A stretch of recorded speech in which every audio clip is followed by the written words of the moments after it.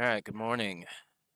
It's Tyrell Datweiler at Legacy Billiards in Spokane, Washington, uh, for tour stop number 4 of the Northwest Women's Pool Association. Uh, our opening match on the stream is Evie Hazlitt out of Portland, Oregon, versus Catherine Robertson out of Canada.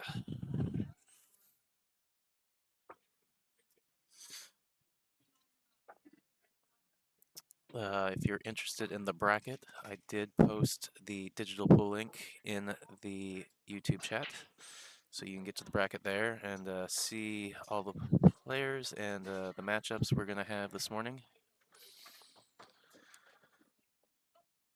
Our sponsors for this stop are obviously the host location, Legacy Billiards, Jam Up Apparel. Damien is actually in the building. For anybody in the area, he does have a table set up. He's got some Jam Up Apparel. If you're interested in getting away from that smoke and watching some pool, you should come on down. And then our official tour sponsor is Lipman Lights. So Evie has won the lag. So she has the opening break. The race is a race to 6 on the winner's side. And the B side is a race to 5. It is double elimination all the way up until the finals, where the final match will be a single race to 9. They're playing 10 ball on 7-foot diamond tables here at Legacy.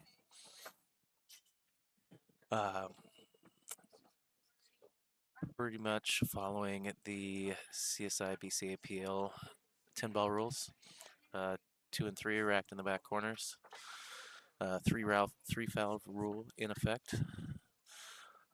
The one deviation from those rules is that an illegal break, so failure to drive 4 balls to a rail, normally in BCAPL is a ball in hand foul. For this event, that is the one rule that's modified, where an illegal break, it will be a re-rack and the opponent will break until a legal break has been made. That will continue.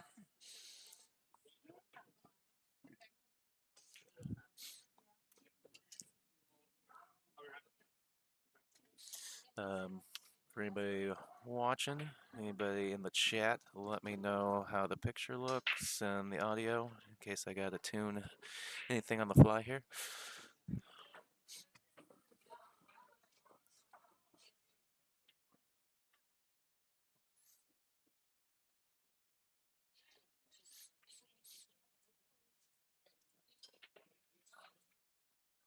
Well, it looks like Catherine will probably have to try and run into this 3 ball. It's down there with the 8. She's done well to open up the 3, but come up a little bit short on the 1.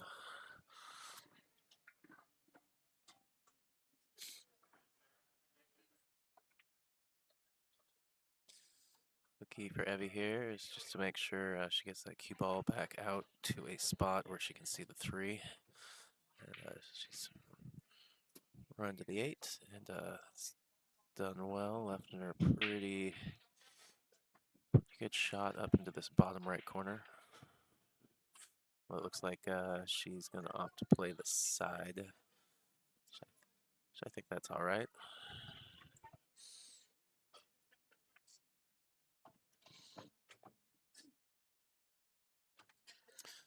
Ooh.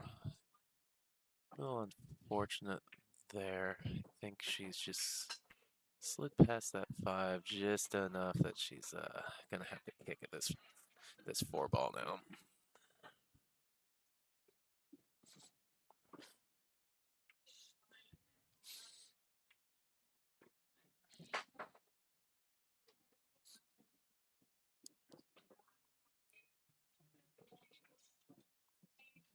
Oh wow, she's done really well to hit that, but 4 has stood up in the pocket.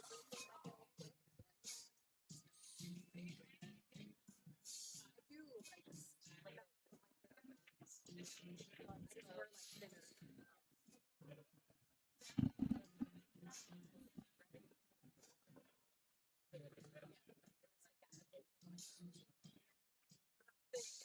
not sure if the 5 goes all the way down. She might have to play it to the side. Another option is a little trickier, is getting down underneath the 5 ball to shoot it back into that same corner.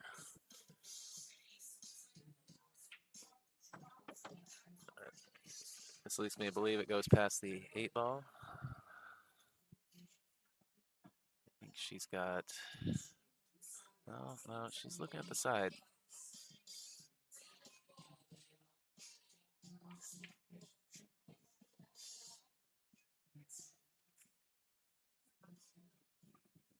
It's a really good shot from Catherine.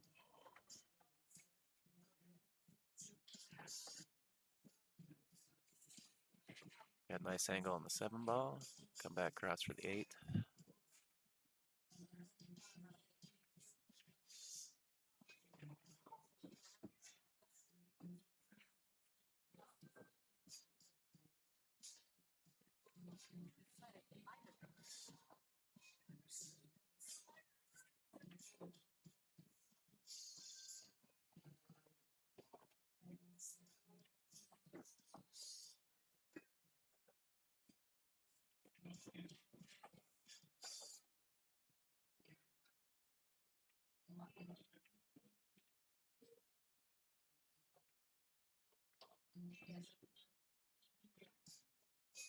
Run into the 10 ball. Bumped it to the same side as the cue ball. It made the shot a little bit tougher.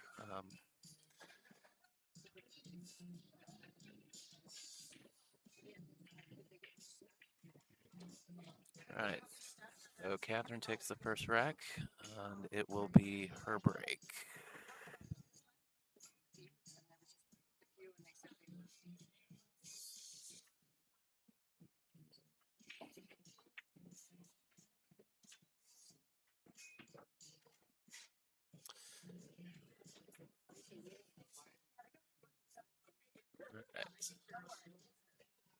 So, NWPA stop number 4. They had 51 entries coming in last night, although I believe there was a drop late last night. So, we got 50 players, $2,000 of added money on top of the paid entry fees.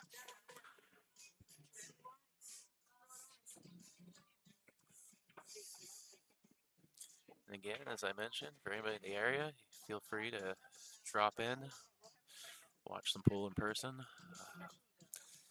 get away from the nasty smoke outside from the fire up by Medical Lake.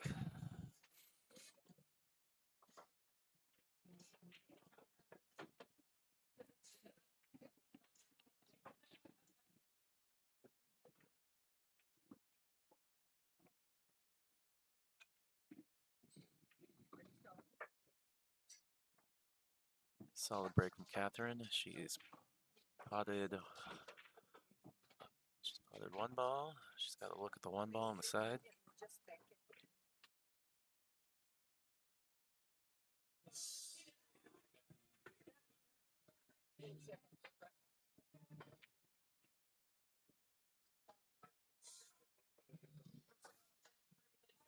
She'll probably just roll this in.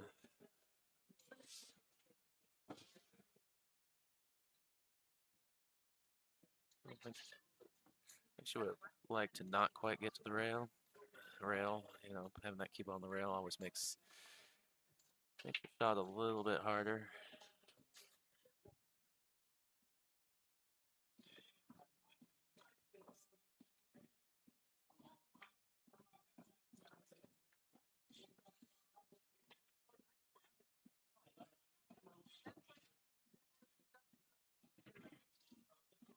Did really well to go between 10. Use that 5 as a little bit of a stopper.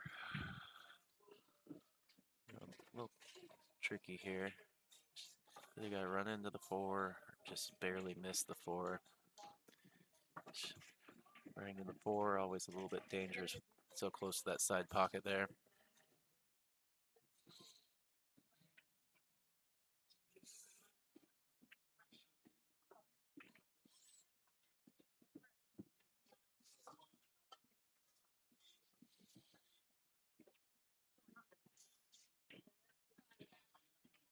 This is a little bit of a tricky position. It looks like she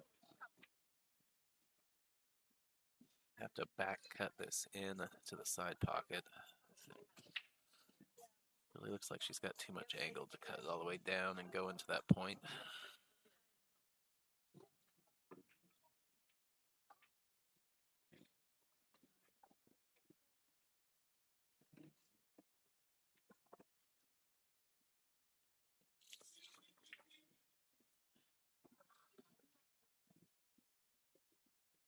She tried to play safe, tried to hide the 5 ball behind the 6 and the 10, but it's leaked out over there to the rail. But she's left Evie with a shot.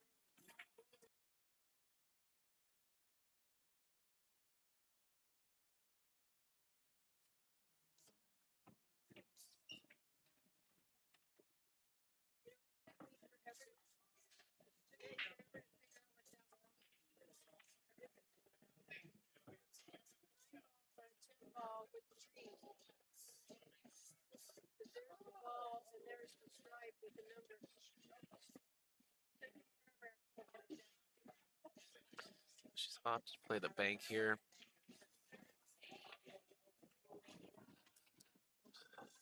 Nine ball made that pocket really big. Worked out nice. She didn't have to move the cue ball too much. Left her a good shot on the 8 ball.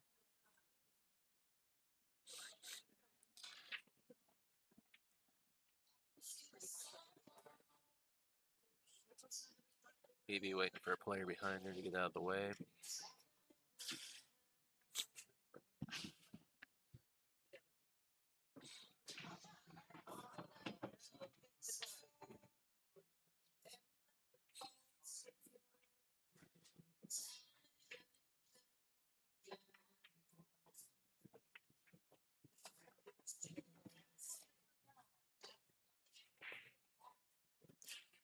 I like her decision just to play the soft transition, stay on the high side of the table. Yeah, take a little bit longer a shot, but not gambling with that side pocket, trying to go below it. All right, Evie ties it up.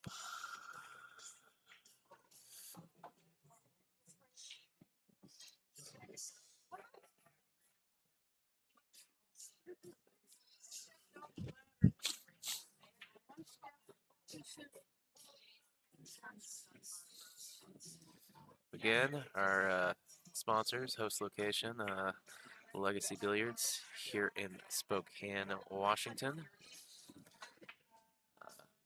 Nice little venue. I believe they've got 20 tables, including the 9-footer. Majority, they got one 9-footer, everything else is 7-foot. All diamond tables. Of course, thanks to the official NWPA Tour sponsor, Whitman Lights, changing the way you see pool. And also, thank you to Jam Up. Damien Ponpanic is actually here in the building. It's got a merch table set up. So if you're in need of some Jam Up apparel, you should stop by, and in the area, stop by and see what he's slinging.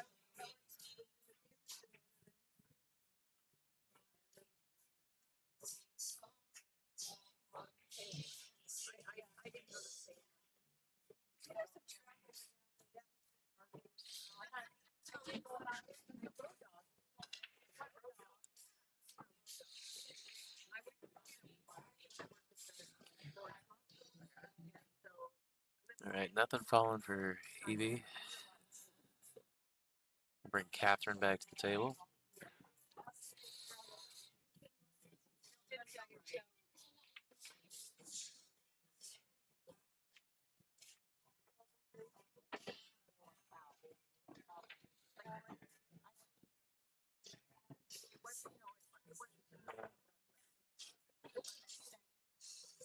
think she can quite see the full ball. She might have to go into the rail.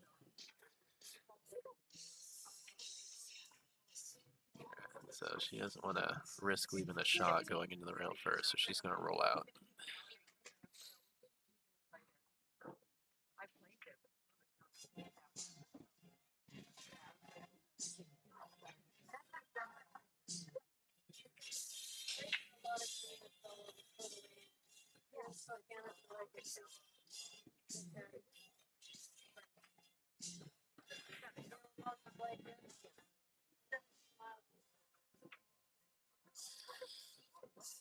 All right, so good rollout from Catherine. I think there were two options there for maybe just playing the bank or playing safe, which I think with all the traffic on the table maybe was the better option. And I think Catherine majored into a more aggressive shot.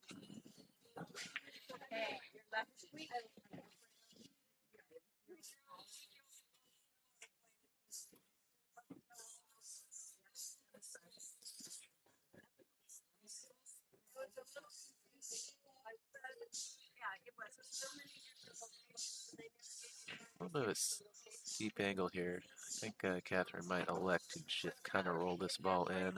Try not to move the cue ball too much and take a shot at 3 down into the bottom left. All right, so she's hung the ball up. A little surprising.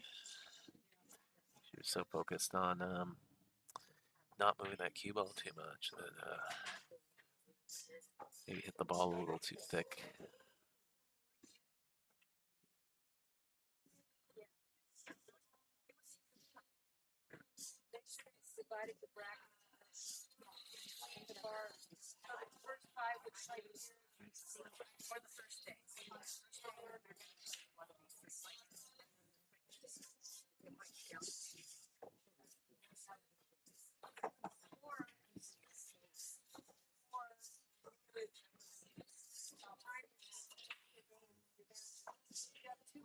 Good effort from Evie, but it's come up a little bit awkward. She's gotten pretty close to this 3 ball, kind of a back angle. I have to cut it blind to that upper left corner pocket.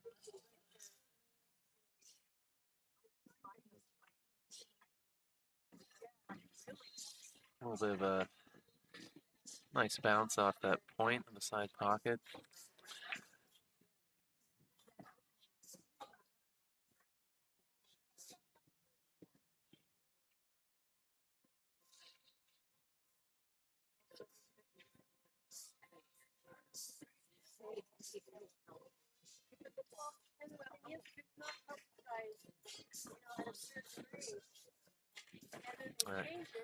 I like that she used that 6 ball as a stopper, hold her up to the 5.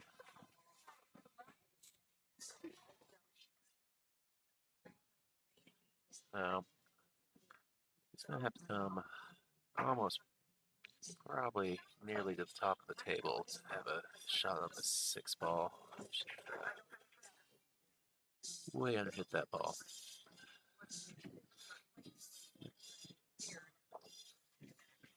I don't think it passes the 7. If it does, I don't think she has a full pocket.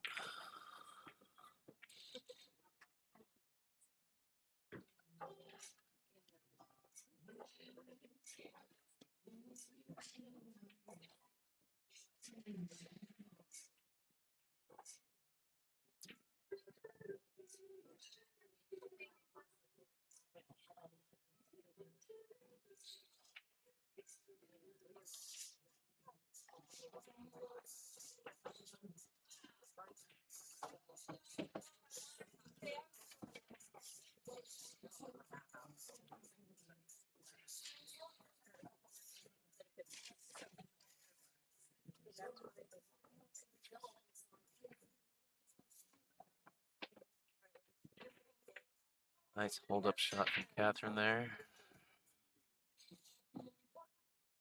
And Just needs to draw back maybe an inch.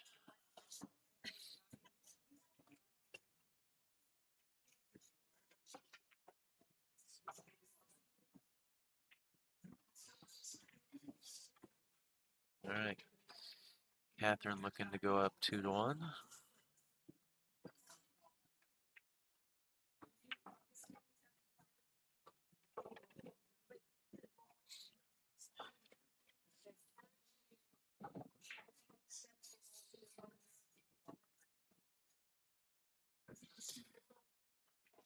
So if you're out there watching the stream, please share that to your social medias. Get the word out. If you don't already subscribe to the NWPA YouTube channel, please do. You'll get notifications whenever we go live at one of the tour stops.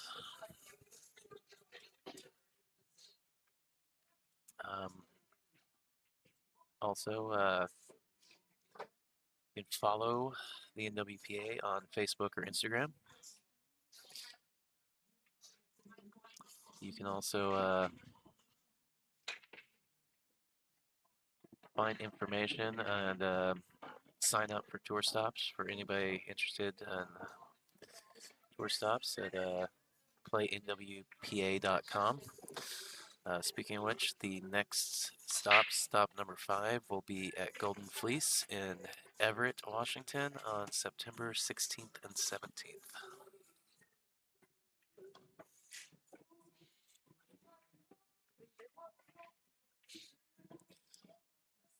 Alright, so I was looking a couple of those things up off my little commentator's cheat sheet.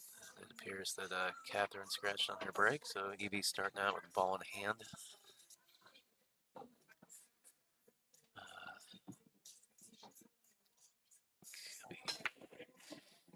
Interesting. So I was gonna say it was gonna be interesting on what shape she was thinking about for the 3-ball, but I think it definitely looks like she was playing safe there. I don't think it's worked out,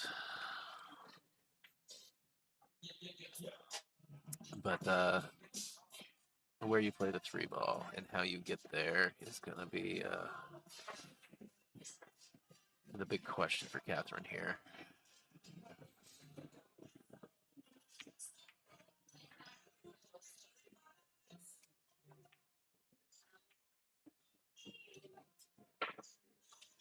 No, looks like she has opted for the 3-5 combo.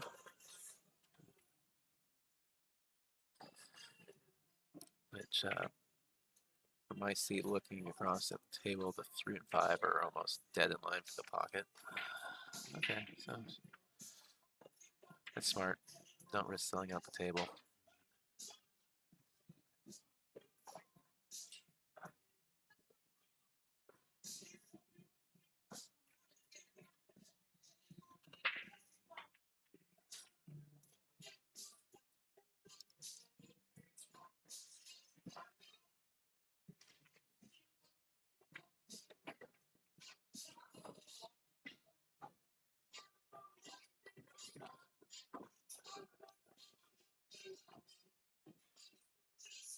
No, 2-rail kick coming up a little short for Evie there.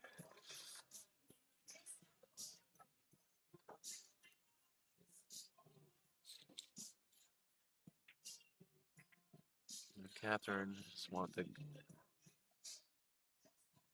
She was initially looking at coming out of this bottom rail to the side rail for the 4-ball. Just trying to figure out a comfortable position.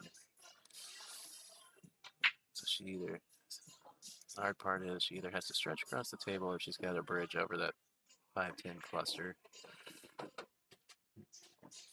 Might look at shooting it to this bottom left corner instead and letting the cue ball run forward.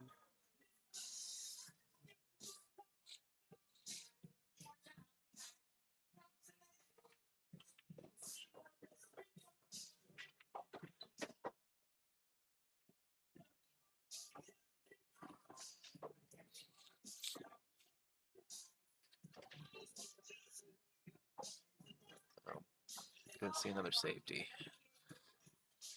See if Catherine gonna see if she can get Evie on 2 fouls. She has frozen the cue ball to the 5 ball. I think the kicking option here is Evie's gonna have to go into the rail, basically, where her hand was between the first and middle diamond there.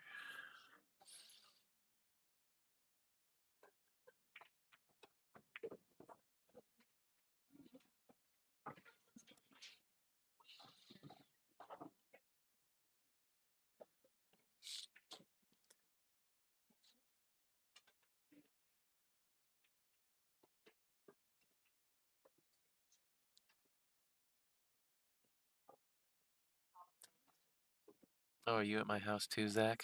Is that what it is? I go out of town and everybody finally comes over to my house?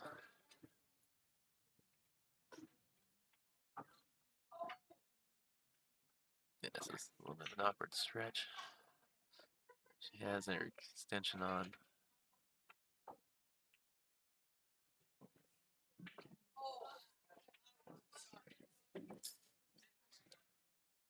So it would have been interesting had she hit the 3 ball. These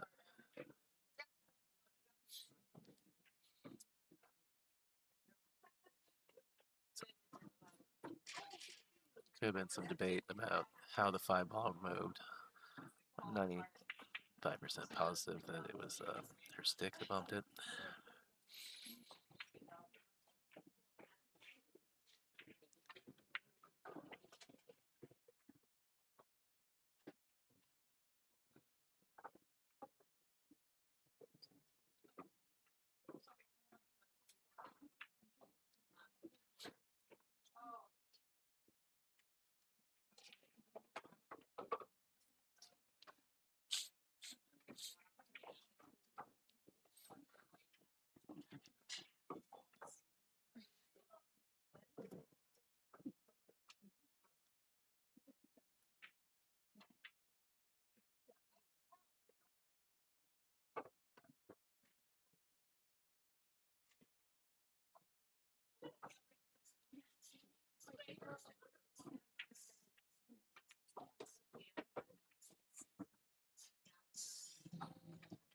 Nice spin action on that cue ball from Catherine to pull that cue ball out the top rail over here to the 4 ball.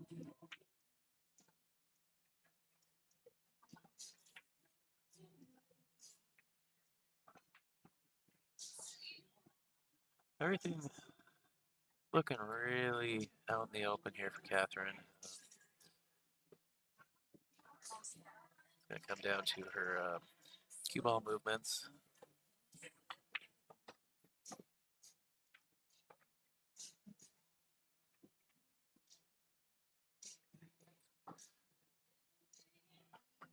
She needs a little bit more of a draw stroke there.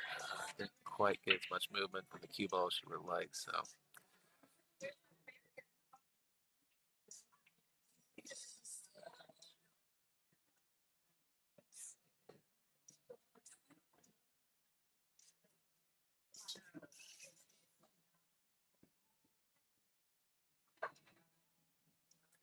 Good cue ball speed from Catherine.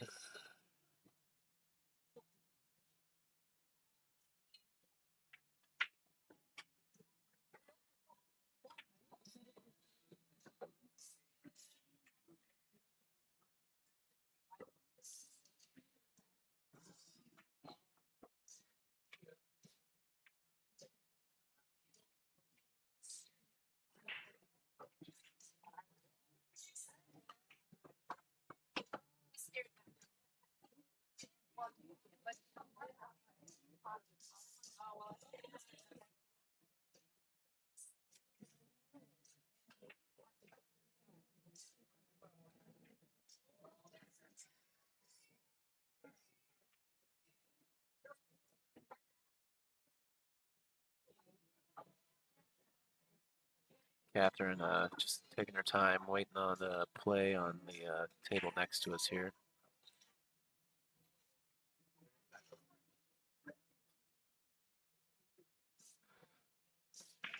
Really nice follow shot in the previous shot, but I think I need to draw back here.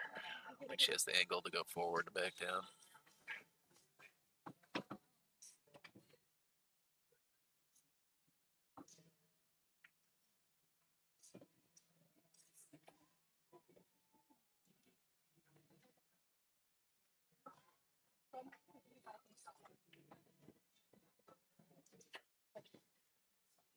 All right. Catherine makes it 3-1.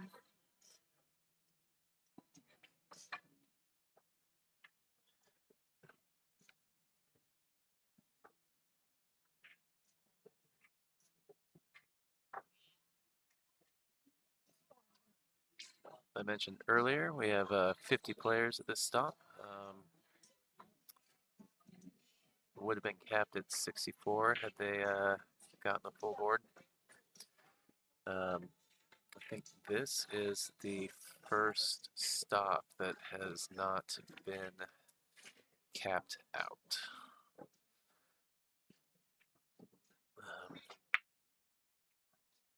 Or at least not capped prior to arriving at the stop.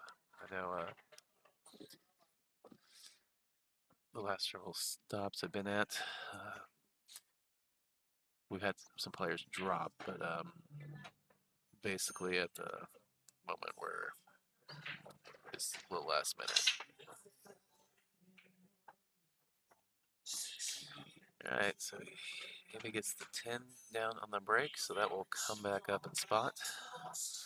And Evie will stay at the table.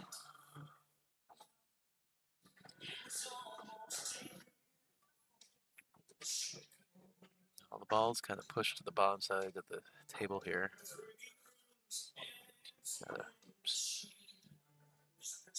Nearly straight in shot this one ball. A little bit of angle. A little pinch draw. Hold up for the 2 ball on the cross side.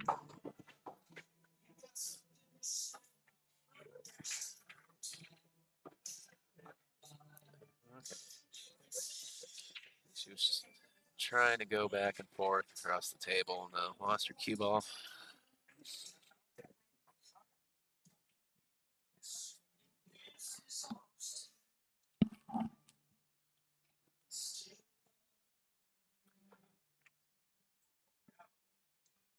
Definitely looks like she's frozen on this ball where her one rail kick straight across is not an option. Or at least not an option without a serious amount of left spin to pull it back out of the rail.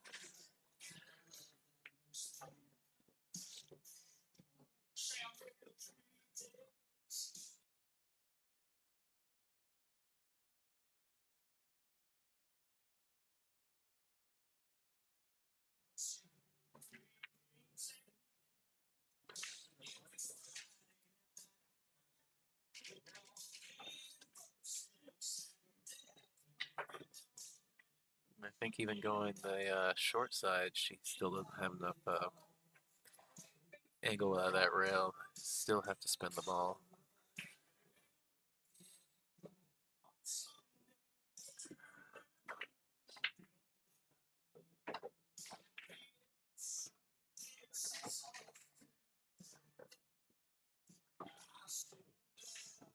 Yeah, that was an unfortunate position that he landed in there.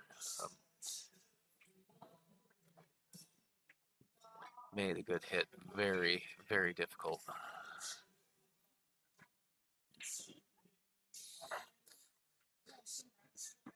The 2 and 3 are pretty straightforward. From the 3 to the 4.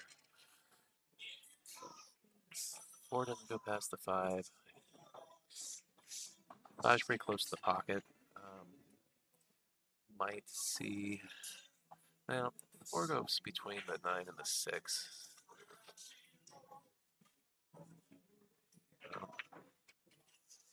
See if she's got the angle to pull it back down there.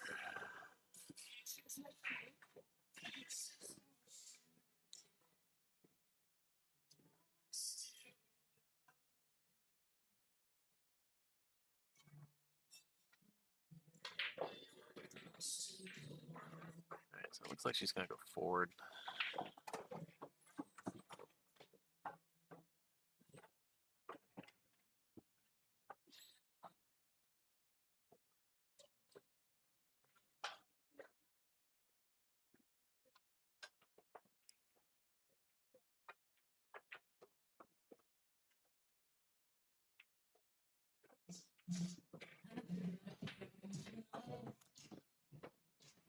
Nice combo from Catherine. Well controlled. Four stayed close to the pocket.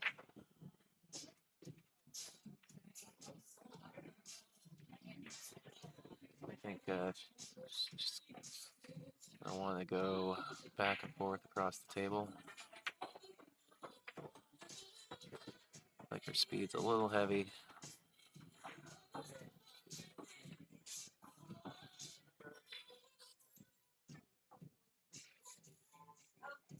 So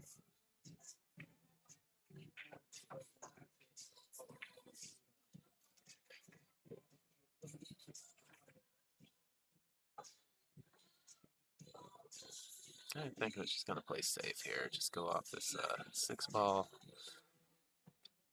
between the 9 into that side rail and try and get the cue ball up on that top rail. Hoping the 6 doesn't move too much. Use those 7 and 8 as blockers.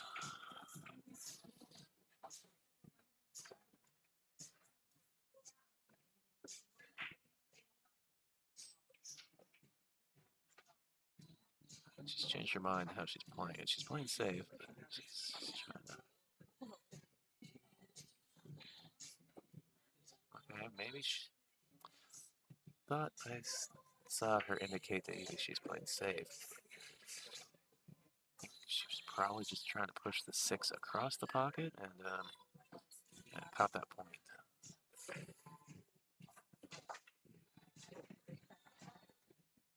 So, just left the 6 for Evie. She's gonna have to move the cue ball for a good position on this 7 ball. 7, 8 combos there, but the 7 goes in and several other pockets to get the cue ball back up to the side of the table that the 7 ball is on.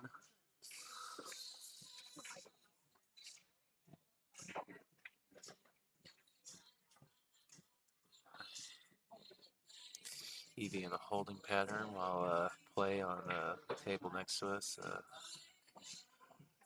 takes place.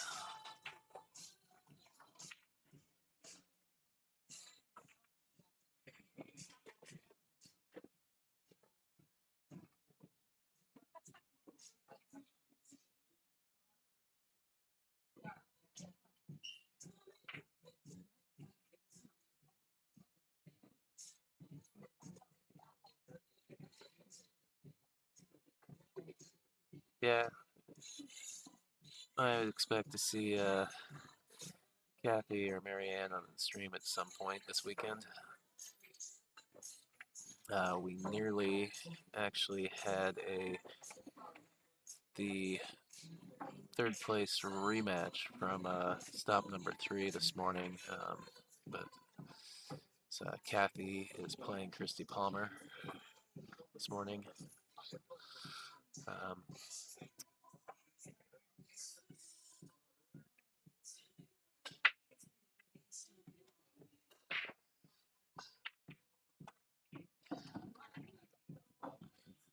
right, 2 combos this match. Both of them played very well.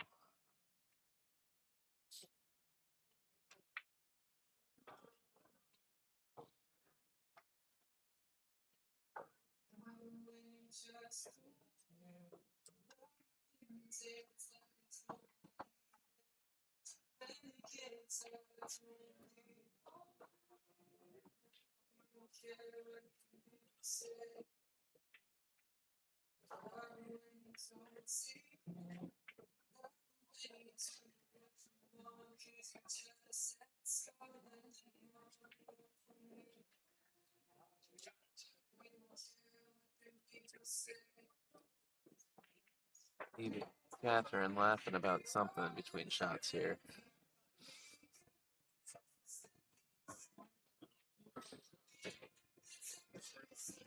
Run into the 10 ball.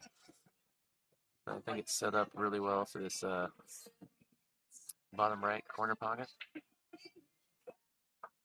Though Evie will be bridging off the rail here.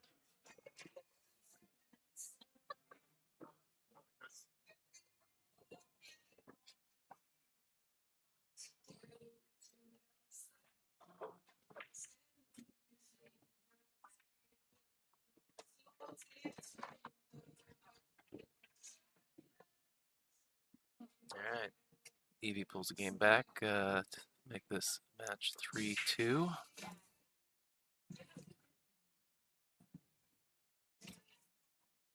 So, of note, you can't see it, not the table across, but the table just to the left of that table. One of the juniors is here, Sophia Mast, the pink dagger, is playing this stop here in Spokane, so hoping that we get her on the stream at some point this weekend. It's a rumor that Susanna Easton will be at the Ox Stop in November, so it's very cool to see some of the up-and-coming junior talent coming to these Northwest Women's Pool Association stops. It's also a reminder that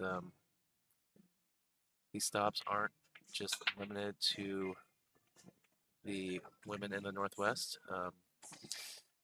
It's just the tour stops that happen in the Northwest. These stops are open to women from anywhere across the U.S. Obviously, we have a bunch of Northwest Canadian players to come down. So if you're ever in the area for when one of these stops happening, you should pool play. Sign up, check it out, come play.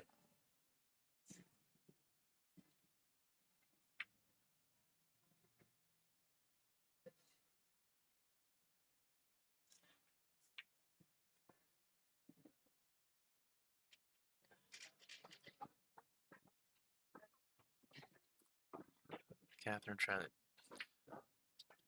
hide the one behind the 4, maybe get the cue ball on the 3 ball. Just left Evie an edge of the 1.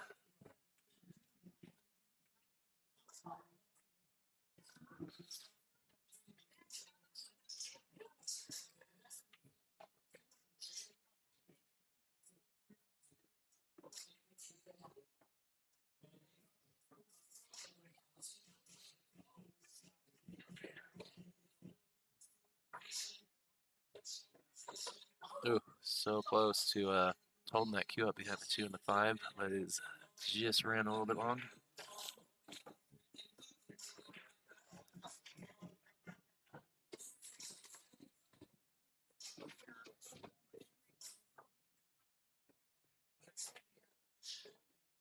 I do apologize if you hear me sniffing a little bit.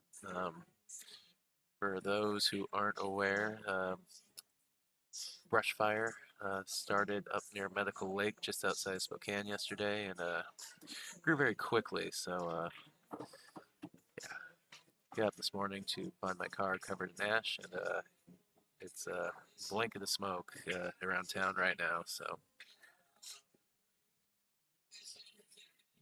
definitely a little tough on my allergies. So I apologize, but do my best to keep it off the air.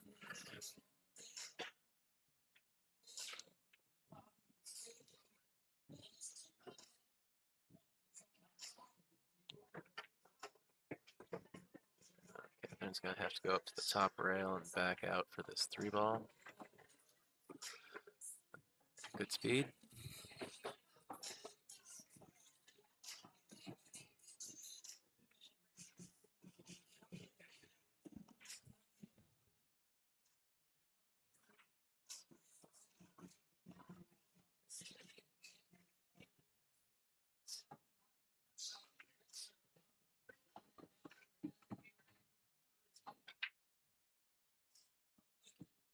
Oh, good looking layout for Catherine here.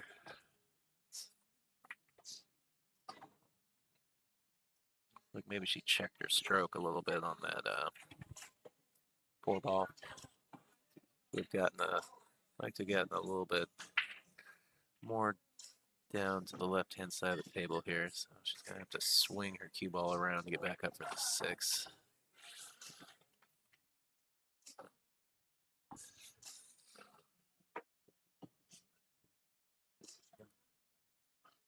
Really good line. She's gotten a little straight on the 6-ball, so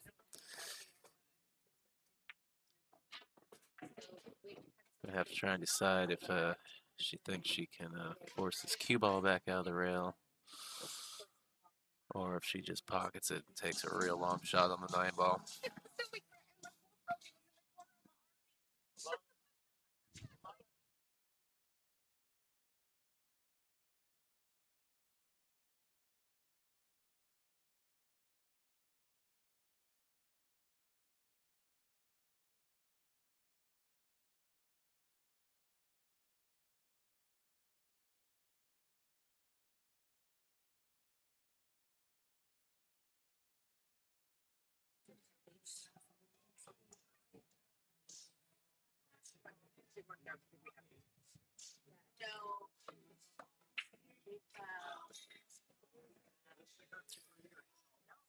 Sorry, distracted there for a second. I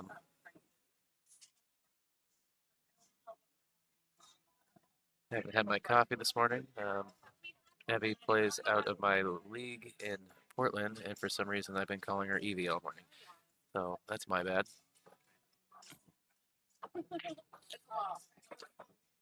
Great shot from Catherine, shooting out of the pocket there. Held the cue ball great for the 10-ball.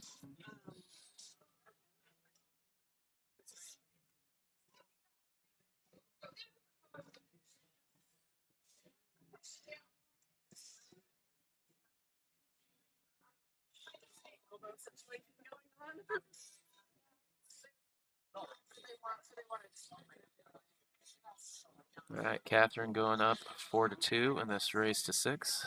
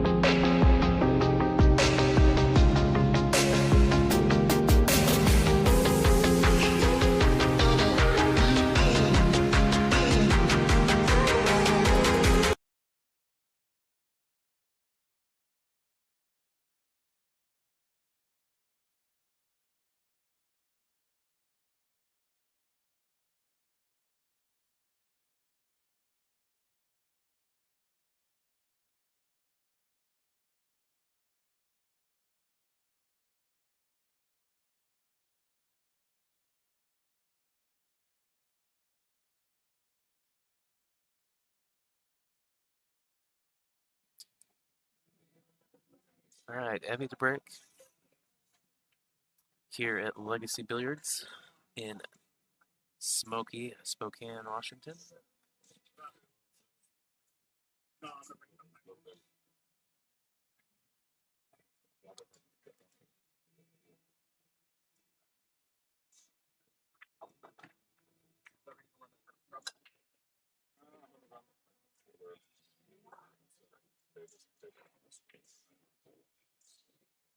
All right, nothing going on Abby's break.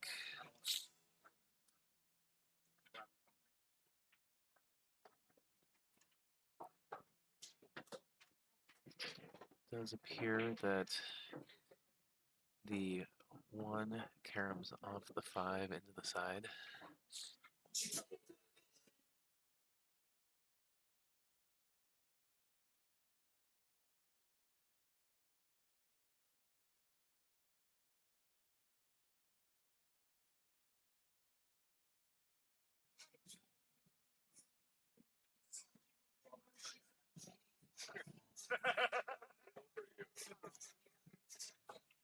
Catherine opted to play safe.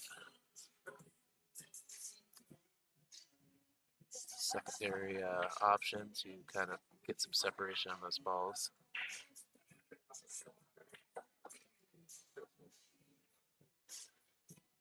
It makes for a tricky little kick shot because you kind of gotta use that 5 ball.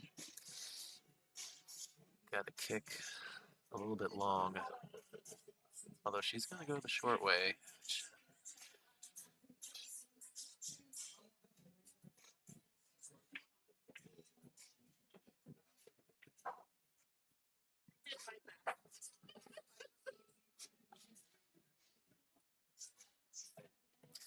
Heavy making a good hit on the 1 ball. Expect Catherine to probably hide the ball here. I've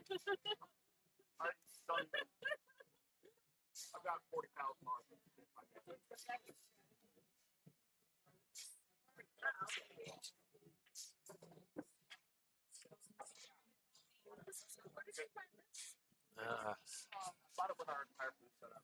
A little heavy on her speed. Key ball's leaked out. 1 ball's run a little bit long.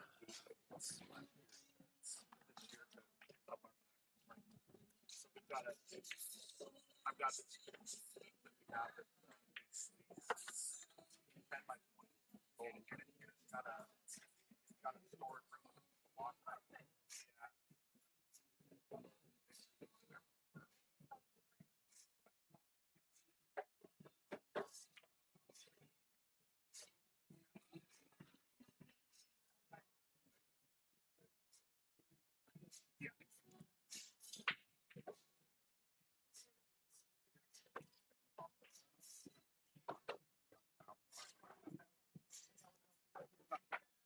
I mean, it's one of the things that's very,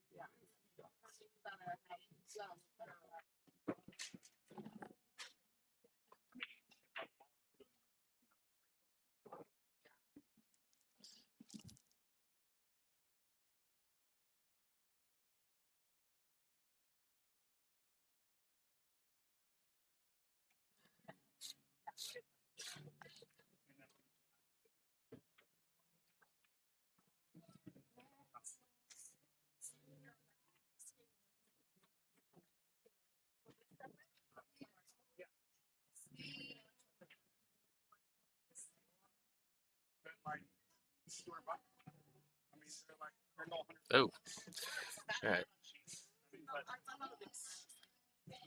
Miscalculation there. Maybe the waiting to get to the table because of the play on the table behind us there gave Evie too long to think about what she wanted to do there. No, it's going to look a little more crisp on the print. Oh, yes.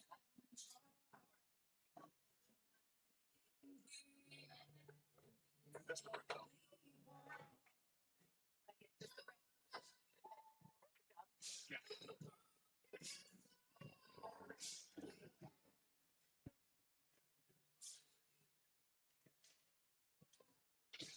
Catherine really would have liked to have froze that cue ball to the back of the 2.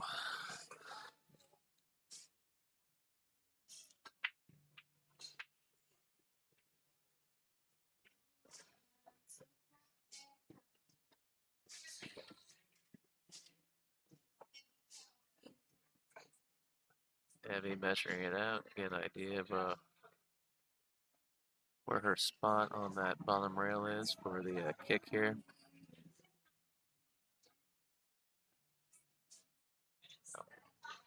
Need to be a little careful.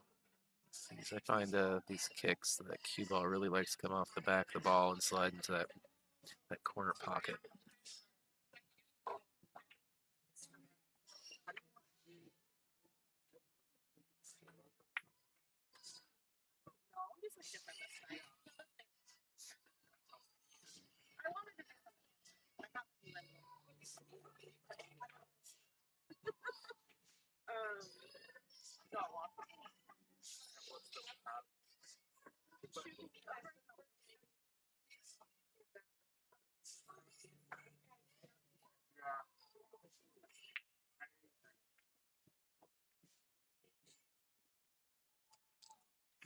Catherine trying to figure out how to navigate up to this two ball.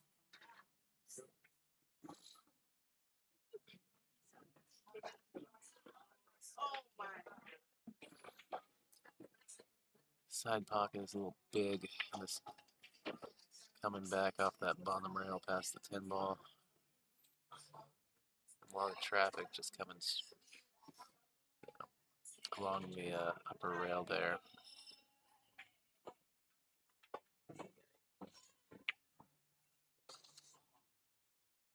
She did well navigate that gap between the 6 and the 7 and the 9 and the 5-4 cluster. But I think maybe she can see enough of the ball. I can't quite tell.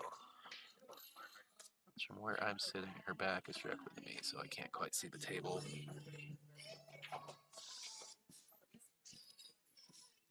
Looks like maybe a little bit of a masse.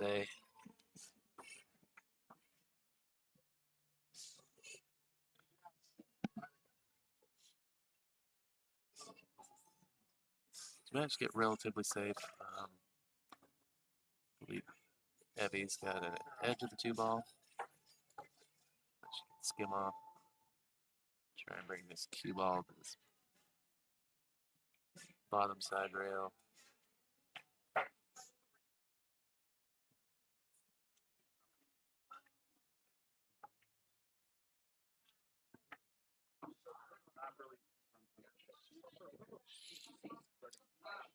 Well, unfavorable kiss off the 9 ball. Cue ball continue coming up table. And Catherine would have been hooked on this behind the 6 ball, but do believe that she can see the full 2 ball from where she's at.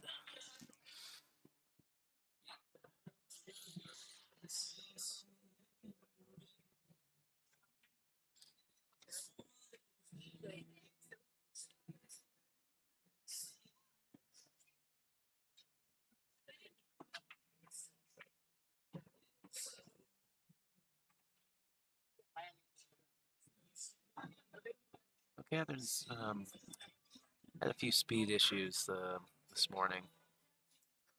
Pool's always tough first thing in the morning, I find.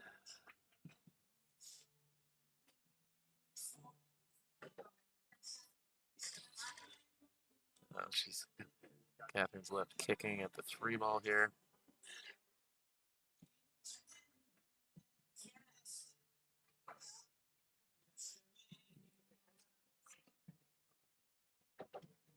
Just looking at maybe if this 3-8 combo goes. I do believe that she just told Evie that it's her intended shot.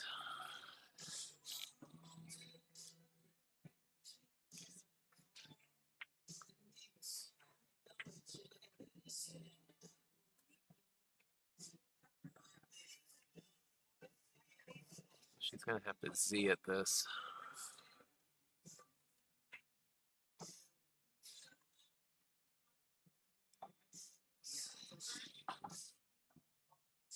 Oh, so close. A really good effort. Just a little bit short. She gets that ball go a little bit longer. I'd be hitting the replay button.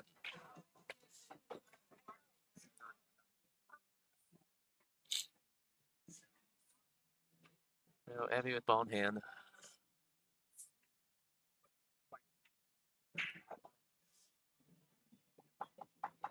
Position and a pocket on the 4 looking a little tricky.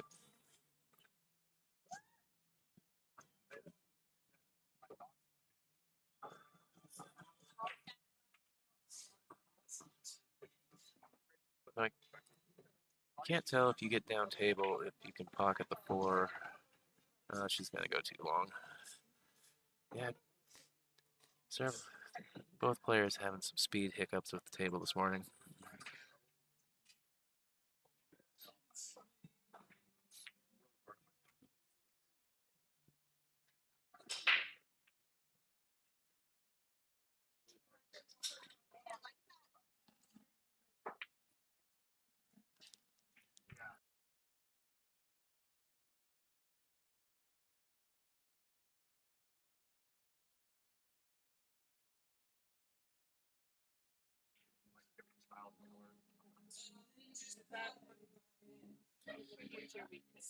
Good try from Evie.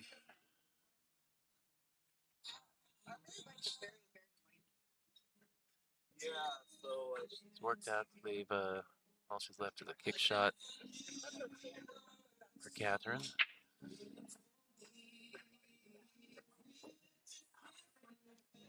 Expect her to go 2 rails at this, so side rail, end rail.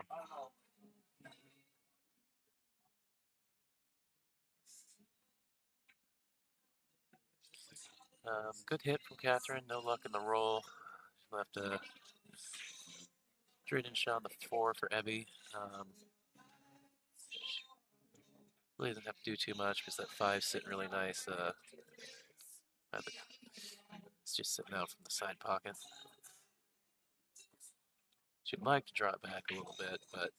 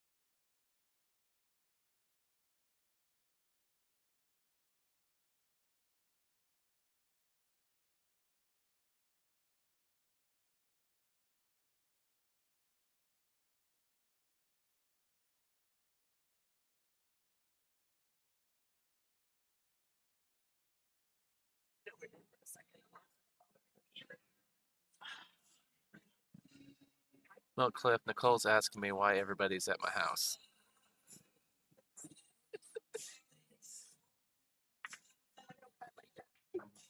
She needs somebody to go pet her cat, but she doesn't trust Scudder to do it.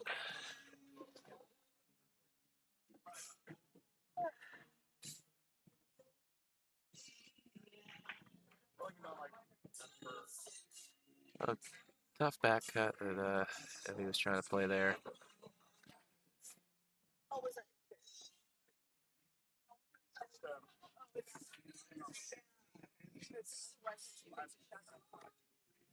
I just thought I would put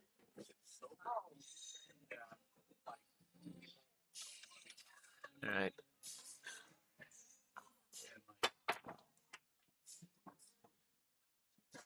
Apparently Zach and Cliff are just playing around. Cliff claims it's just him and the pets. Oh. Catherine with an opportunity to go up on the hill here if she can navigate these last 4 balls.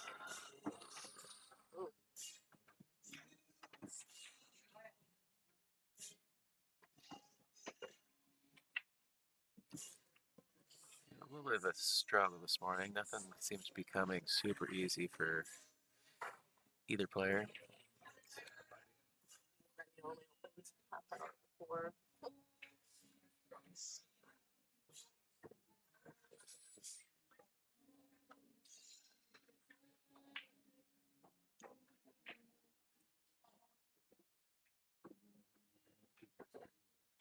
Catherine taking her time down the shot, stood back up to gather herself.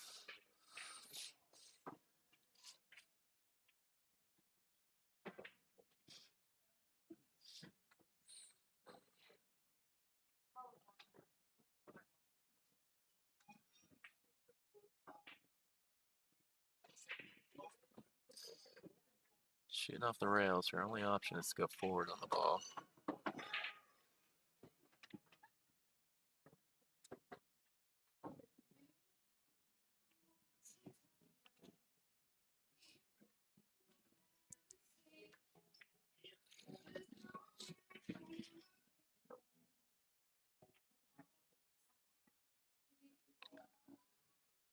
No. A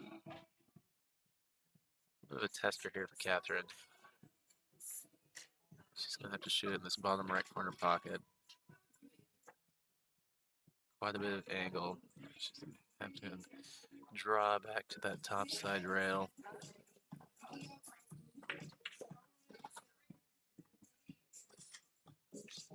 Hit that very well. Held the ball really nice into that rail to come straight back out.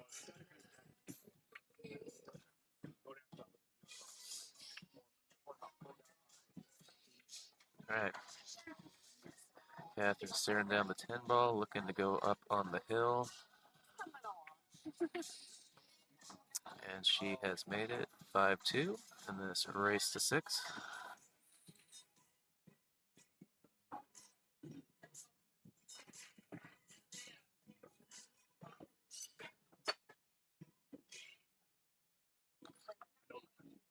Again, thanks to our host location and sponsor, Legacy Billiards here in Spokane, Washington, and the official tour sponsor this year, Littman Lights,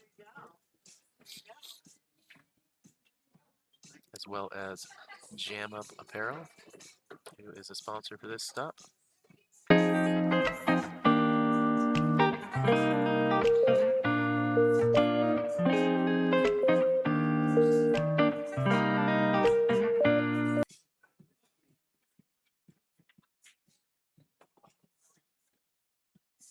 All right, Catherine to break. She's been hitting them real solid, and pretty sure she's made the ball every time. Granted, one of those times it was the cue ball.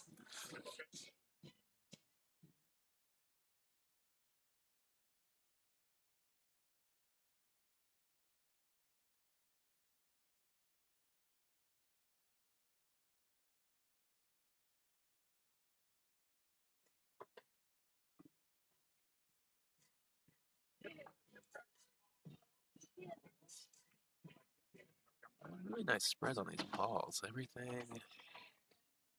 I mean, yeah, the 5 and the 9 are tied together, but you know, the 5 combos the 9 right into that side pocket.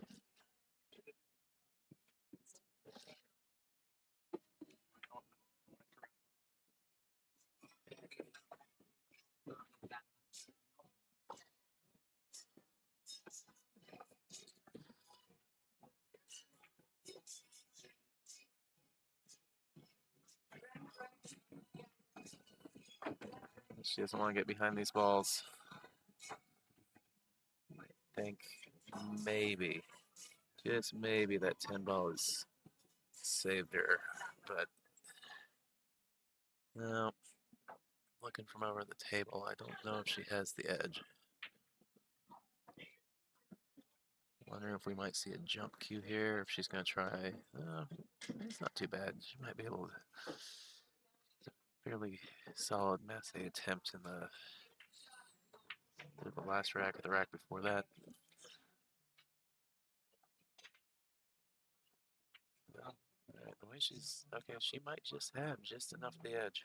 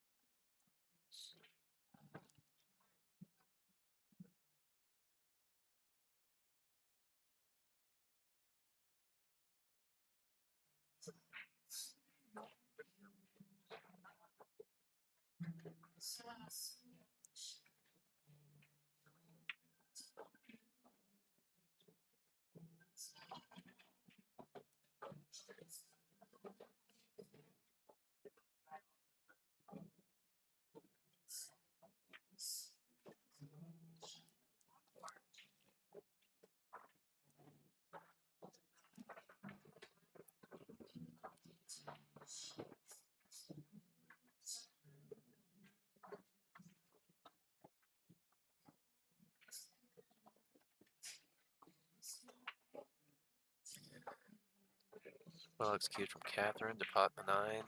Just leave that 5 ball right there. Brought the cue ball back around.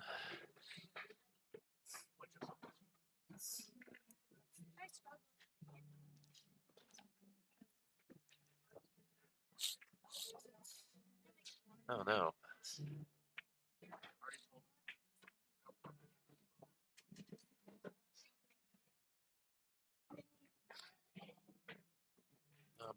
surprised by that miss. Still a bit of the morning jitters, I suppose.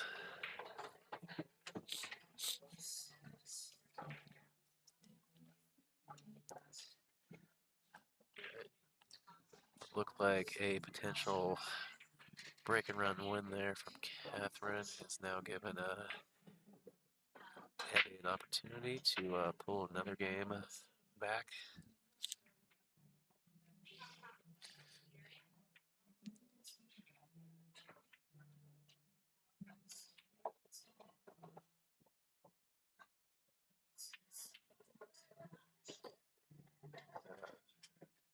Catherine broke this rack, so Evie can get out here. She'll be breaking. She can win that rack as well. Making it 4-5. She'll just need to fade.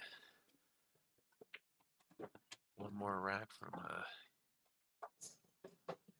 Catherine for an opportunity to break Hill. So fortunate not to put the cue ball in the drink there, but it's left her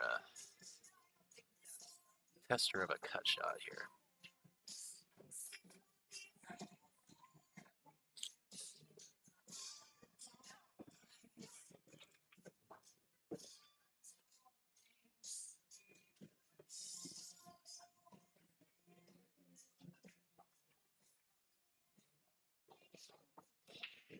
She's hit it really good.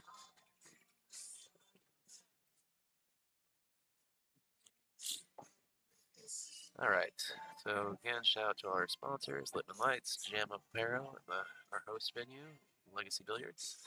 I'm going to go on mute for a second. My breakfast just showed up, so I'm going to try and grab a few bites in, and yeah, I'll be back in a minute.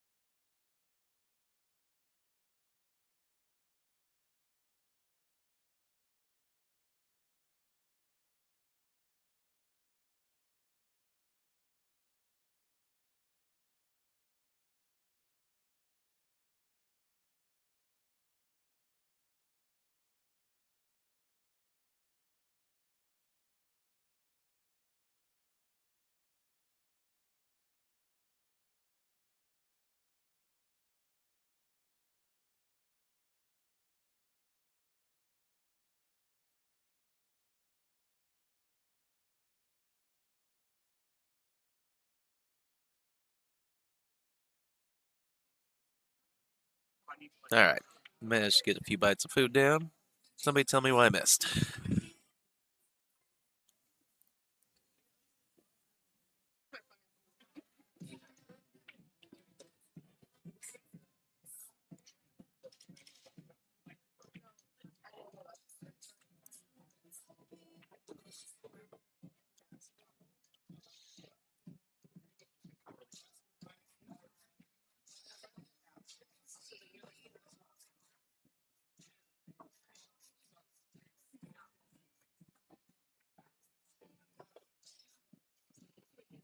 clever shot from Catherine.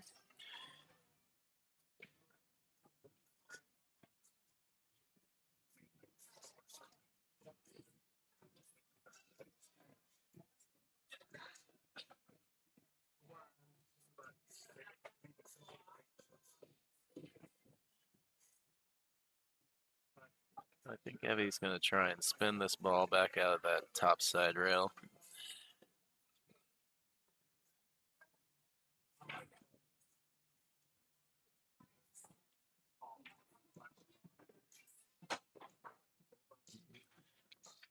Did not get any luck there.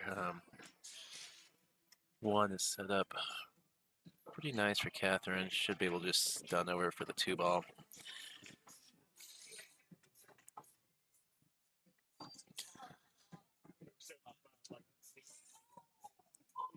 So the tricky ball in this rack is going to be this 4-ball.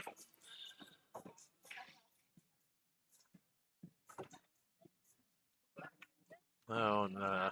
Speed. Speed has gotten Catherine again.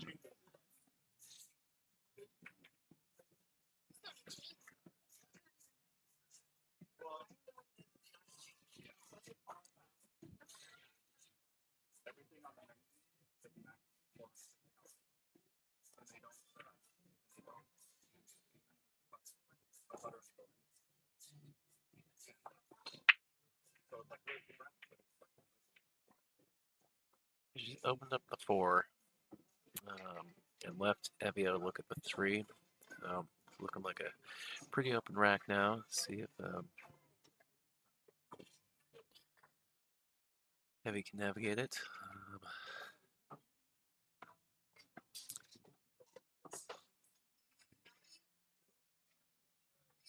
Depending on her angle, I don't think she has a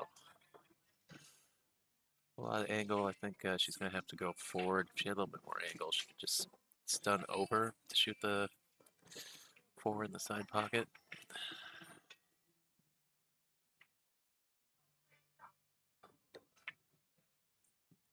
Maybe she was focused on bumping that 4 to a favorable position and took her eye off the 3 a little bit.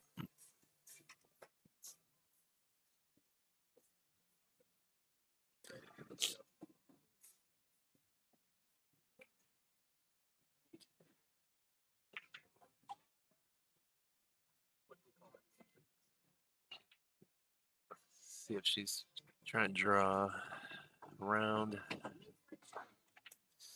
It was hard to tell if she had the angle to draw over into the 6-ball or if she had to shoot that gap between the 4 and the rail. She took the route between the 4 and the rail. A little bit of a thinner cut shot, but all right, because her cue ball is going to be coming right back down table for that 5 at the other end.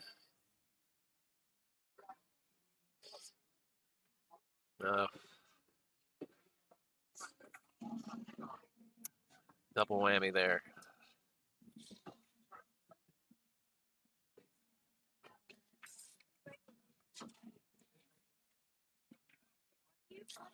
You know, it's actually, in some sense, to Catherine's advantage that the 4 stayed up. So, see players struggle with playing position when the ball is sitting right in the pocket.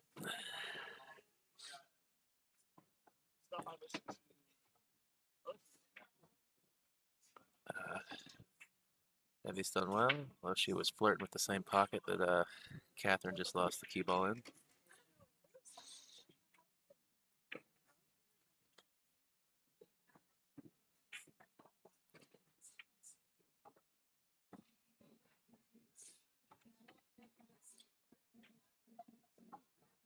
I think she is just clear of the 9-ball to be able to pot the 6.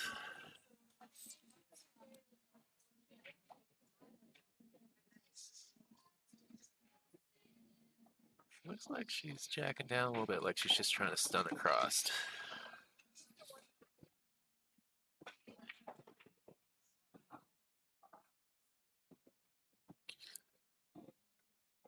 Again, you know, mentioned a few times, I think neither player's quite mastered the speed that the table and these balls are playing at.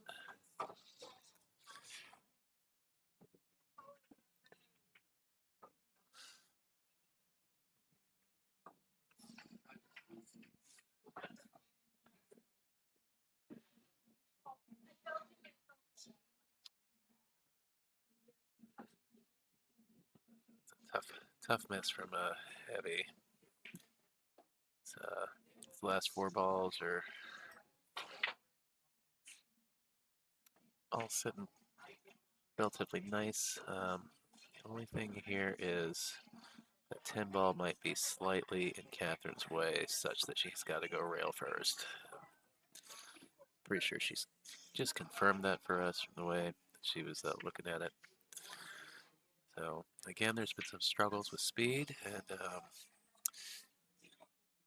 these rail first shots, the cue ball can often get away from you. So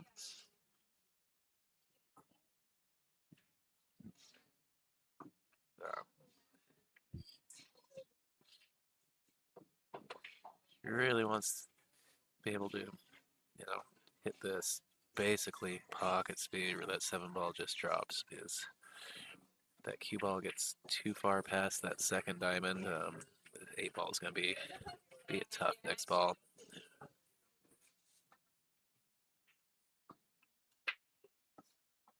She has hit it nearly perfect. Cue ball is close to almost on the rail, which always makes things tougher, but I don't think there was much that Catherine could do there to avoid that. This is one of those shots where you just have to take where you can get to.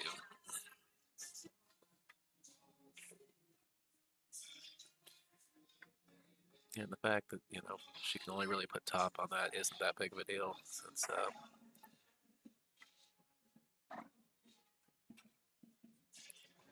9 ball on that upper side of the table.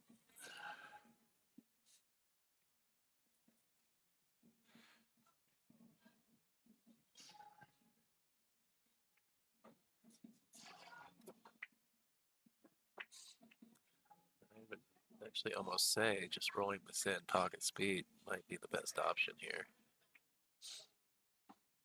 So that's pretty much what she's done, which has left her a great, pretty much straight shot on the 9 ball. I think she's got a little angle.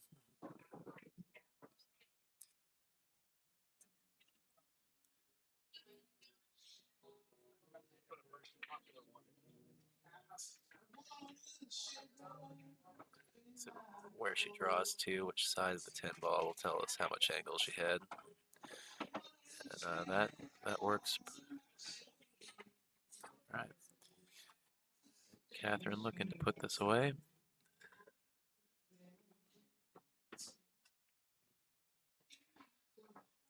All right, Catherine Robertson takes our opening match of the morning, 6-3.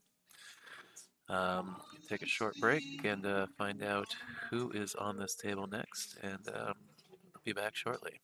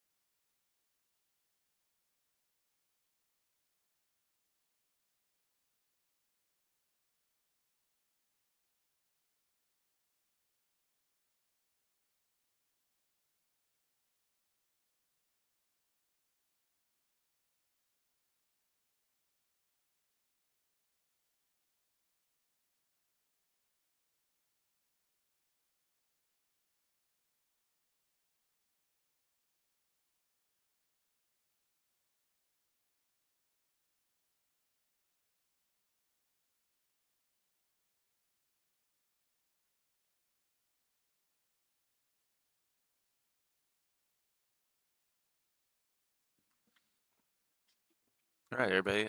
We're back for our second match of the day. Exciting. We got Sophia Mast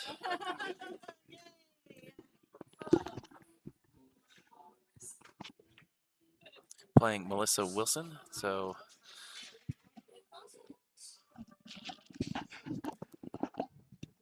And I've got Damian Pompanik from Jam Up Apparel joining me on the mic for this match. What's up? What's up? So exciting. We got Sophia Mast. She's what, the current 8 and 9 ball junior champion? Current junior 8-ball national junior 8-ball champion. And Yeah. she's out of Tampa, Florida. Yeah, she's out of Tampa. And so she is playing Melissa Wilson, who is, we got hometown girl here. She's from Spokane, plays out of our host location, Legacy Billiards. Yep. This is her first year. This is also Sophia's first time playing one of these NWPA stops. So Yeah, as Jacob, her dad, messaged me a few months ago. He's like, "How far is this Legacy place from your house?" I said, "About 10 minutes." He said, "Okay, we're gonna come out." So pretty sweet break from Sophia there. She's potted several balls, 1 and 2, both sitting in the jaws. Yeah, she got a little work to do to get around that 9. Yeah. Get on the 2. And luckily, the 2's in the jaws, but there's still a lot of obstructions. So just have to make sure you get around everything.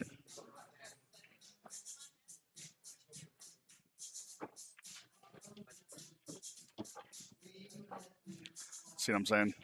I mean, it worked out, but Yeah. she didn't want to hit that ball. And she's going to have to find a way to get on this 4. She wants to shoot the 4 in the same pocket, but it's not that easy to get on it. All right. She's just going to use all the balls. Hey, it's crazy. I run into a ball and bad things happen.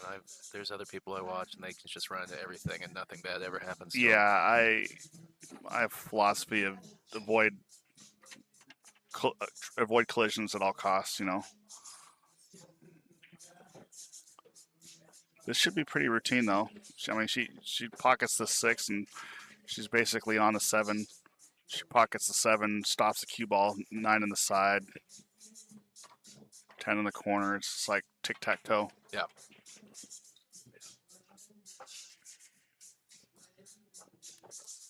Just got such a good delivery through the cue ball.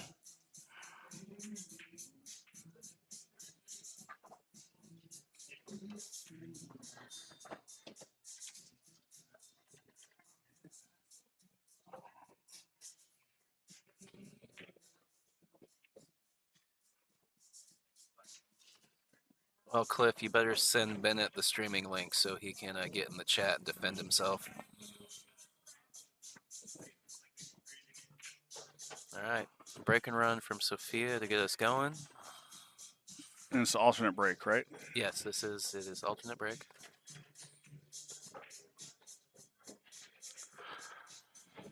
Little dagger swagger. Yeah, so Pink Dagger, that's her nickname? That's her nickname, yeah. She likes pink.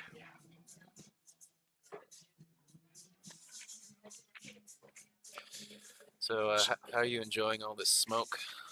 I don't like it, obviously. Hearing it's sad. There's, people who I know who are at like summer camp.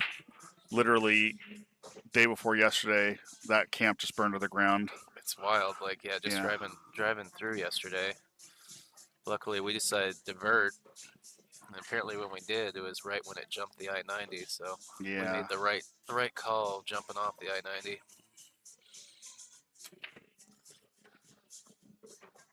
All right.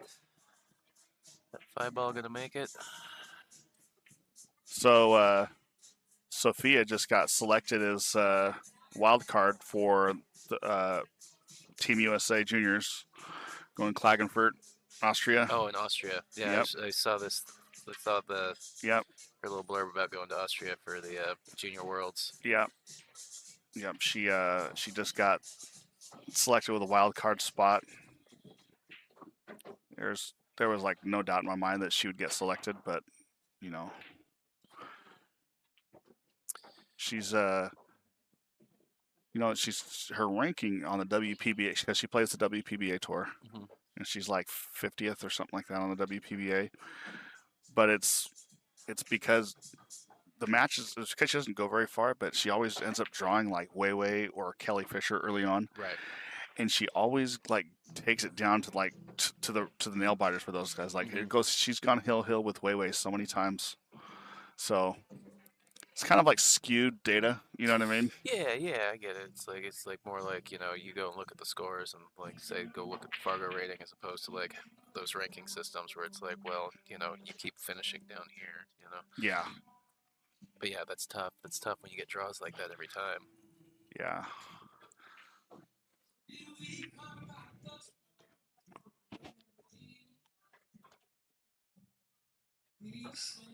Push out here. No. Well, no, Sophia played safe on her.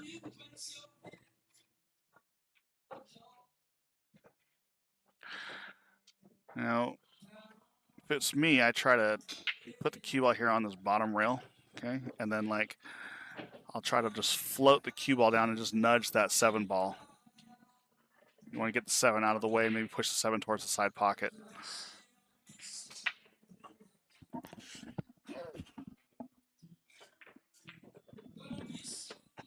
Excuse me.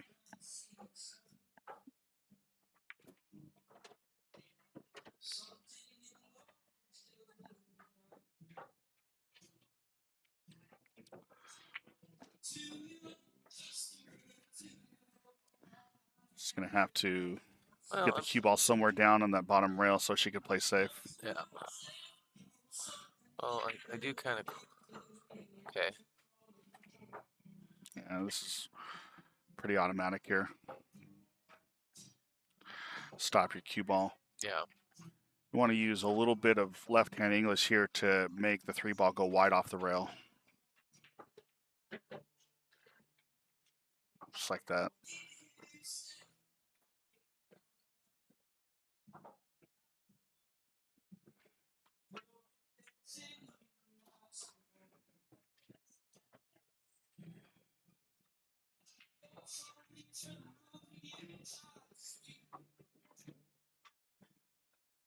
What's her name?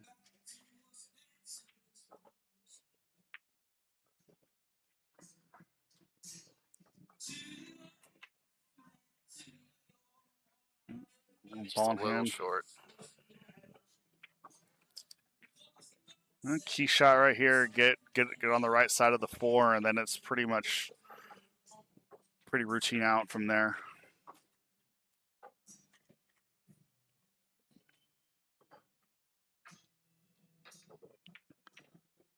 Float down a little bit.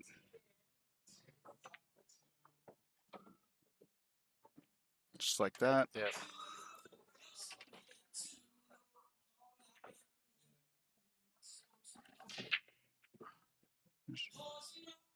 You want to make sure you draw this ball back though and get. Yeah. Yeah, I think she wanted a little bit more action. Yeah, I would have gone a little bit more. Just that way you're not shooting over top of balls and things like that.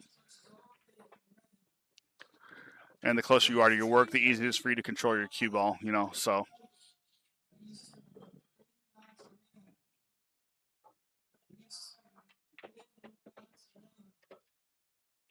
And she's got a little bit of work to do here. She's going to have to go down to the bottom rail and back up a little bit.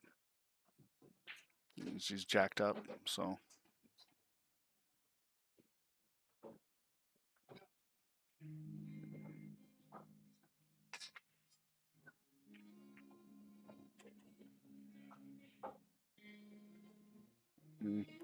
She was telling me yesterday that she has a tendency to always put herself on the rail.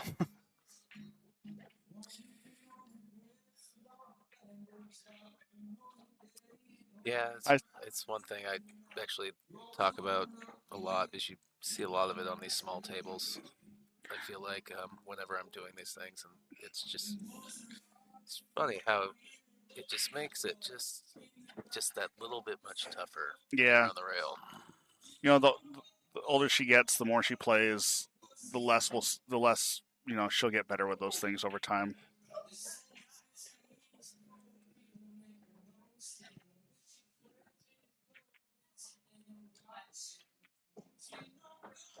Last year her and April split first and second at the Texas Open Women's, and then the year before she was in the finals of the Texas Open Women's and got second to Christina Tkach. Oh, nice.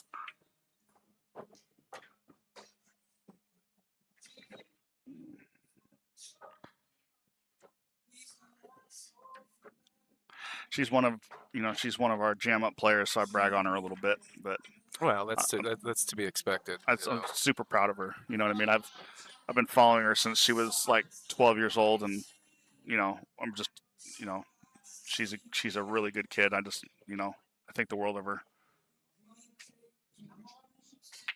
How old is she now? She's 15. 15. Yeah.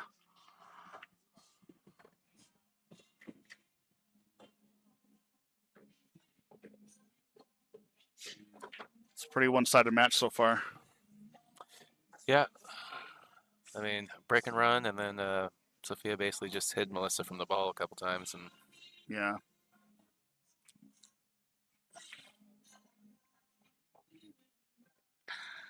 Would have been nice to see Phyllis out here this tournament. Mm.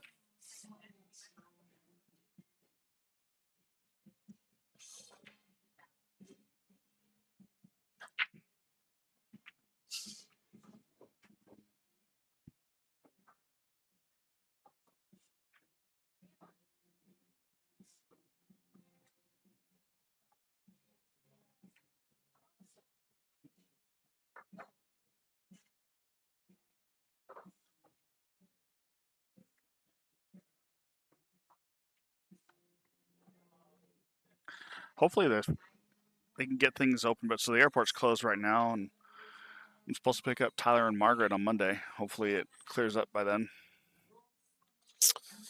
oh, they're doing a clinic up here, yeah. Yeah, so they're spending about a week and a half with me up here, and Margaret's going to stay and play the Labor Day Spokane Open tournament. Oh, cool.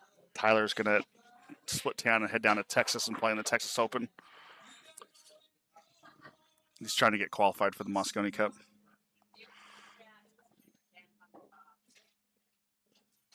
But I'm supposed to pick them up Monday at like 6 o'clock in the evening, and so hopefully things get opened up by then.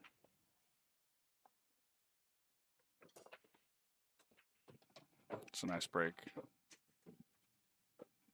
Yeah. Yeah, another solid break from Sophia. Not too happy with the outcome.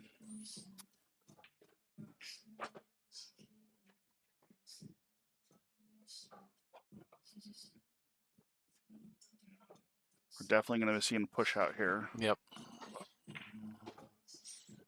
So not a great place to push out here too, though. What about just pushing the 6 on the well? What angle does she have? Can she just push the 6 on the 3 and like so the cue ball? I You can see the 2. I might basically roll the 6 up onto the 7 here and put the 7 on the rail. Leave them a long shot where you have that window between the 5 and the 8. Yeah, just like those. Yeah, it's like that. I don't know if I'd leave it jacked up on that ball like that though. But that was the general idea of what I had. Now this is like really tricky, but because you're jacked up over the ball, but go either side. You got a lot of balls to hide behind here.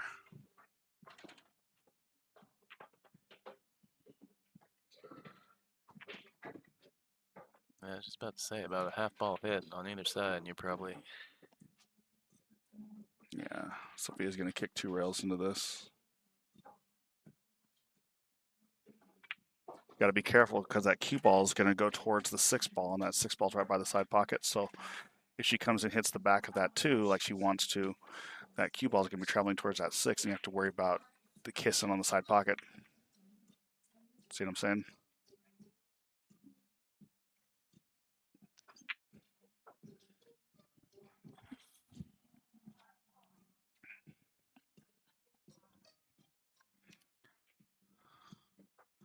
she see the ball? Or I think she can see part of it, if not all of it. I'm pretty sure she called the 9 ball.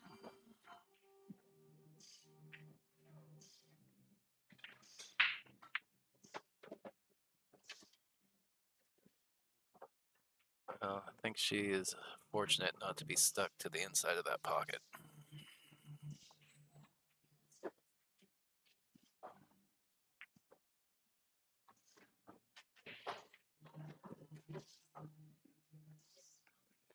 it doesn't bank. That's the problem.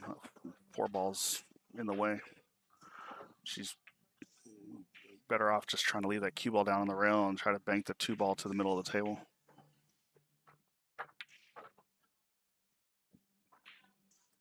No, overhit it. So they clear you out of merchandise behind me yet? Not yet. Sold a couple things. I'm not expecting a whole lot. But it's 10 minutes from my house, so this comes up.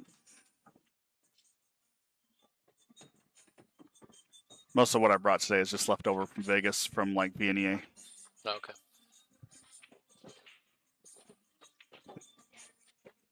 So here, she's got the angle where the cue ball is going to travel. So she wants to make sure she gets to the rail and back out. But the thing is like the ball, the natural tangent line is going towards the side pocket. So she's going to have to follow forward a little bit. And probably play the 4 on the side.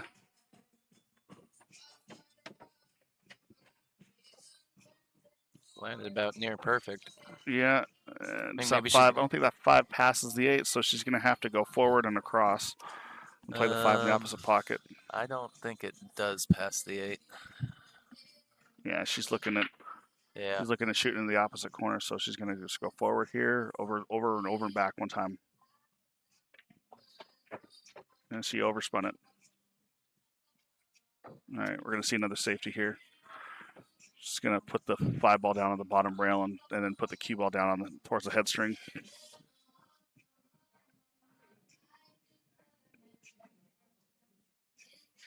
She toying? She might be toying with cutting that in the side.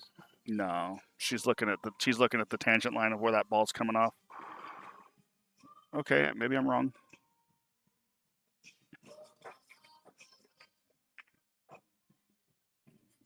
She overcut it. Yeah. I didn't think she could see that much of it.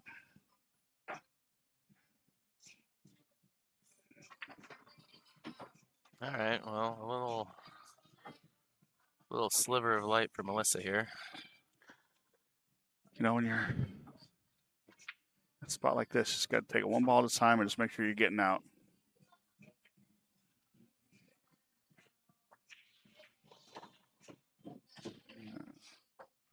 Not where she wanted to be.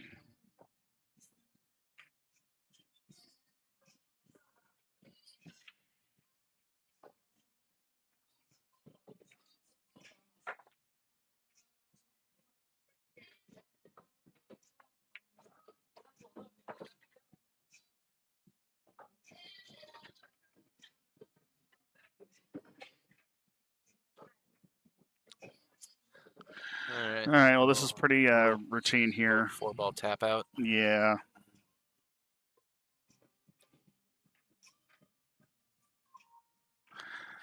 You know, you see a lot of people still. This is such a routine out. Like I feel like most players should be able to get out from here, but you still see people mess this up from time to time.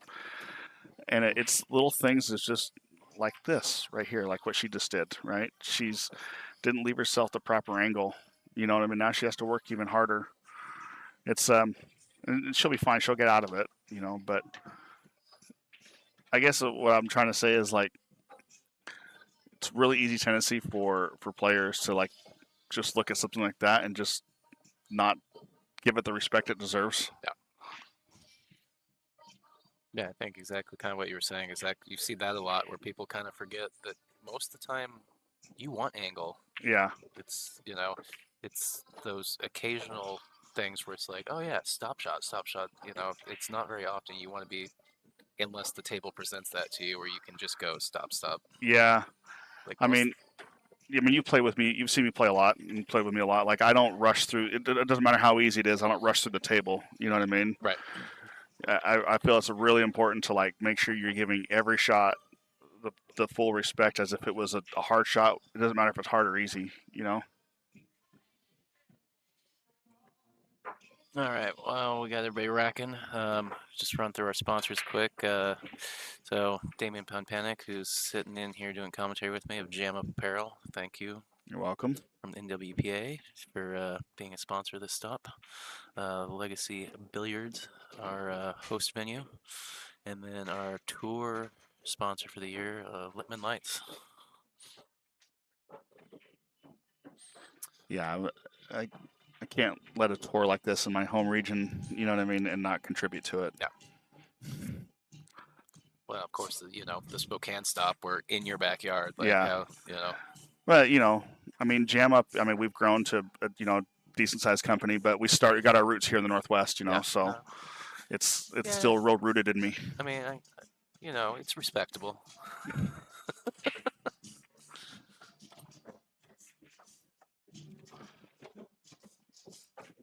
I'm super excited. I'm working out it's looking like I'm going to be going to Austria for the World 8-Ball Championship and the Junior World Championship. Oh, very cool. I'm actually might even be a coach in the USA Junior team. Oh, that's super exciting. Yeah, I've been talking because I'm going to be there anyways. And I'm probably going to be there anyways, like running a booth. And so I love the kids. You know what I mean? They're all great kids. Most of them are sponsored by me anyways, so.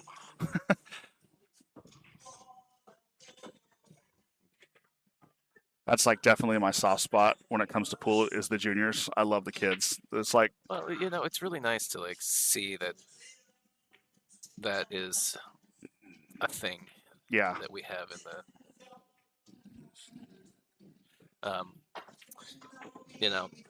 there was a lot of talk for a long time about how the Europeans were, especially with Moscone, how the U.S. fell behind is we didn't have good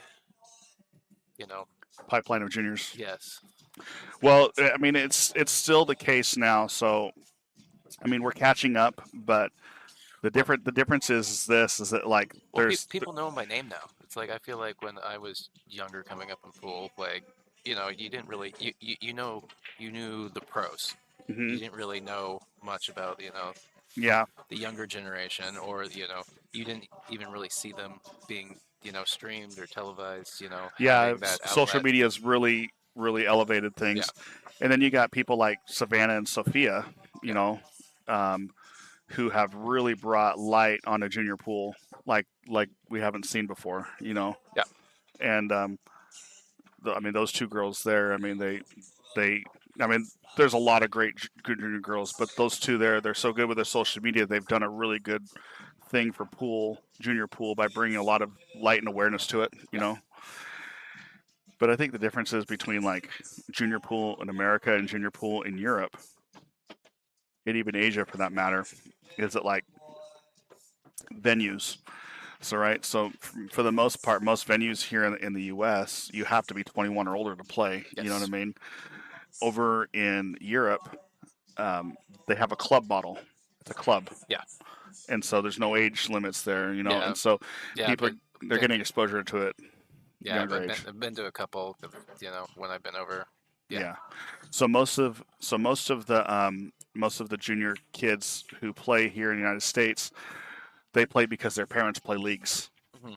And so when I ran my junior program here in Spokane a couple of years ago, which I'd like to do again at some point, I just don't have the time to, But when I ran my junior program here, rather than people were telling me like go to the schools and talk to the schools, and I'm like, no, we're going to go to the parents who already play pool. Right. They have kids who see their parents play and they want to play too, And I feel like it's a great place there. So like if you're watching this and you have kids and you play league pool, get your kids involved by playing pool. It's a great thing, Yeah, but touch back on the venue thing. It's like when I was a kid, there were still like pool halls, and now like any pool hall is basically also a bar. Yeah, So, I mean it's like, just most of them- it's our real estate. Yeah. It's our real estate values there. It's like it's too expensive to rent space to just be supported by pool. Yeah.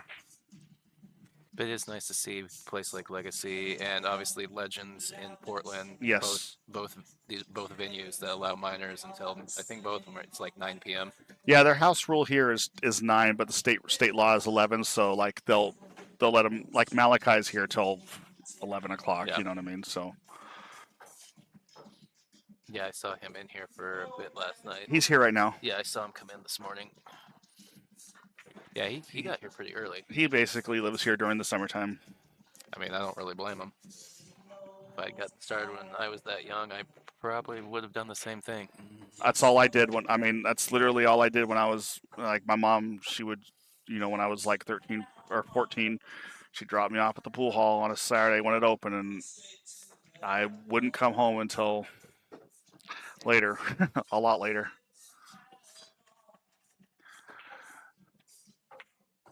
But yeah, back to what we were talking about though. U.S. junior pool is definitely catching up to the European pool. It's still not there yet. Don't get me wrong. We have some phenomenal junior players right now. People like Landon Hollingsworth and Joey Tate. Mm-hmm. And, they're great. But the problem is that like in those European countries, they have like 5 or 6 of those guys. You know what I mean? Per country. So it's just the ratios are a little lopsided right now currently. The numbers a little skewed in their favor still. Yeah, we have some good young and up and coming boys though, like Payne McBride, Adrian Prasad. Those kids there, they're gonna be playing real good.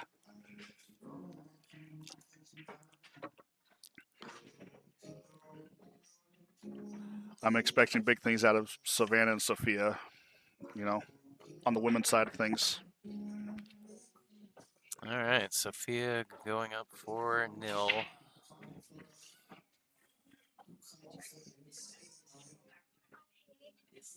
many people we got in the chat?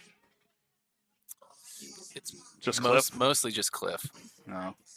Who I think is just hanging out with my dogs and my cat and watching this.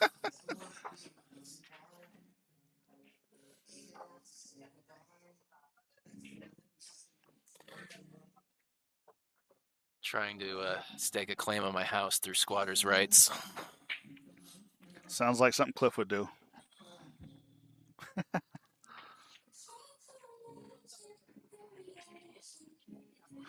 What are we at? 4-0? We're at 4-0, yes.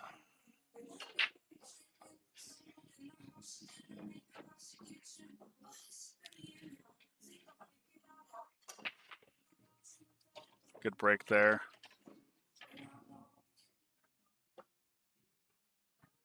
All right, well, she got some work to do here, definitely. The 2 goes, passes the 7, it looks like. Yeah, the position for the 4-ball to pot it's a little... Well, position on the 3 is tough, too.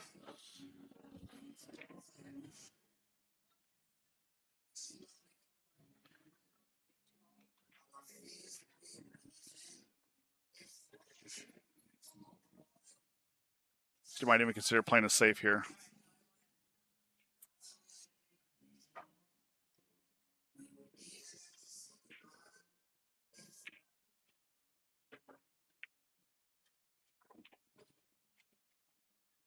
No rail. I was literally just about to say I really like where she tucked the cue ball, and then I realized nothing that 7 didn't get there. Yeah, I didn't think anything was going to get a rail when I saw her. She hit it.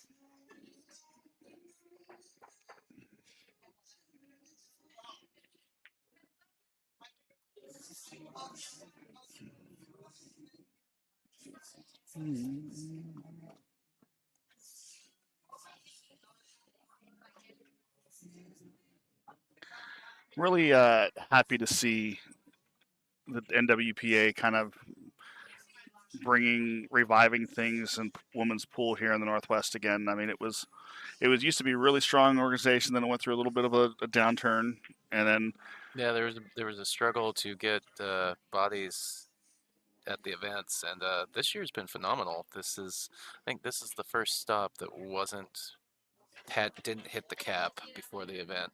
Yeah, that's unfortunate, but I think there's some things that happened, right? Well, So the only other 64-person cap they had was at Legends. So, but they've surpassed the 48, which all the other stops have been. Oh, okay.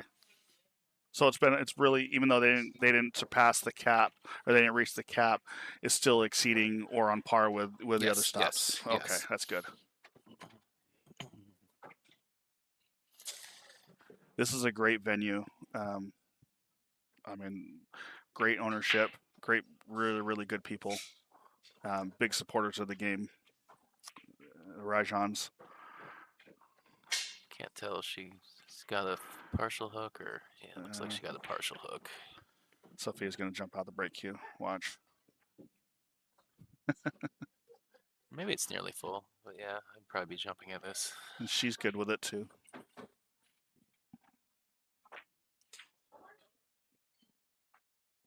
Yeah, there was a couple in the first match of the day that I probably would have gone and grabbed a jump cue, but that'll be the first look at the somebody jumping today. I don't want to sound like in generalizing statements, but I just don't see, and I see a lot of the women players in general like gravitate towards the jump cue. There's a few, but yeah, a lot of them stay away from it. I feel like. Yeah. Sophia's like she's in the thick of it, so she's always, she's really comfortable with it, as she just missed. I think that's a little bit of the commentator's curse there. I know. Talked her up too much. We were playing Scotch doubles yesterday against Blake and Malachi. Okay. And she speared one in, jump shot, full table length, and drew the cue ball back. Nice.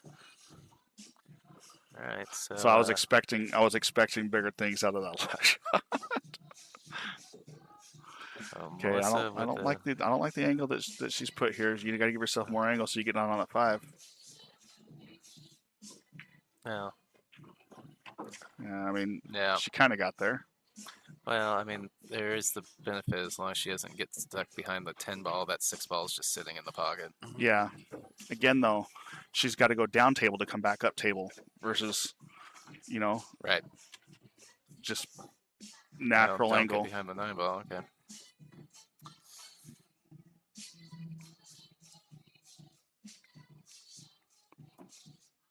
Did you pick this song, Taro? I did. I've been putting bangers on the jukebox from my phone while I'm sitting here.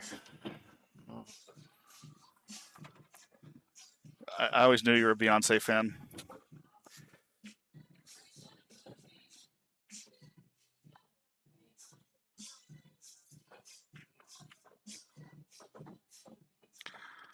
She's not going to like this too much. This steep angle. Gotta be careful. Don't hook yourself behind the 10 if you make it.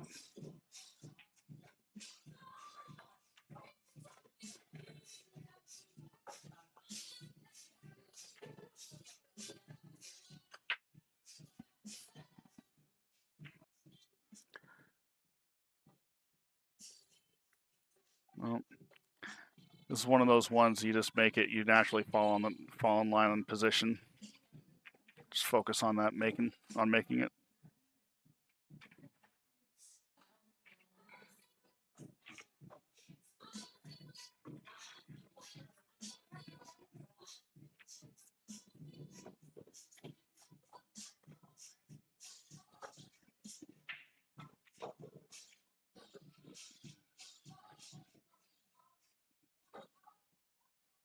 This gal over here, opposite table, she played in the snooker tournament the last 2 weeks.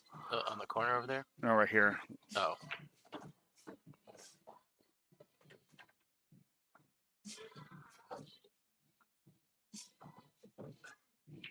She's got a real powerful stroke. I just watched it.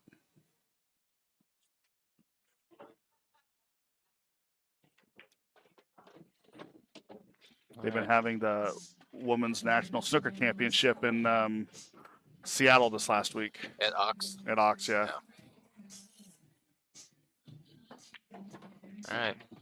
Melissa avoiding a goose egg.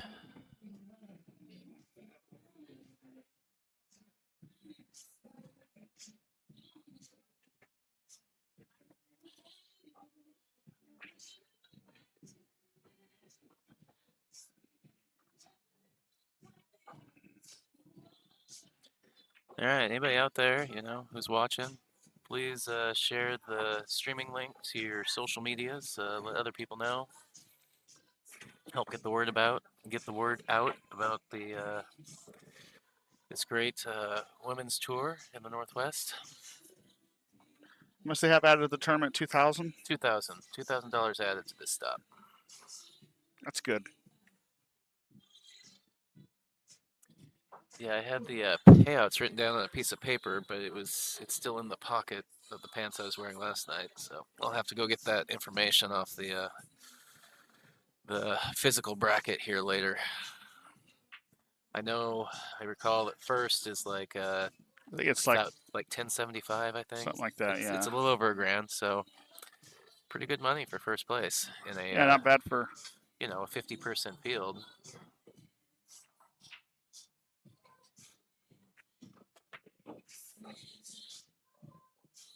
Six ball flirted with the pocket, but nothing going. You're gonna see a push out here.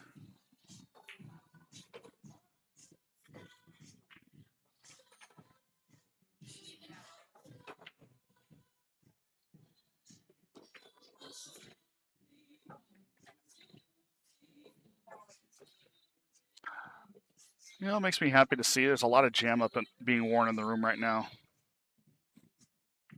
Yeah, I feel like all the events I've been at, there's been a uptick in billiard apparel, or definitely jam up.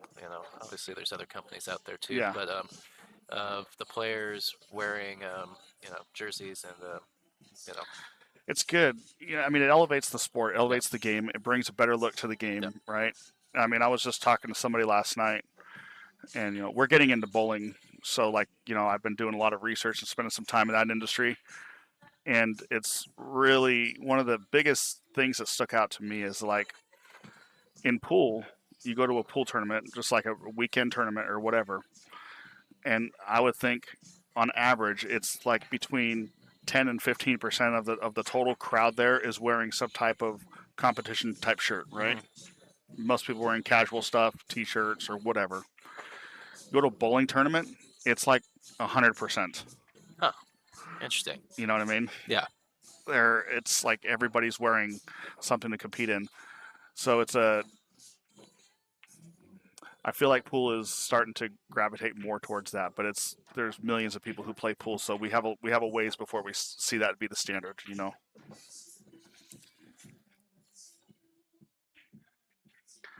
But that's kind of what my vision was starting the company. There was elevate the look of pool, and bring it into that professional realm where it's still where it looks cool, but it's not like too much. I'll never forget those shirts we did for our team. That was your idea, by the way. Well, Oh, they were cool. Yeah, well, there was two, but one of them, there was like an issue with one of them, so we were stuck with the bumblebee stripes. Those are the early days. I was still nailing down my production and all that stuff.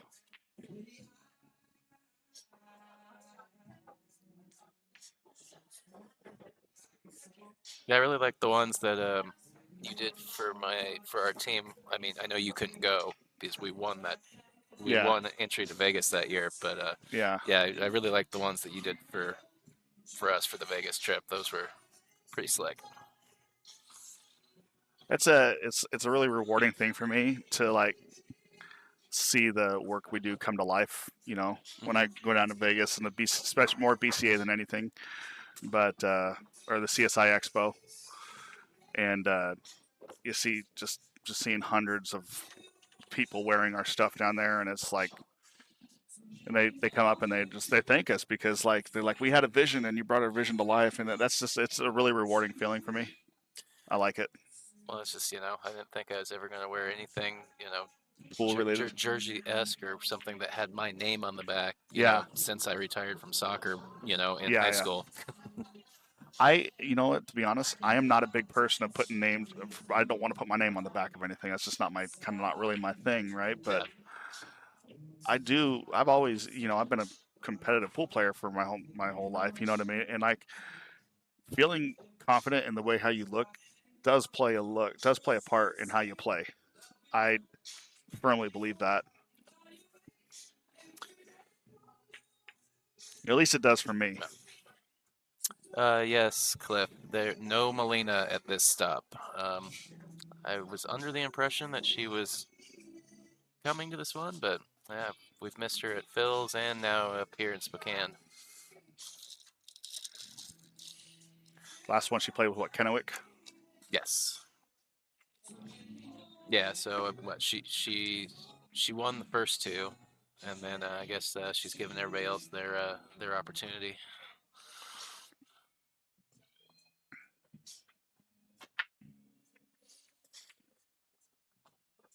The last stop in Salem was pretty exciting. Kathy McDonald lost her very first match, Hill Hill, and then proceeded to go through all the way to the loser's side. Really? Yeah, to win it. Where was the stop at in Salem? Phil's. It used to be. Oh, I'm trying to remember what it used to be called. Jake's, maybe. Is Colby still around in Salem? I think so, though I never hear anything about it anymore. I don't either. I mean, yeah, about what? I love that room though. Yeah, about 10 years ago, that place was like the Tournament hotspot. Yeah, in Oregon,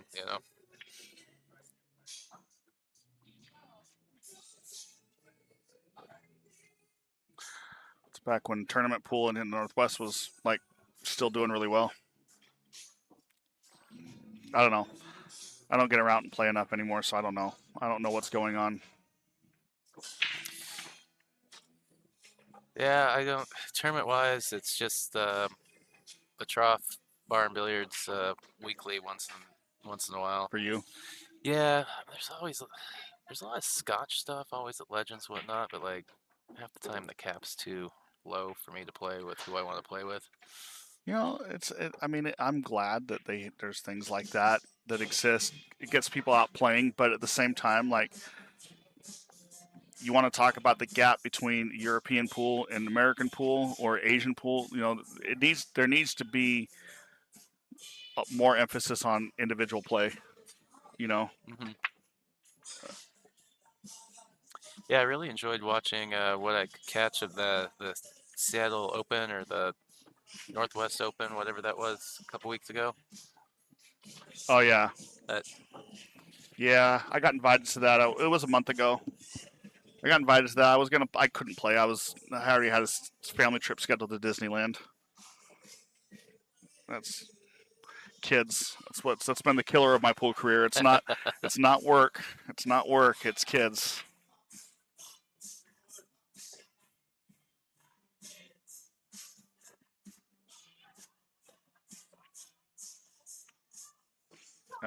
Right in the drink. I like the idea. She was trying to separate. No, she had the right concept there.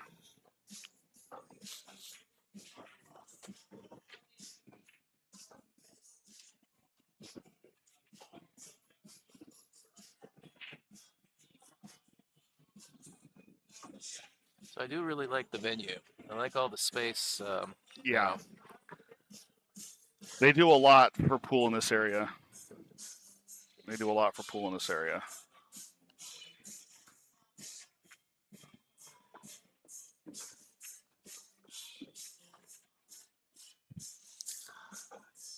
All right, looking pretty routine for Sophia here.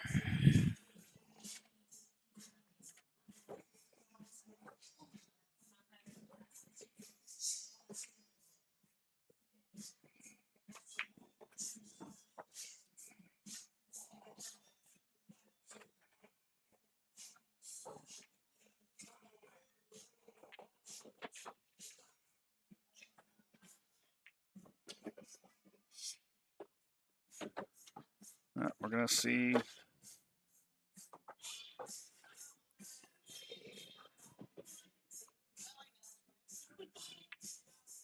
right. So Sophia to the hill in this race to 6. Her break.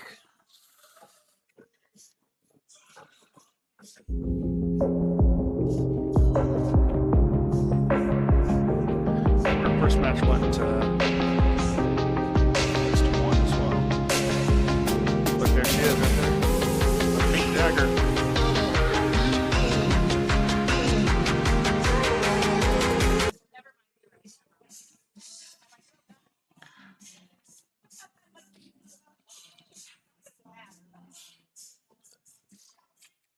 So are you getting excited for all the hype leading up to the Moscone Cup? Does that interest you at all? Usually closer to it. I haven't been paying a whole lot of attention this summer. It's a tight race. It's a tight race for Team USA because now they're doing it through a point system. Okay. You know, so I think there's one wild card pick, but I think the team this year is going to be Shane Sky, Shane Wolford, Tyler, and Billy Thorpe. I think that's my pick for Team USA, which is a good, solid team. They all get along really good. Yeah. They're all playing really good right now. Thorpe's matchroom band's done. Done. So silly. Well,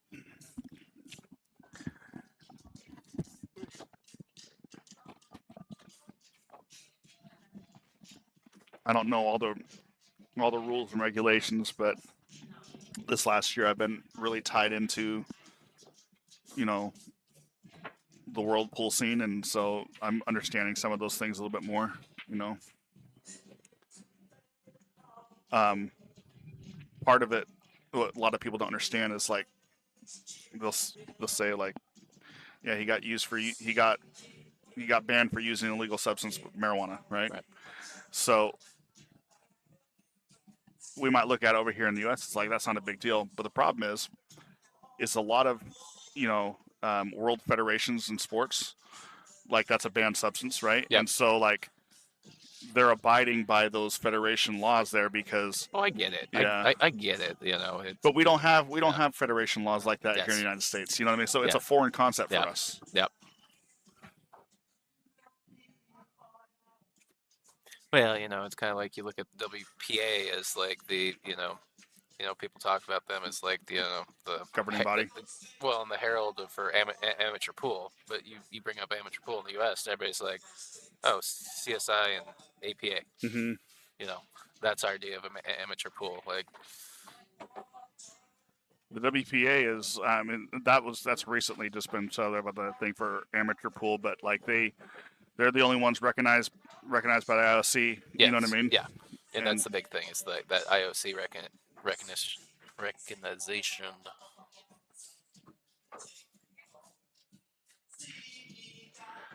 The IOC allows like people like Sanjin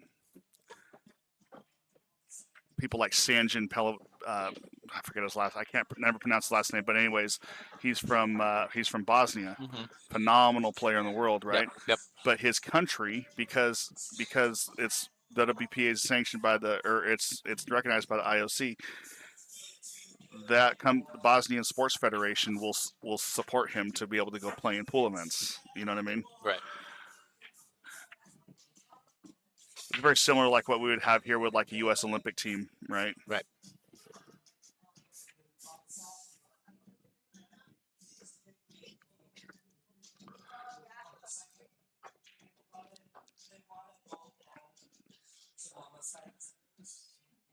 I don't think this goes if she kicks it. Yeah, she's going to kick to the top side. You can kick this. No, I think she can see enough of it. I don't think it goes. Yeah.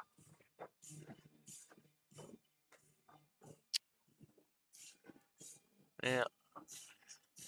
It's not terrible. Just push it the other side of the pocket.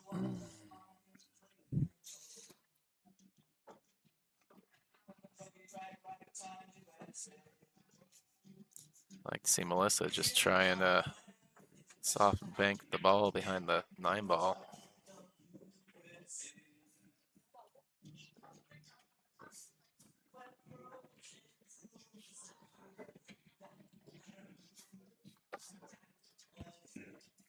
That's what she tried to do. She's thinking at the angle, right? Yeah. I mean, this is still. There's nothing you can really do from here. You just got to thin it and avoid the scratch and just thin it soft.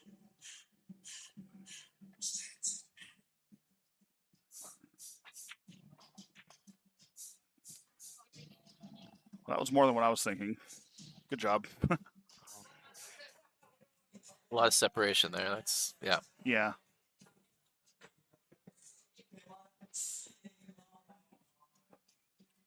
Oh, man.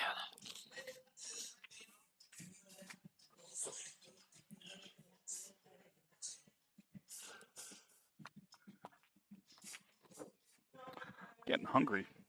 You need to order some food.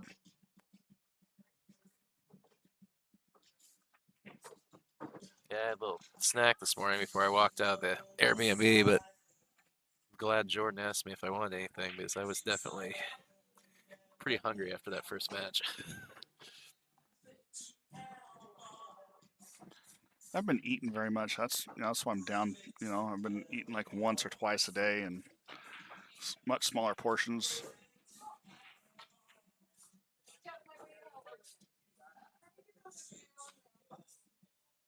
Is she hooked? I don't think she is hooked. I No, she mean, definitely does not. She's not kicking to the right angle for this. She's not going to hit it. She's going to go below it.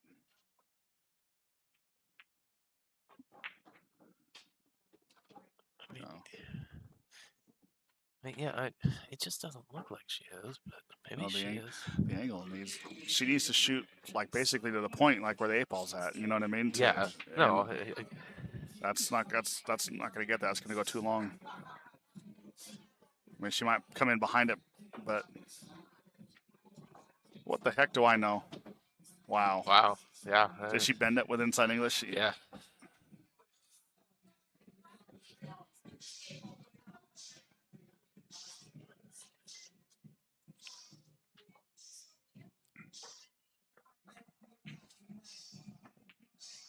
Oh, I keep forgetting I have a replay button, and now it's probably out of my replay buffer.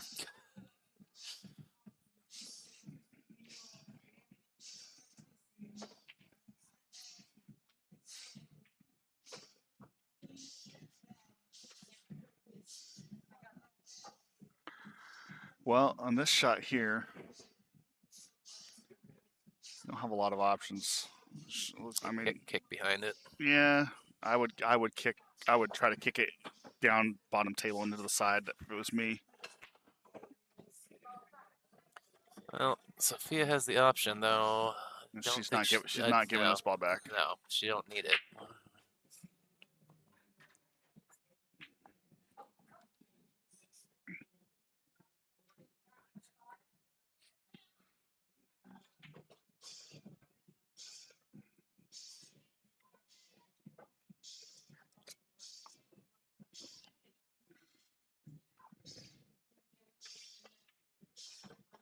Nice shot there. Get off the rail, 7.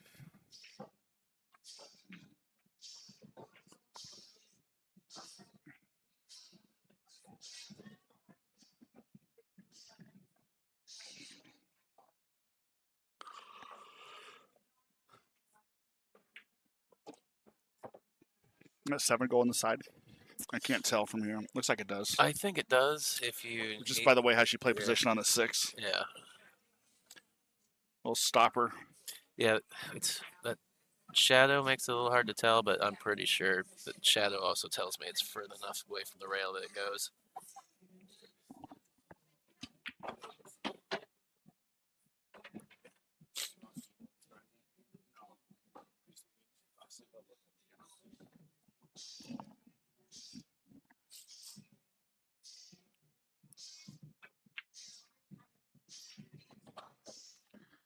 Nice shot. All right. Looking like It looked like this match is just about over. Yeah, it looks like Sophia's gonna put the finishing touches on it. Let's not jinx her though.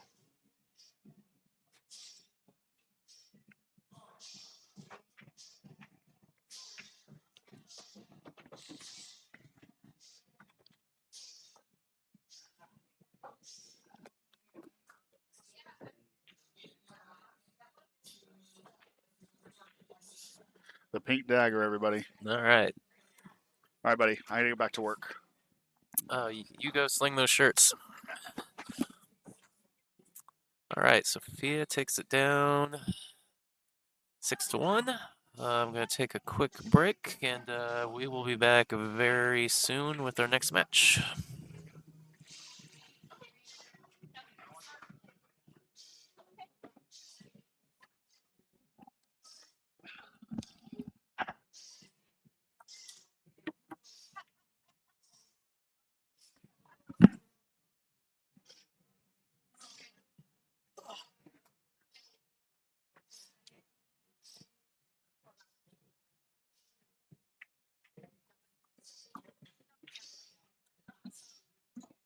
We didn't get started till really late. This doesn't have to get started at the same time, and they're still playing also. Take a little picture of me.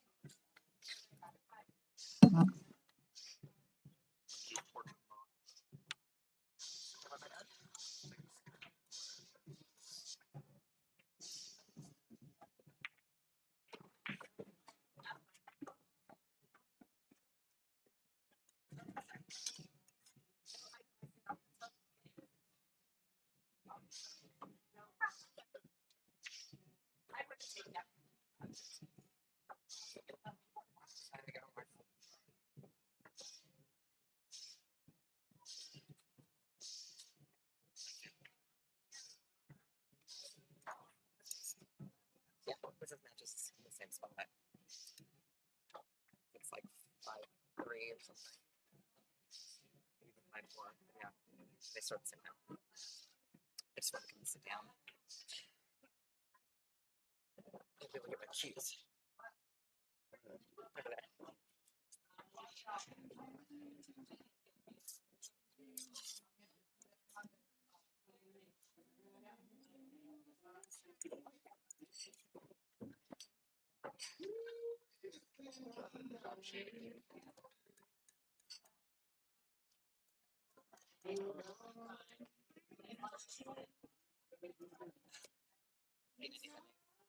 Nope. Dead 180 miles per hour. 10%. This is another one that started. I mean, I saw And it's up to like 3,000 acres or something. What's that? Since we got here this morning, air quality was 176. It's now 250. that was their ash all over this car. Yeah, I walked out. Yeah, I opened the door and the ash just starts Yeah, it was swirling. Yeah. No value.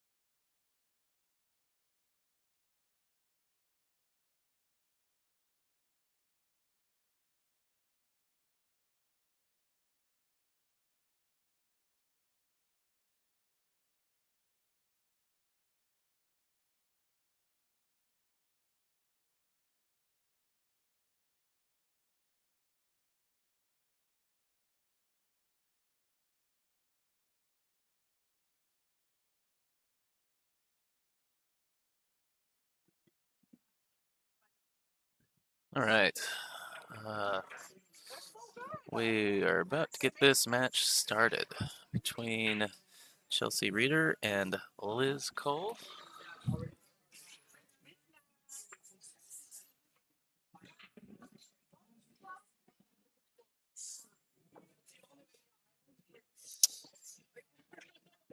So, quick shout out to our sponsors. Legacy Billiards here in Spokane, Washington, the host venue. I'd like to thank them for having us. Tour stop number 4. Jam Up Apparel. Damian Ponpanic from Jam Up is actually here in the house slinging some merch. So if you're in the neighborhood, drop by, watch some pool, get yourself some Jam Up gear. And then the tour sponsor this year, Lippman Lights. I'm Tyrell Datweiler, and I'll be doing commentary for this match.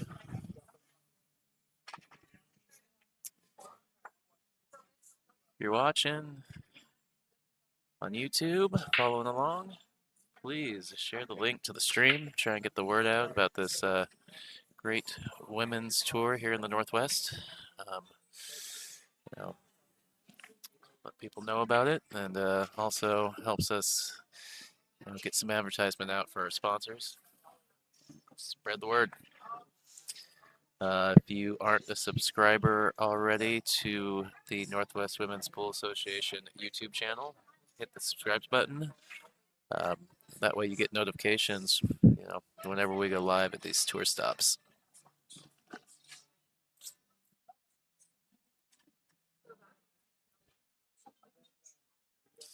So this event was capped at 64. After a few drops yesterday, finished with 50 players today. $2,000 money added from our tour sponsors. And this is a race to 6 on the winner's side, and a race to 5 on the loser's side. True double elimination till the finals, which is a race to 9. Playing 10 ball on diamond 7-footers.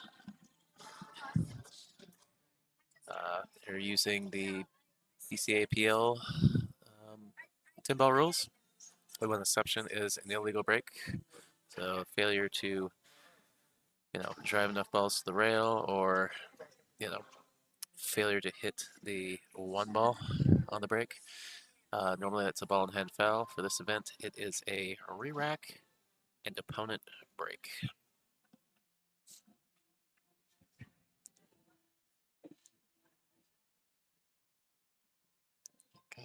Liz just wanting to go to the top rail and back down.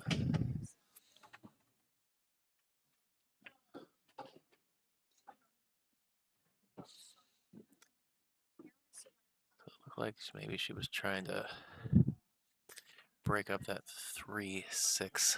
Had quite a bit of spin on that ball.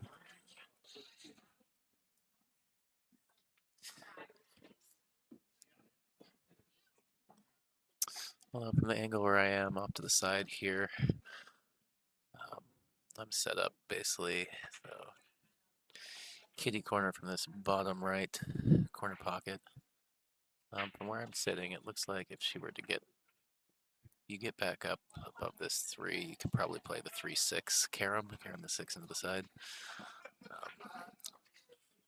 Liz, I believe, was trying to fly that 10 ball.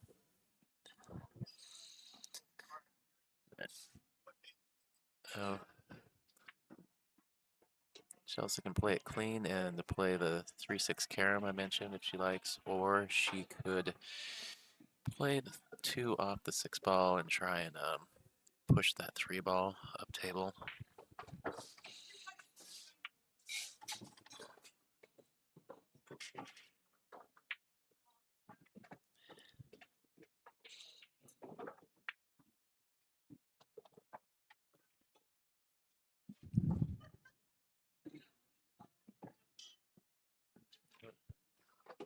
Couple quick shots and just bump the 4 into the rail.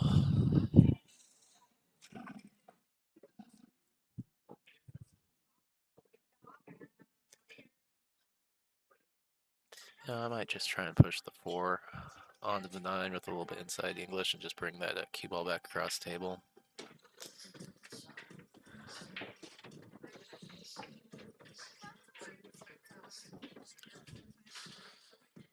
I suspect she was just trying to bank that ball across to the other rail. She has illegally potted the 6 ball. So Liz would have the option if she wanted to use it. But being that she could see all the ball, she's played safe. I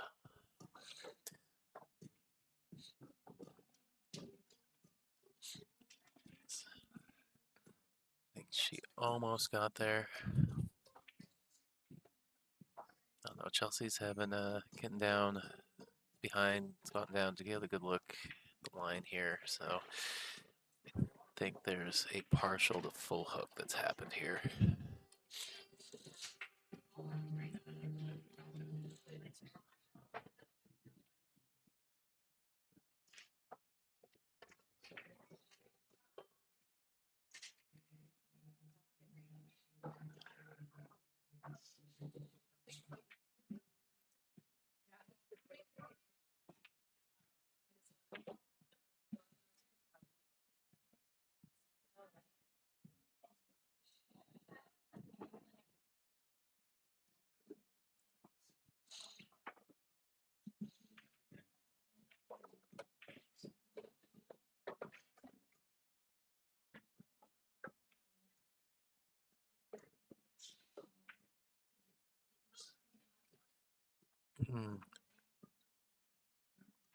If you're watching and got access to the chat, feel free to jump in the chat and say hi or ask questions. Got the chat window open over here, so I am watching the comments.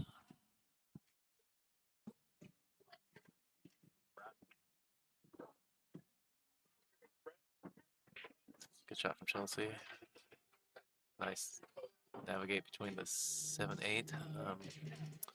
Just looking at the 5-9 combos, about all she's got going here.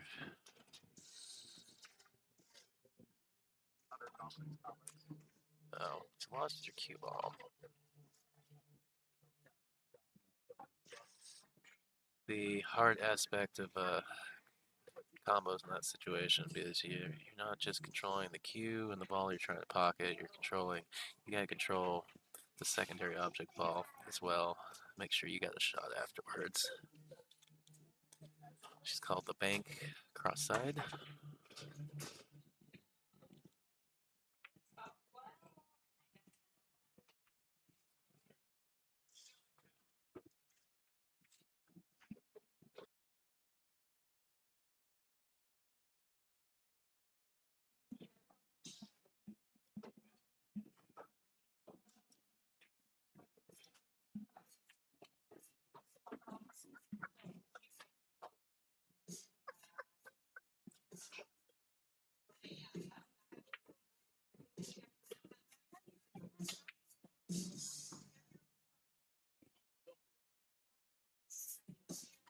Liz has done pretty well to try and navigate back around to shoot that 7 in the same pocket.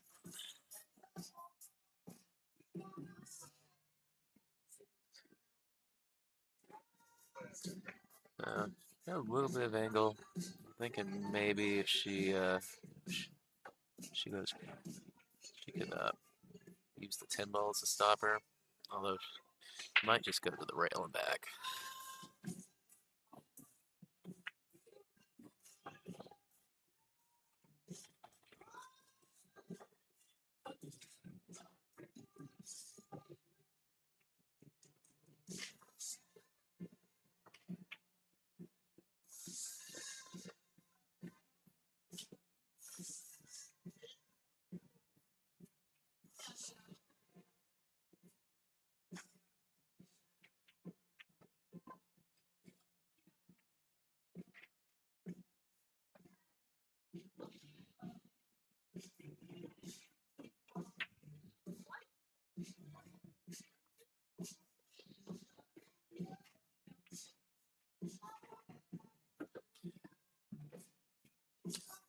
So as straight as this looks, I think she's got a little bit of the wrong angle where that cue ball is coming down towards this bottom side pocket.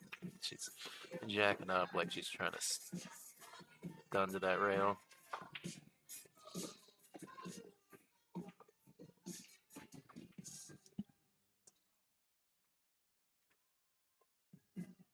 Tough shot as close as she was to the rail.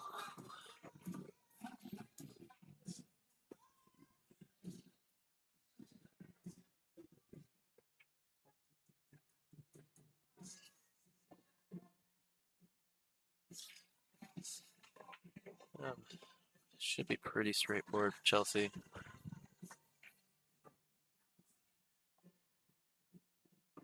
It's just a center ball. This cue ball should play pretty naturally for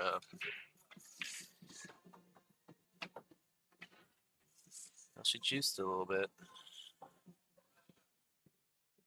Very close to her work.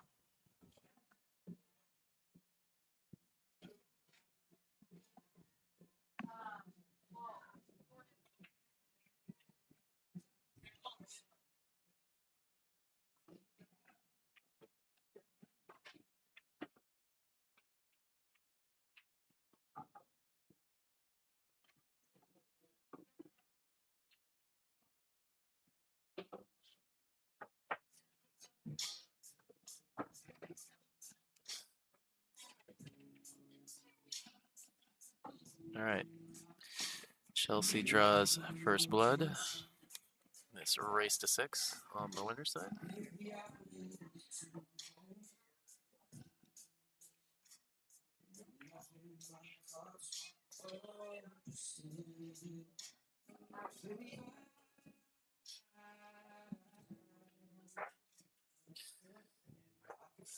Anybody interested? The next stop number 5, our next stop will be in Everett, Washington at Golden Fleece. That is September 16th through 17th.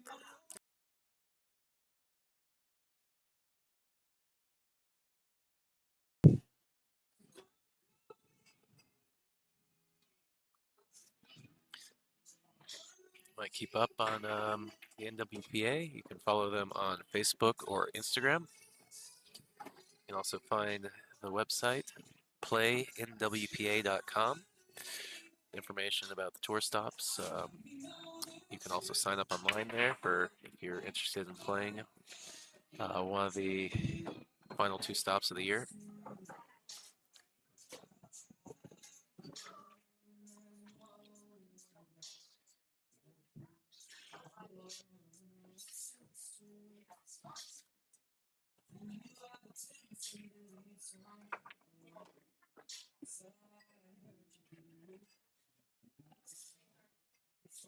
If you're interested in a link to the bracket online, I did put that in the chat when we first started streaming this morning, so you can scroll back up to that, or you can find it on the NWPA website. There should be a link up there.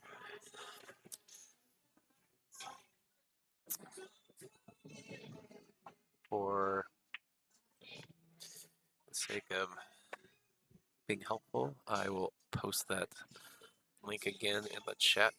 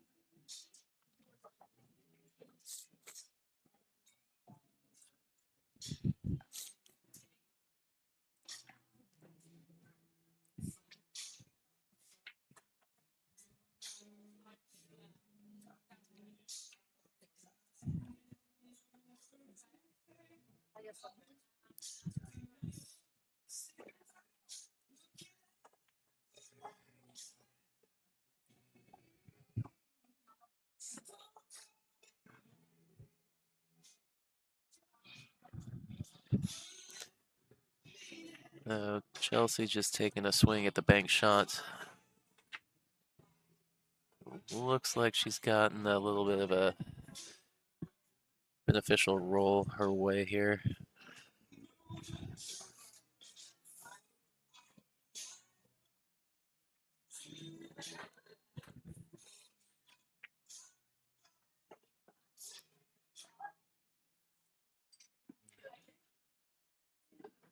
Worked out well for Liz. The ball's on the opposite side of the table. Cue ball hidden behind traffic.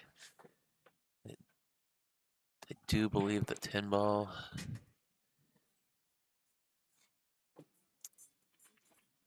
It looks to me like the 10 ball obstructs the kicking angle.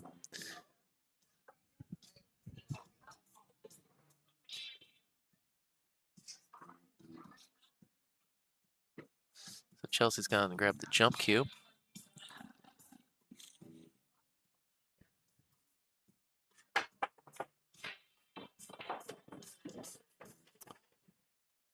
A little unlucky to follow it in there. Good effort, though.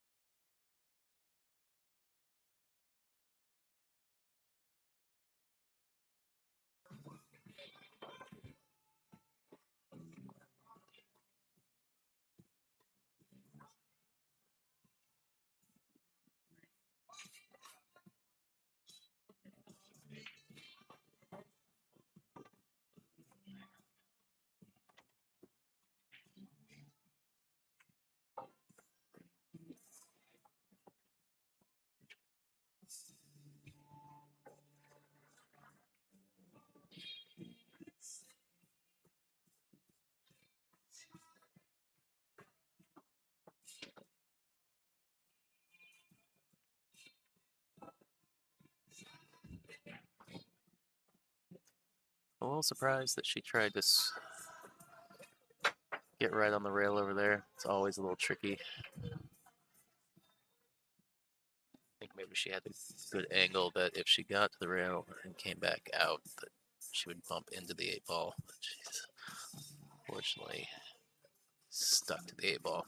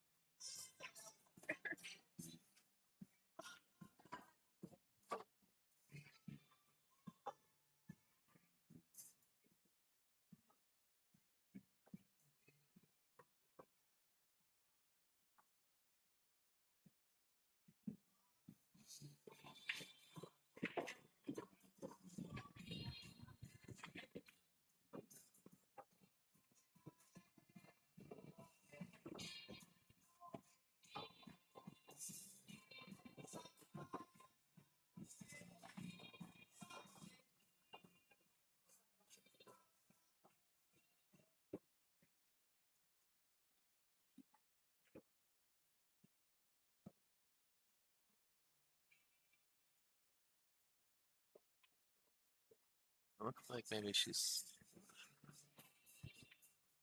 thought maybe she was looking at 3 rails going into this upper side rail, top rail, bottom side rail back around.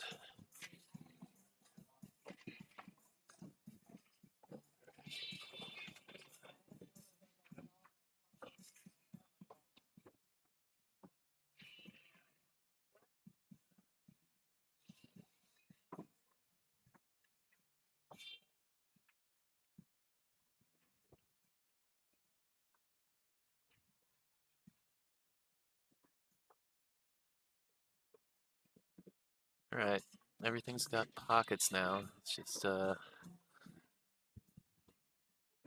navigating this cue ball.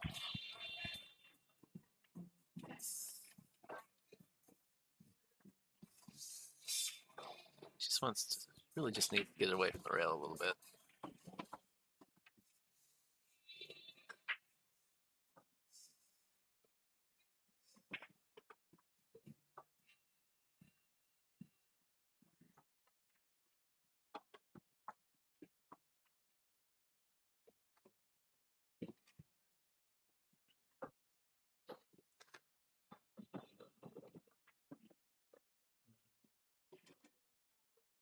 Center ball maybe a hair below center, just pop the 8 ball, let the cue ball come back out.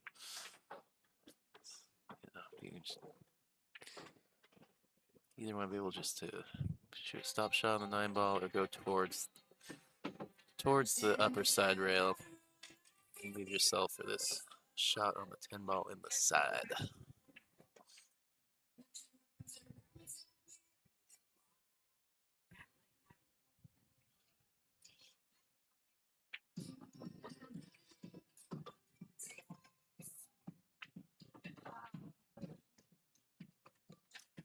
A little jerky, kind of jumped at that shot. Really just needed kind of pocket speed roll that in. She would have been fine. So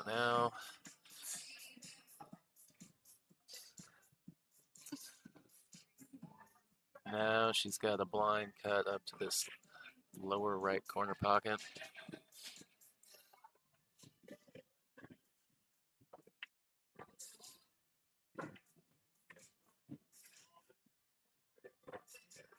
Right. She overcut that by quite a bit. Left a little distance here for Liz to work with.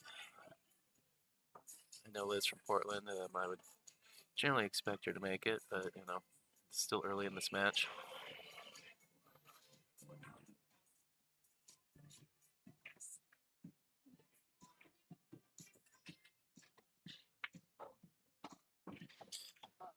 All right. Liz evens it up. 1 apiece.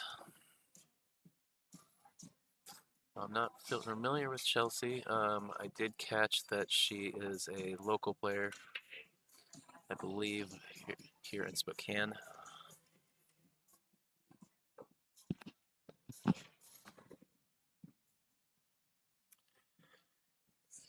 As always, shout out to our sponsors, our host venue, Legacy Billiards in Spokane, Washington, Jam Up Billiard Apparel, and our tour sponsor, Litman Lights, changing the way you see pool. Get lit, man.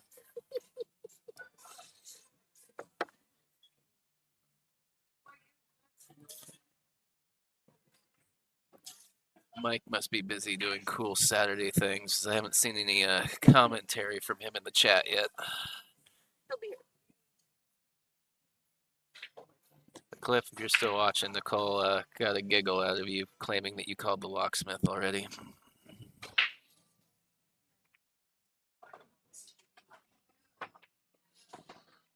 All right. Got the 6 in the side, 8 in the side.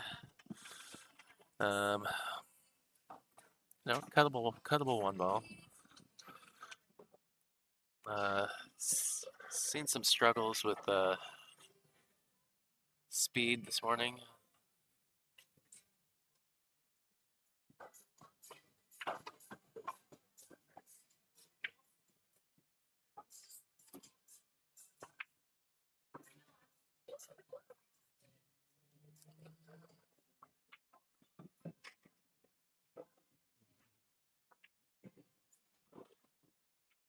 Noticing Chelsea going after the bank shots. She's fortunate to hide Liz behind the 9 ball.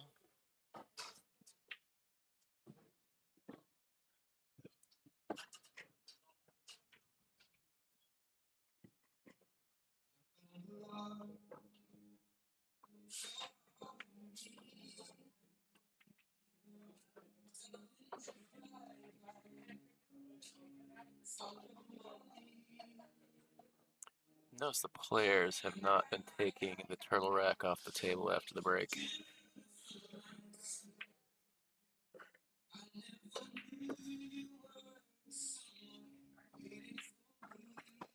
A little bit of a peeve of mine. If it's not obstructed, I generally like to get it off the table. Sometimes you see a ball get bumped back into it, you know, when you're playing with it on the table, and it rocks into one of the little holes.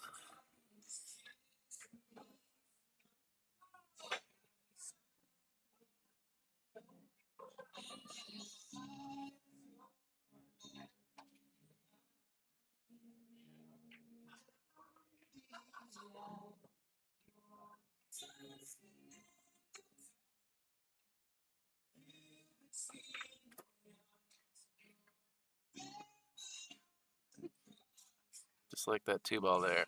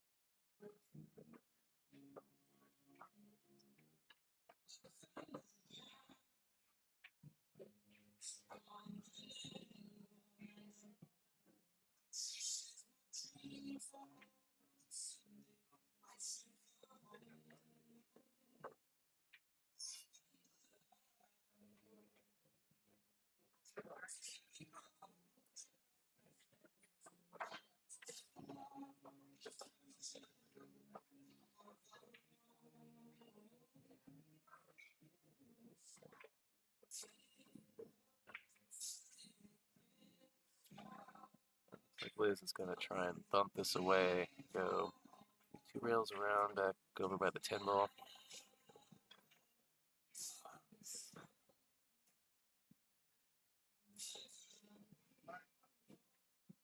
I think we're going to see the jump cue from Chelsea again.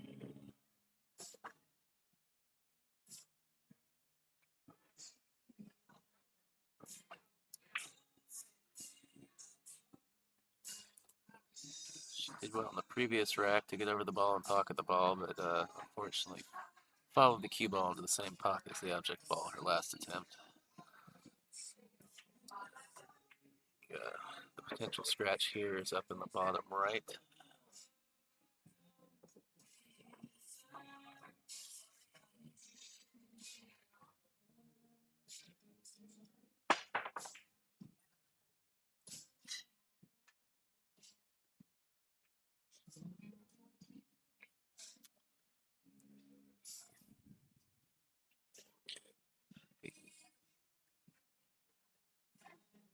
It looks from the monitor that this 9-ball is just enough in the way to take away the 210 combo.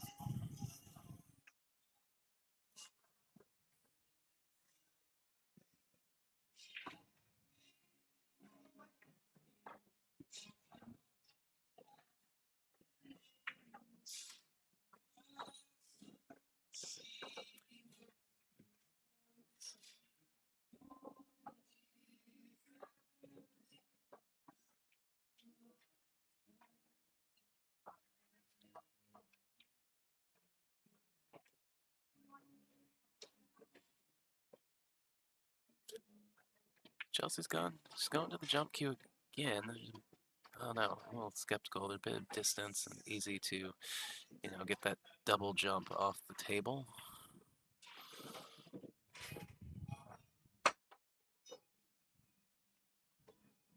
She did really well. She jumped to the object ball. Because if you land before the object ball, it's really that cue ball is probably coming off the table. So very good jump from Chelsea to take away the 210 combo from Liz.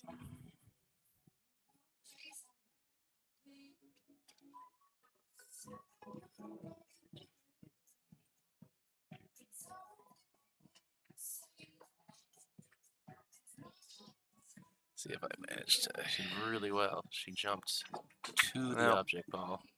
Looks like I just missed it on the replay capture.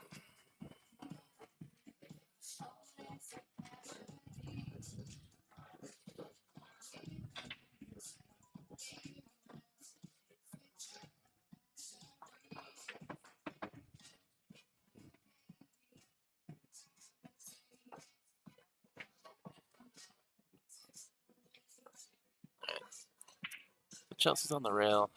Really limits what she can do with this 3-ball. So ideally, she would like to be able to draw back a little bit, shoot the 4 in the same pocket.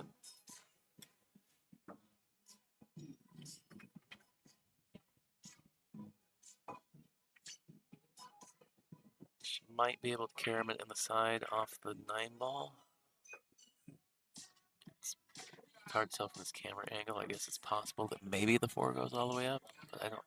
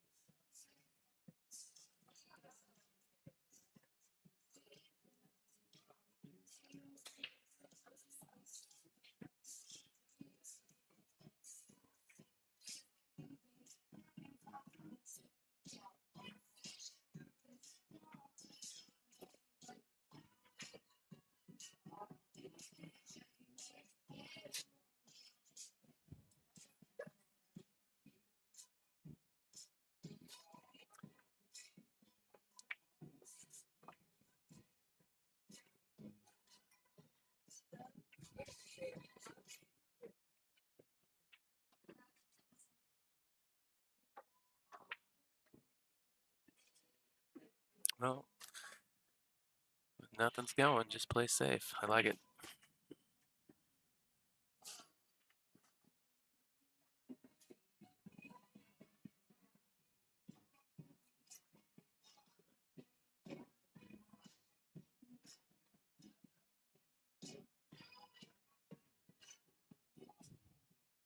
Oh, good effort from Liz.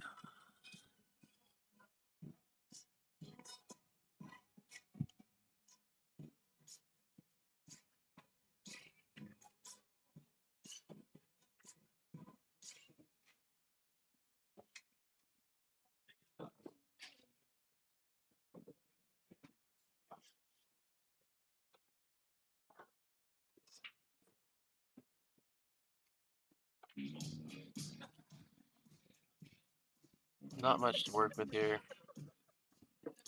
I did that with my last credits. I think the easy safe here is just to shoot that 4 into that side rail and try and put it on that center diamond on the bottom left rail.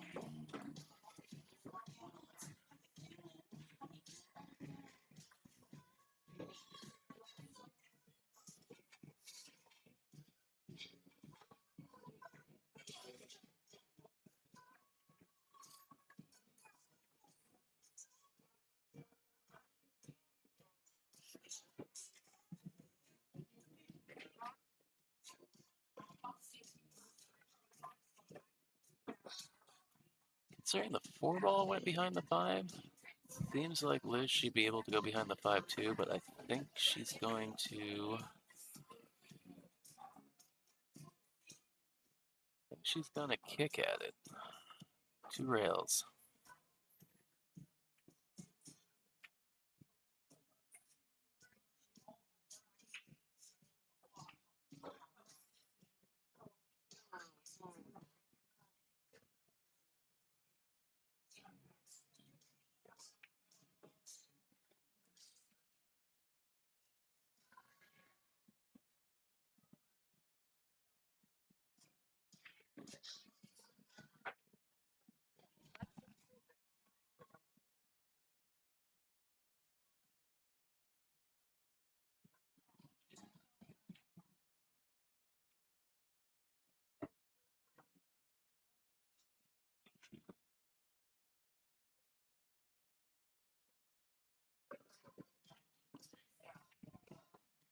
She's left herself a little awkward, so I think she's going to take the flyer at the 10-ball.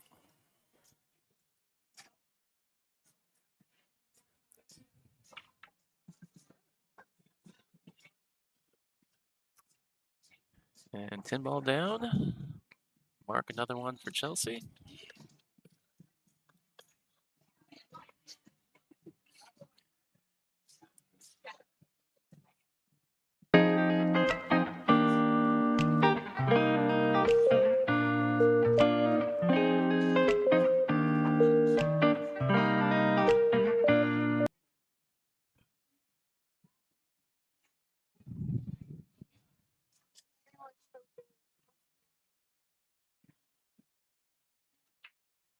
And just a reminder, if you're watching, share the stream link to your socials, get the word out. And if you're in the Spokane area, stop on in, come say hi, come watch some pool. Damien Ponpanic from Jam Up is here. Booth set up behind me, slinging some apparel.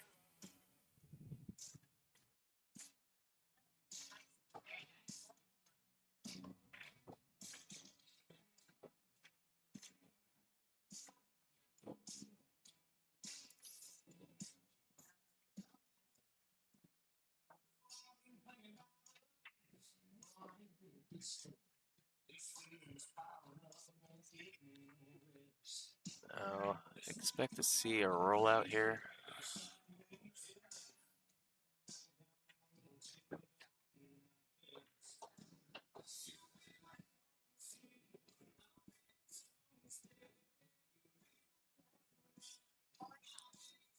I like that Liz has grabbed the rack off the table early this time. Chelsea's giving it back. Liz will be looking to play safe.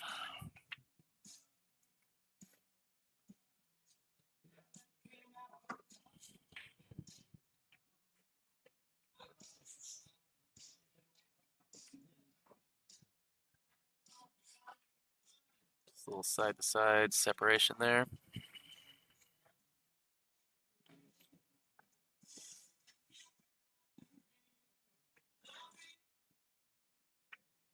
You want this?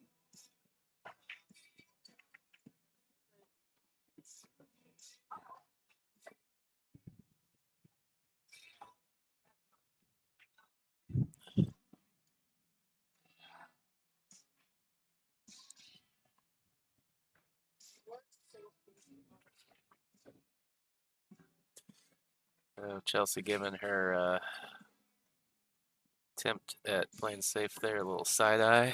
Did not clearly envision it different than how the ball's rolled for her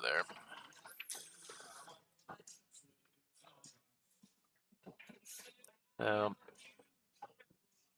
Four ball, looking like the interesting ball to play position for.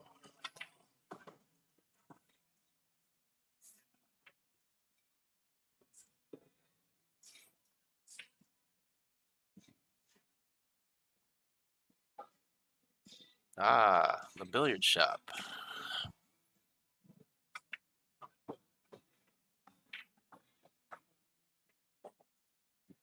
Is that Littman or is that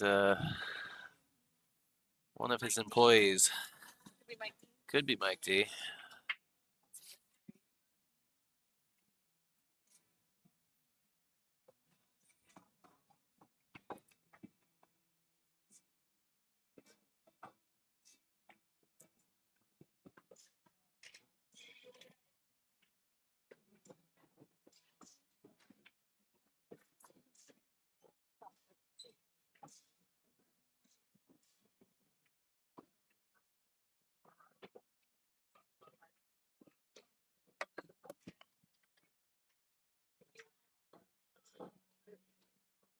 It is Mike L. Mike Littman in the house.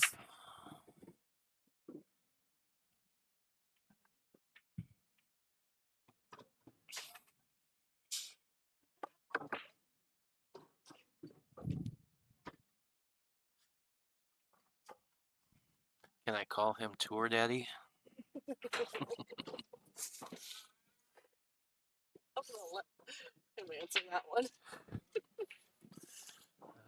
Both players trying to put that four in the side pocket, and it just doesn't want to go in there.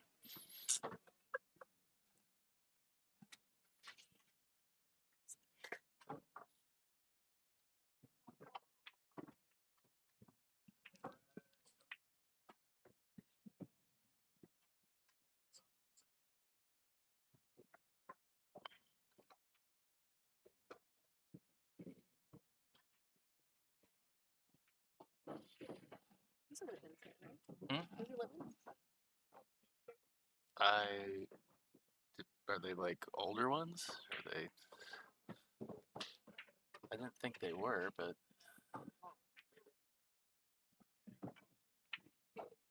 they are. Their design I'm not familiar with.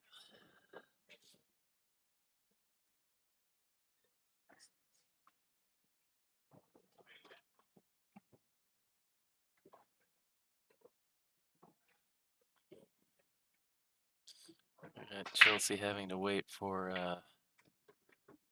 players on other tables to shoot their shots.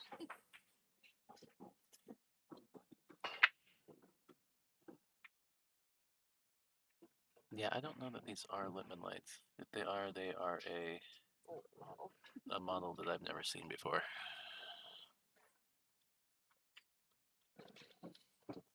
Which is why I've neglected from saying anything about them.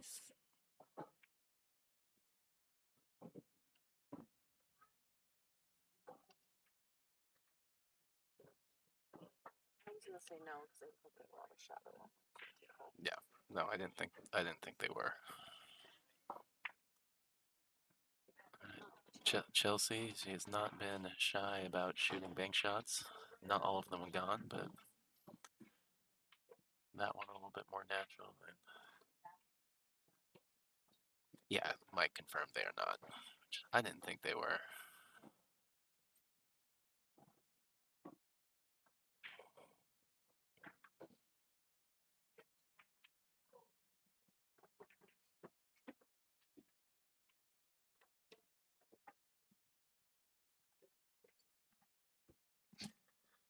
Alright, she's got kind of a long shot on the 7 ball, and she's got to transition side to side underneath the 9 ball.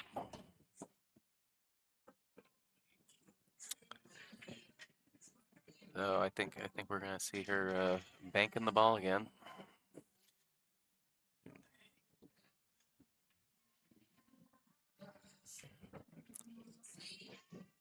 Yeah, I like that she's calling the corner. She can kind of play it at a speed where if you miss it, the ball rolls back out to like the middle of the top rail.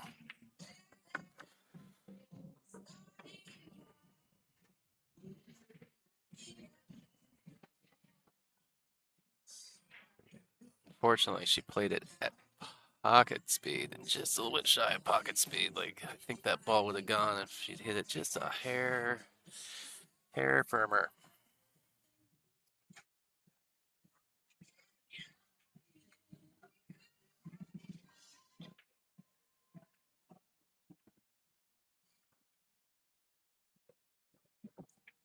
Right.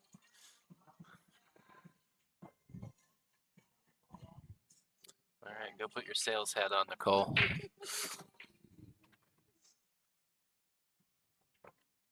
We got to make Tour Daddy some money.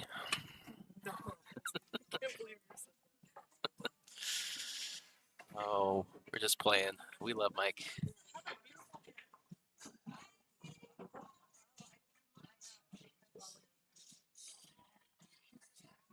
Photos of everybody. They don't get an actual nice photo. Some photos of the playing pool. Yeah, I need to try and remember to snap some photos when I'm in between matches. Well, yeah, especially for yes. Probably sounds. Posted a bunch of picture candid photos and also included the live stream getting like 6 to 17. Well, if you can't hear Nicole in the background, I am not talking to myself. I am actually talking to somebody else.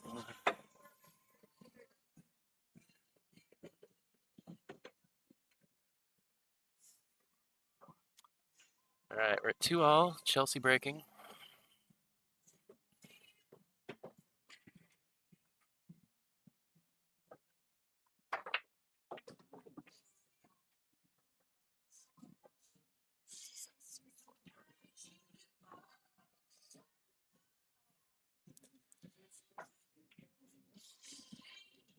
Again, another shout out to our sponsors, Jam Up Billiard Apparel.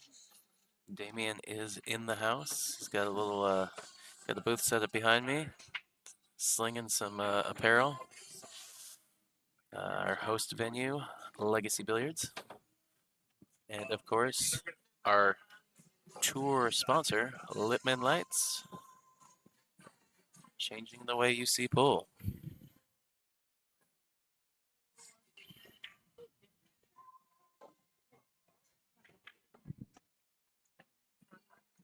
Anybody that joined late, we have a 64 board populated with, we had 50 total entries after a few drops late yesterday.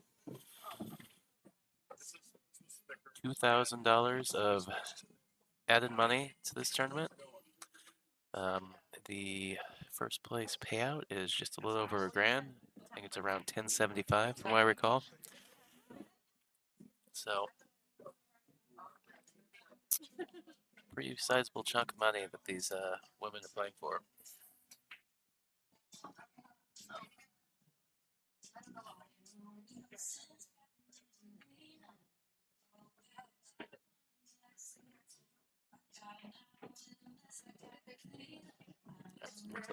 Chelsea's asked to get somebody to come watch the shot on the 3-ball. Be getting either our tour director or his assistant over here to watch the shot.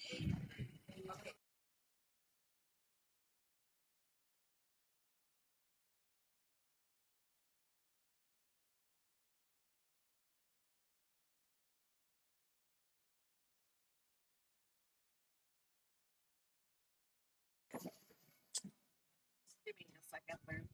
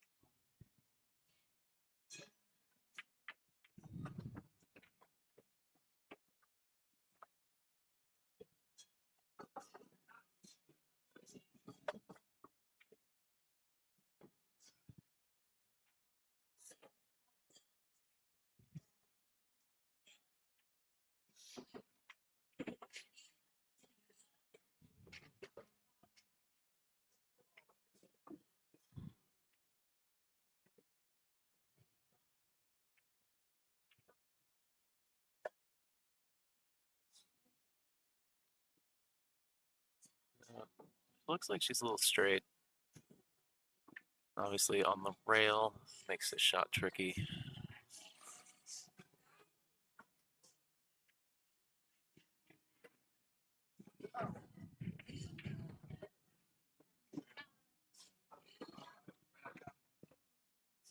Yeah, so she's opted to just pocket the ball because that ball was so straight, all she could do was just roll it in.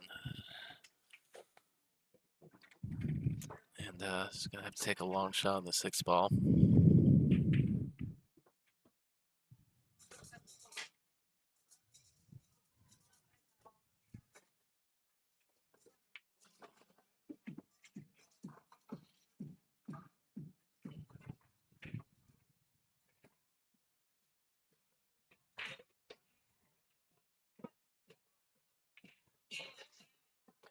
The one problem I see here is the shot's kind of thin.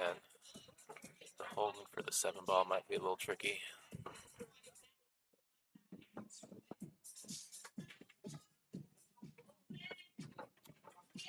She played the 10 ball. Very good shot.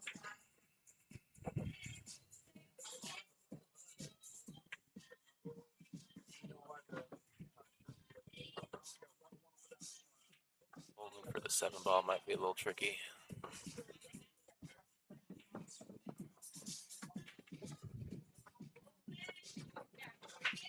She played.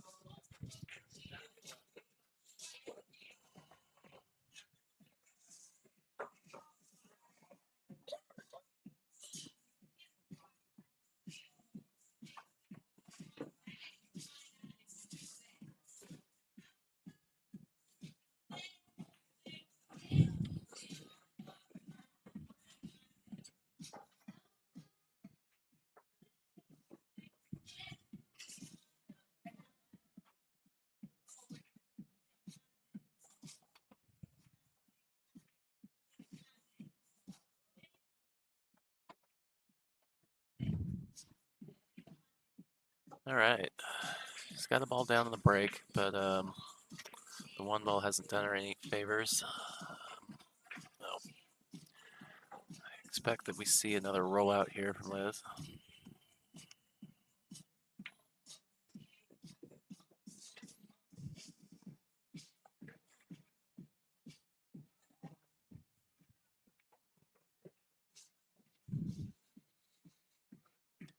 I might just bump the 7 ball.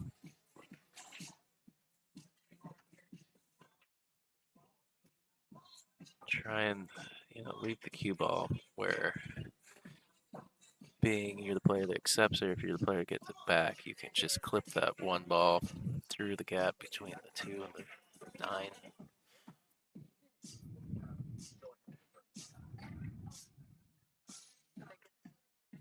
But Liz is going to be more gracious and leave Chelsea a lot more of this ball to work with.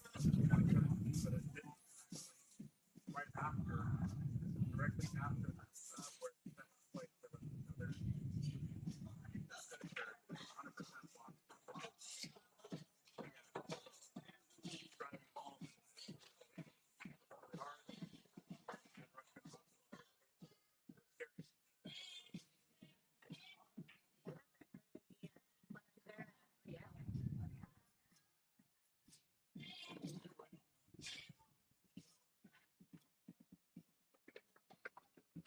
It's a little close to the rail, but I was going to say if you wanted to, you could pretty much almost hit a stop shot right here to play safe. I think we try to fix that.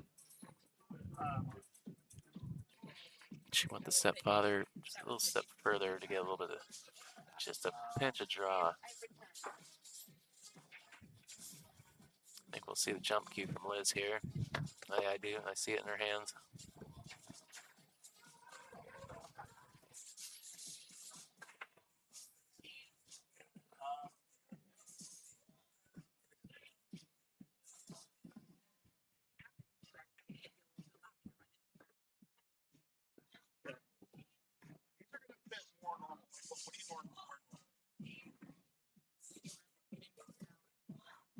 We're trying to sell.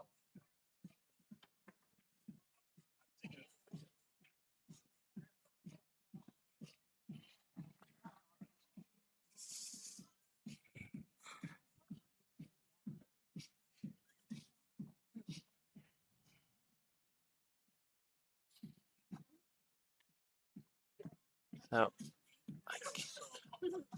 trying to look from my vantage at the table. I think that 1 ball did just roll completely hooked behind the 3.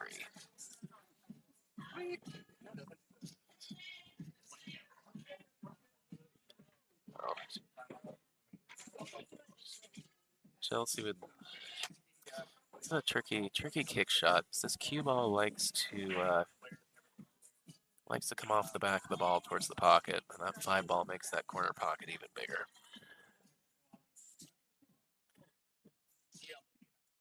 I actually kind of want to hit the 1 ball more about where her finger, to the side where her finger is. So on this bottom side of the 1 ball to avoid that scratch. Yes, yeah, if you get completely behind the 1 ball, good chance of scratching.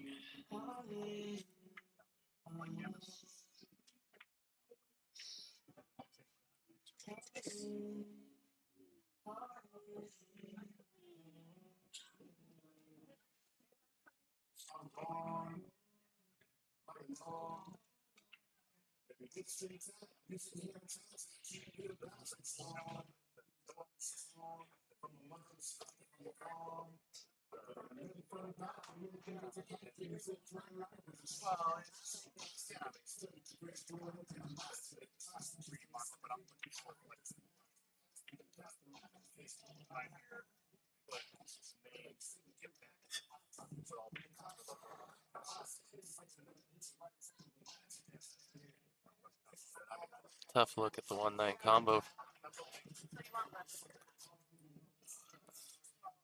See if Chelsea tries to cut this all the way down the rail.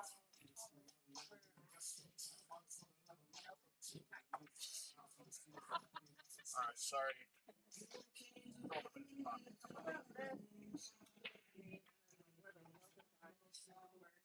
Right.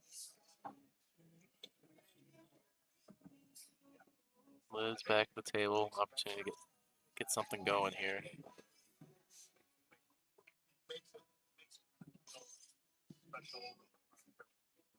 The 3 does pass the 5 in this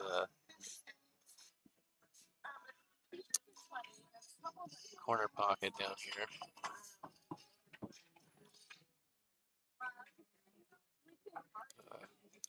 A little difficulty navigating down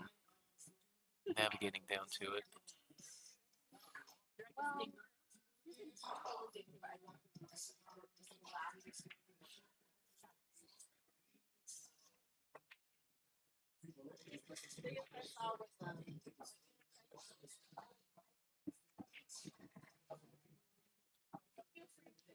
Right.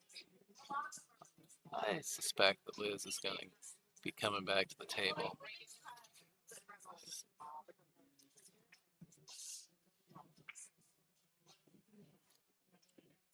Although maybe Chelsea's not familiar with the play a lot of 10 ball, maybe.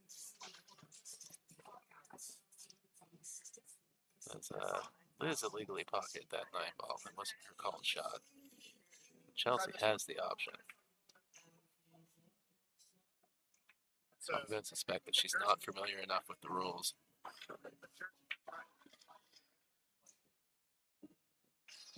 She did well to get a good hit. I'm just showing you. Oh, no.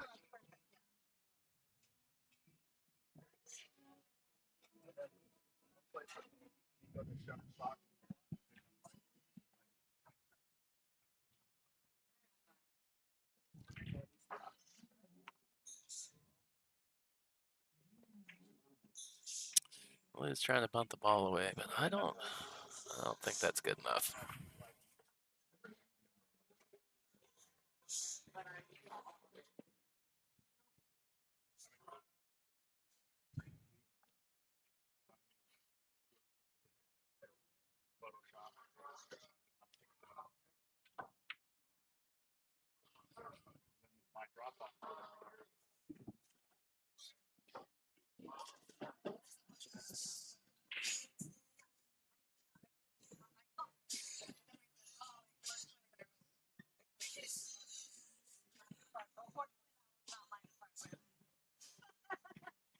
You know it'd be done if it was.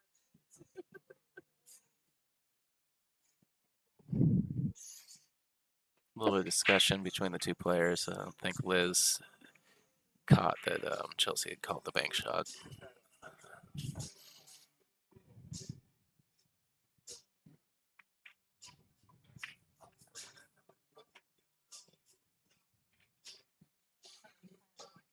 So looking at another, Chelsea looking at another early 10 ball here.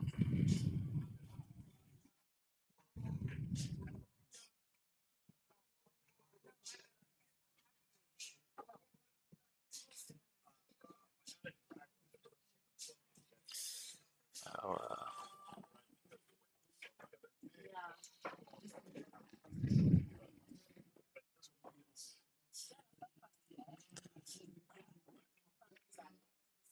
the match to our left is obstructing Chelsea's ability to shoot this shot right now. Okay, she's back to the table.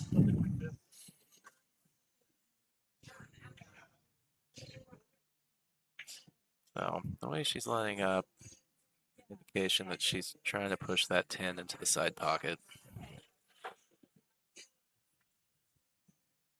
I have a lot going on here. Cutting the 5.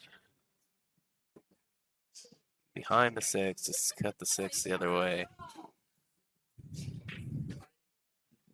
That's kind of the downside of the bat shot right there, just because there's so much going on that if that 10 ball doesn't fall, something like this happens where you've just set the early 10 up for your opponent. So a little breath of fresh air for Liz there. She's able to, instead of going down 4-2, tie it up 3-3.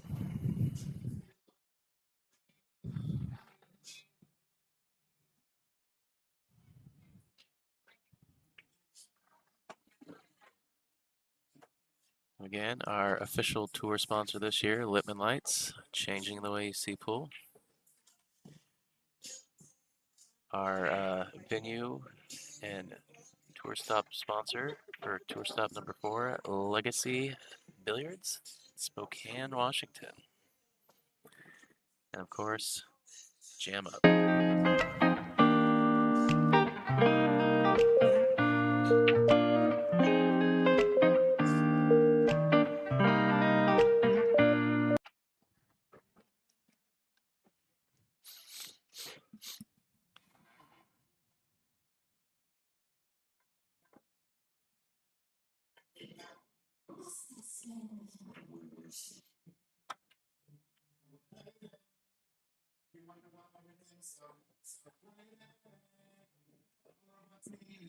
All right, nothing going on the break for Chelsea. Possibly a thin cut here, but it's hard from this camera angle to tell.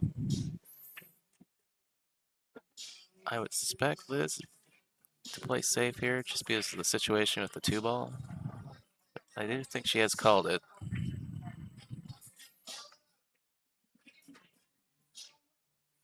I think she was just ducking.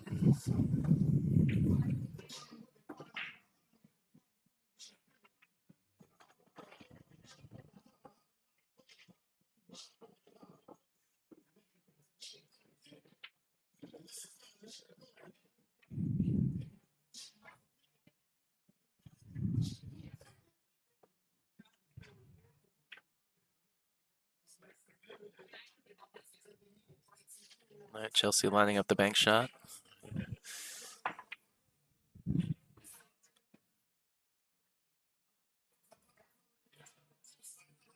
She has moved the 2-ball off that rail. Sold out the 1-ball, but Liz has got a little bit of work to do to get on this 2-ball. It's she hasn't been left much angle. I think the best option is just to try and draw this ball back down, at least past the 8-ball. So she can draw it back about 2 diamonds.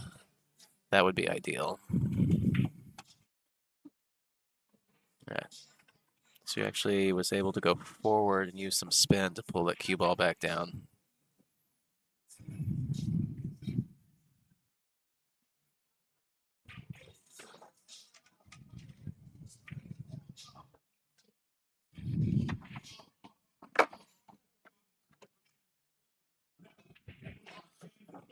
Nice shot, Liz.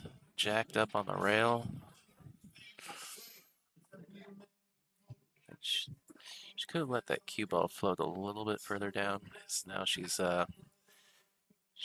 gotta come. She's gotta come around and navigate the gap between the 6 and the 10 ball for the shot on the 4.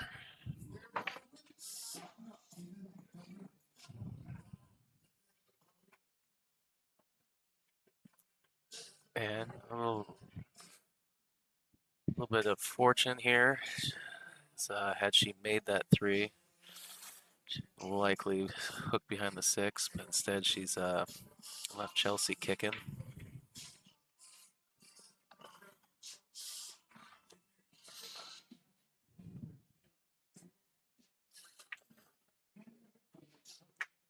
Now it looks to me like she's got to go 2, maybe 3 rails.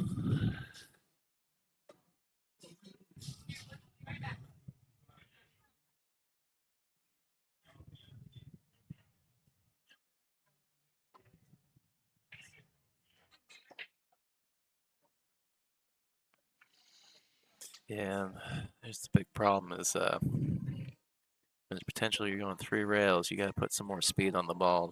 Because if you come in behind it, you're not getting the rail.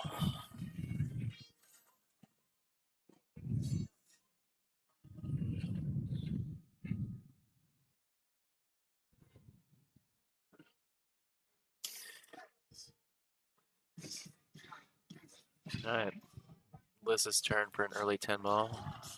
Take 2. All right. Oh, Liz Cole takes her first lead of the match. 4-3.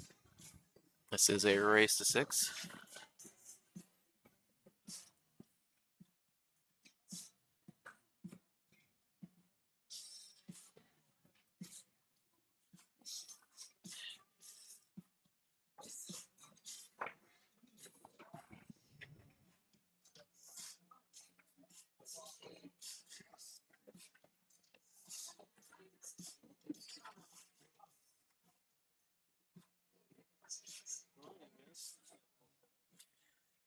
If you're interested in the bracket, it is available on Digital Pool. I posted the link in the chat a couple times. You can find it. Otherwise, there should be a link to it on NWPA.com.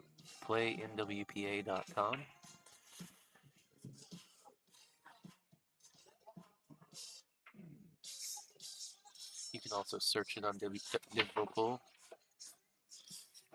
Found just typing NWPA into the search. It's the first one that pops up.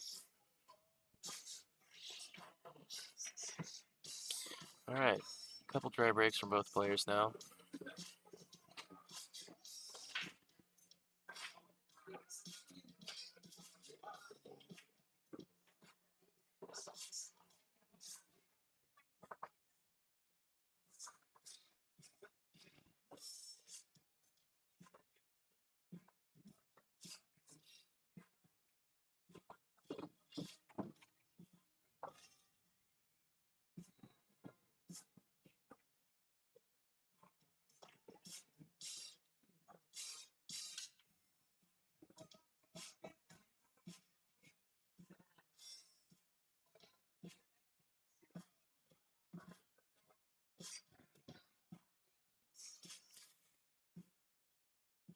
Chelsea not seeing any options with the 3-ball or anything easy. I make Liz kick at this 2.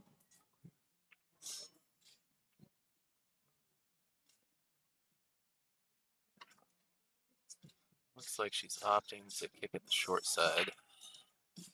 Potentially go rail first.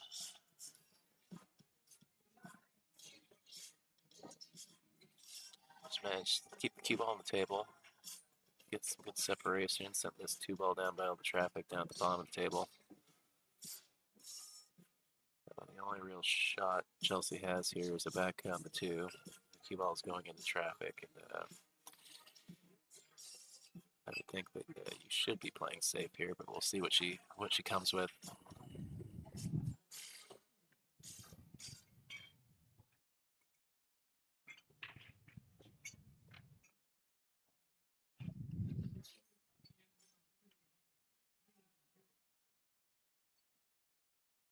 She's looking at the 2-ball like she's gonna cut it, and she has called it. So let's see where her cue ball ends up.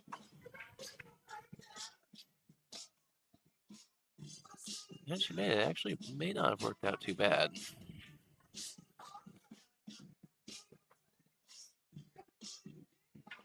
Always a gamble going into traffic.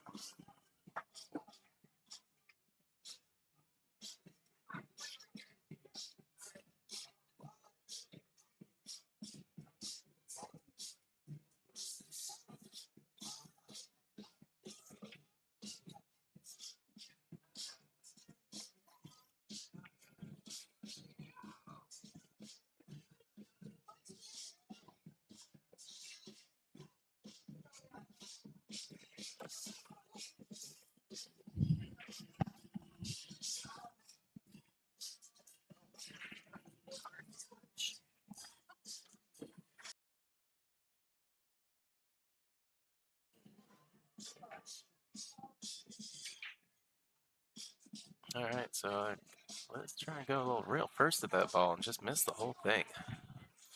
It's, a little uncharacteristic.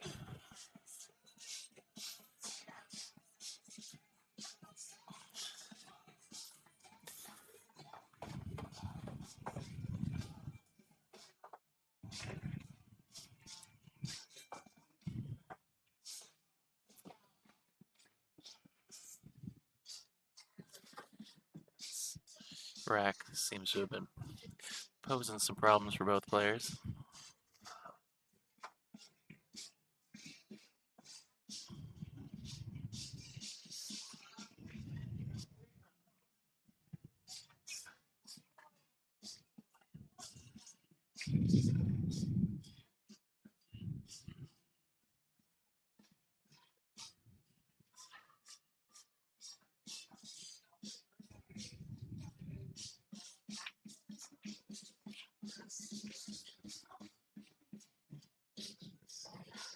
I was going to bank this and try and draw back for the 4.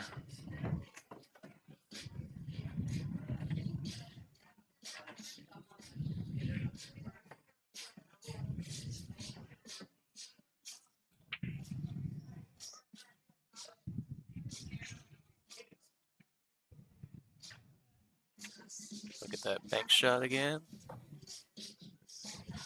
I was going to bank this and try and draw back for the 4.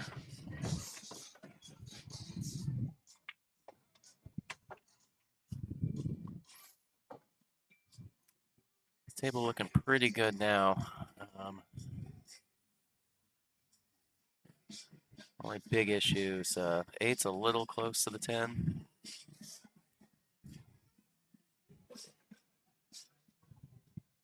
The navigating from that ball to the 9 ball could pose a challenge. See how she sets up on the 7 ball.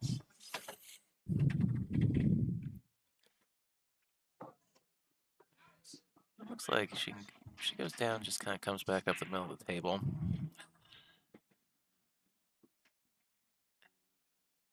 I think that she would have good angle to pop the 8 ball, go past the 10 ball at the top rail, maybe a little bit of spin, play over for the 9.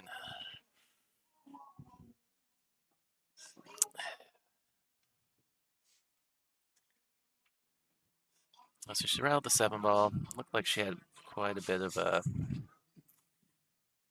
inside English on that cue ball, which probably explained the missed 7 there.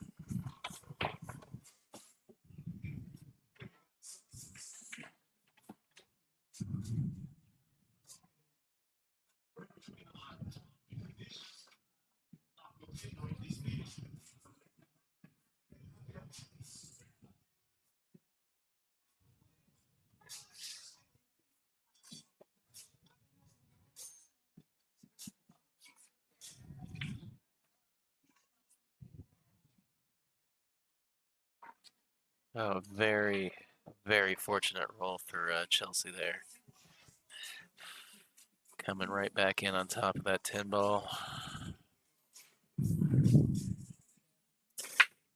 It's always funny, the one place on the table that you can hide the ball when there's only 3 balls on the table.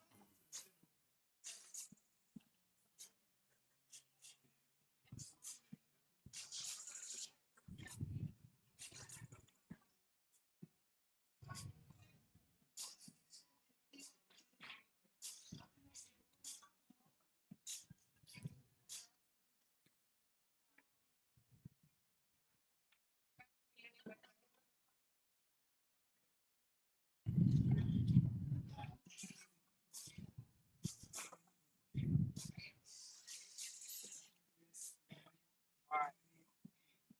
So we're gonna talk about this in and out first. Got going on. Not. I'm done. Here with me.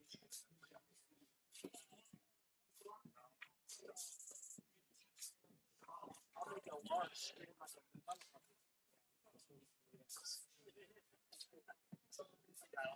All right, Chelsea ball in hand.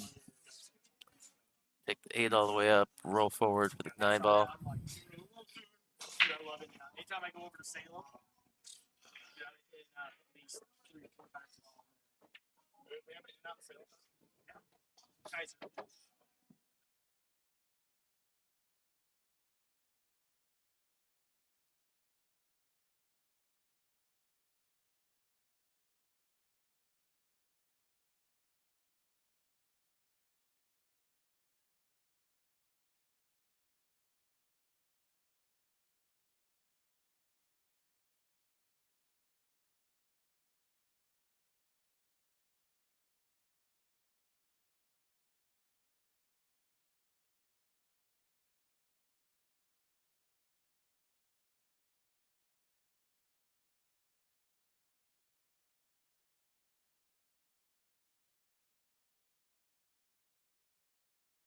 Sunday, before 10 o'clock, they probably made, before 10:15, they probably made about $500 to $1,000 in All right, good shot, Chelsea. So we're at 4-all. I ordered it right then. All right, players are going to take a break. So I'm going to go on mute here for a second, go refill my coffee. We'll be back in a minute.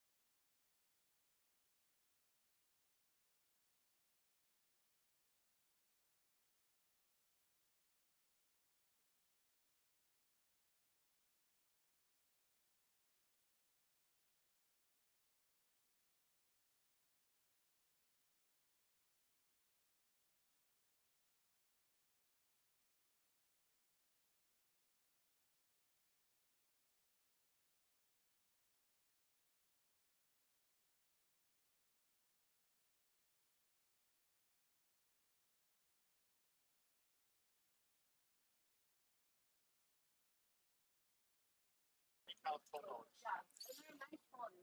right, players are back. I am back. Fresh cup of coffee. We are ready to go.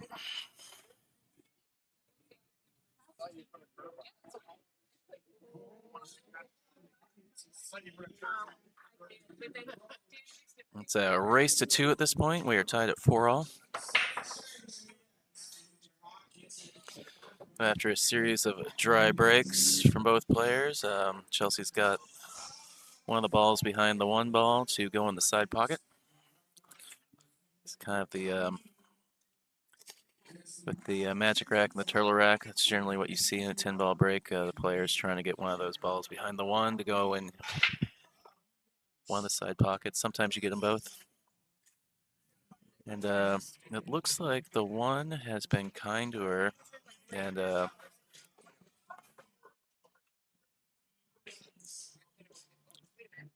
stayed where she can make it.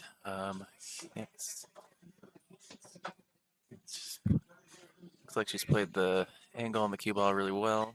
Shot on the 2.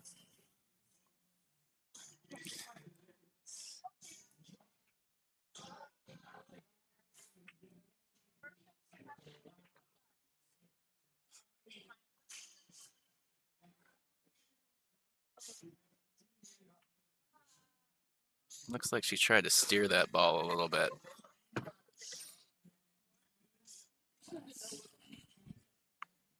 Looks like she tried to steer it, but she's trying to hold that cue ball to shoot the 3 up table instead of trying to play the bottom rail, top side rail, back to the middle of the table for the 3 on the side.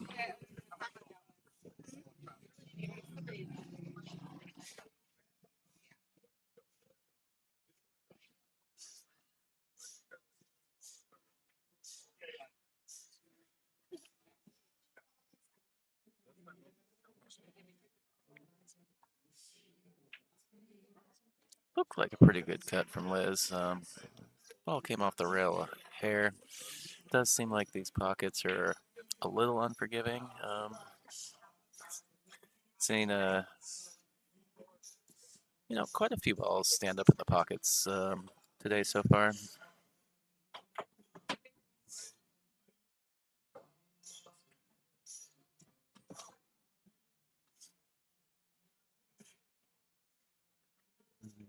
Chelsea tapping the chalk, out of a little frustration. She's on a little bit on the wrong side of this 3 ball. I mean, it's manageable. Just got to draw it to that side rail above the 6 ball. Yeah, again, I don't know if it's just the pockets are a little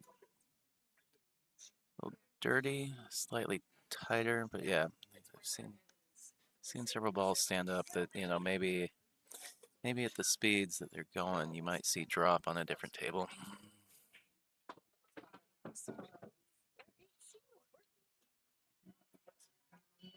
Good shot from Liz. Just get up and around that 8 ball.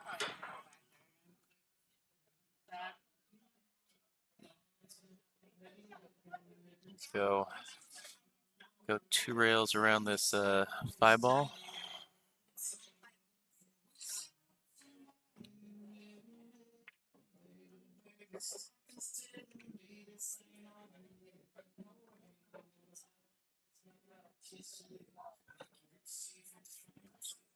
Looks like she's got the right angle to just go forward to the top rail and back down to about the middle of the table.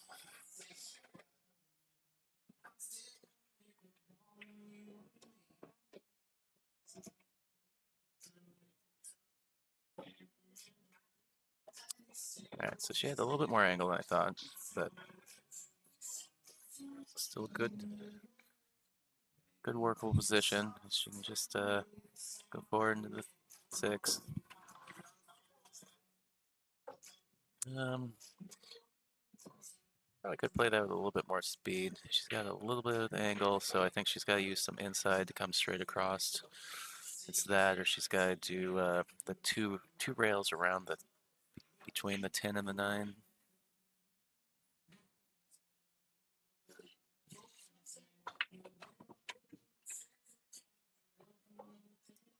played that a little too much speed, but I think I liked her doing that instead of the inside because I think she may have finally recognized that she's missed a few balls when she's been trying to play the inside hold up English.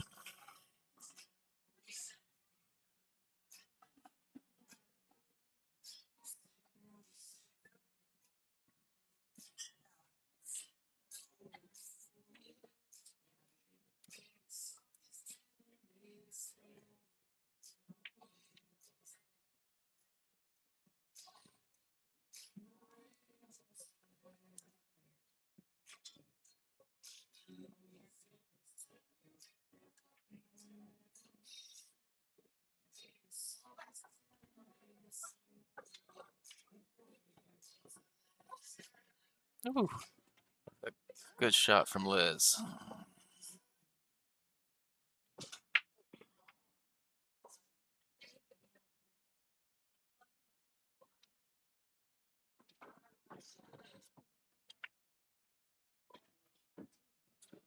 Take another look.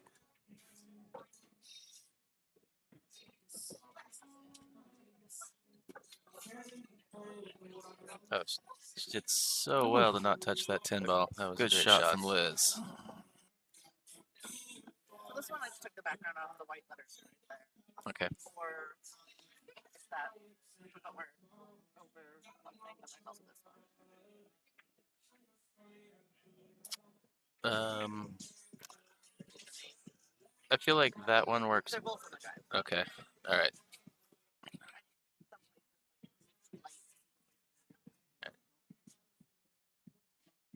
All right, Liz to the hill first. Breaking. Now.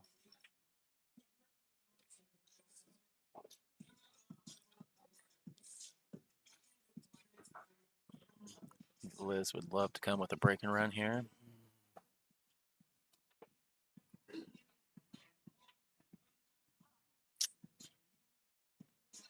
Well, nothing going on the break.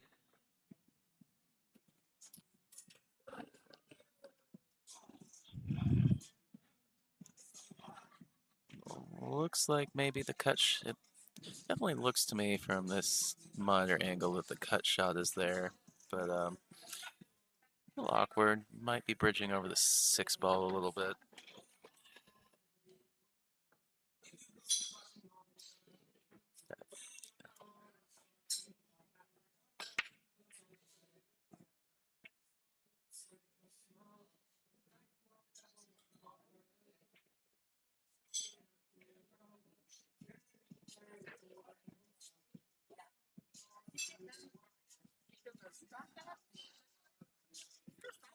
So I can't tell if she can't see it or if just because it's so awkward, she's, you know, she would rather roll out.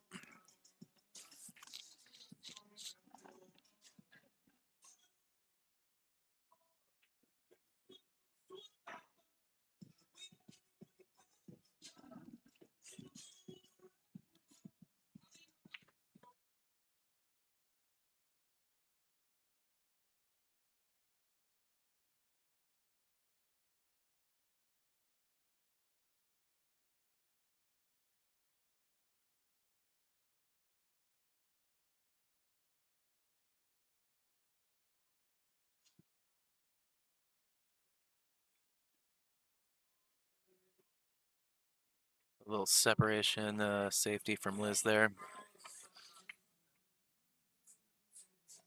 Did well control the 1 ball, so it's just in the middle of the rail up there.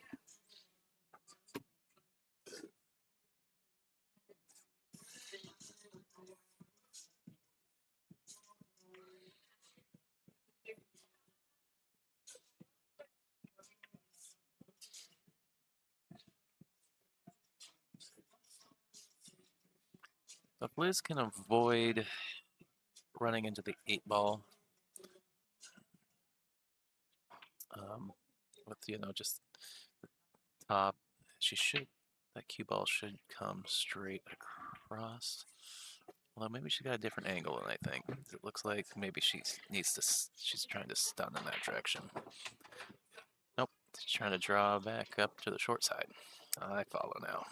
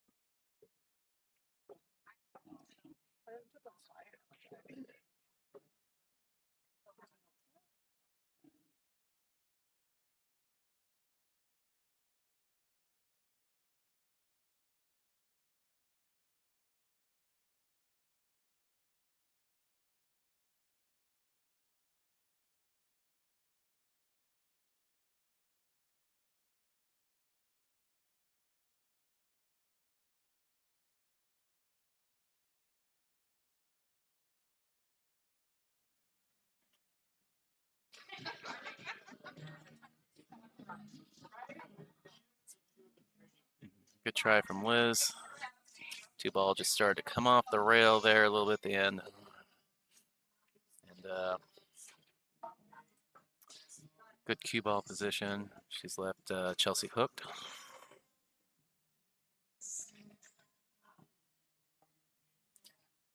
Oh, she can go one rail at this two ball, though I think I like going two rails at it. You can come in two rails and bring the cue ball back towards the bottom rail and send the two ball towards traffic over there by the side pocket. The only danger there is possibly pocketing one of those balls by the side pocket.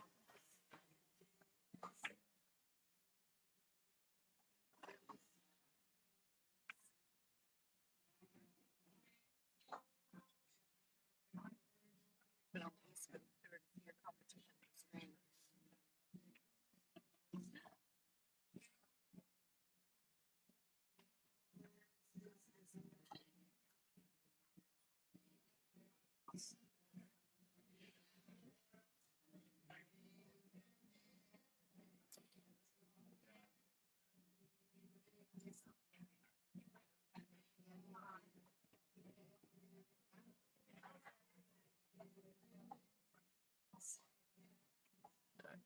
Draw back a little bit.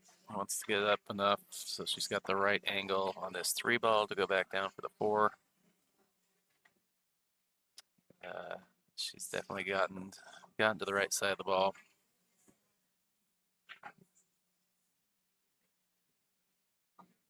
So what'll be interesting is if she opts to skim off the nine ball, or if she tries to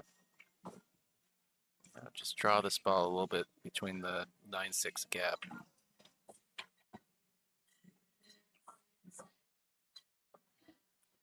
She's done well not to touch the nine ball. The one thing about running into the nine is you're probably pushing it onto the rail.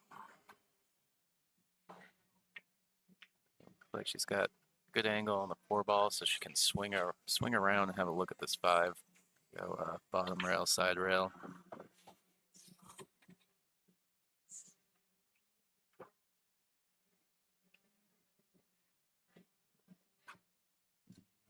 Just maybe a little bit of top left, pull this ball back out. Kind of just the left-hand side of center of the table.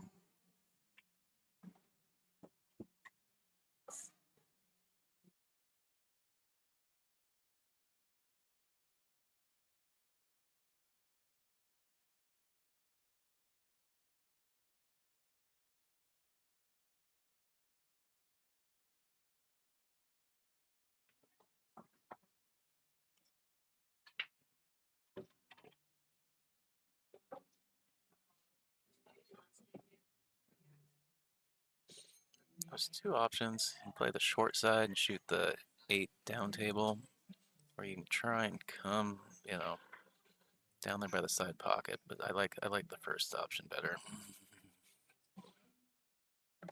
Take the scratch out of the equation. Don't accidentally hook yourself behind the 9 or anything like that.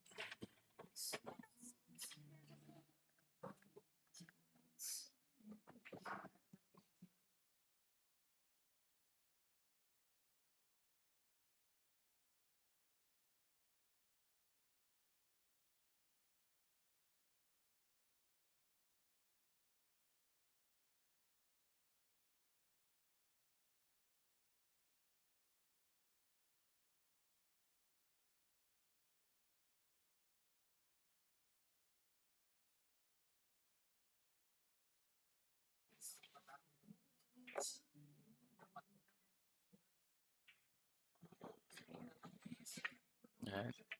Liz taking her time. Double checking the line, making sure she's mentally ready to shoot this ball.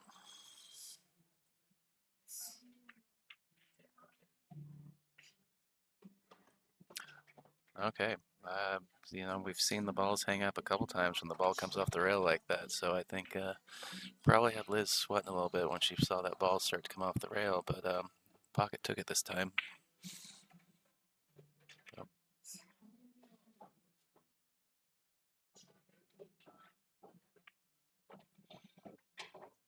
All right.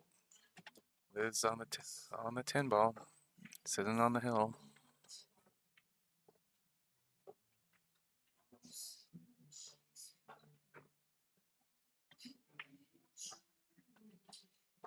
All right. Liz Cole takes the match 6-4 in a very tight match. So, we're going to take a break, and we will have another match here very shortly.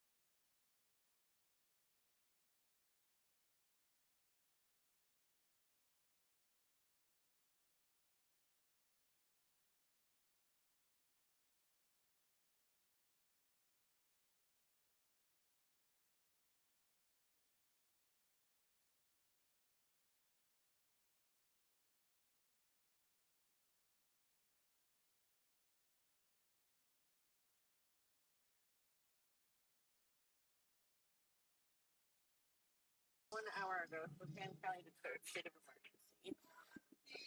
What else is this? All right, we are back. We have a matchup between Jordan Anderson and Caitlin Stingle.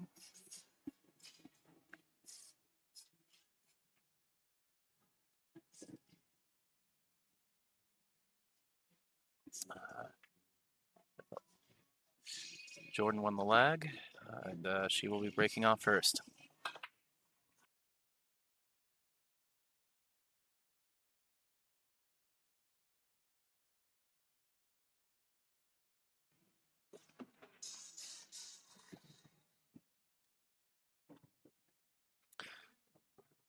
Five balls on the break. A straight in shot on the 2-ball. I can't tell if the 4 passes the 5 to the corner. So we will see how Jordan plays this.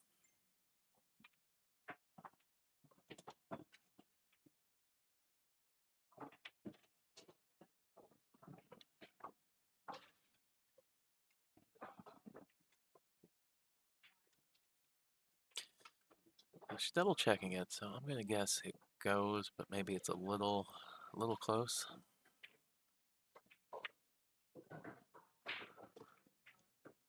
Position for the 5 shouldn't be too bad if she pops. Oh.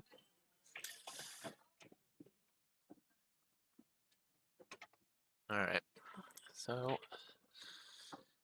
just run into the 5 with the 4 and lost the cue ball in the drink.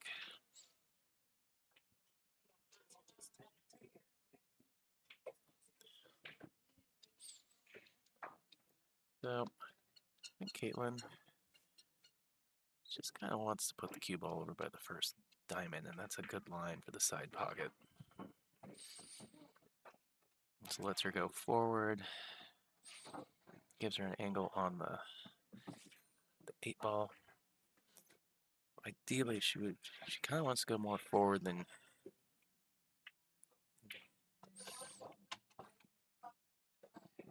Yeah, so the angle she had, she didn't quite have as straight as an angle, but she would have liked to come across the center line of the table, so she had an angle going away from the 10 ball.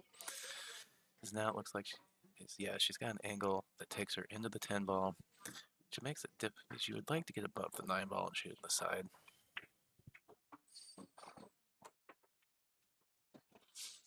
So she just used the 10 ball to kind of keep line the cue ball flat.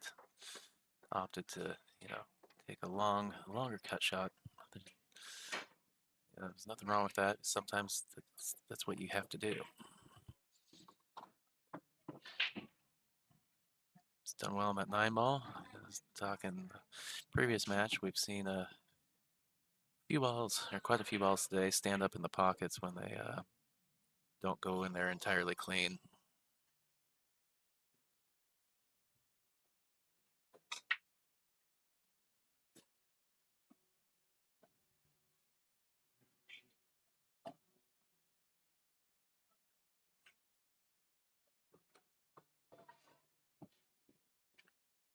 All right, quick first rack.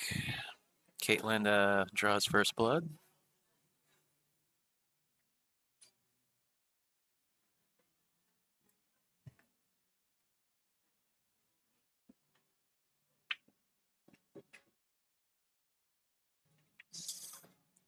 So, quick shout out to all the sponsors. The host venue for the NWPA's Tour Stop number 4, Legacy Billiards in Spokane, Washington, which is playing diamond tables here at Legacy. Jam Up Apparel. Damien Punpanic from Jam Up is actually here in the house. He's got a little booth set up behind our streaming booth, slinging some Jam Up apparel. So if you're local or in the area, I know it's smoky out there and a little apocalyptic, but if you're out and about, stop in, watch some pool, grab some Jam Up gear, And then, of course, our official tour sponsor for the year, Lippman Lights, changing the way you see pool. For anybody joining late, I am Tyrell Datweiler. And I am not positive. I'll have to go look at the bracket. I was under the assumption that this is a winner's side match, but I will go double check. It's a race to 6 on the front, race to 5 on the back. So bear with me. Let me go check the bracket.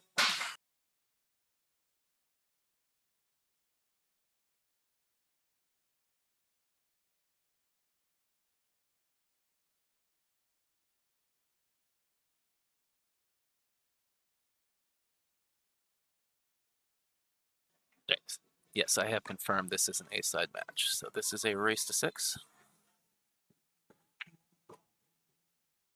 The women are playing 10 ball at this event. They're using the CSI BCAPO rules. 2 and 3s and racked in the back corner. Aside from that, the only deviation from that rule set is a legal break is not a ball in hand foul. They have this tournament, the illegal break is a re-rack and the opponent then breaks. But 3 foul, the rest of it's all the same. Three foul rule is in effect.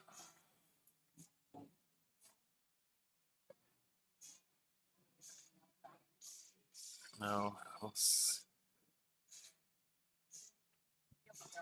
save from Caitlin. I think her cue ball leaked out a little bit. Would have liked to held up behind the 10 ball.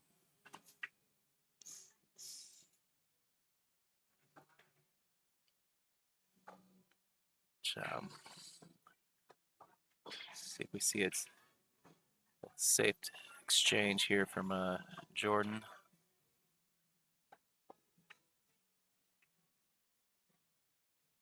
Okay, so she's bunted it up into the cluster. And,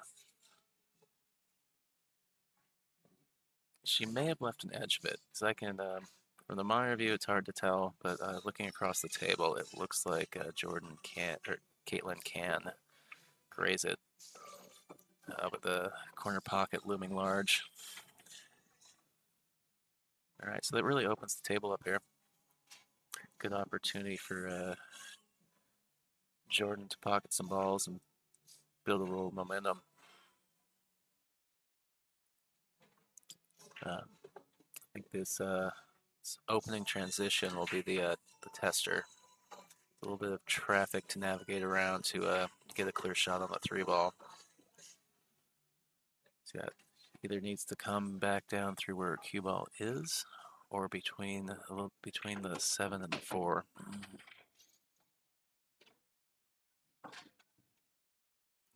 Just ran to that 4 a little bit full. If she'd been a little bit the bottom side of that, it probably would have given her a favorable bump out.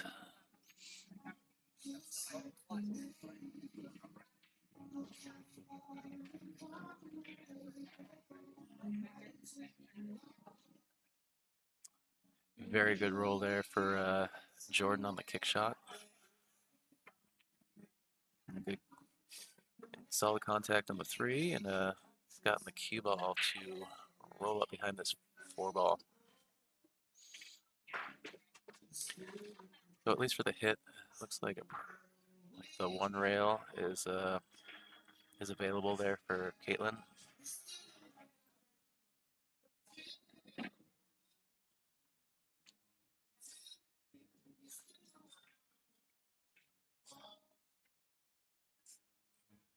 little bit of a scare with the side pocket.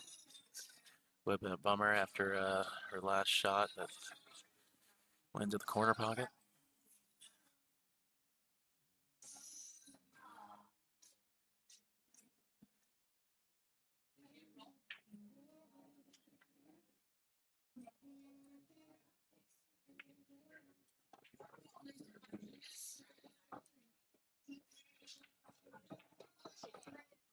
Good shot from Jordan.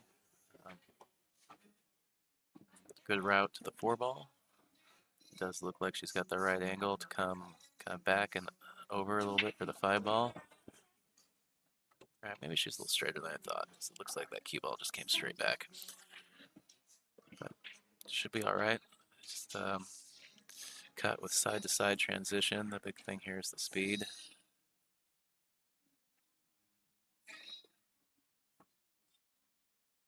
A little heavy on the speed.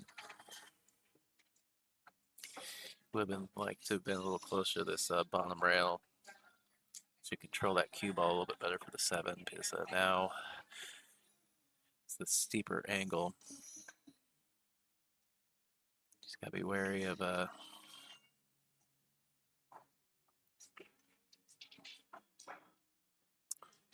side pocket over here is what I was gonna say.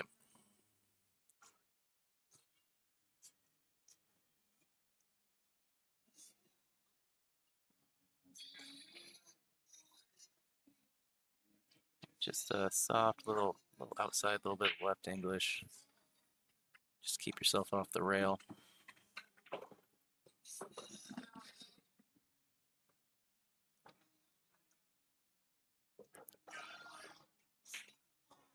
And stop shot, or kind of draw back a little bit so you have the stop shot on the.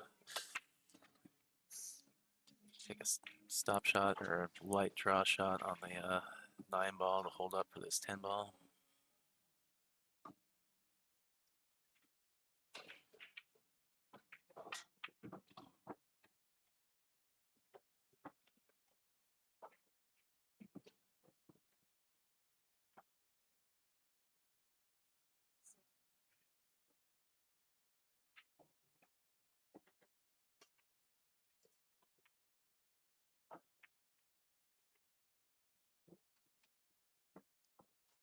All right, 10 ball down for Caitlin. Take a 2-0 lead.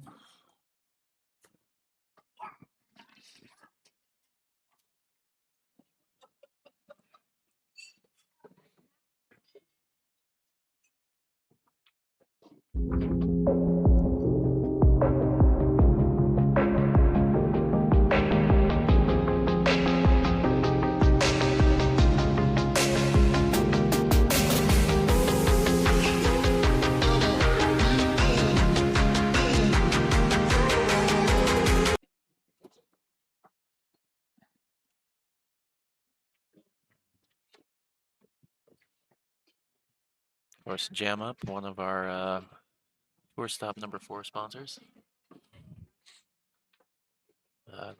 Actually had Damien in the booth with me for a match, our second match of the day earlier. One of the juniors, the Jam Up sponsors, is here at this stop, Sophia Mast of the Pink Dagger. So kind of exciting to have one of the up-and-coming, juniors here. I believe she's the junior national 8-ball and 9-ball champion, or at least current 8-ball. She's also won the 9-ball.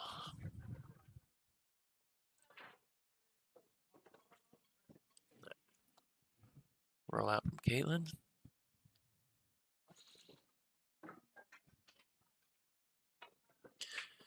So it's a little steep, but it looks like the 1 ball does cut. But you're kind of left with a big ask on position for the 2 ball. She could bank it, I suppose, but I think she's done the right thing and played safe here. She's left the edge of the, left to look at the 1 ball, but she's kind of made some trouble down here. 4's tied up with a 9. 5, 6 are all down there too. Now the 1 has joined the party.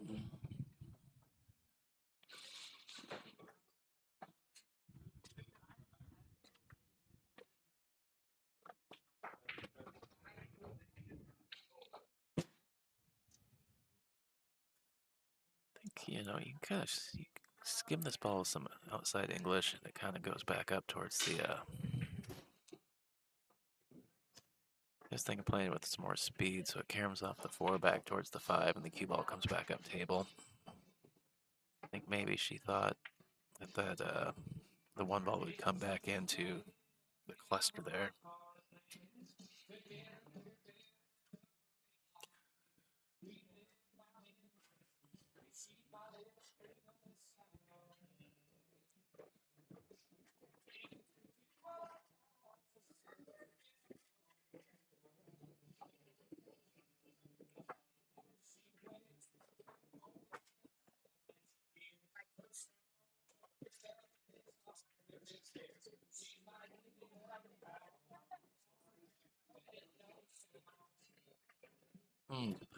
I like the thought behind that shot.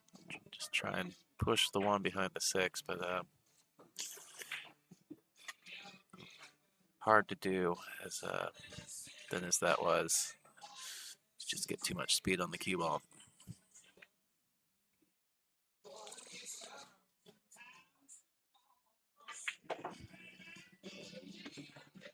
Let's see if Caitlin can lock Jordan up.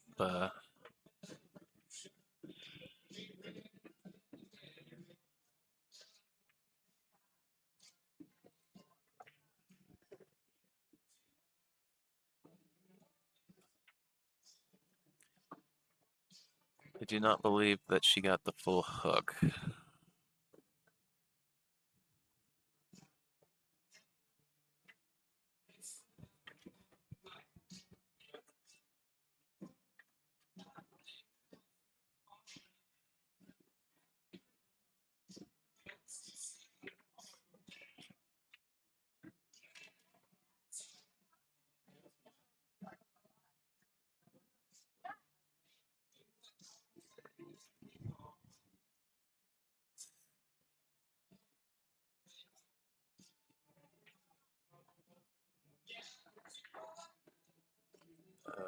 I think Caitlin's going to try and go down the bottom of the table and back up.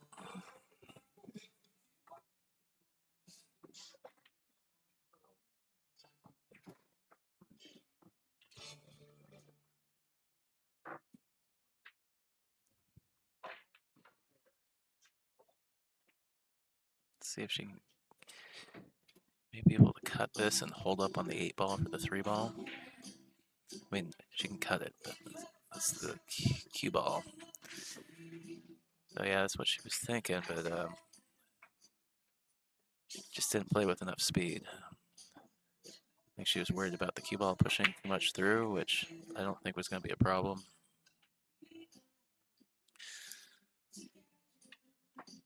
So a chance here for Jordan. Again, to try and get a little momentum, pot some balls, pull the game back.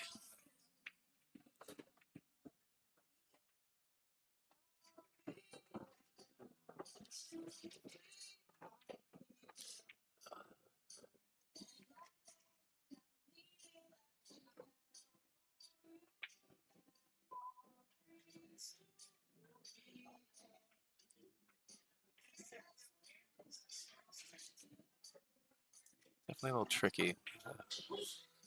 5 and 6 present a small window to be able to get the 4 ball.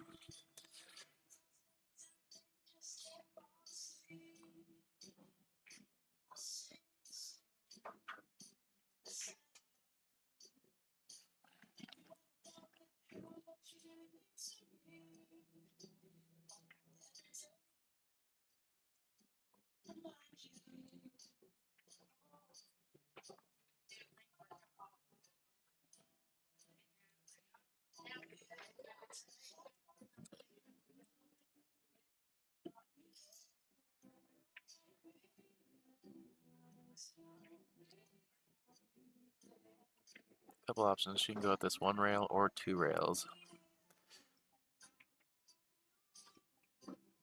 9 ball, making the pocket nice and big. I kind of like going 2 rails there. The better chance of getting position on the 4, above the 4, kind of between the 4 and the 5.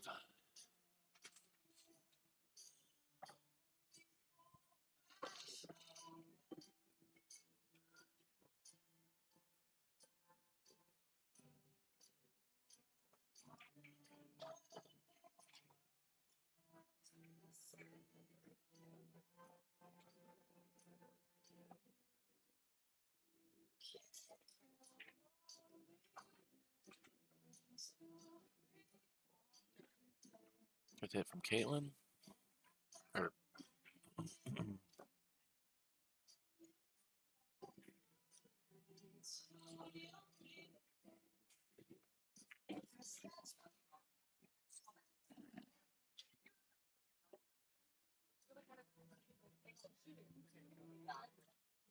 looks like she's trying to play this on the side.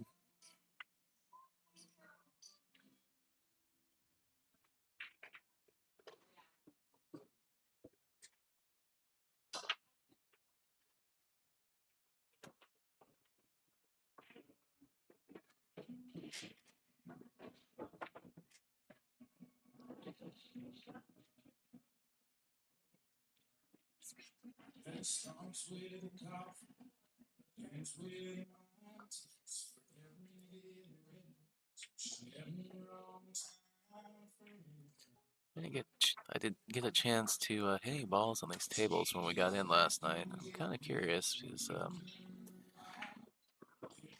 do feel like, I don't know if maybe it's this specific table. It's just playing a little tough. I think some balls stand up in the corners, and I've seen a lot of, you know, what look like they should be routine clip shots into the side that just aren't going.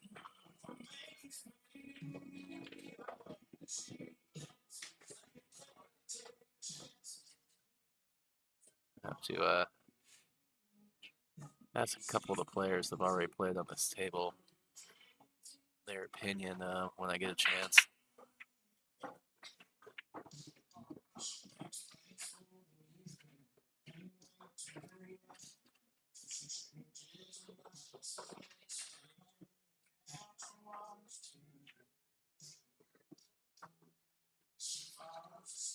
Let's see if she can swing this the two rails. Seen a bit of that too today. A couple real favorable bounces off the off the point of the side pockets where that helped a couple players out even there.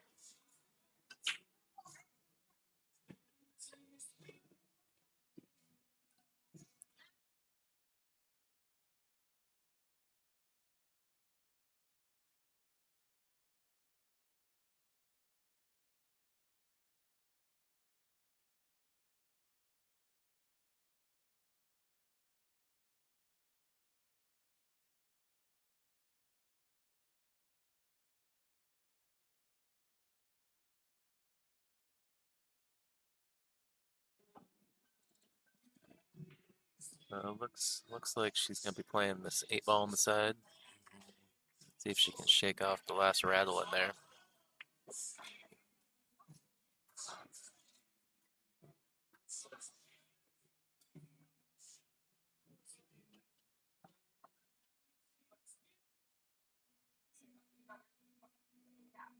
Couple missteps from Jordan on some big opportunities here to get on the board. See if she can shake it off.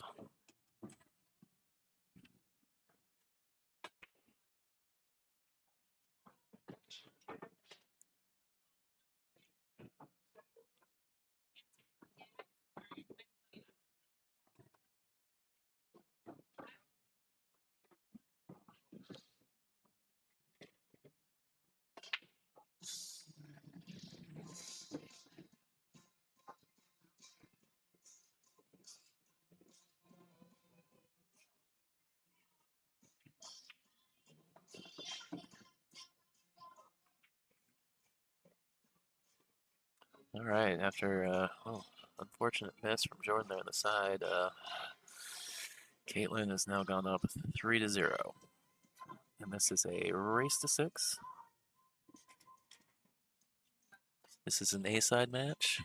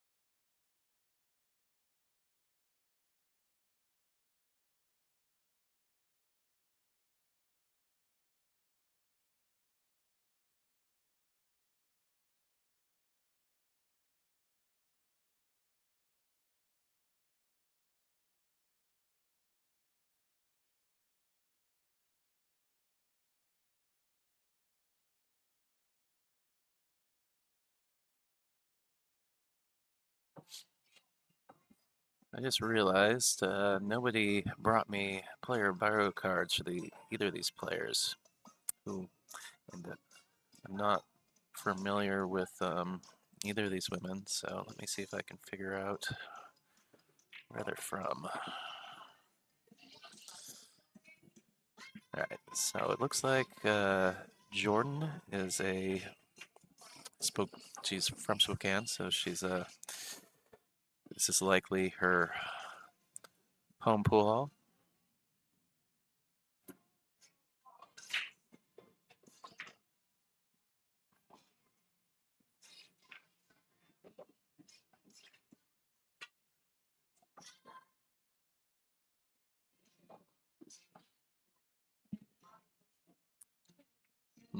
So Caitlin, I'm sure of. I try and look her up in Fargo. I get Arizona.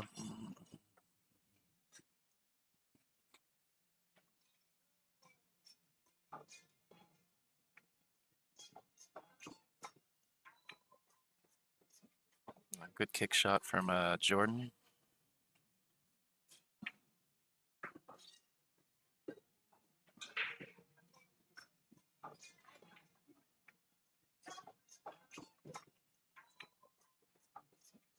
A good kick shot.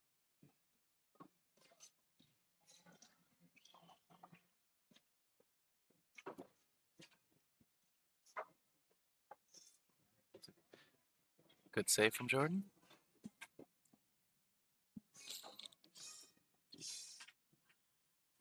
Realized she was on the wrong side of that 2-ball, I suppose.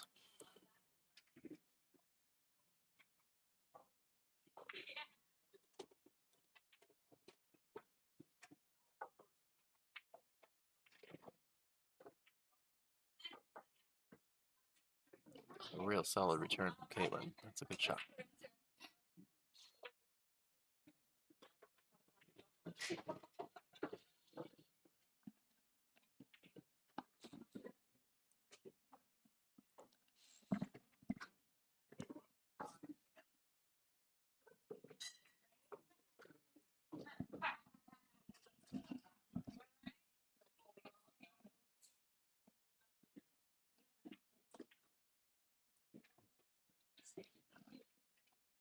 Hoping to have some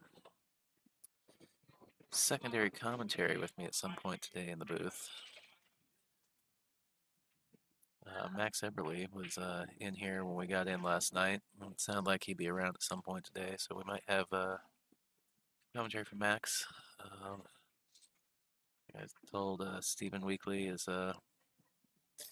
will be around. Sounds like maybe we'll have him for part of the day tomorrow. And as I mentioned before, Damien Ponpanic, CEO of Jam Up, is in the building. He sat in with me when we had Sophia on the live stream this morning. Probably snag him for at least one more match today.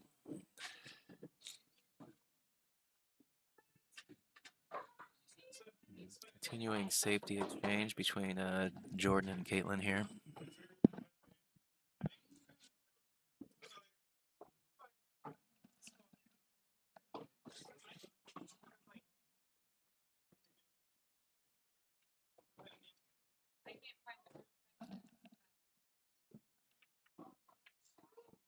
Oh no. I thought we were gonna get another kick shot replay for Jordan there, but that 2-ball has just stood up in that pocket.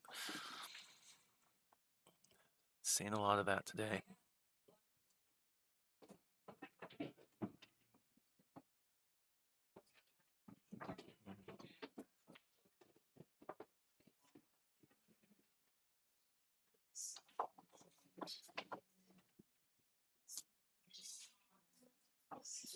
It's a good effort from Caitlin to try and move that cue ball down table. That was always going to be a tough shot. She ended up pretty straight on that 3-ball. Oh no.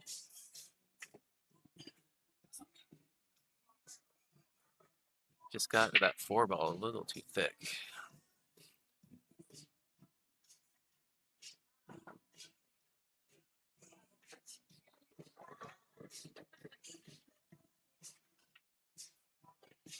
All right. Jordan can get the draw action to get back for this 6 ball.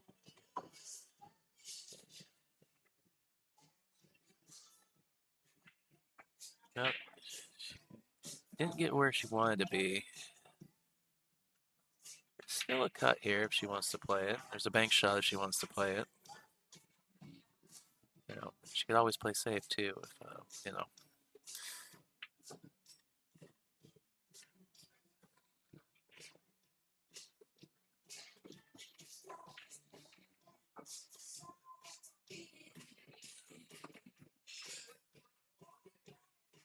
I think if I'd like to see her bank this, try and bank the 6 ball to the center of that bottom rail. See, swing that cue ball up behind the 9 ball.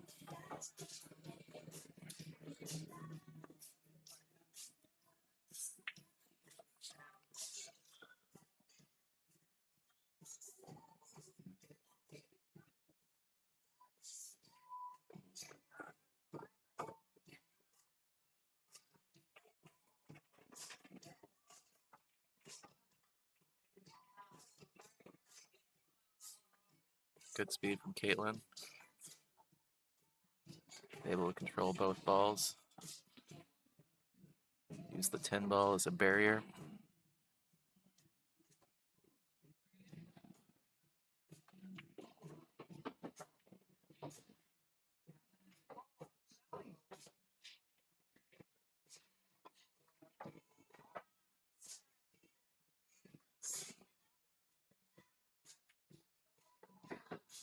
Just a hair short on the kick there.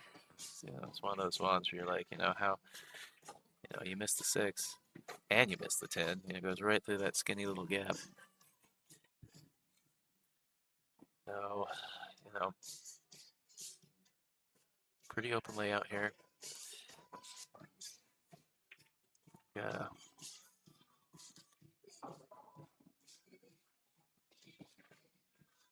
Caitlin's overran. Kind of an angle on the wrong side, so should be all right though. Yeah, that's the tough thing about that angle is you kind of gotta use some kill English to slide with a 9 ball. That, or you know, you gotta try and stun across table, which the distance she was at, you know, requires on your how comfortable you are executing that shot. So I think she's cutting this to the bottom left corner.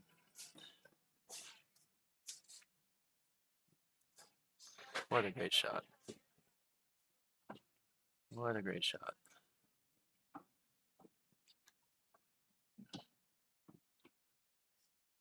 So, once again, a bit of a cut. A lot of blue to the pocket.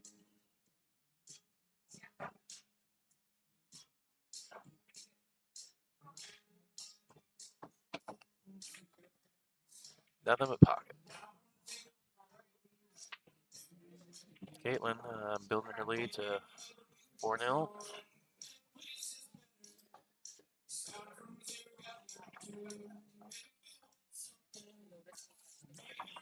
Ball pocketing and a safety play has been very good from Caitlin this match.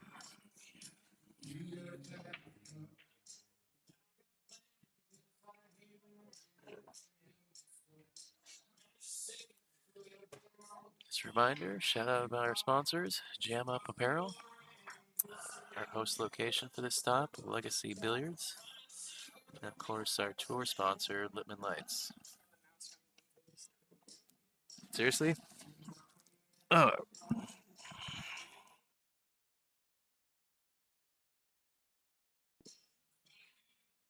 Got some excitement happening over here. I just had Caitlin tell me that I got a box of stuff in a bag down at my feet. That a mouse had snuck into the building and was down here rummaging around. So, well, I think it's because my partner's little goodie bag is down here. My partner's goodie bag is down here. So, yeah. Thank you.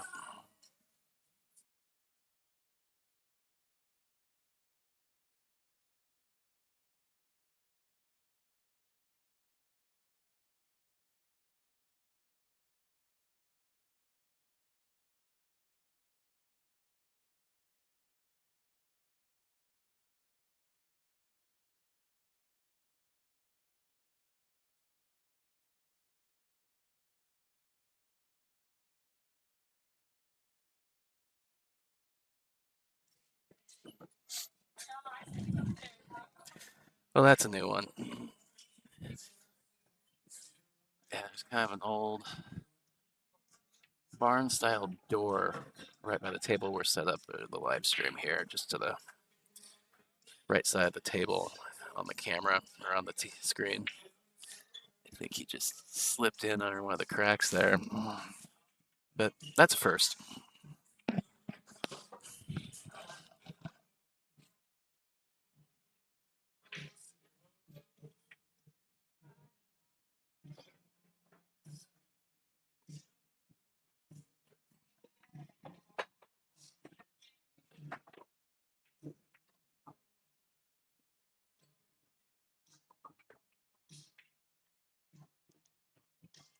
Good return from Jordan.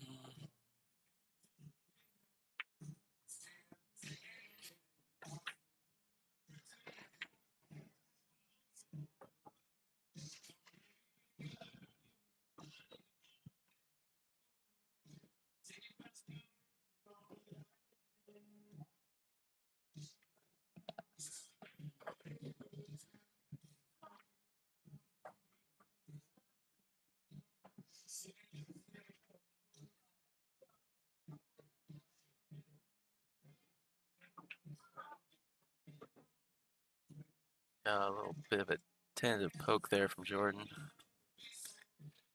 Oh, ball in hand for Caitlin. Just gonna poke this one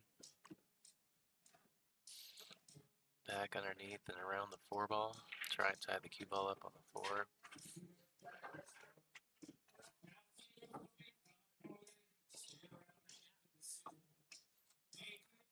It looks like, kind of looked like maybe she was taking too much angle on it there. But it's hard to tell if this cue ball squeezes between these 2 balls or not. Looks like it on the screen.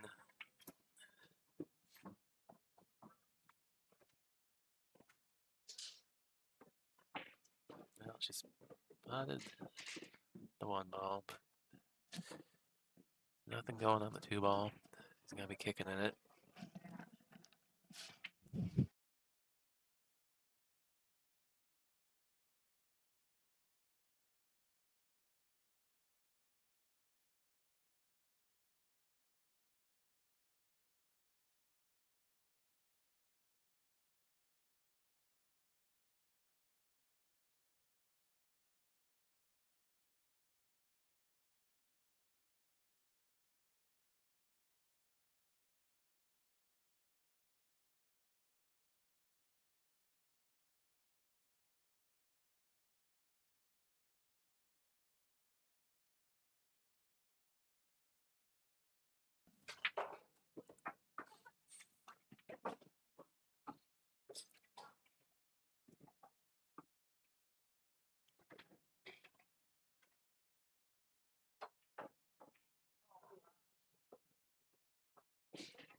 A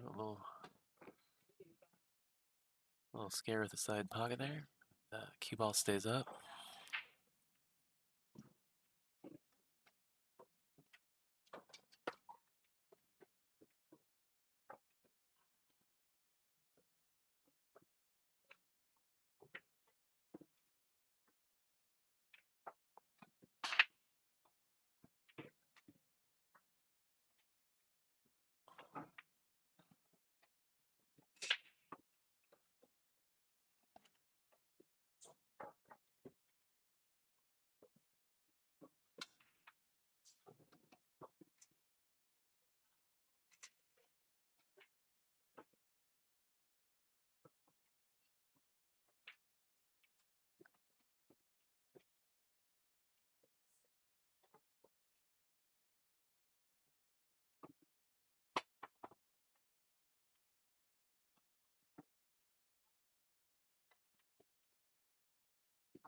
Right. Well, Caitlin did well to get over the ball, but sold out the 2 ball. She did slop the 5 in, so technically Jordan has the option, but you know, no reason to give this one back. There's a question about holding the cue ball though.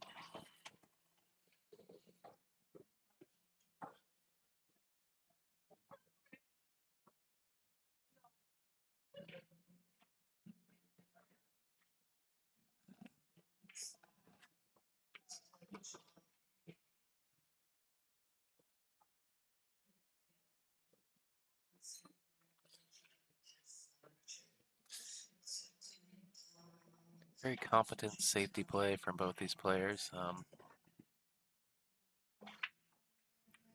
Very good to recognize when a shot's not there or trying to pocket the ball isn't in their favor. That one worked out very well for Jordan. He's gained the ball in hand here.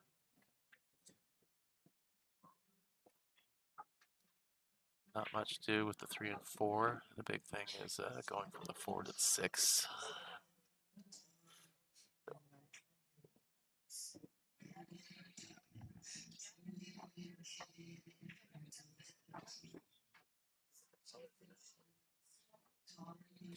So, what I think ideally what you want to do here is put the cue ball next to the rail, pot the 3, and let the cue ball come back out.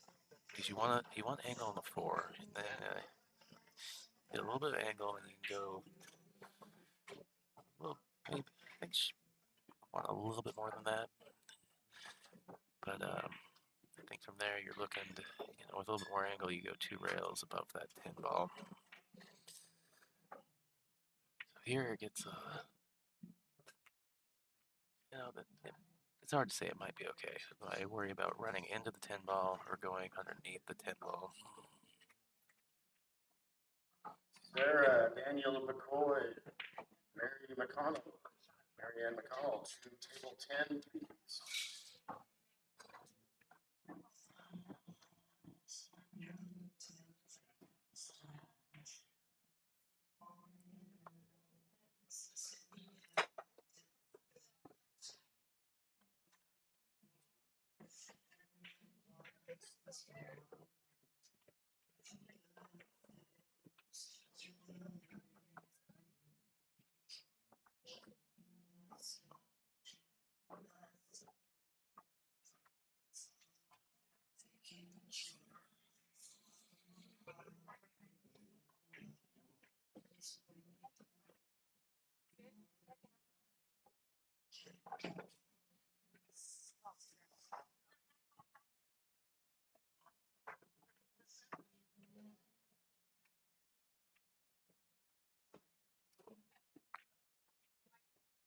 Caitlin really trying to hold that ball. A little low, a little bit of spin it looked like. Just kind of hit the ball thicker and throw it in. I don't know, I think I liked going the side to side. Maybe with a little bit of inside English so you avoid the 8.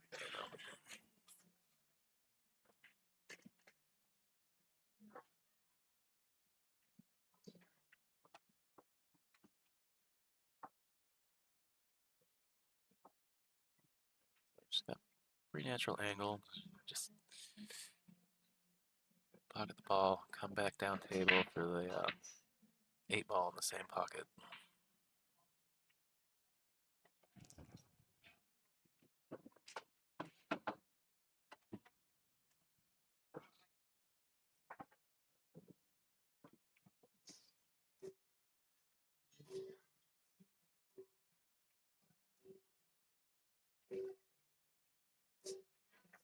I think she played the ball a little bit thick, so she ended up a little bit, more towards the center of the table. Steeper angle on this than is ideal.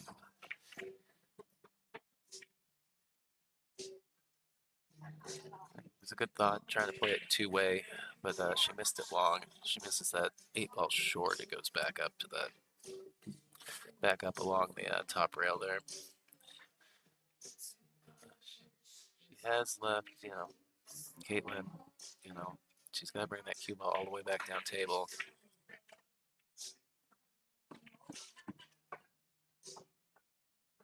She has hit perfectly.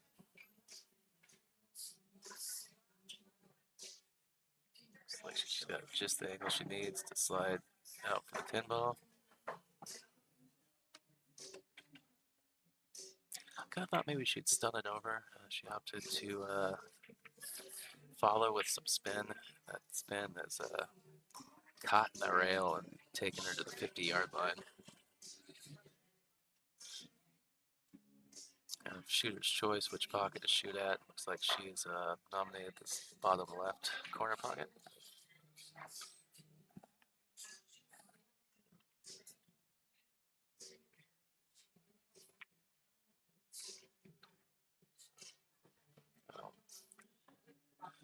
Bit of an unforced error there from Caitlin. Looks like give Jordan an opportunity to get on the board here.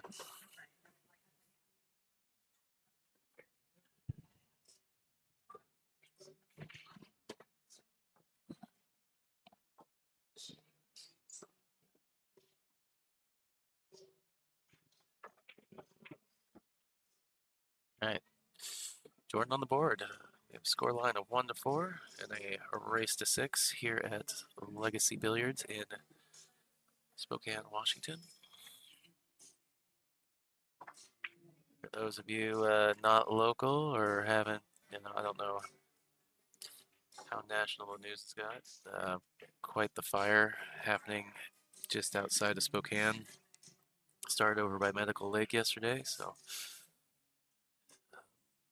unfortunate loss of a lot of homes and structures out that way. People under evacuation orders, so definitely thinking about all those people. But yeah, this town is basically in a blanket of smoke. So.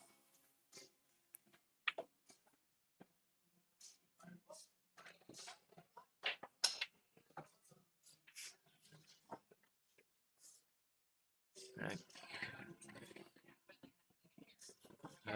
Good break to get the ball to go, but lost the one ball up here at the top rail. Oh, and a lot of separation between the one and the two. If you're feeling ambitious, you could try to cut it in, but I think we're going to see see Caitlin bunt this one ball down into the traffic down there.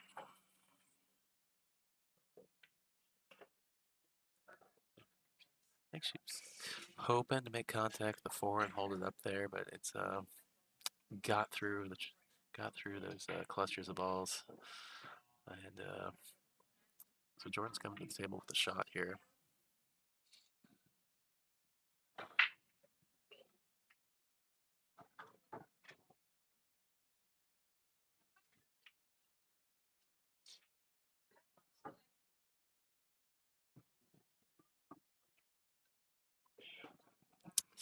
And continuing to see these pockets be unfriendly today.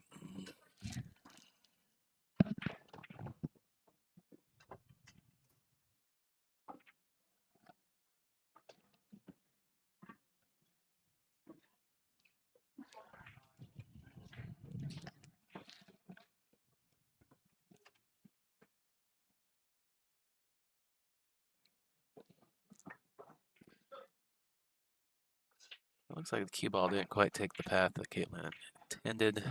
A little hooked behind this 7 ball. I do believe she's gone and grabbed her jump cue. See if she can't get a jump safe here. It's the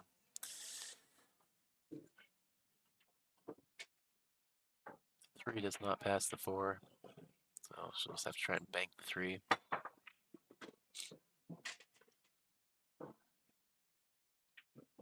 Nice instant kiss there at the end to dissuade the 3 from sitting nicely lined up for the corner.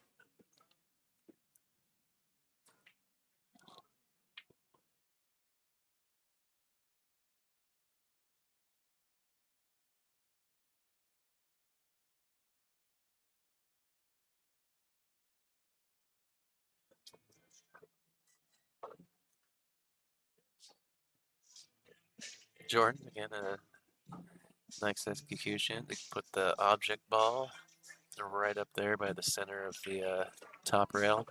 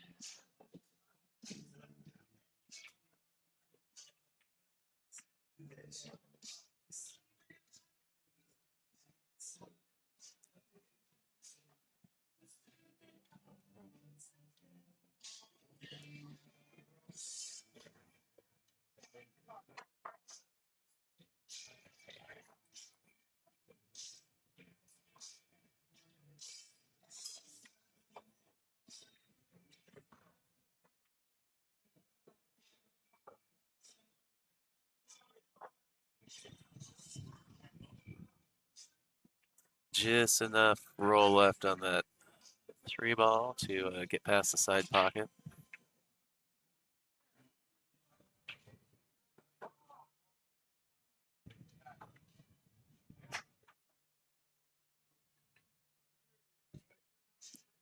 Another good save from Jordan. Got the separation and cover this time. Caitlin will have to kick out this top rail.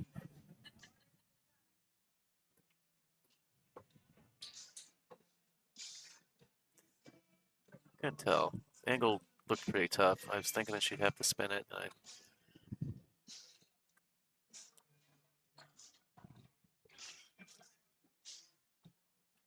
All right.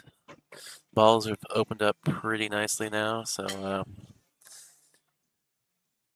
if Jordan can pull another game back here.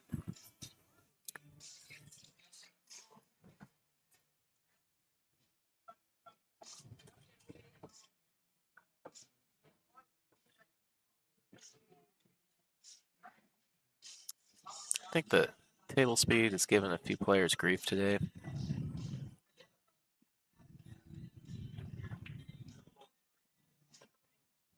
Great shot. Great to pocket that all the way down table after it looked like some frustration of rolling up short on that ball.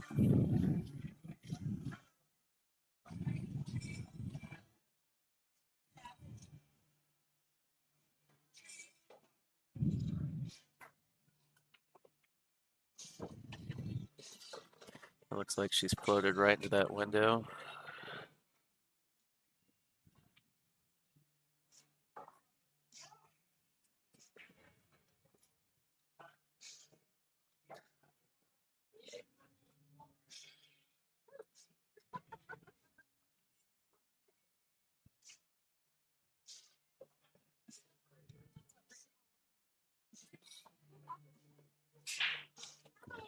Jordan not feeling comfortable with that cut shot. A little tough is I think that you got to play quite a bit of outside spin and bring that 2 rails back up for the 8. So she opted to play safe, and another well executed save from Jordan.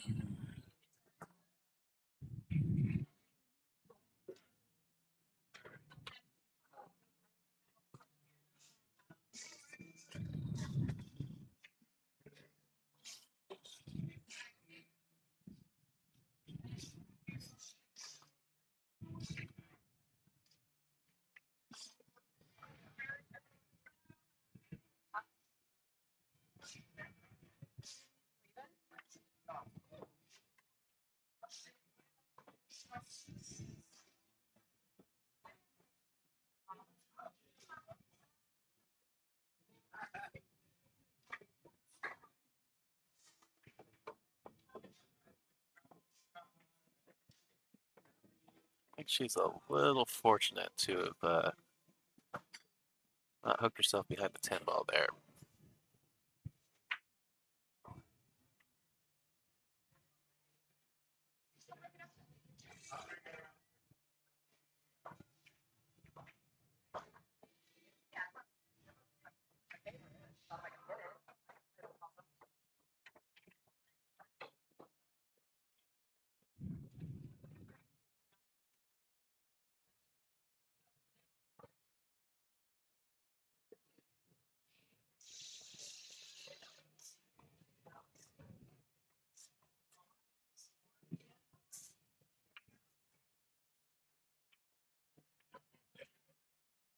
Good 10 ball from Jordan. Pulls another one back. So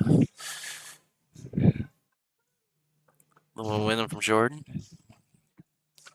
String two games together here. So we've gone from a scoreline of 4-0 to 4-2.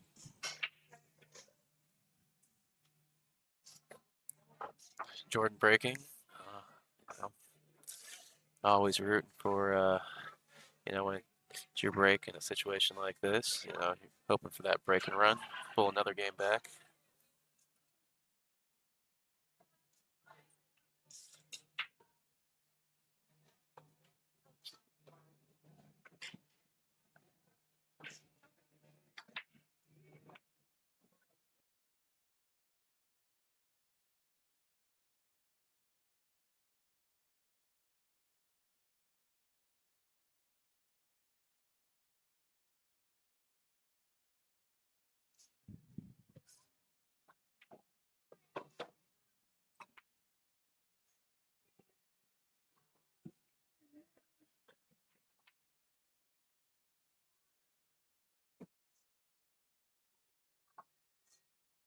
Six ball tracking down into that upper left corner pocket.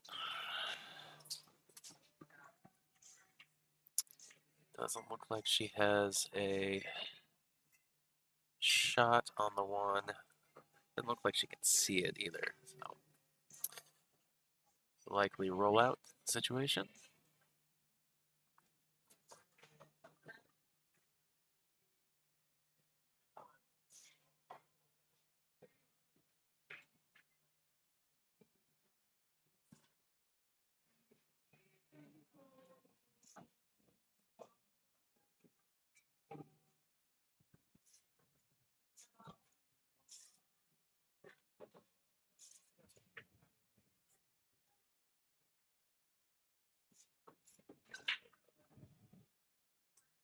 Smart choice.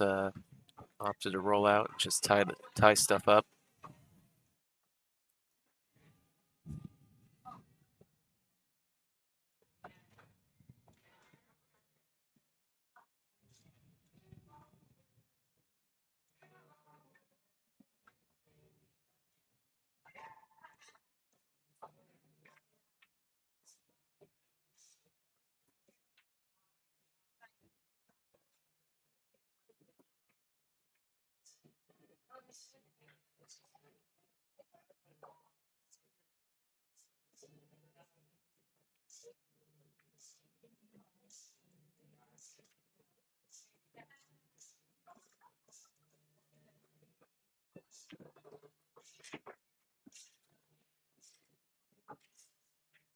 A good hit from Jordan, but that one ball has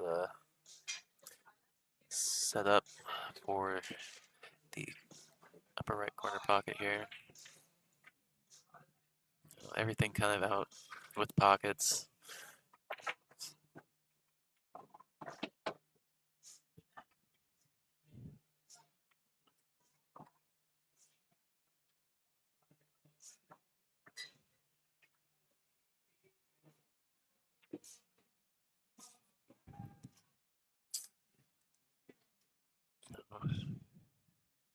Caitlin's come up short on her position for the two ball. It's gonna bank it to try and bank it over the side rail.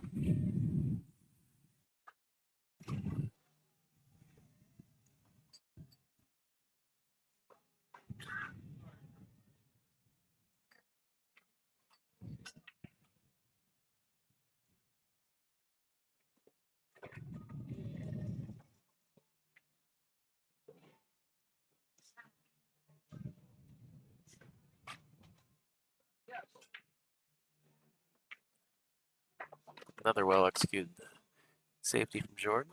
Put the two ball under the 10. Kept the cue ball up table behind the four ball. See Caitlin going to this bottom rail. Rail kick. Oh, she actually had an edge. I thought she was behind the four.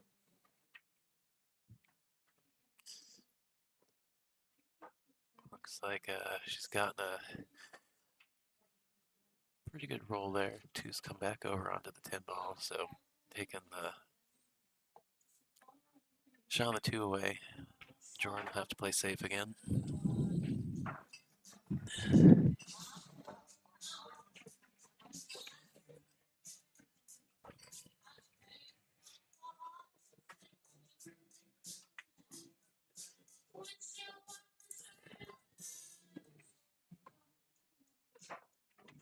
No, she's trying to bank the ball back to that top rail, and went ahead and made it, but she's not calling.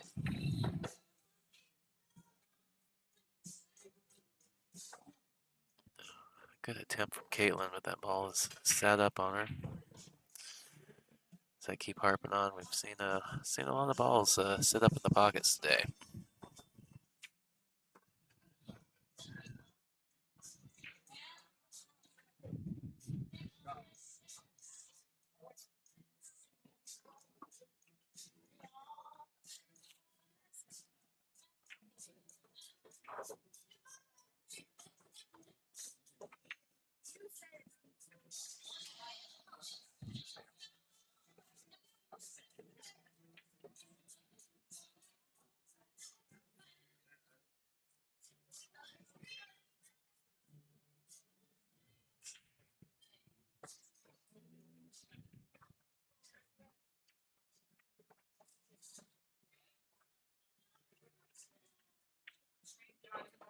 Really good shot from Jordan there to kick that in. Not much love on the 4 ball though.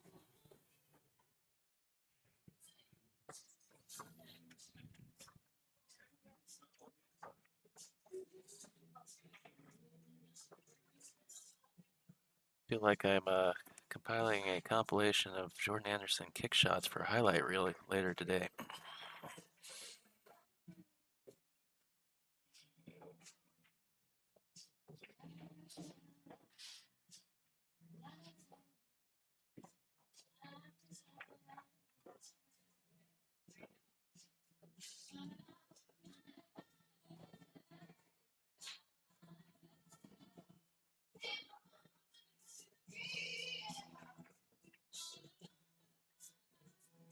I know she didn't make the ball, but another great, you know.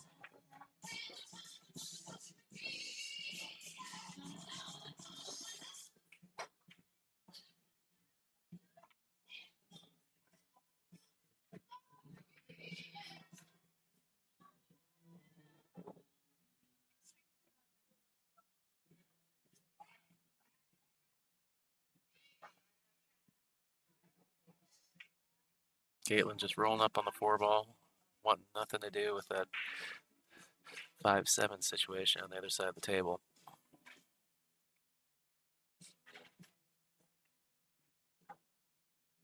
Let's see if Jordan can just kind of edge, you know, play off the edge of this 4 ball and maybe put the cue ball down there on the 9 ball. Might be too full on the ball though to do that. And I think she just completely missed the edge of the ball. Just shot the cue ball straight away.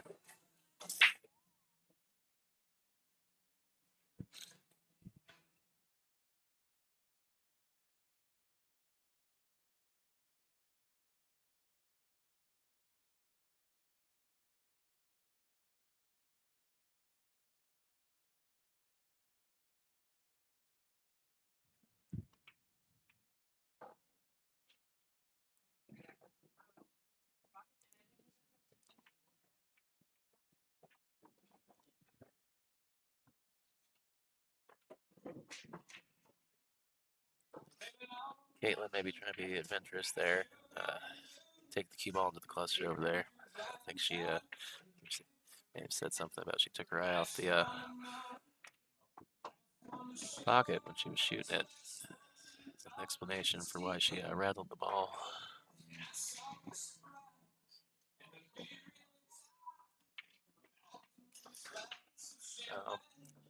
Can't really tell from my angle on the monitor if she has the 1 rail, you know, the route between the 7 and the 8 to come roll up on that 5-9 cluster.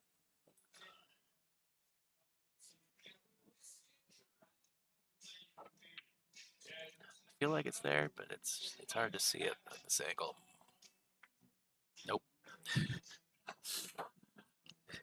Hit every ball except the 5-9.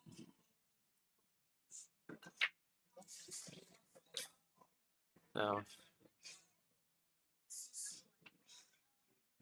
opportunity to just rub off this 5 ball. Take the cue ball 1 rail. Up is Jordan's on 1 foul. If you can get her on 2.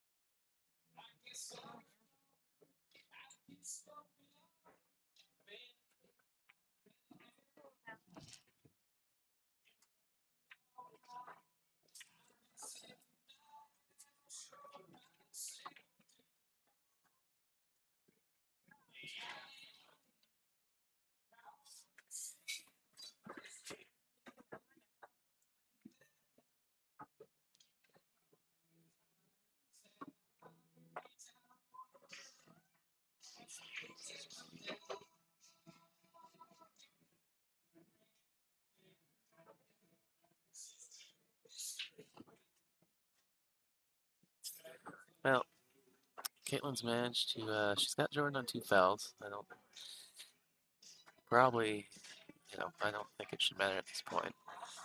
I would, the way the balls are sitting, you expect Caitlin to get out here.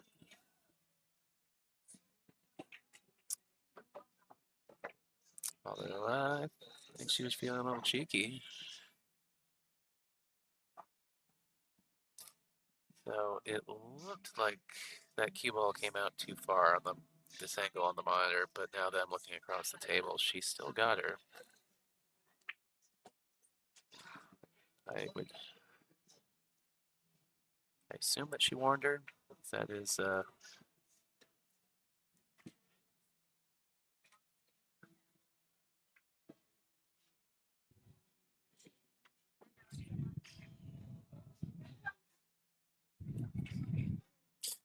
as well as Jordan's been kicking, I would have been betting on her to get the hit there. But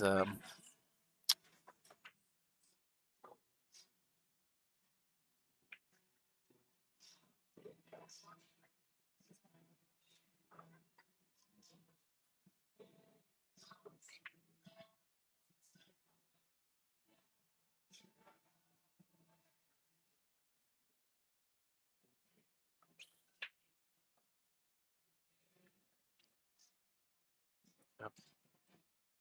That's our first 3 foul on the stream today. So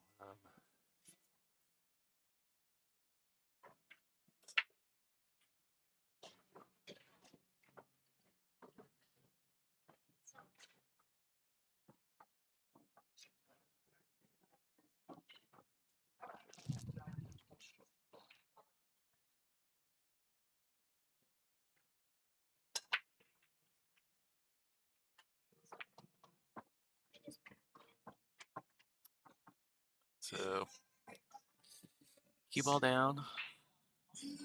Ball in hand to Jordan. Caitlin is now on the hill, so Jordan needs to take advantage of every opportunity she can get at the table. Either by running it out or controlling it. And safety play has been spot on for the most part.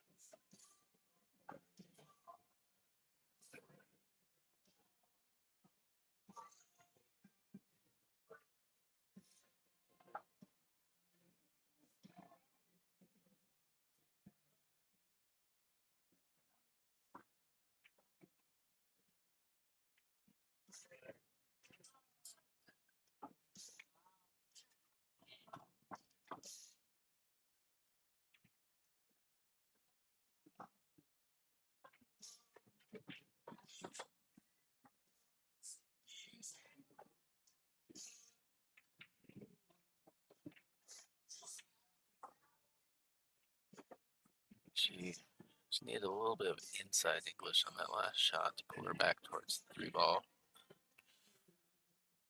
Oh, she's got a thin cut. She could play the bank combo. I think maybe she'll try and get the cue ball underneath the 7-5.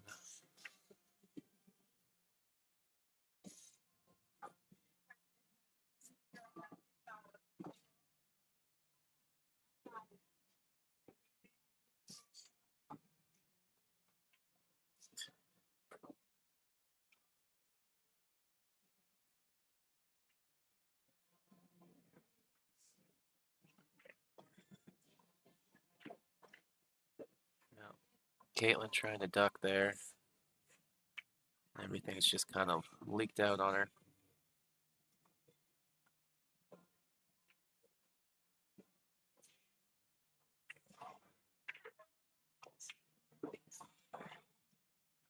Nice shot on the 3 ball. Good angle on the 4. I think on this, kind of needs to go, yeah, just like that.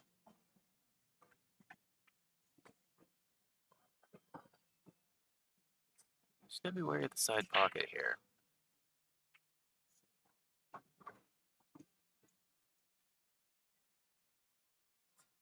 Side dog has been playing a little tough. Let's see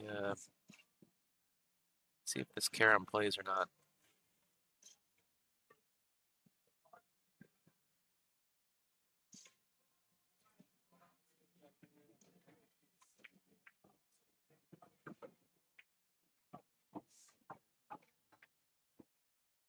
Good shot. Just a little bit of bottom, maybe a hair left to hold this ball.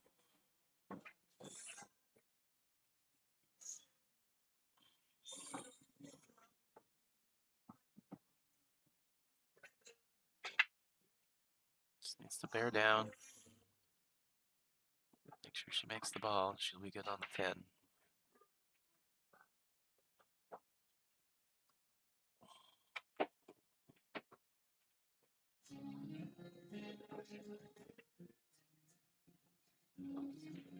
Well, unfortunate hang up on that 8 ball for Jordan. Rick Core always want to see a close match on the stream. It's just up to Caitlin to put this 10 ball away, and she will advance another round on the winner's side. All right, Caitlin Stengel takes it down 6-2. We will take a short break while wait to find out who we got up next.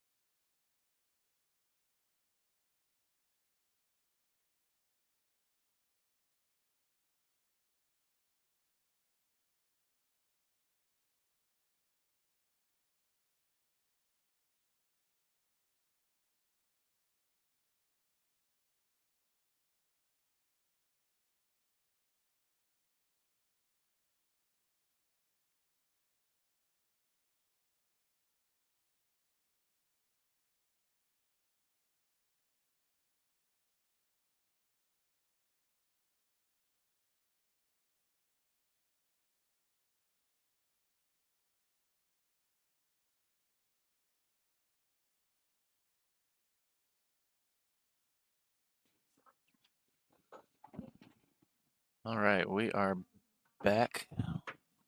We have a B-side match between Linda Massey and Christy Palmer. This will be a race to 5.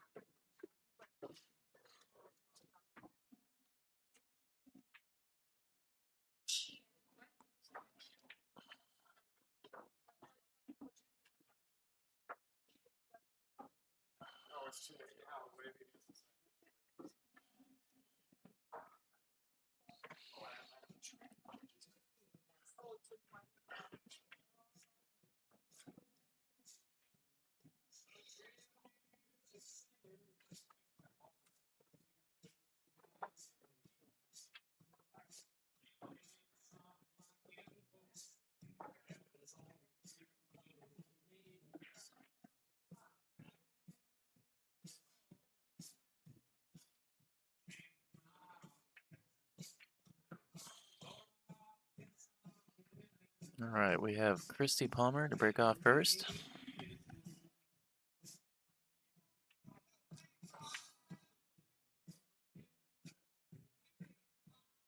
For those who've just joined or joined recently, I'm Tyrell Datweiler, and we are at Legacy Billiards in Spokane, Washington for tour stop number 4 of the Northwest Women's Pool Association 2023 tour.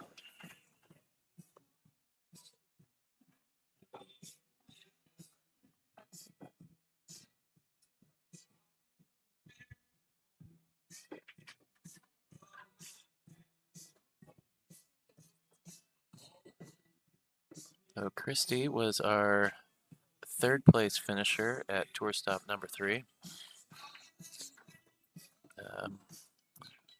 Went through the A side all the way to the point.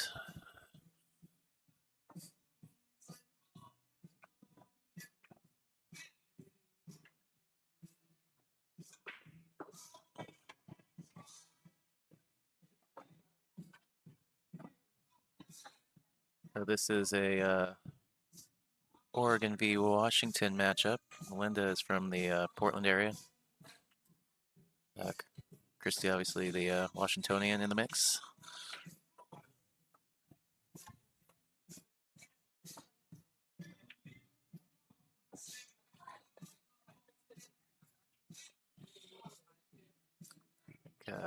Players are going to go track down Chris, to our tournament director, to get this rack off the table.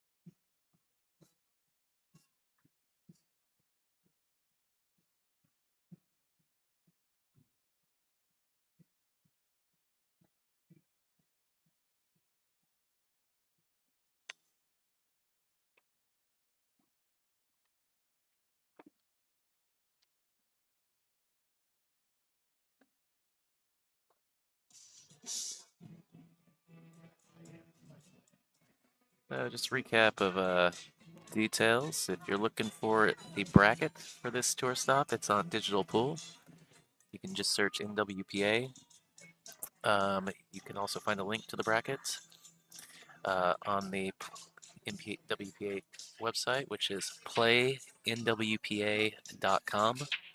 I've also shared the link in the stream chat a couple times.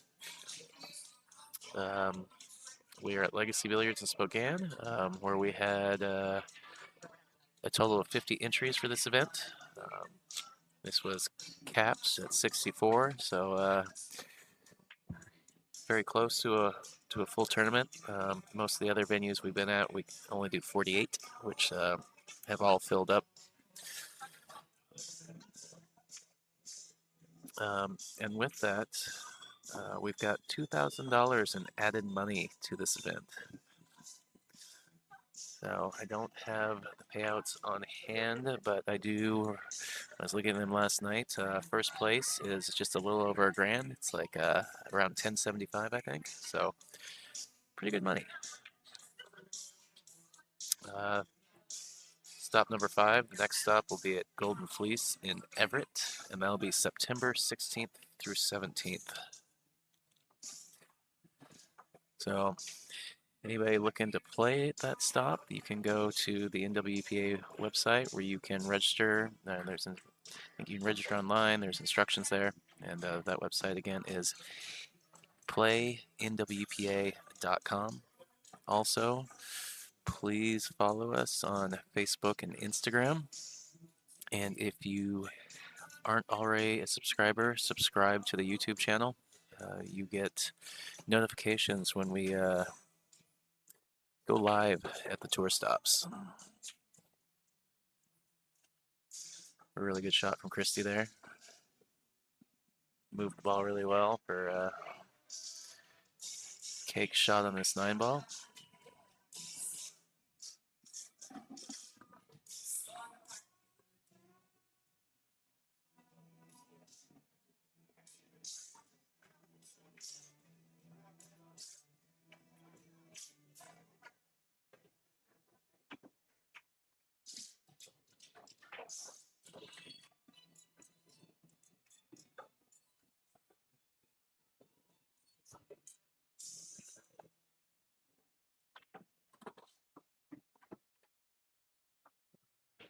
Come up a little bit short on our drawback for the 10-ball. So a little work to do still.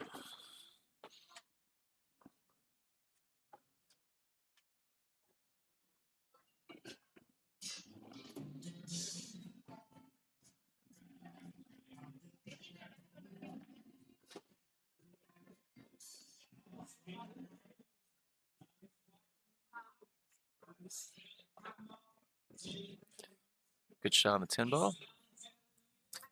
So Christy drawing first blood.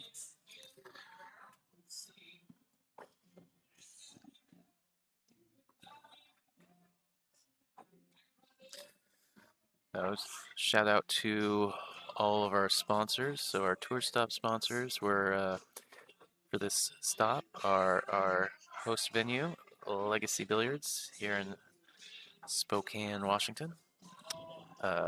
Jam Up Apparel. CEO Damian Pompanic is actually here in the house, slinging some shirts and whatnot. Got a little booth set up behind our streaming setup. And then, of course, a big shout out to our 2023 tour sponsor, Lippman Lights.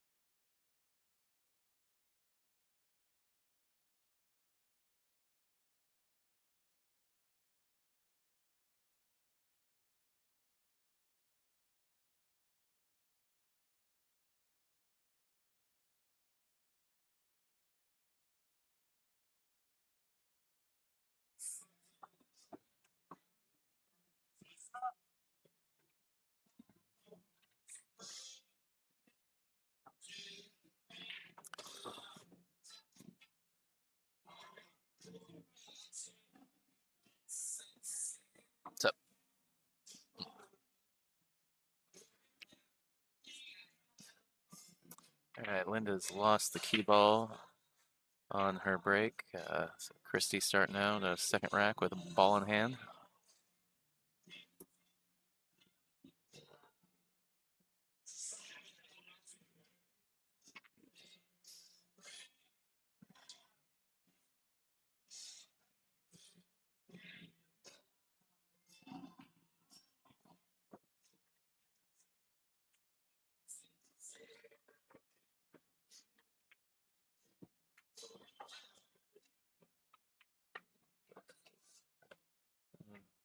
Angle was a little straighter than she would have liked on the cue ball. Hard to bring that cue ball back across the center of the table. Still a workable cut shot. Natural position for the 4.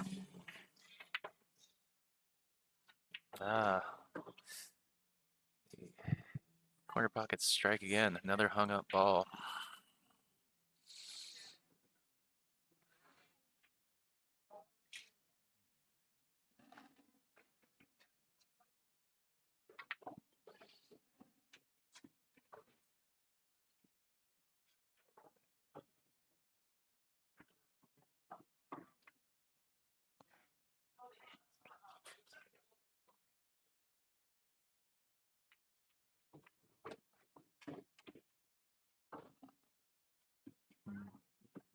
Good shot from Linda.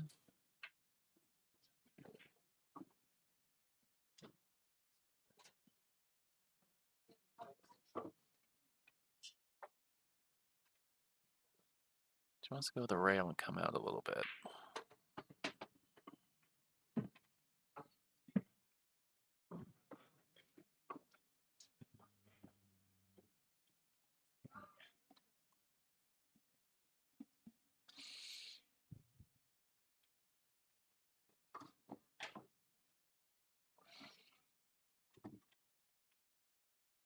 All right, got a little work to do on the 7 ball. She's left herself pretty straight on this 6 ball.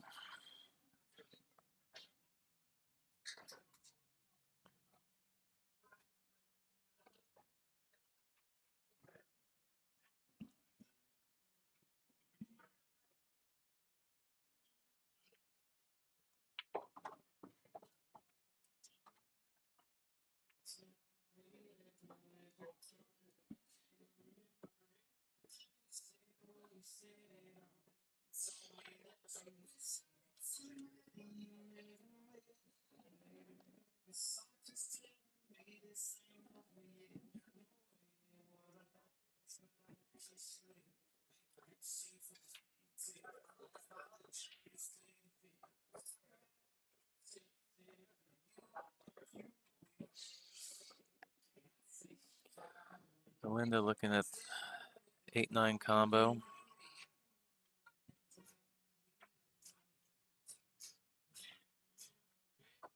So ideally, she doesn't want the 8 ball to go too far. The cue ball is going to be, both the 8 and the cue are going to kind of be traveling to the left side of the table a little bit. Ideally, she doesn't want the 8 ball to move too far, and she wants the cue ball to just kind of get right on the other side of the 8 ball. So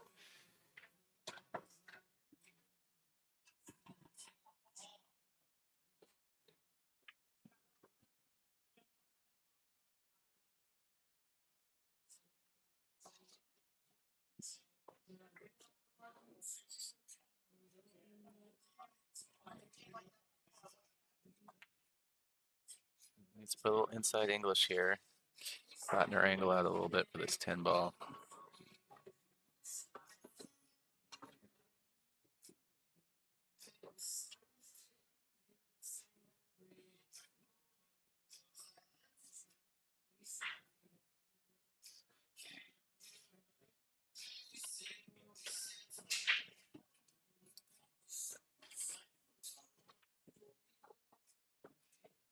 All right, she puts the 10 ball away, ties our match up at 1-1.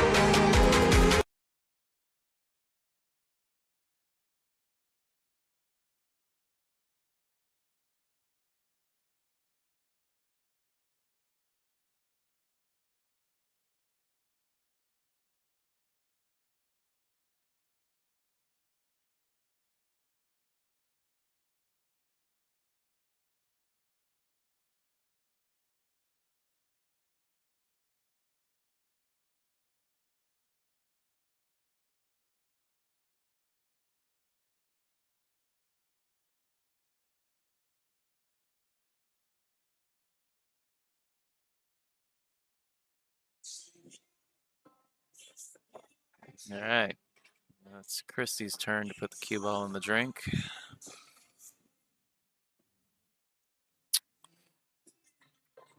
Well, that top side pocket apparently is the popular spot.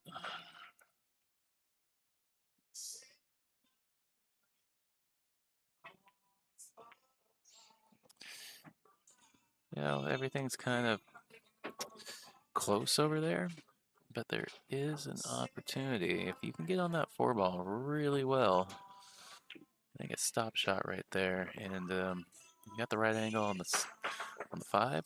Come back out for the 6 on the side. 7 and 8 both go in the same pocket, so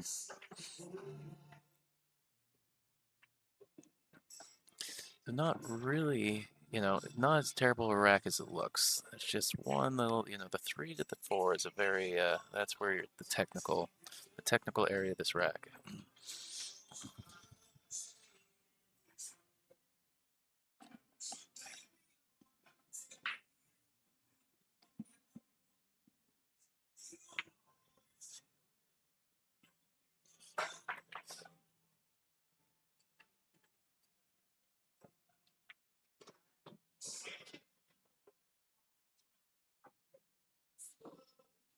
Pocket's being pretty unkind today. Really take your stroke isn't pure. It looked like Linda kind of a little bit of a jab there at the end of that stroke.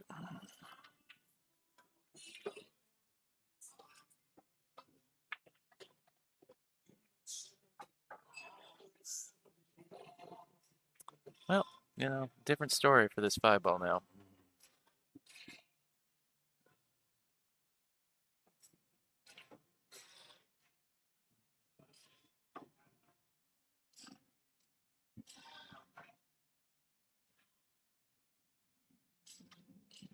Linda is hooked on the 6. Maybe kicking 1 rail, maybe 2. No. So she's calling the upper right corner pocket. So she's gonna kick 1 rail.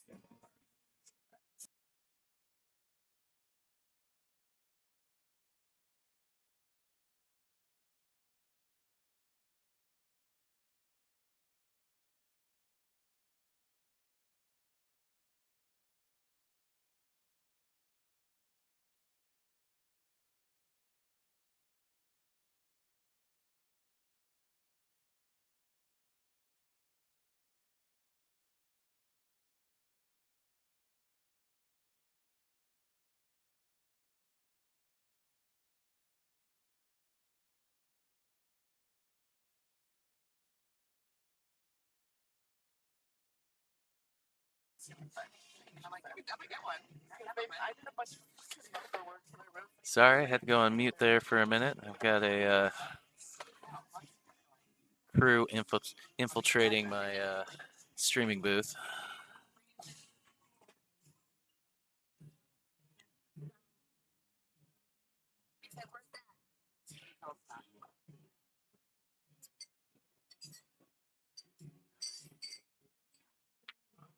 I wonder if she's going to try and come back across and above the 4-ball to play. Oh, I think she was trying to come across and back above the 4-ball to play it in that same side pocket. She Just a little bump coming out of that rail.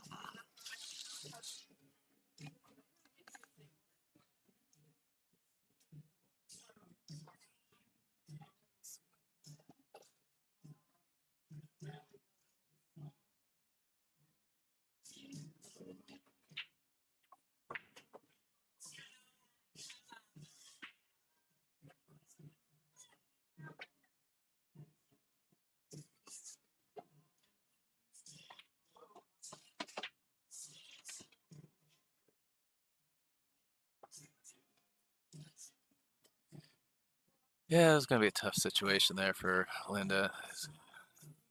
It really is just the tiniest little gap there where the cue ball had to be to have any shot on this 5-ball. Aside from getting, all the way down to the bottom third of the table, where you can see it past this 7. So, I think the one rail kick, try and push the 5 up by the 9 and let the cue ball, maybe slide towards the 7, 8 as blockers.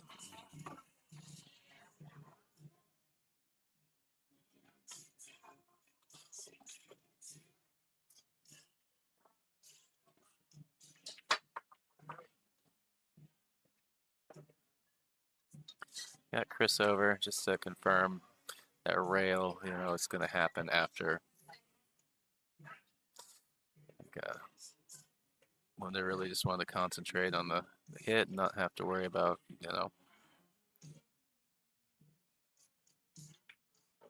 especially when balls are close to the rail like that. Sometimes it's easy to miss or hard to tell, when you're the shooter or the opponent sitting, across the table, another 10 feet away.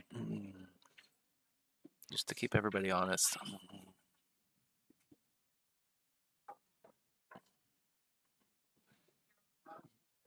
Okay, she's going to try and draw back underneath the 8-7.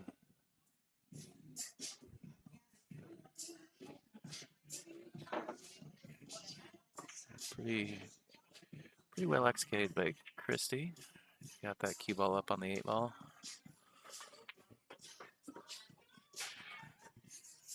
I can't tell how up on the 8-ball it is, if she's taken away the kicking angle where, now Linda's going to have to create angle by spinning the ball.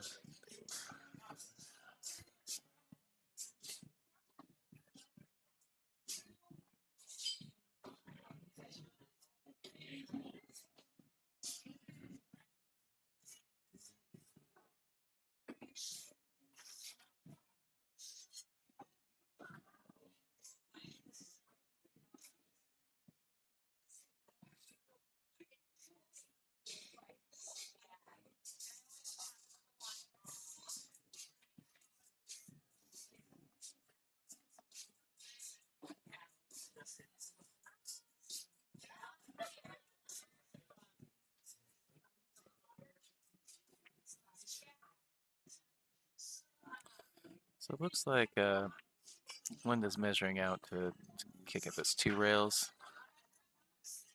All right, so that's telling me that the cue ball is not really on the 8-ball at all.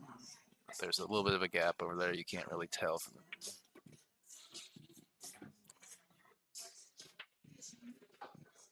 Nice try. I do believe she had called the 6 over in the side. Which I think, if she actually got into the 5-ball. Pretty good percentage shot.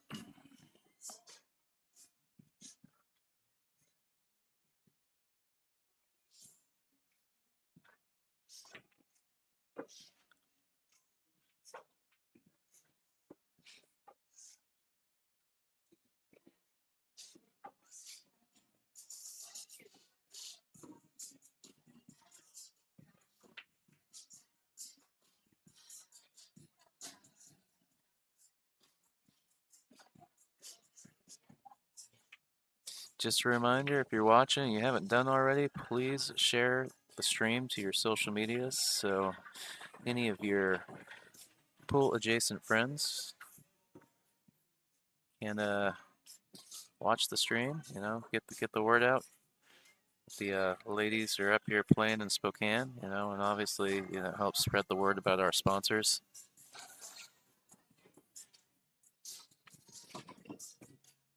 Of course, if you haven't already, subscribe to the NWPA YouTube channel. That way you get a notification when we go live. Linda taking a look at this 7-8, deciding if she wants Chris to come watch it.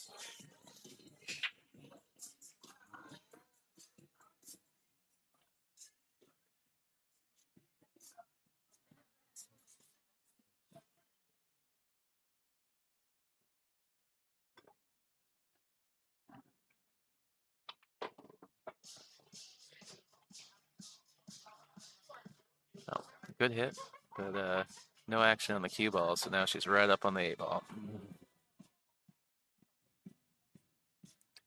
I think she's gonna try and maybe just thin it over to the rail and put the cue ball on the other side, the 9 ball on the rail. Yep. Well done.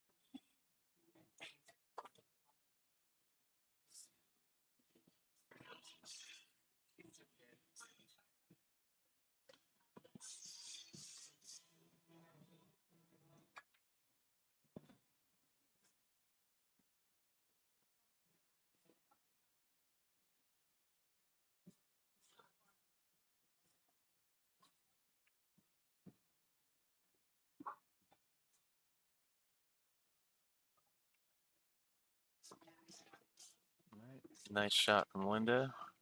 Feel a little bit closer to work.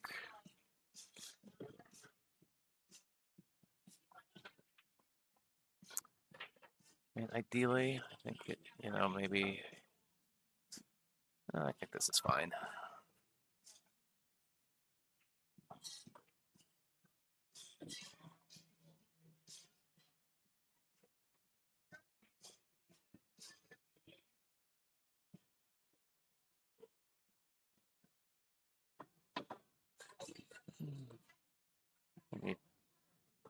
Heart skipped a beat there for a second. Every time we see a ball rattle like that, they really like to stay up. So I think Linda's happy to see that ball go down. It should be a pretty straightforward 10 ball here.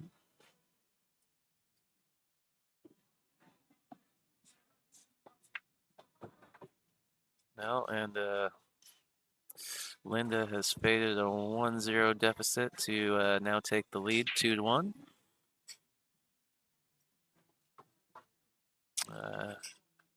It's also her break.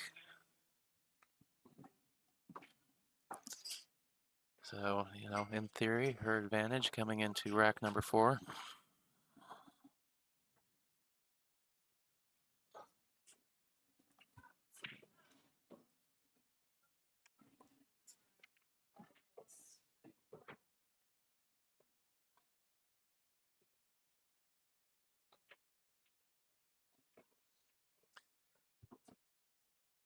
So, just for a little background, the NWPA, so the Northwest Women's Pool Association, is the largest women's regional cue sport tour in the U.S. NWPA is a nonprofit organization supported by community sponsors and members. This year's season opener marked the largest turnout in the organization's 23-year history. The organization's mission is to provide opportunities to Pacific Northwest women for advancement in their game and cue sport competitions.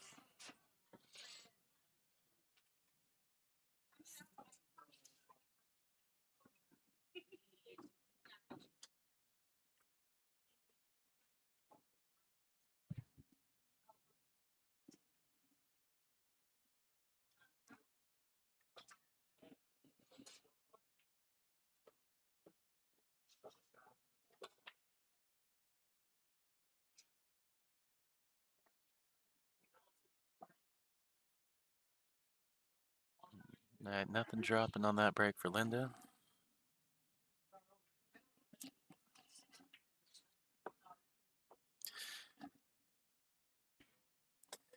Got my partner over here showing me her phone and how the whole world appears to be on fire.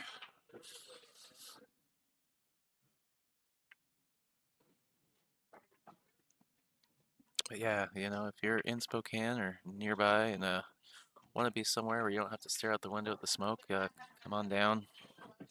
All the windows are blacked out, so even though you know about it, you can try and forget about the how nasty it is out there.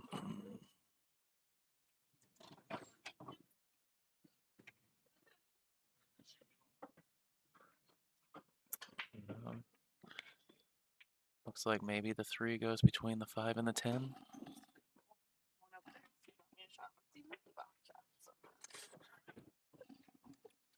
Stephen Weekly didn't buy me a shot. It was coffee Jaeger and it was good.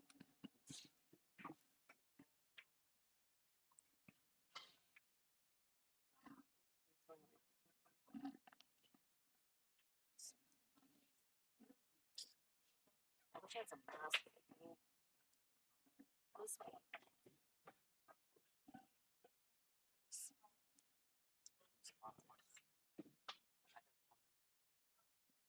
Yeah.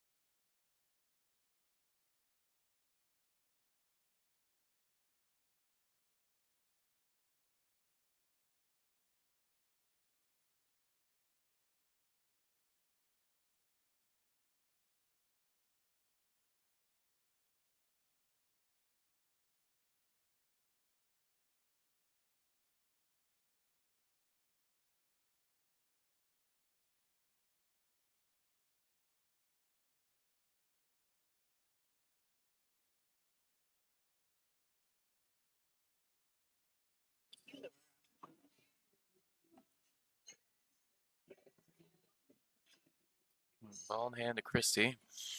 Oh, let's take a picture of Joanna.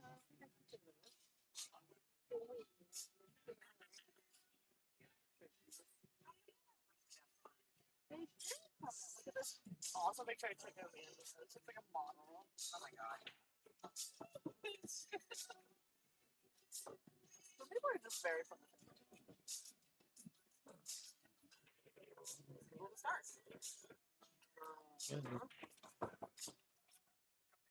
Oh, this is it. She held that ball really well. I thought she had a little too much angle to hold it up that good, and I was wrong. Yeah, we have this I'm not quite sure what her plan was there. It was, I think the setup was kind of tricky. I think the best route was, you know, trying to stun between the 7 and the 8.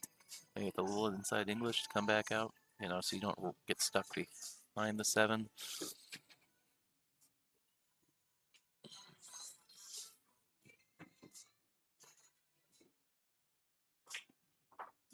I think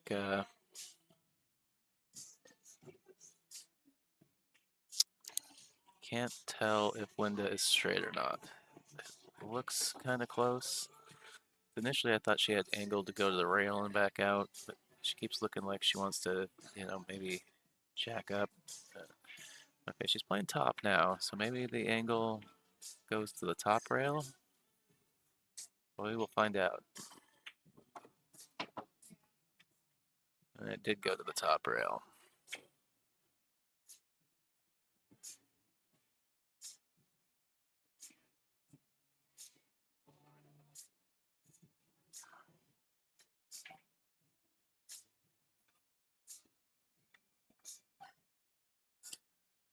Putting the chalk down with a little thump of frustration about the pickle of a position she's in right now.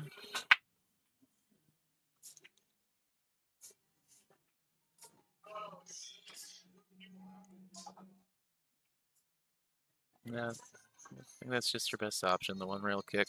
Try and kick it in the corner.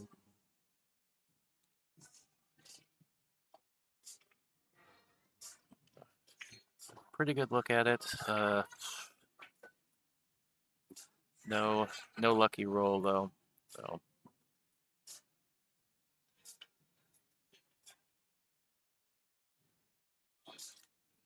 does appear that Christie's angle goes to the bottom rail, so she's kind of going away from the 7-ball. It'd be nice to set up underneath the 7-ball, shoot it up table. So I think coming back up table and above the 7 gets a little tricky because you've got an angle into the 8. All right, so she's electing to just take the longer shot and the cut.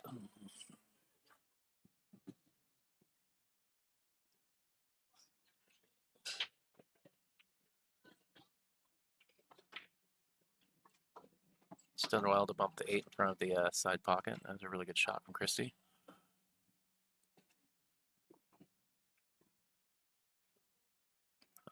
Just wants to draw back just a hair, about the center of the table. Or stop shot's fine too.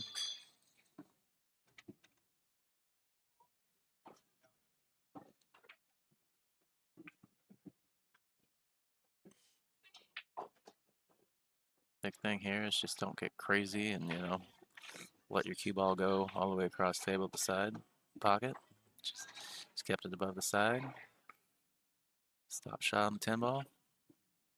Gonna have a tied match.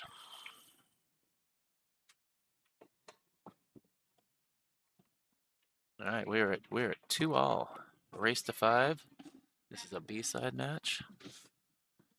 Winner stays in the tournament, and the loser has, they do have a second chance tournament that they run on day 2, so always an option if for anybody that gets knocked out of the money at these events.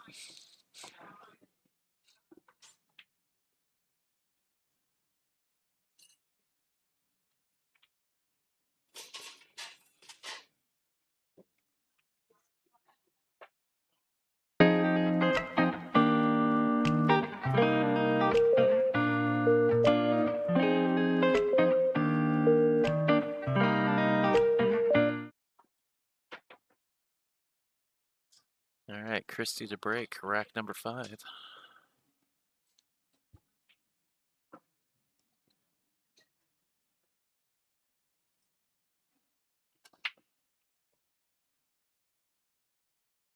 And the 3-ball trickling in down in one of the bottom corner pockets.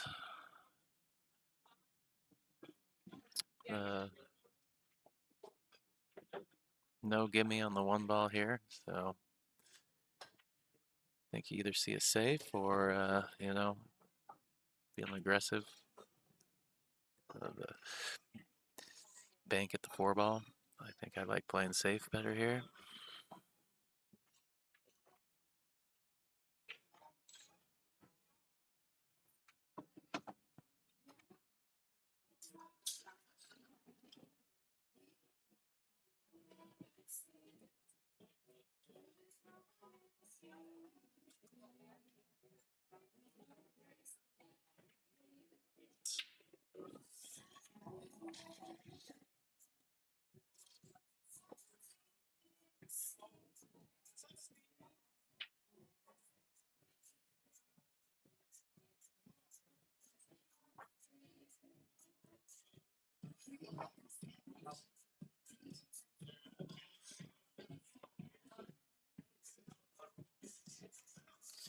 So the position for the two ball isn't coming too easy here.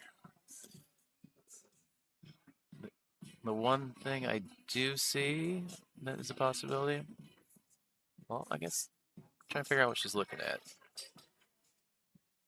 If the one goes past the 4 and the 7 in the corner, then you can just roll forward. Another option is to play the 1 off the 4 into the side and let the cue ball, you know, you got two options. You can go between the 7 and the rail, or you can set it up to go between the 7 and the 9.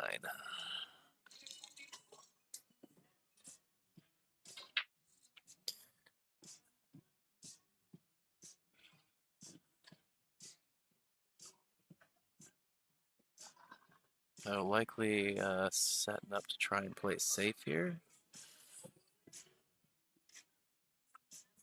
It's also possible. I mean, she could choose to cut it. So just kind of think this is one of those things where, yep, she's decided she's going to cut it and try and come down and into this 9 ball.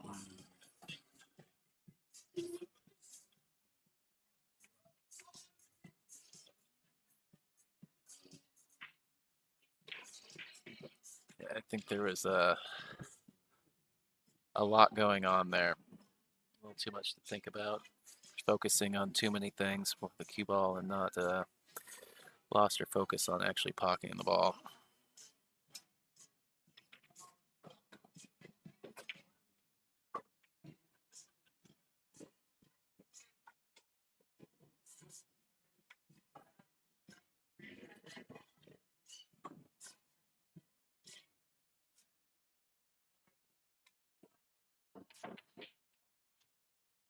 Oh, Chrissy really got a hold of that. It's about 2-3 feet further up table, and she wanted to bring that cue ball back. I skim off this 2 ball, try and put the cue down there on the bottom table.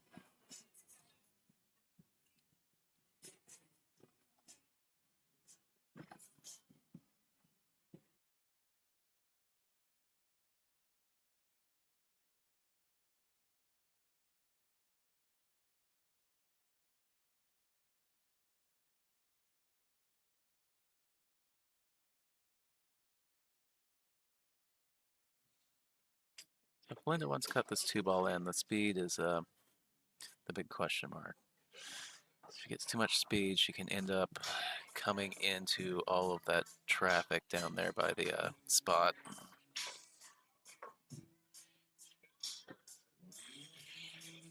Or, you know, possibly underneath it, hooking her on any shot on the 4 ball. Yeah, just gonna run long.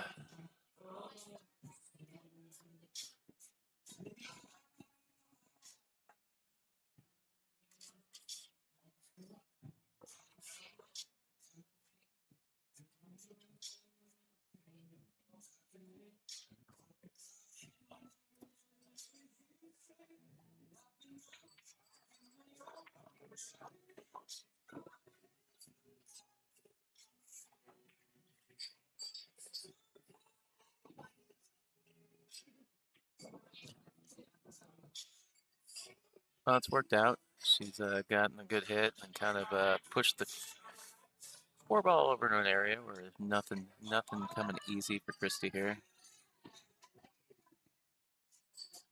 Going to be another safety exchange.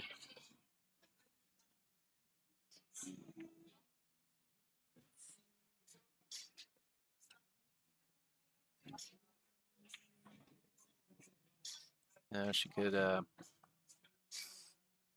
just cut the 4 ball right full into the 9 and just let the cue ball slide down there to the bottom rail and use the 5 as a blocker.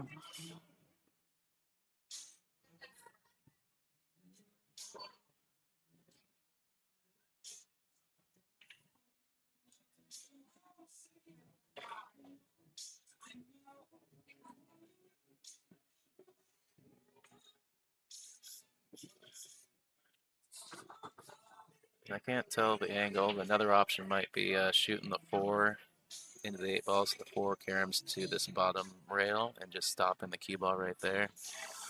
You know, use the 9 as a blocker.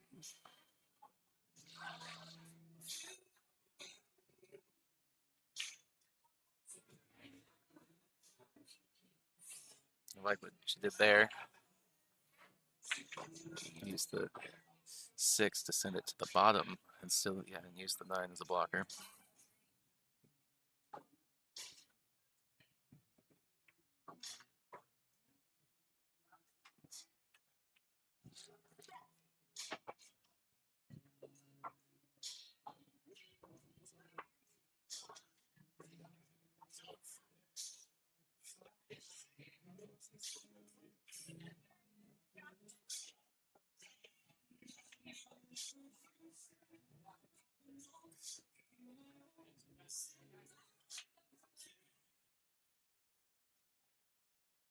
Good hit. No favorable roll there.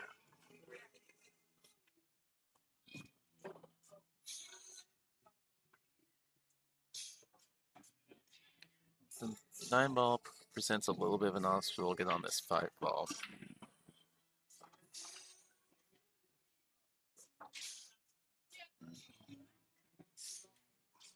About as good as you can play that.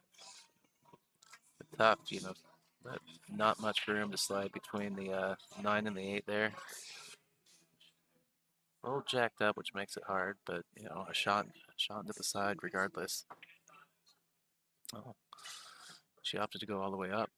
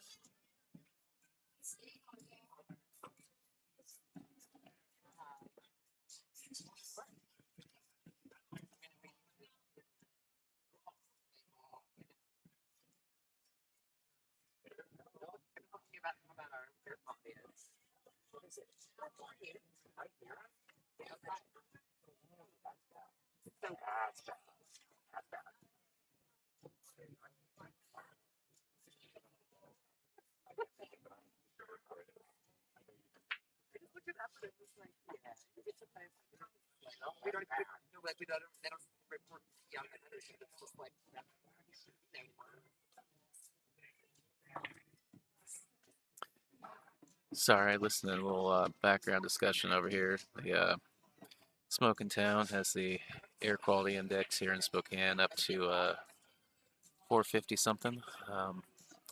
So if you want to know how bad that is, they don't even bother reporting past 500. So conditions outside in the area are pretty gross.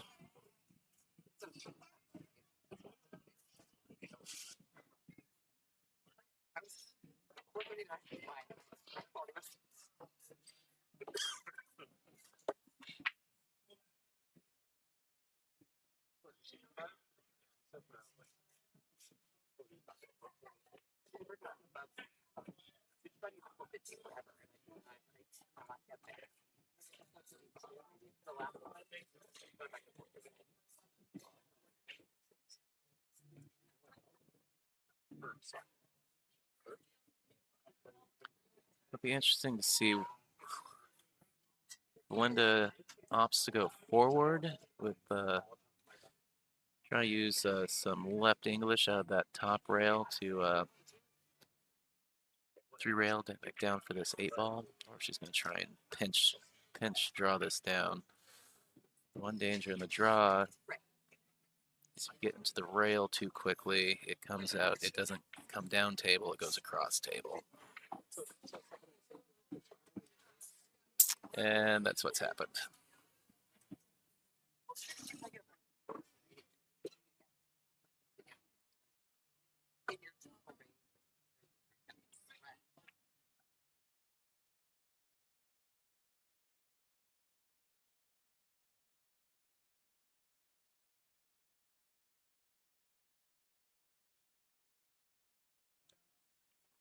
Right, like when they or when they're right, but when they're trying to like before people are picking them up, yeah, you're talking about those lowers typically, or at least reading about that.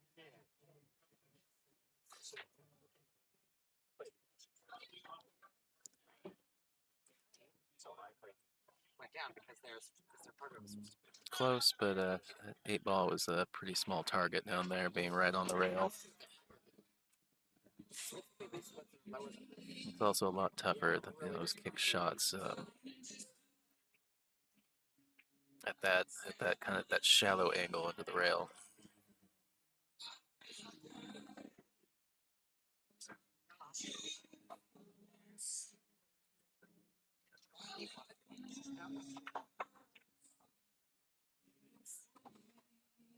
Not as much movement out of the rail as she'd like, but just gonna take a longer shot.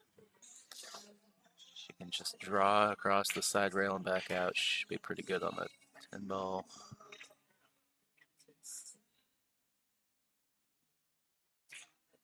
All right.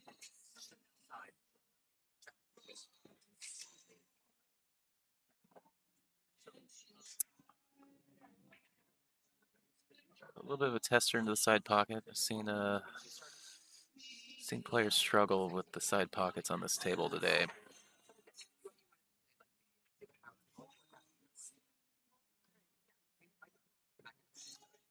I think I would probably be looking at cutting this all the way down because it gives you better position on the 10-ball afterwards. I mean, there's still angle into the side pocket, but the way these side pockets have been playing, you don't want to play it with too much speed.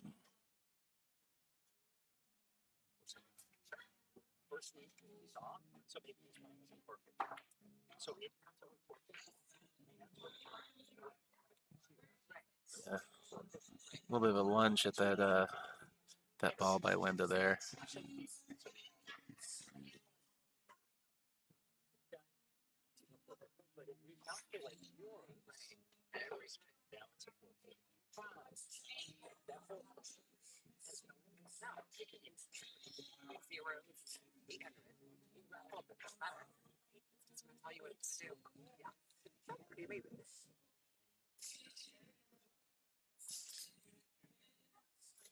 But Chrissy's got to decide if she wants to try and hold this ball or if she's going to go down and back up the table.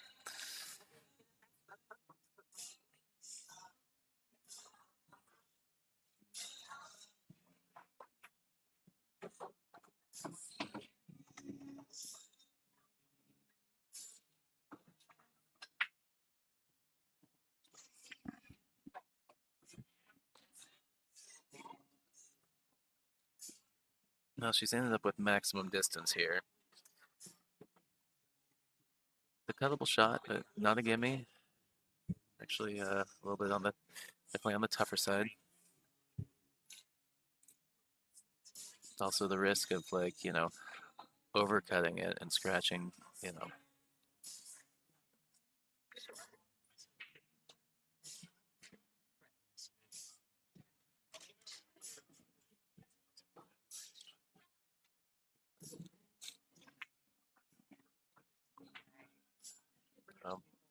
Stop shot here for Linda.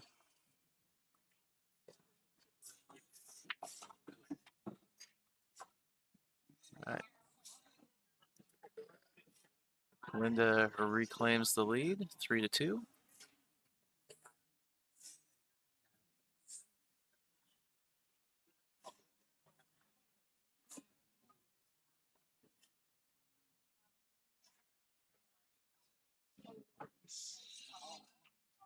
Sorry.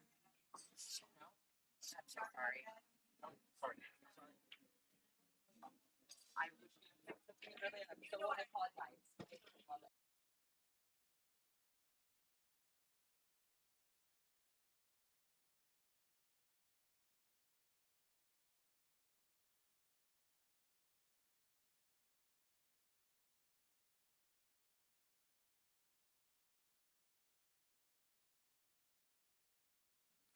All right, players are taking a break. We will be back in a minute or two.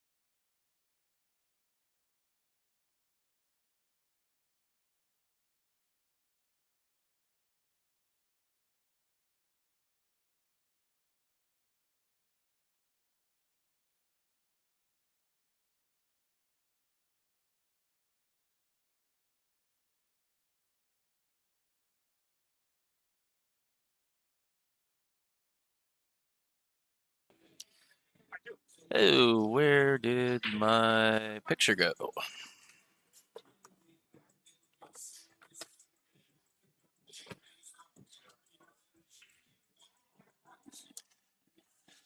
Fubar. All right.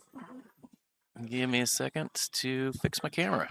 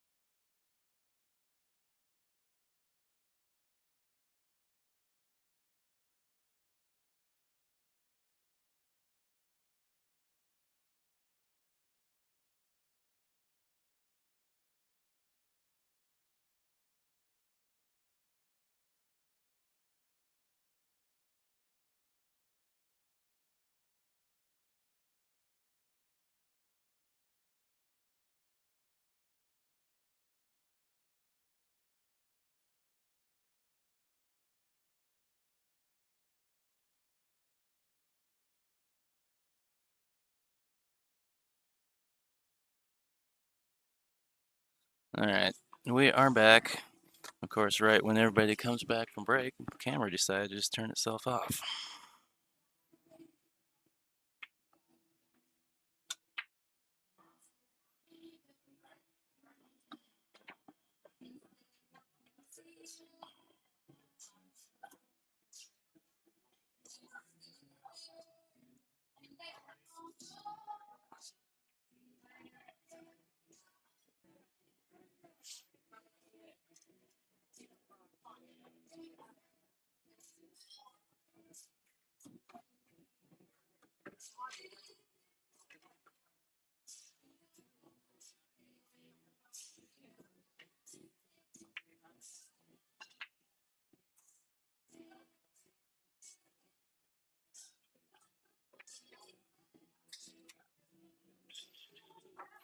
Like a bit of a two-way shot from Christie there.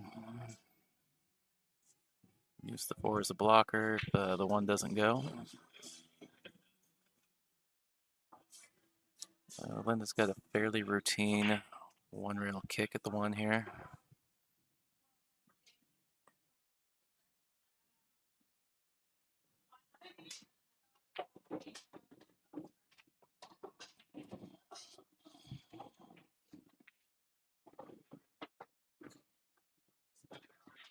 Nice kick shot.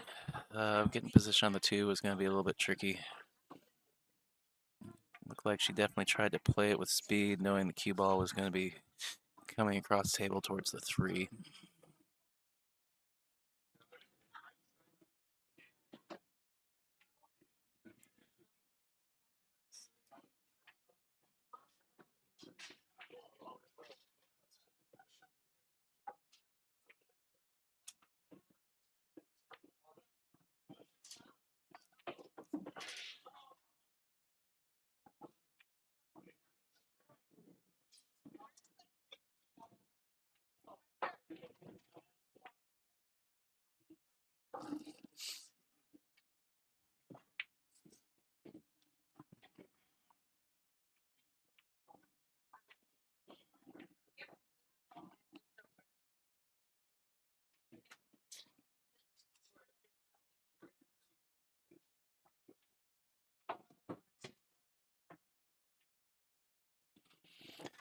one thing I love when the camera turns itself off, it tends to forget the settings, the exposure settings. So you might notice white balance and things adjusting a little bit while we get recalibrated here.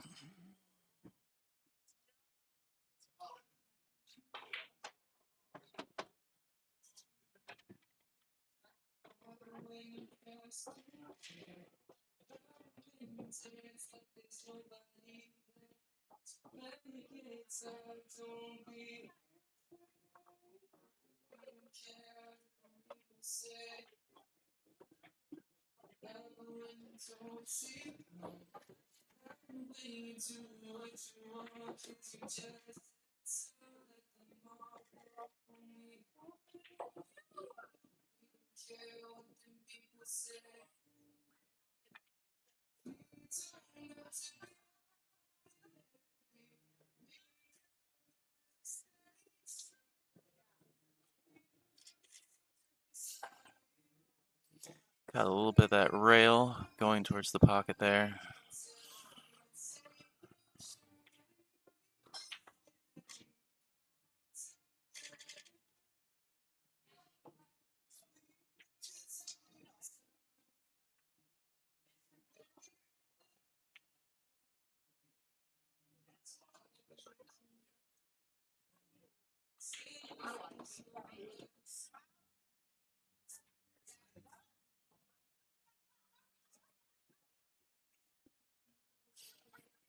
Linda would like to have an angle on this 6-ball.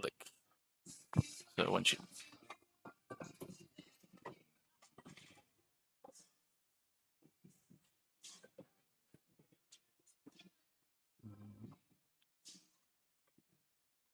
a little much. Just maybe try and navigate this traffic. You know, if she can come around the 8-ball and get a shot into this same corner pocket. Although she might try and draw across into all this, which I don't know how I feel about that.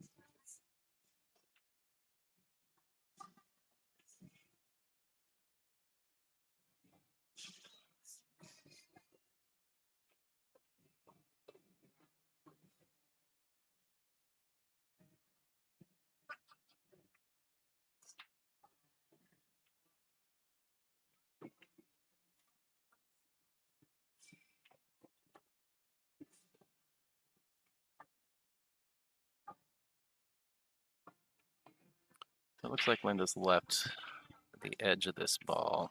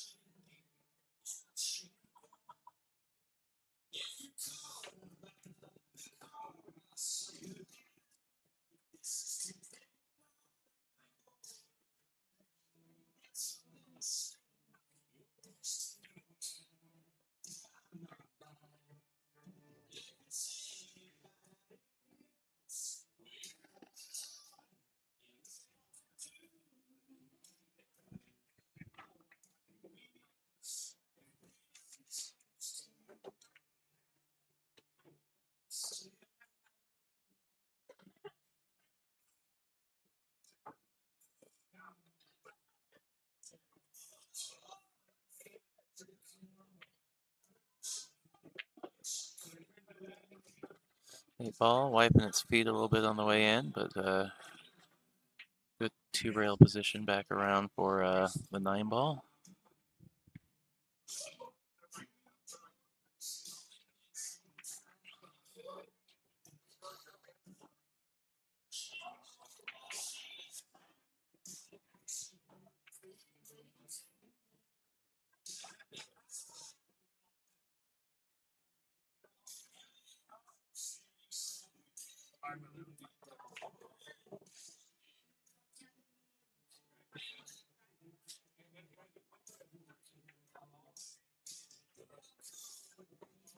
I think she's got just enough of an angle that she's going to make a choice about whether or not she can draw and hold a fairly straight line. She switched to top, which is what I was thinking was probably the best way to come at this shot.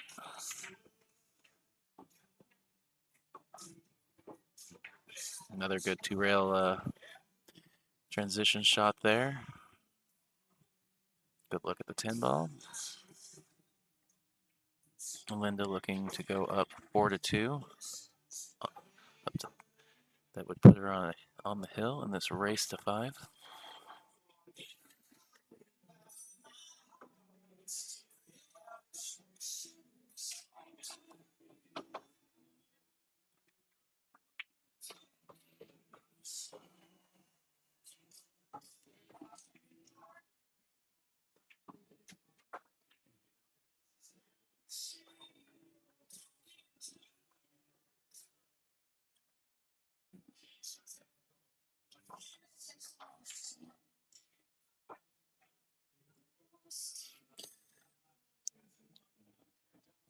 Like Christie's racking. Just want to, again, give a shout out and a thank you to the sponsors, our tour stop sponsors for stop number 4, the host location, Legacy Billiards in Spokane, Washington. Jam Up Billiard Apparel. And then the 2023 official sponsor of the tour itself, Littman Lights.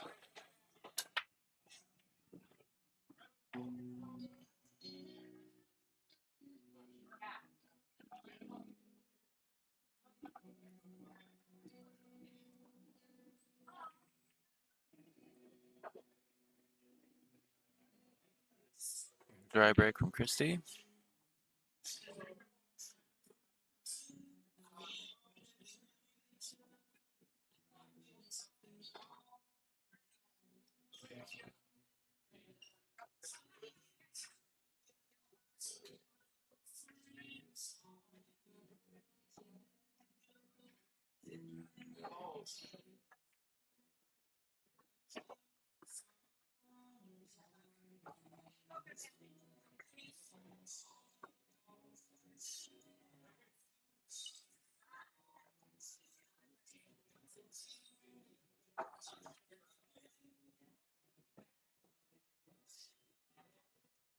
Good cut shot from Linda.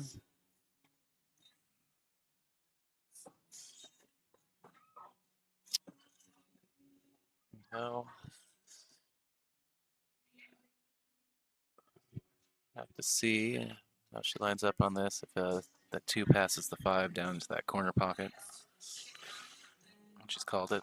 So we can have our confirmation that it does go past. A little speed control on this shot, because she's got to go rail, rail, and then back over to the same rail that the 3 ball's on.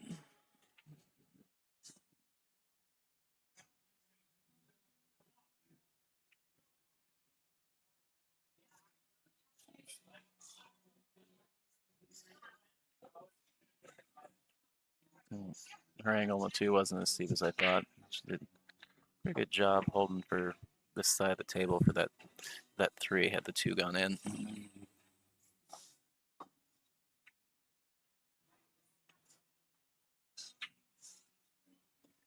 This could be a little tricky depending on how much of that 2 ball that Christie can see. Yeah. A little worried about, if she only had the right side of the ball, the potential scratch there. She's kept the cue ball up.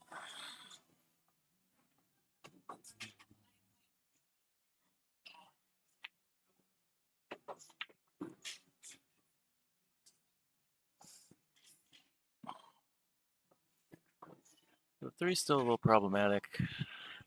You know, if you wanted to overly complicate this, you could potentially, with some top English, get the 2 to carom off the 9 ball into the side and try and move the 3 ball to a better position with the 9 ball.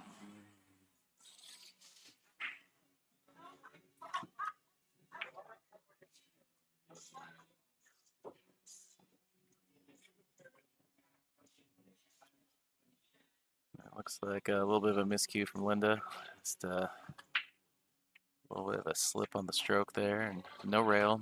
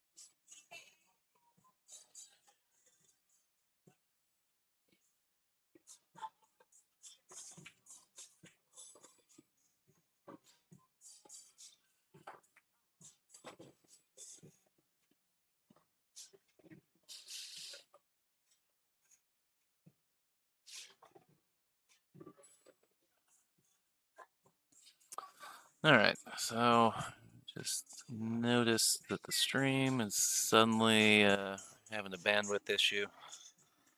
Looking like it's a little choppy, getting an error from YouTube, so try and troubleshoot this and hopefully we can get this cleaned up.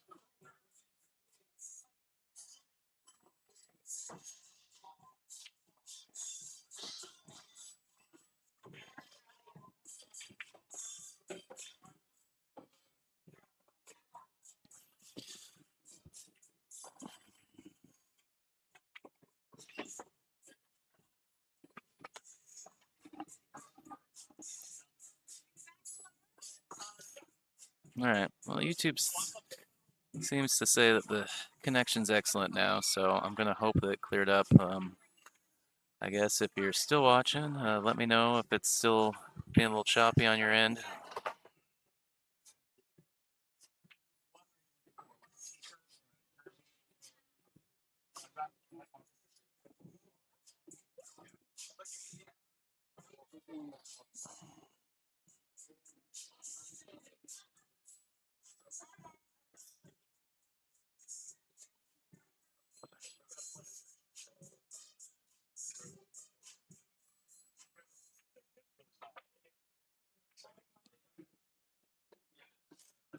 Christy trying to kick that 9 ball in with the 5. I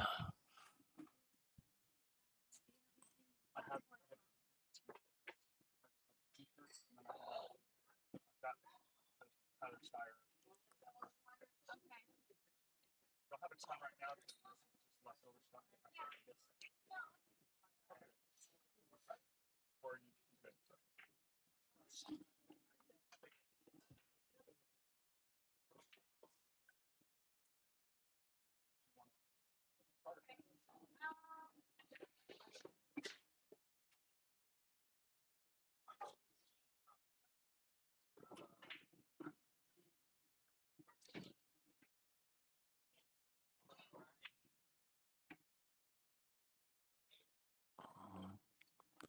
Cue ball flirting with that corner pocket. Should be all right. Left some 5 goes, but she's left Christy on the rail and with some distance.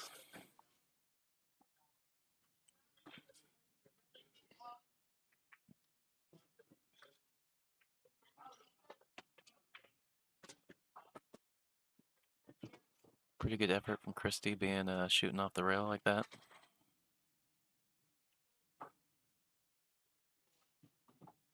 So good opportunity for Linda to put this thing to bed. Looks like the should come back out to about the middle of the table. Good position on the 6. The 6 leads to the 7. And then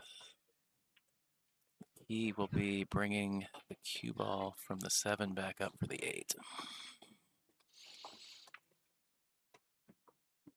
No.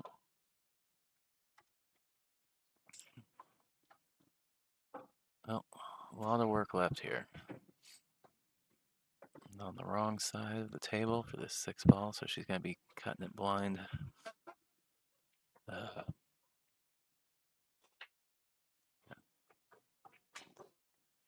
Probably, really needs to draw this ball. She comes below the 10 ball or clips the 10 ball. That makes that corner pocket really big.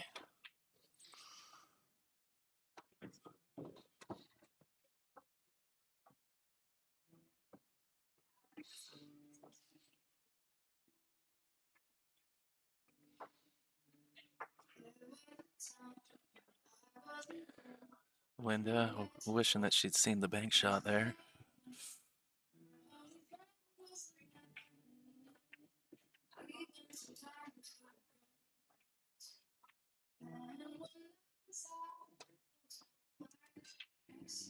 Seven ball flirted with staying on the table. Seen a lot of that today.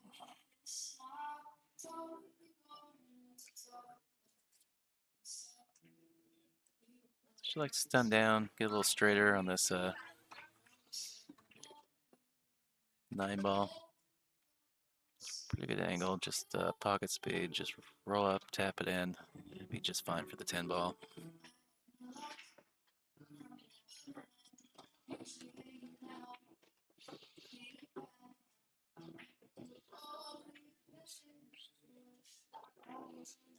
All right, Christy staying alive. Taking this match to 4-3.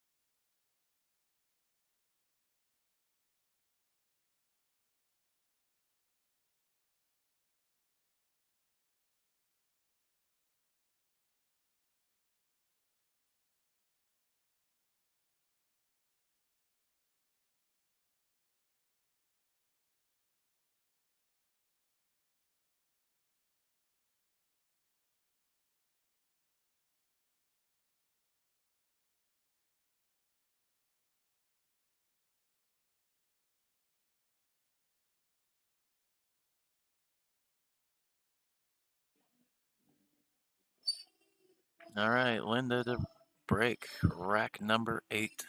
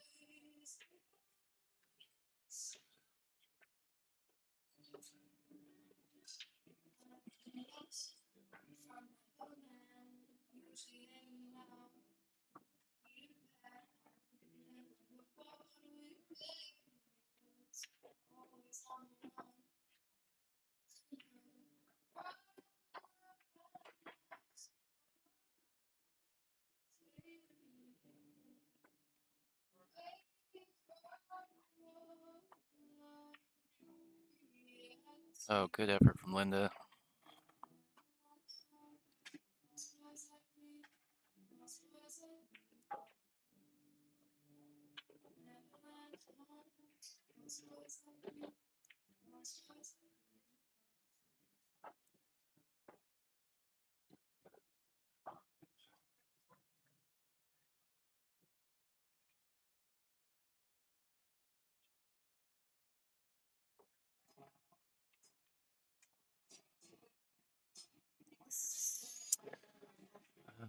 Bit of a miscue from Christie there.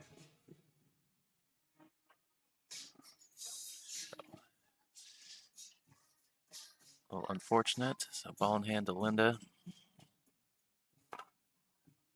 Opportunity to close this out.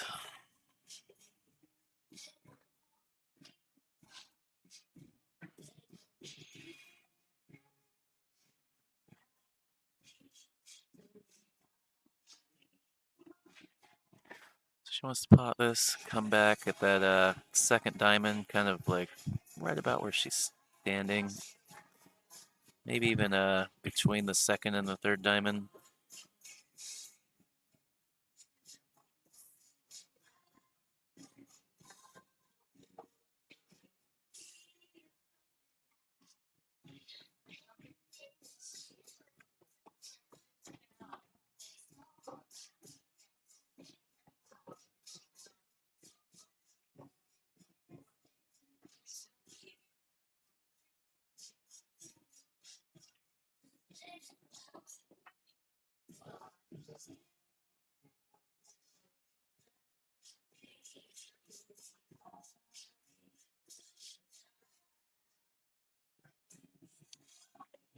Just looking at this, it might be a little close. Like she might be just flirting with nicking that 4-ball on the way by.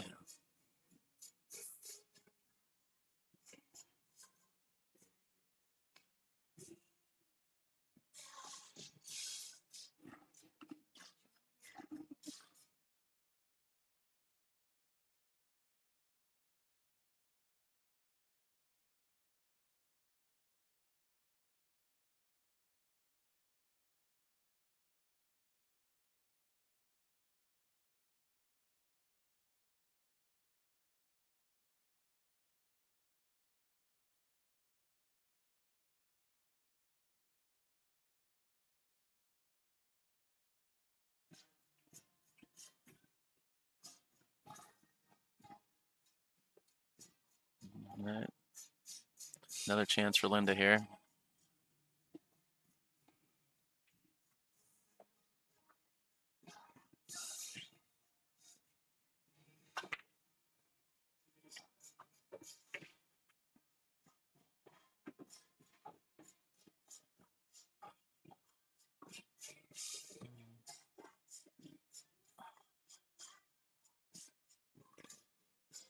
I think, she'd like to come down,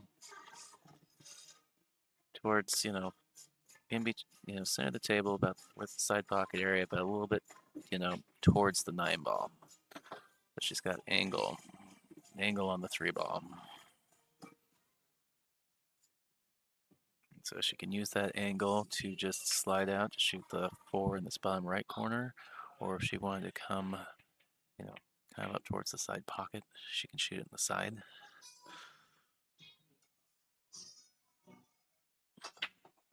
And there's also potential if her angle's shallow enough to hold this, she could actually stay on the other side, this bottom side of the 4, and shoot it up in the upper right corner pocket. Oh wow, she got to hold that ball.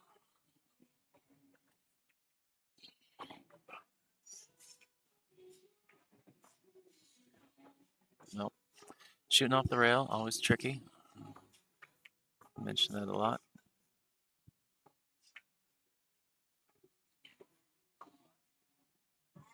So it's interesting. She's got to go between the 8 and the 10, I think, and then back through, without hitting anything. She played with some speed just in case she ran into a ball.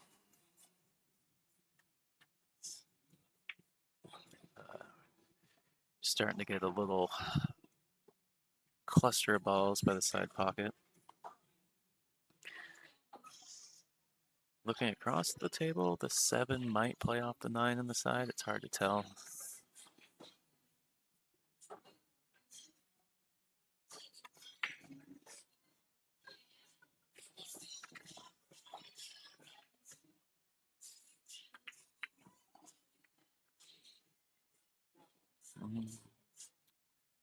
A few missteps from both players, miscues, just kind of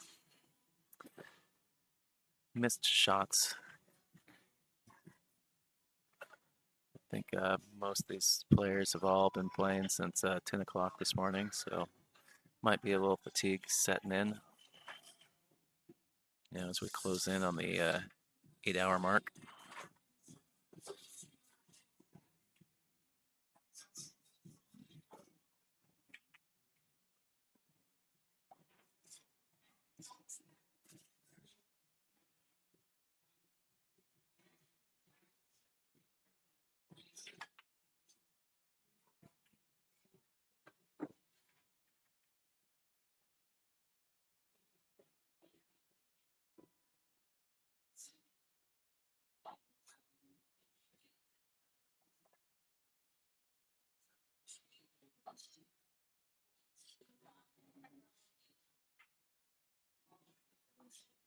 This is tough because Linda's she's got to move this cue ball to get back up for the go around the world to get back up this 8 ball, or not 8 ball, the 6 ball.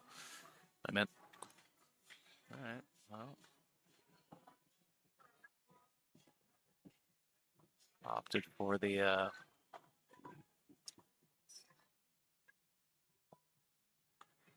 long cut.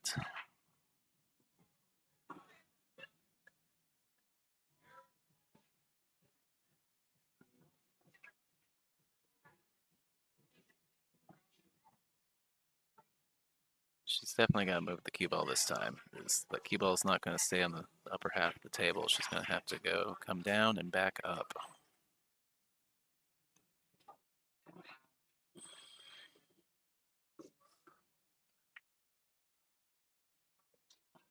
So I think maybe she was looking at spinning over there into that cluster.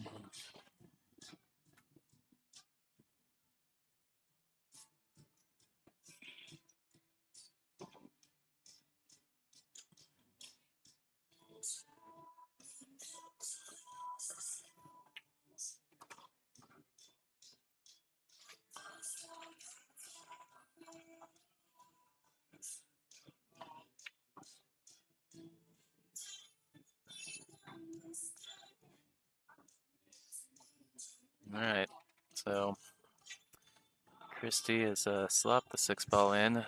Linda will have the option to return the shot to her. She's up at the table taking a look at what the kicking outcomes are.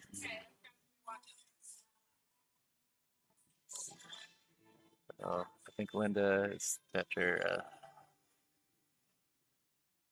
looking at it, has decided she wants Christy to take the shot, and we got Chris over here to watch it because of the proximity of the 8-ball.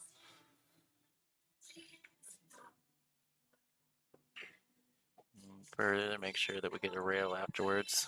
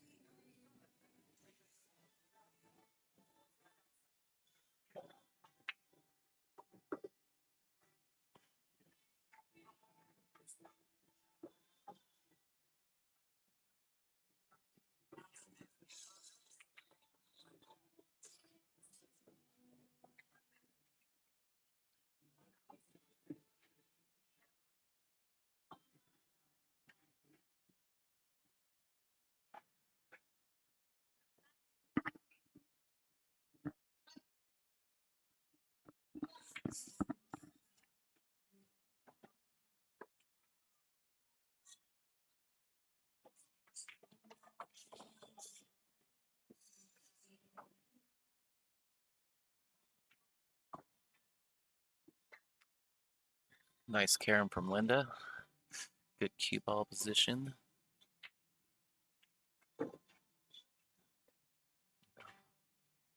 Doesn't really need to do a whole lot. Just roll this 8-ball in. Keep a little angle on the 9-ball. Roll the 9-ball in. Natural shape on the 10.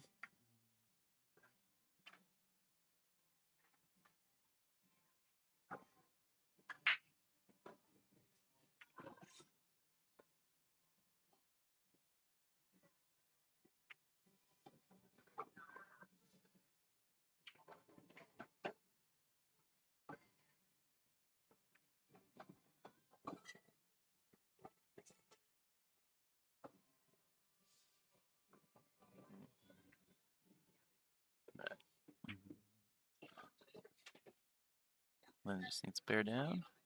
Nice smooth stroke. Should be good.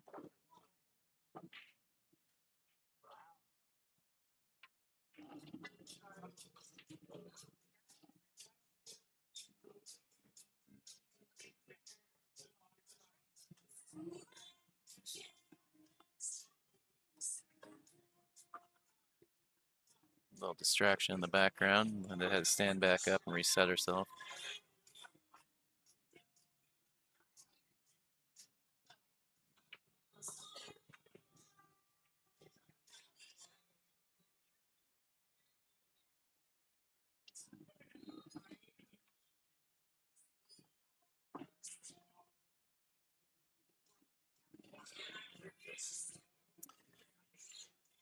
Well, it's like Linda got a little sharks off in the background. Gonna have a hill match. And I think Linda took the first break. I think Christy's gonna take her break now. So we will be back in a minute.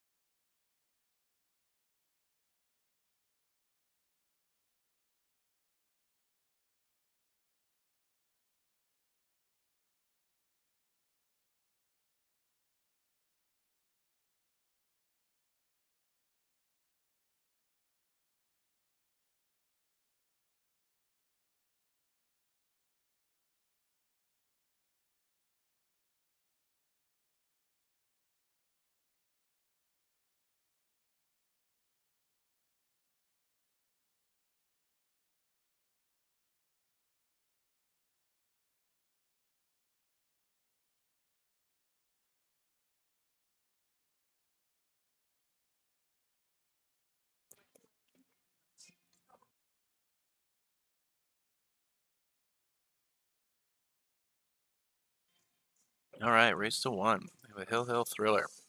First time today on the stream. And Christy has lost the cue ball in the side pocket. These balls have opened up really nice, so kind of a bummer for Christy because this is a wide open table for Linda.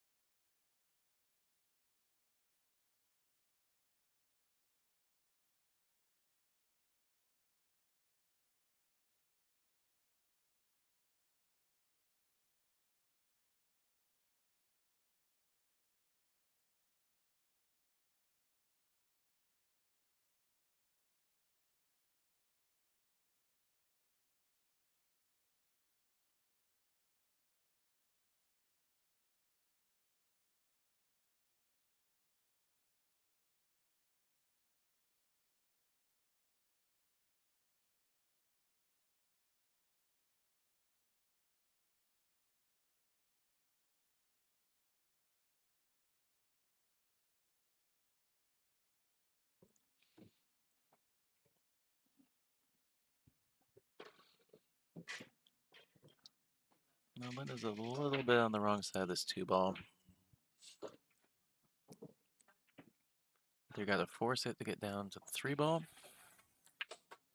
or she's just got to kind of come across back to where the cue ball is now and take the cut on the three, which is perfectly fine. Natural shape brings the cue ball back up between the 4 and the 8 anyways. She needed to play a little more speed than that. A little bit of inside English. But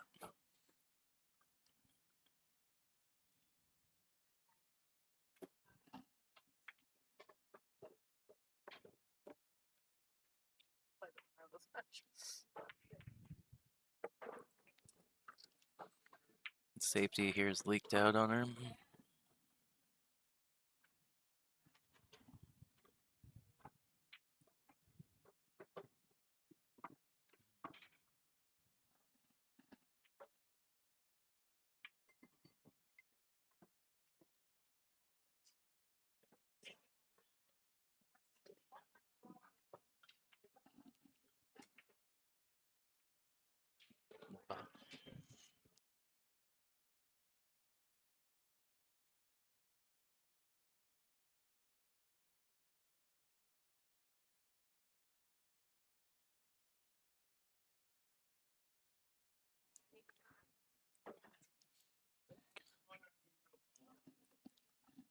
Sorry, I had to go on mute there for a second. There's a bit of a misunderstanding at one of the tables behind me.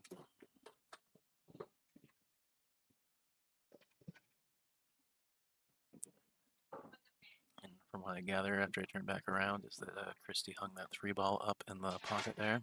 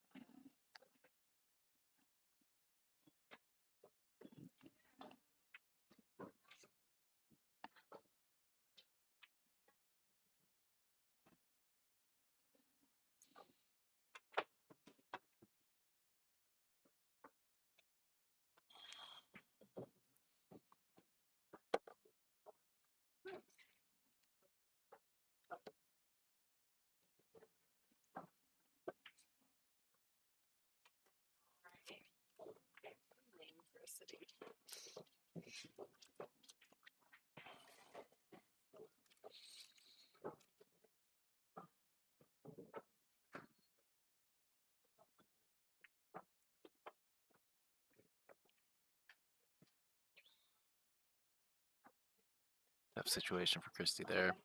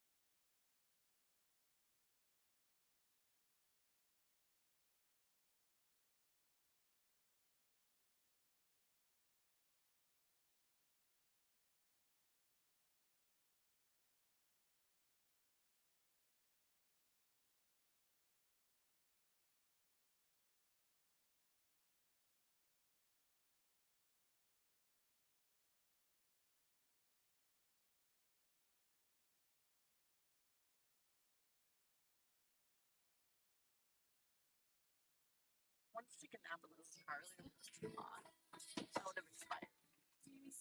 It's like a hot dog in a car. A little bit of a struggle for both players here to close out this last rack. Just missteps here and there. I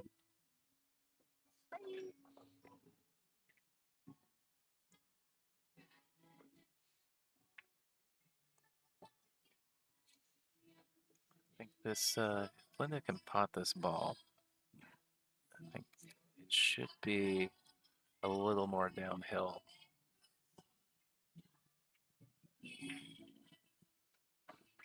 She shot that really well. Yeah, okay, she's got one more technical position shot to play here.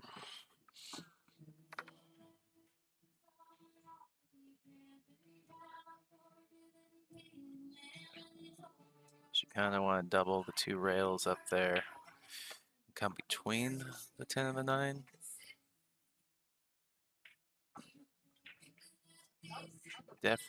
Want to try and avoid coming behind the 10 ball because you possibly get hooked back there. But yeah, ideally you stop short, you know, towards more the middle of the table.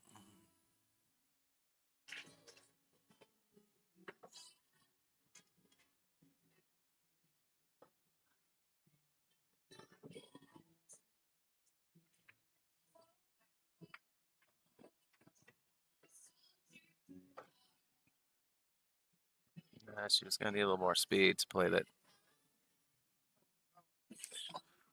Yeah, a center ball would have got her better position. To go high, you're coming down pretty low on that second rail,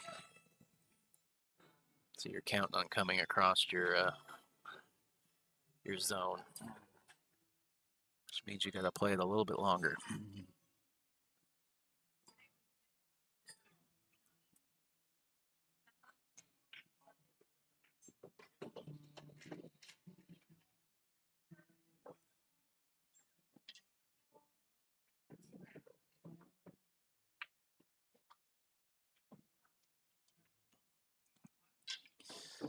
Tried to play a little two-way there. Tried to bank the 9 and scoot the cue ball over behind the 10 ball if she missed.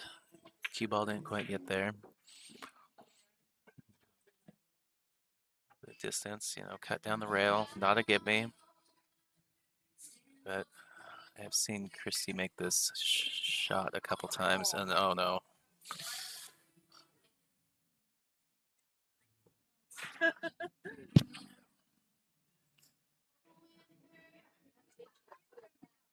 I play the winner.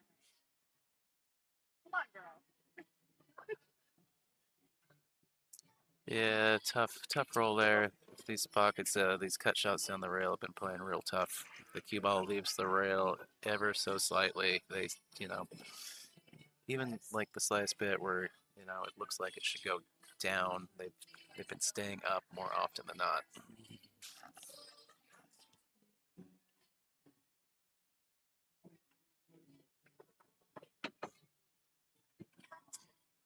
Oh, Linda not making things any easier for herself. I think she was kind of stretched across the table there, didn't really get any sort of power on the stroke to bring that cue ball a little bit closer.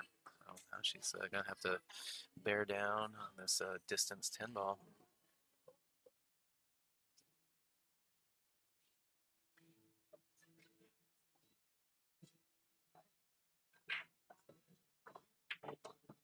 Woohoo! Nice shot. Good match, guys. That was All right. the first hill match on the stream. Linda Massey takes it down 5-4.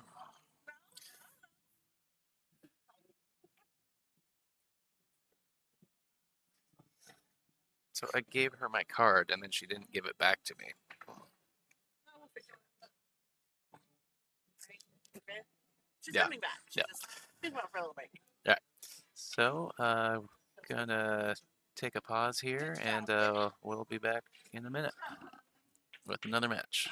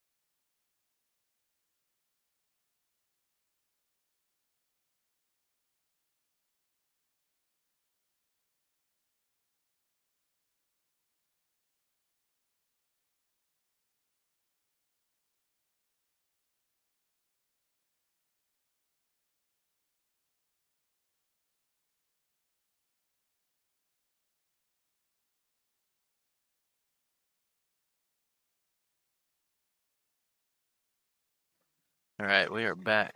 This is a topside match, so this will be a race to 6 between Dora Valdez and Reagan Hoko.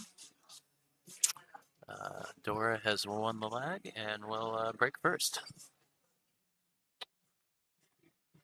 Now, quick recap of what's going on. This is tour stop number 4 of the NWPA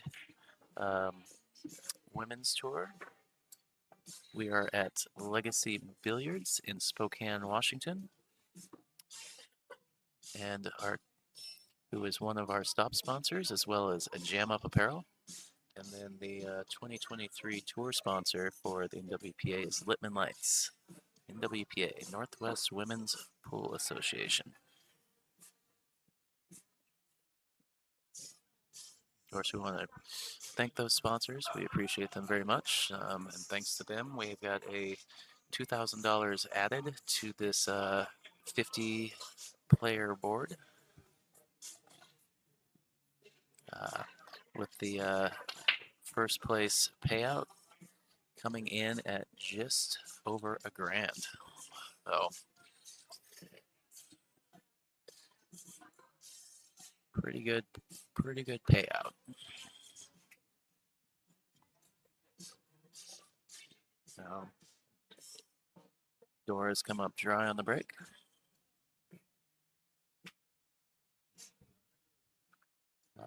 Looking like a likely rollout here.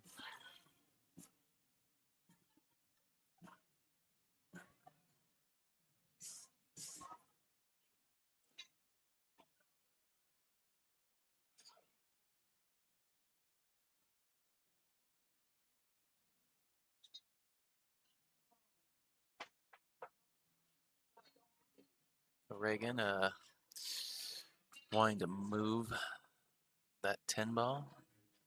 Nice little bump on the 3 ball too. Get rid of the potential 3-10 combo early in this game.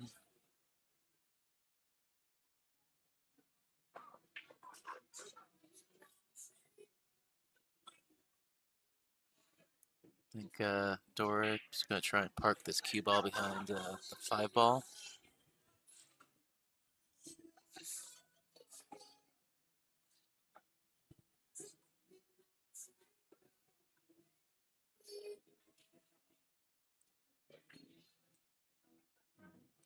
Get this match started with some safety exchange.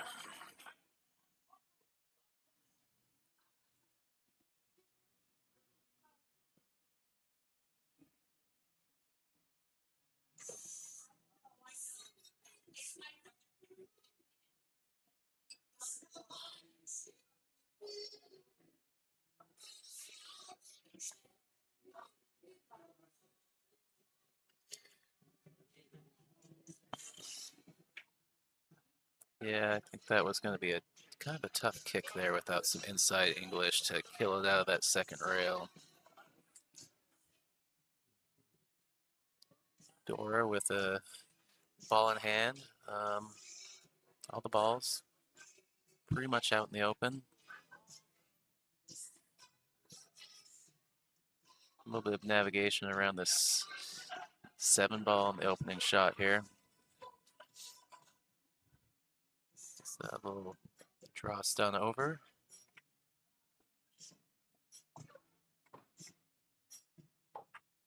Like she's got good angle to go forward. Shoot this 3 ball in the upper left corner pocket.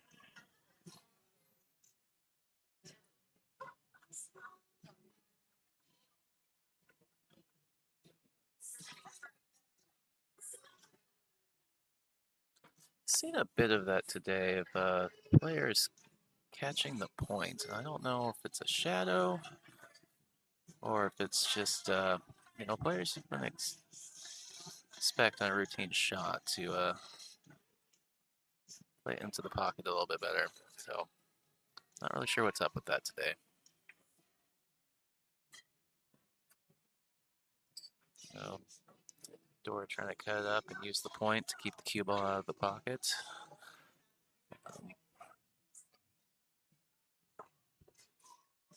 So let's Dora back to the table.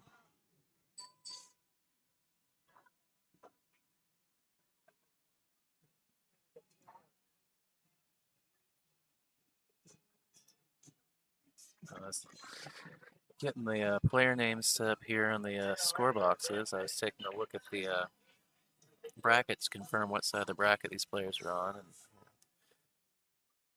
saw that Dora put in the last round put Stephanie Jarkulik on the loser's side in a hill match. Stephanie, a strong player out of Portland, Oregon.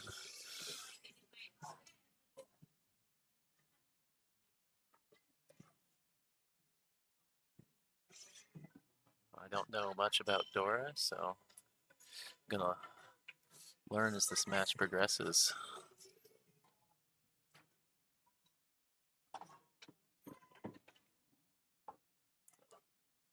So, looks that she was playing safe there. I think she wanted to bank that ball a little bit wider to, use the 5 ball as a blocker.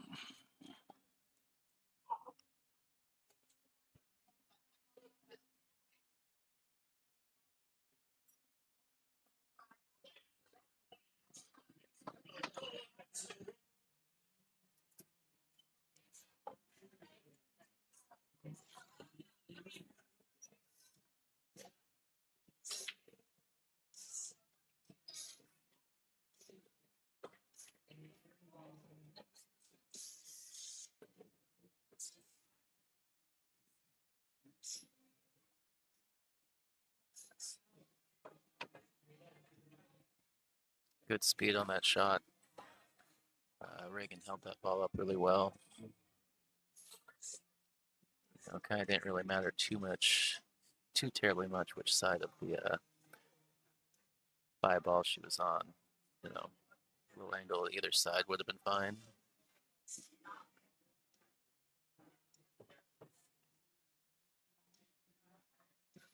A little surprised she let the cue ball drift towards the rail like that.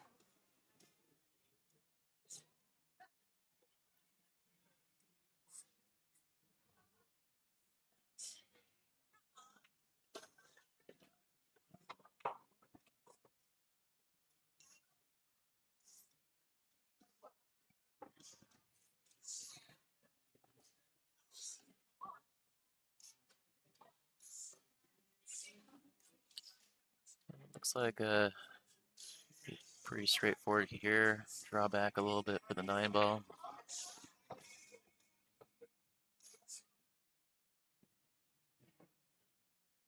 Good speed. Should have an angle just to go down that bottom rail and come back up a little bit for the 10 in the same pocket.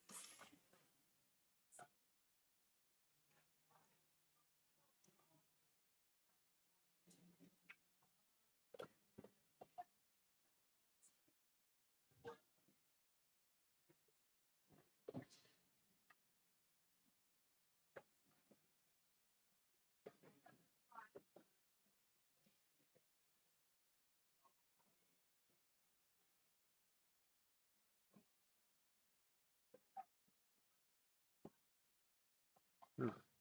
Lost her cue ball a little bit, but it's still on the table. So Reagan will take the first rack in this race to 6.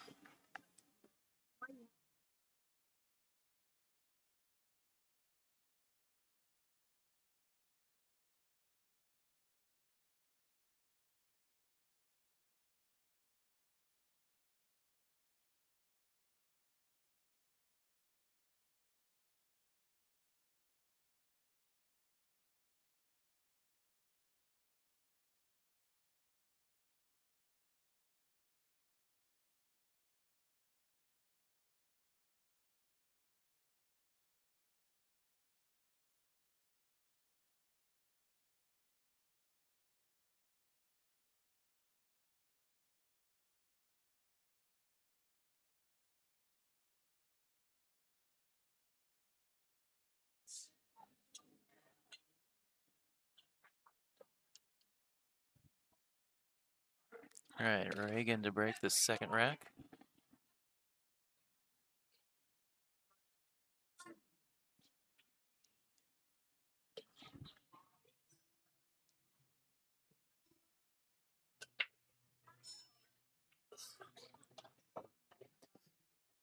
Solid contact.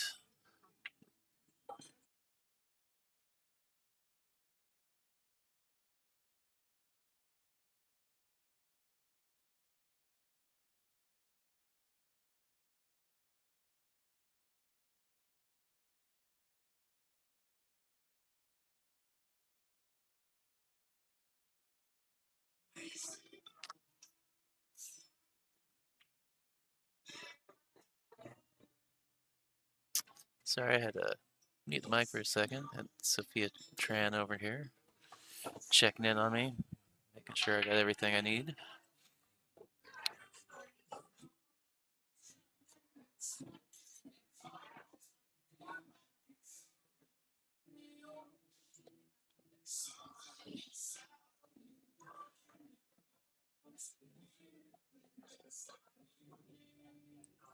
She can use the 6-ball to hold up. She wants to make sure if she runs into it, yeah, she wants to hit that side.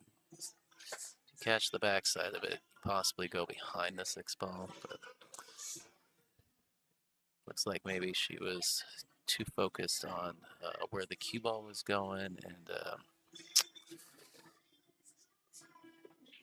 took her eye off of where she needed to send the object ball to pot it.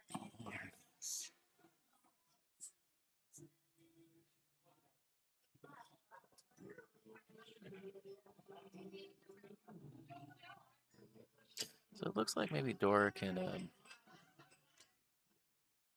she's playing with a lot of inside, but I'll possibly also use the 8-ball to rebound back over for this 3-ball. Well, all that inside English deflected the cue ball too much, and she missed the ball entirely.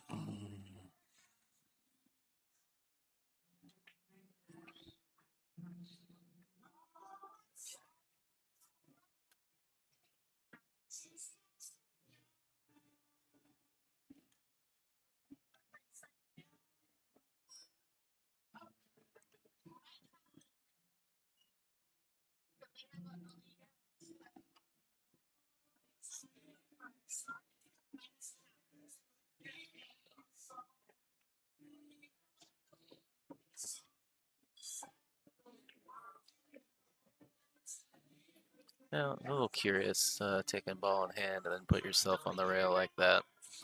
So now all she can play on this ball is top. Just that angle kind of takes her towards the 4-ball.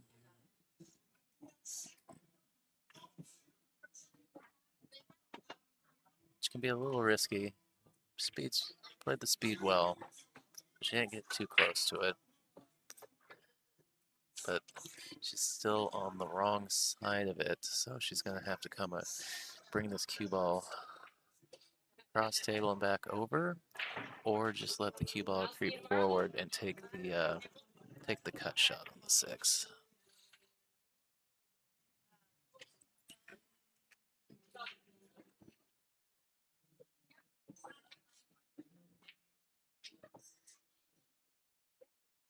A little mistake from Reagan there.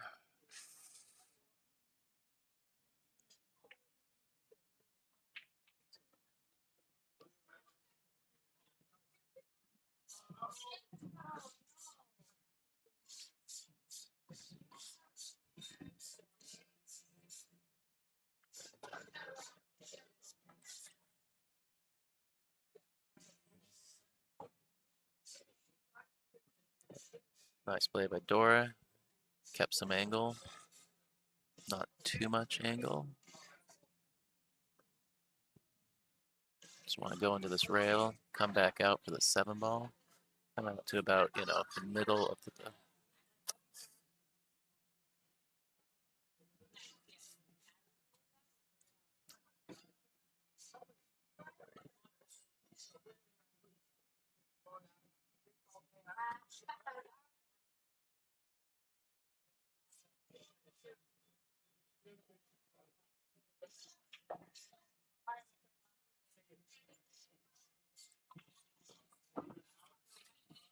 All right, reminder, anybody out there watching, if you can, share the link to the stream to your socials, Facebook whatever, Twitter, X, whatever it's called now. Let people know about this great event. Helps us get exposures for the players and for our sponsors, who we greatly appreciate.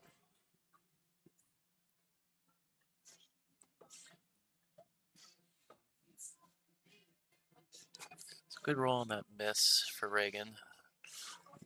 7 balls come back up to near the center of the rail, of this top rail.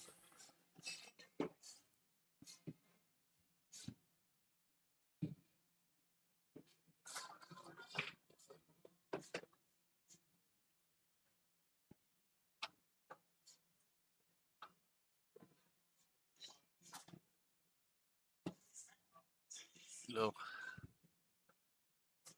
a little unfortunate catch that point. Makes Reagan's life a bit easier. Although, angle takes her into the 8 ball. I don't think that cue ball was going to get safe in the first place, so the angle from down at the a little bit further down, had it not hit the point, may have actually made this shot easier for Reagan.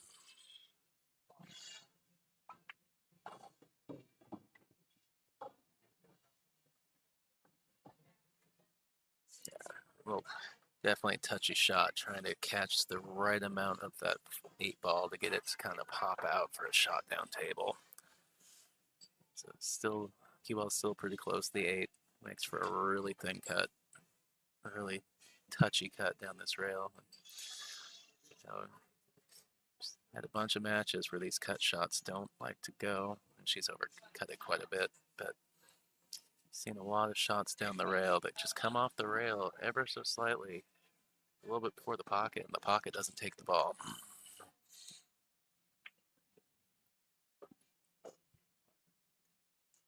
So, a little bit back and forth in this second rack.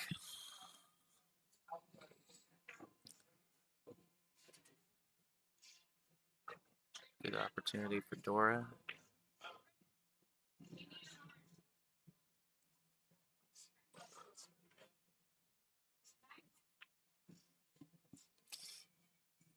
Yeah, I don't know if it's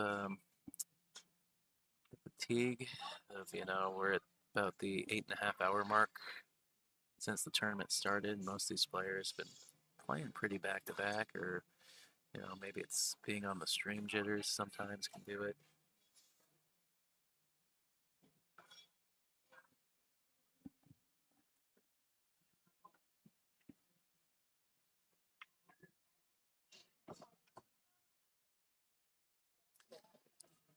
Oh, a little unlucky. She's rolled behind she's got the 10 ball between her and this 9 ball.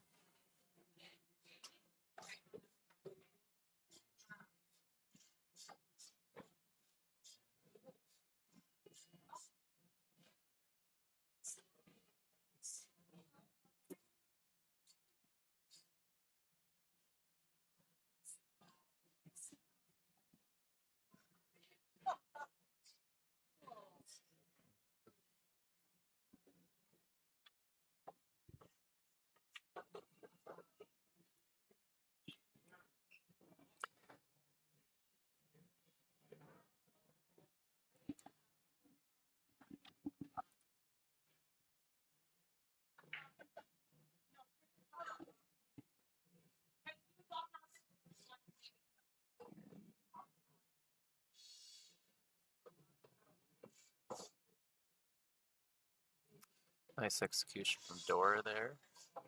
Nice little touch spin shot around the 10 ball for straight in look.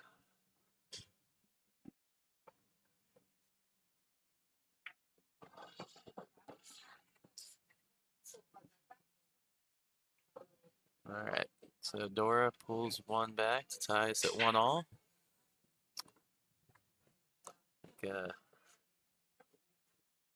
Both players just need to go shake that last rack off and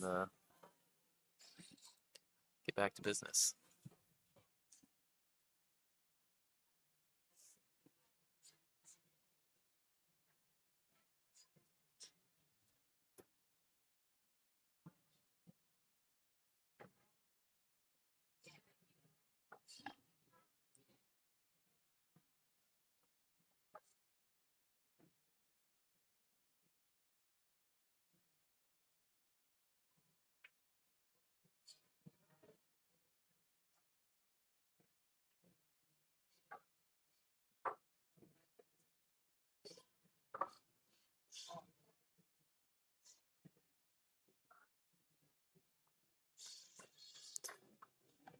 So again, anybody out there who, the women out there who are interested in checking out NWPA, there's more info at their website, playnwpa.com. It's a great format for getting out there and, getting competitive experience. We got players of all across the range of skill levels that come out and compete in this event.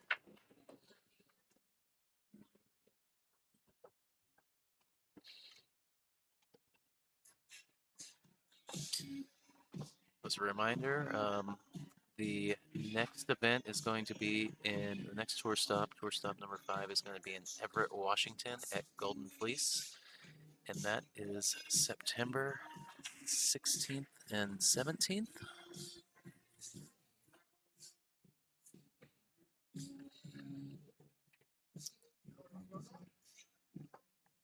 I don't recall what the table count is at Golden Fleece.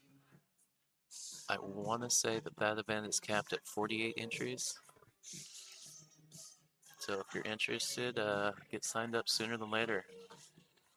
I know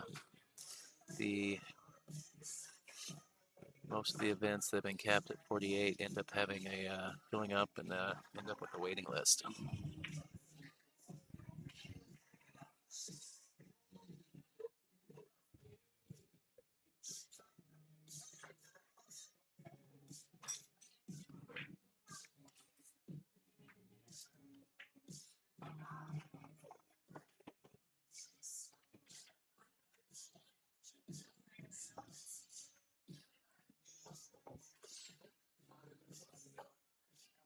I don't know if Reagan was trying to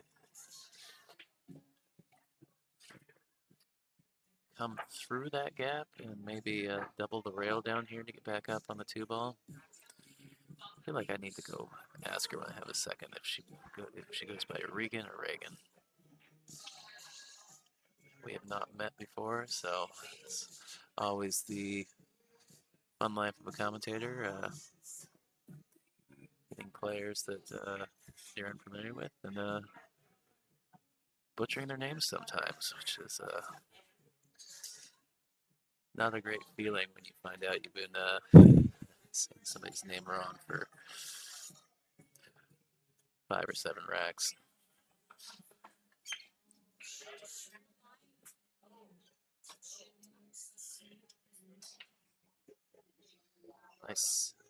Nice safety exchange from Dora.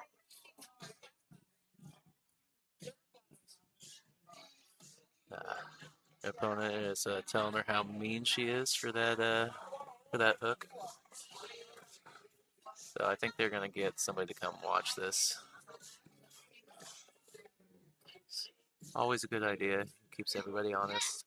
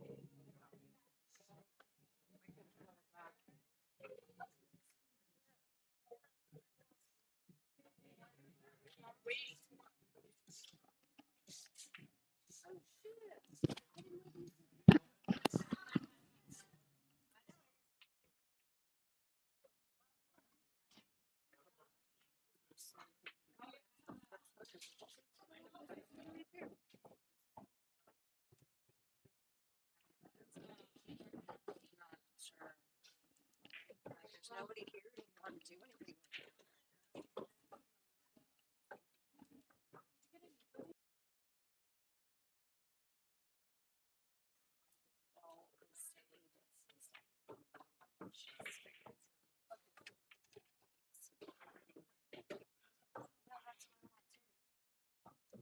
But I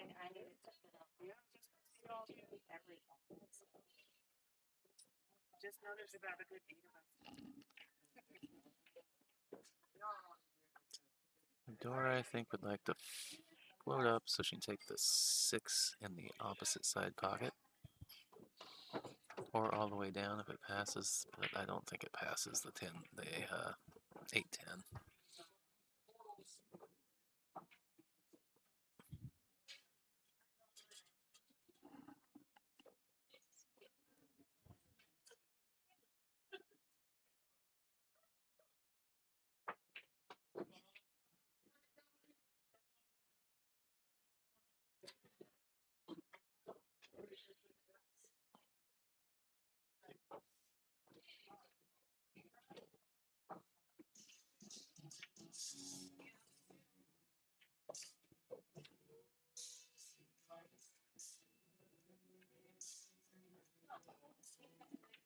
Now, continue to see people struggling a little bit with the shots into the off-angle shots into the side pocket.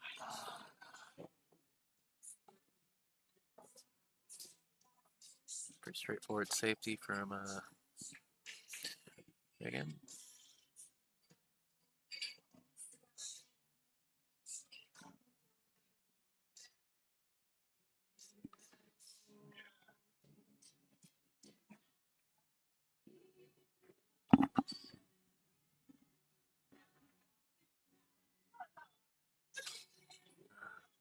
One rail kick coming from Dora here.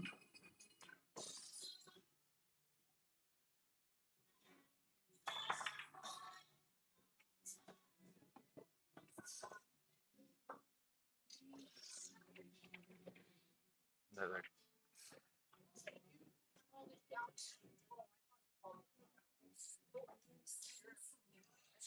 Great shot from Dora. I actually looked away for a second. I was literally about to say something about how I like playing that towards the corner because you get better odds if you miss of leaving the cue ball on the opposite side of the table. She even got the 8-ball in that shot.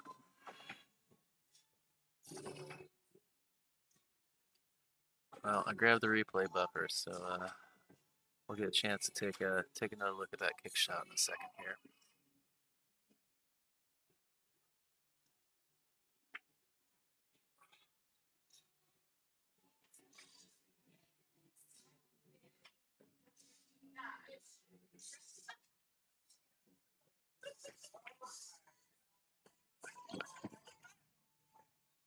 Excellent shot in the 10-ball from Dora. Dora gets her first lead in the match, 2-1. One rail kick coming from Dora here.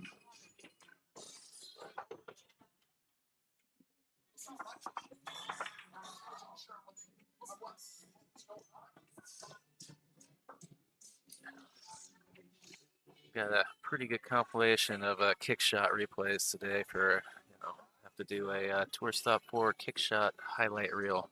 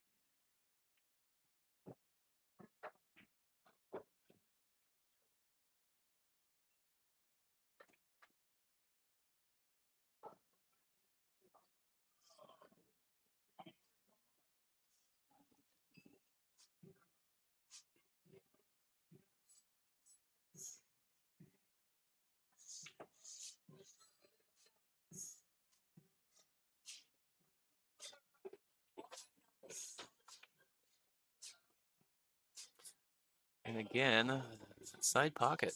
I've seen a bunch of these, like shots that players look at, and even looking at the monitor, it just seems like they should clip right to the side, and they aren't.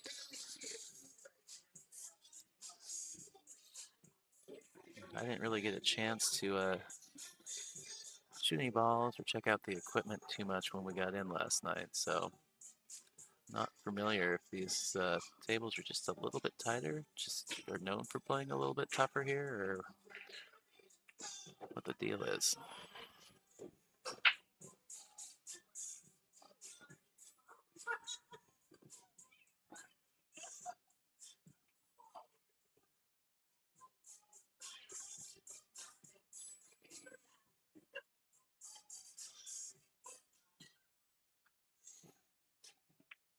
All right, see if Dora can come with another outstanding kick shot to add to our kick shot highlight reel collection from day one here at Legacy Billiards on tour stop number 4 of the Northwest Women's Pool Association 2023 tour.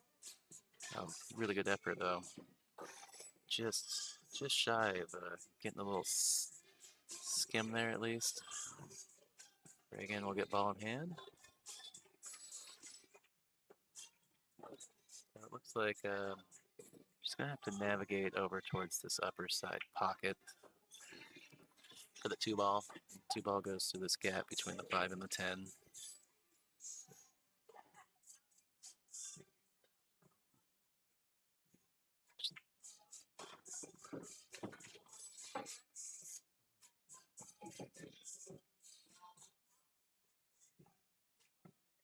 So not quite where she wanted to draw that ball to. I'd like to get a, starting with ball in hand. A little bit of a bummer to get out of the line so quickly. Make sure she isn't run into that 9-ball. She's avoided the 9, but she's also missed the 2. But hasn't left Dora much to work with.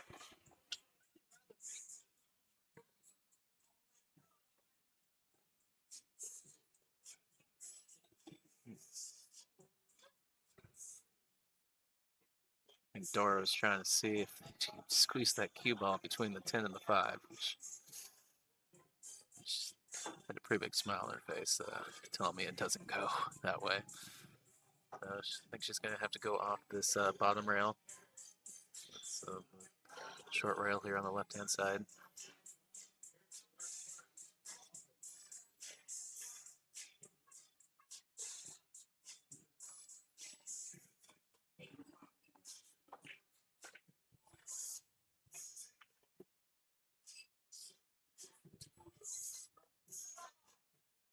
It's come quite a bit short.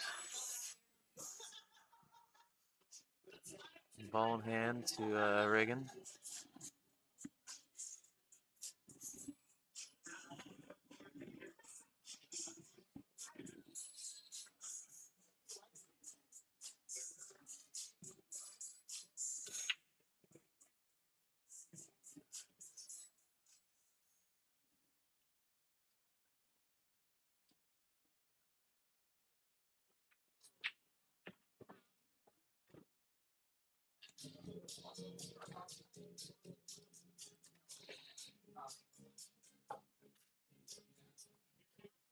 She's got a good angle. I think she would like to get a little bit closer.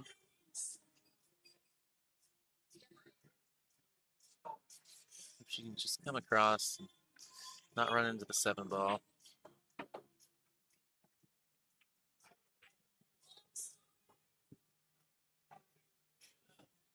A little close to the 6-ball, but I don't know if it'll present too much of a problem to cue over.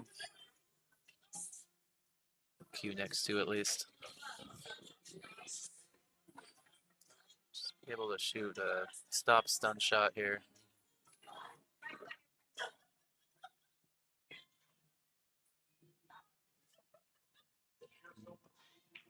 It's got good angle again.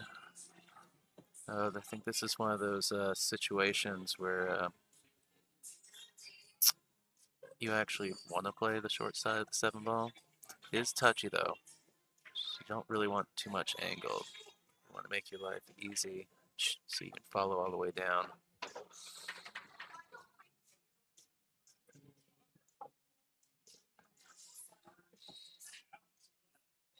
I feel like situation, the follow shot's easier to land in your zone, especially when you're coming across the zone, as opposed to draw shot here, because you want to make sure you don't come up short. Hooked behind this 10 ball. So she's going to need to draw this cue ball back about 3 feet.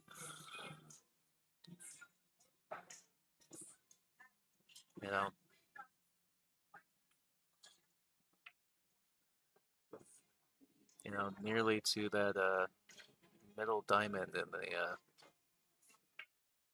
left half of the table here.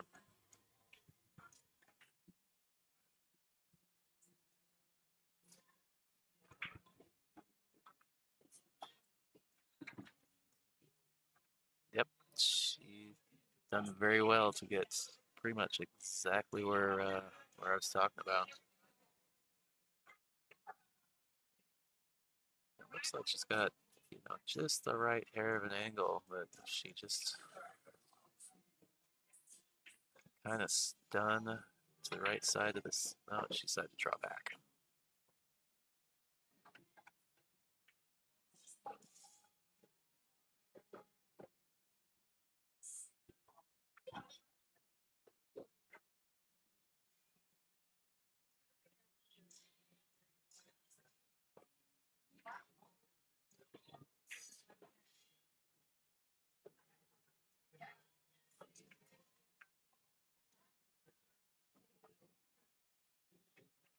All right, good finish. We're back at a tied match at 2-all. A race to 6 on the winner's side of the bracket.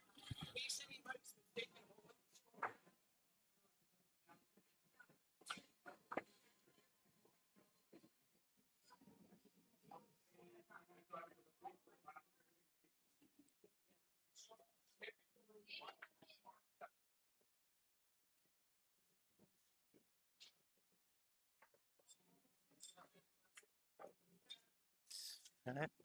So once again, just a big thank you to our sponsors, the host venue, Legacy Billiards, Spokane, Washington, Jam Up Apparel. We had the CEO, Damian Pompanic, in the room earlier, slinging some shirts and hoodies and whatnot. And then, of course, our official 2023 tour sponsor, Littman Lights, changing the way you see pool.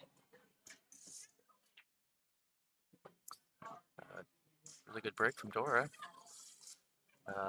Balls have spread nice. She's got to look at the one. Got to make sure she doesn't drift into the traffic of the 7 ball over here.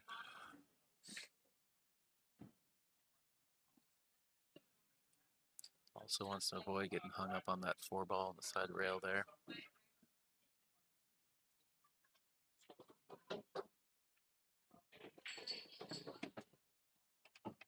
She's got good speed, just enough to kind of bump that 4 ball to the side. A little bit slower, and she could have risked getting stuck on it.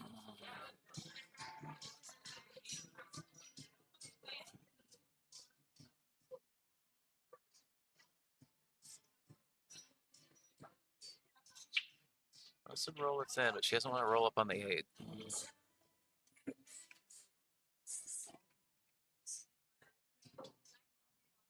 Little divot on the spot there, kind of give her a little bit of a jelly roll, kind of a cue ball, instead of being a little bit more in line where she'd have to bridge over the 10 ball, kind of rolled off towards that upper side rail.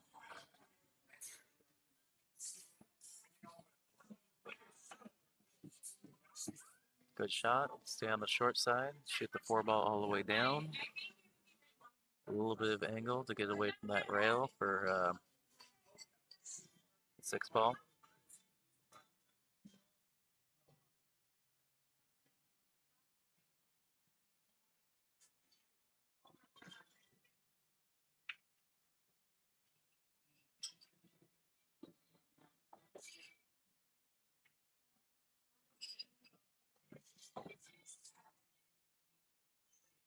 So I think she's got the angle to go to the bottom cushion and straight back up table for the 7 ball.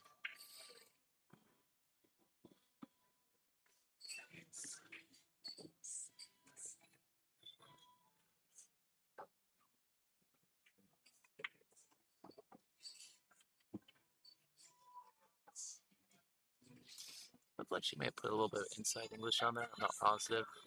She did. I don't think she needed it.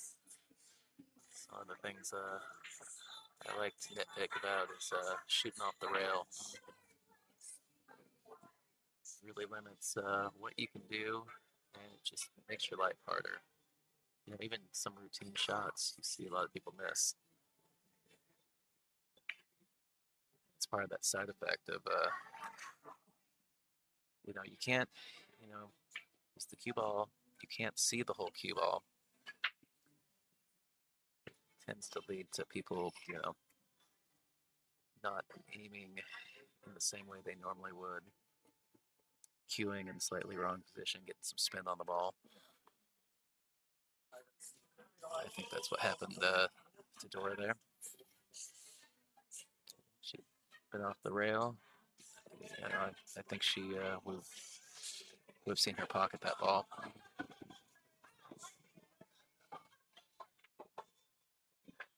So let's see if Reagan wants to take on this tester of a cut to the upper left corner, or if she wants to try and lay up.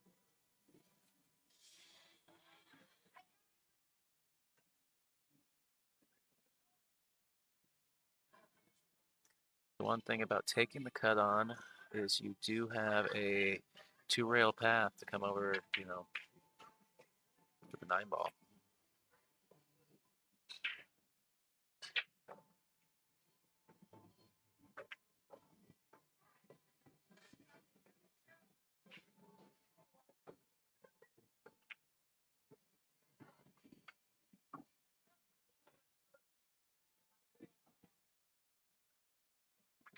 A little fortunate not to lose the cue ball in the side pocket.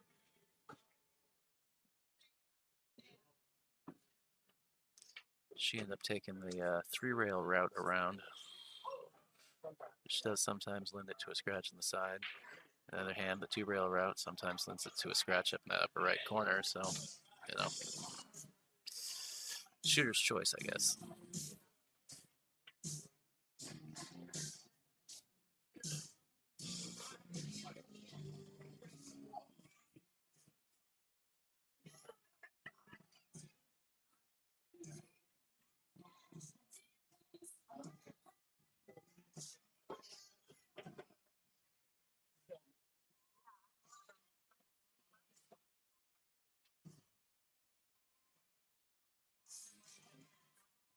A little side-to-side save here from Dora.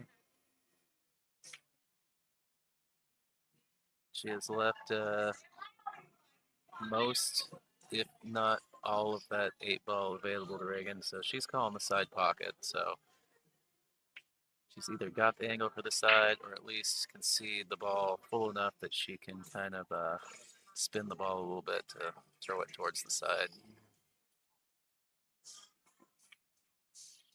Yeah, so it looked like she put a little outside English on there.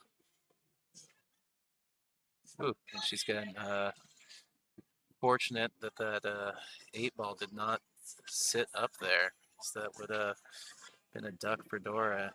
Now she's left harder shot on the 9-ball.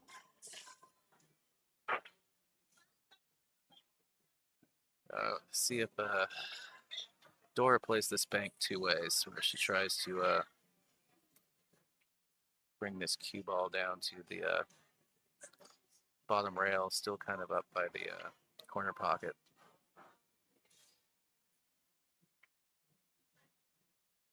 Ooh, a little bit of a roll off of the 9-ball there. It looked like it was going to go up a little closer to the point, kind of curved back towards the side pocket there in the very last half a roll.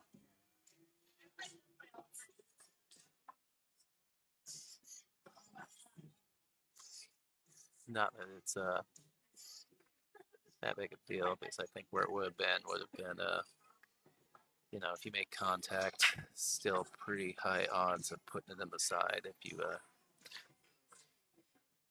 catch the portion of the ball correctly. Good kick from Reagan. Add that to my collection of excellent kick shots today collection.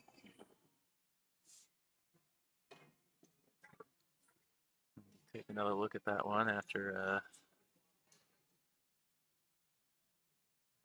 she takes her swing at the 10 ball here.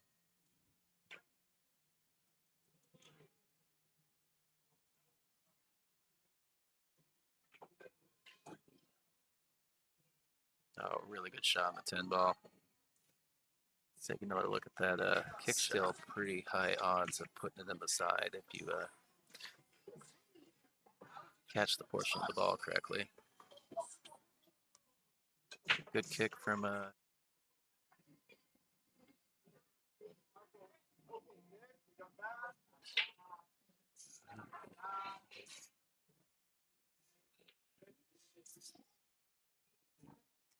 it was nice having able to get the instant replay capability working for this fourth stop. So this is my third stop running the stream for the NWPA. It's been a learning process, but hoping that things look good and sound good. Everybody's enjoying the ability to be able to watch these women play from the comfort of wherever you are, be at home, be it out on the boat.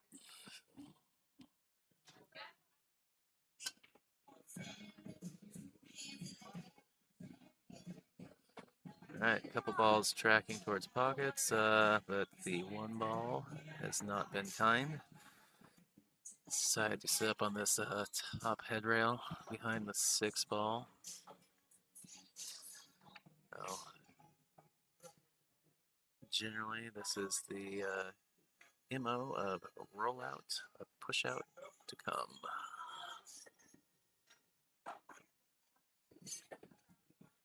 Oh, I think she's just gonna roll this ball down towards the bottom of the table. A little heavier than I think she wanted. I think she wanted to just roll that down to the bottom rail and leave it there.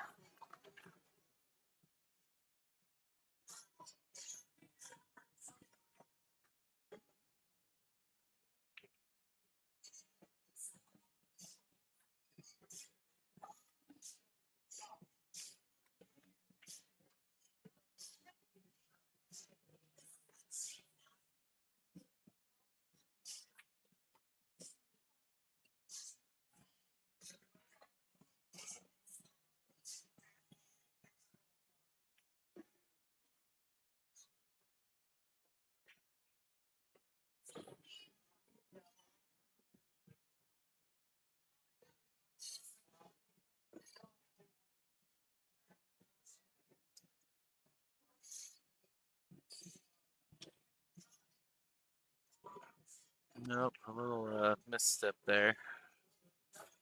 She just misjudged the speed she needed to move that one ball, you know, over there next to the 6 and leave the cue ball on the other side of the 6.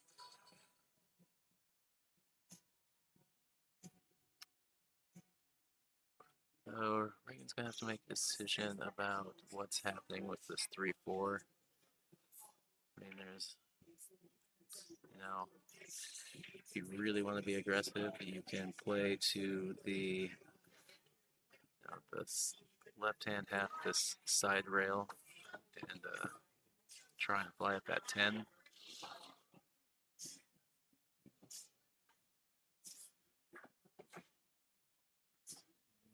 She's looking at the carom line here, so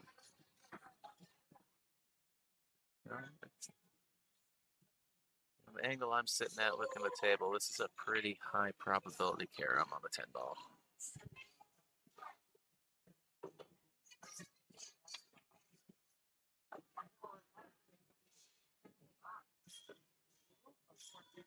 So it looks like she got too much into the object ball.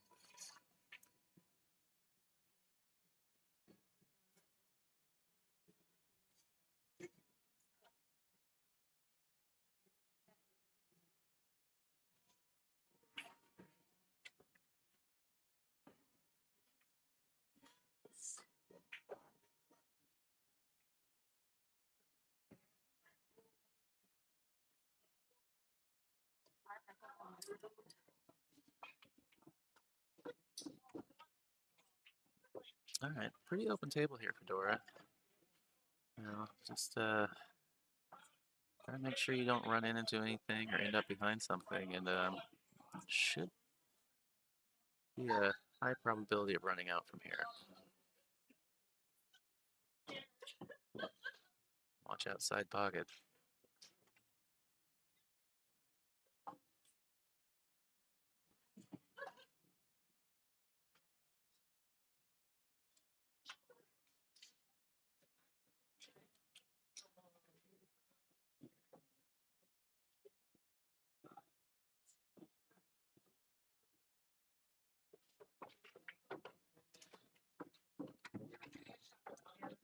Good shot from Dora. Just a hair of an angle on the 6 ball.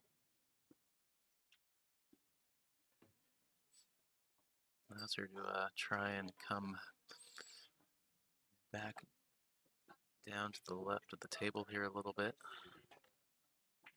She wants a straighter shot on this 7 ball. Oh, that's real nice.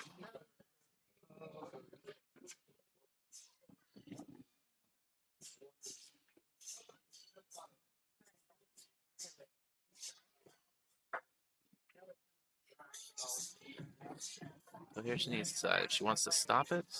She stops it. She's got a cut shot on the 9 ball, and she'll need to come back across, bring the cue ball back to the bottom side rail here for a shot in the 10.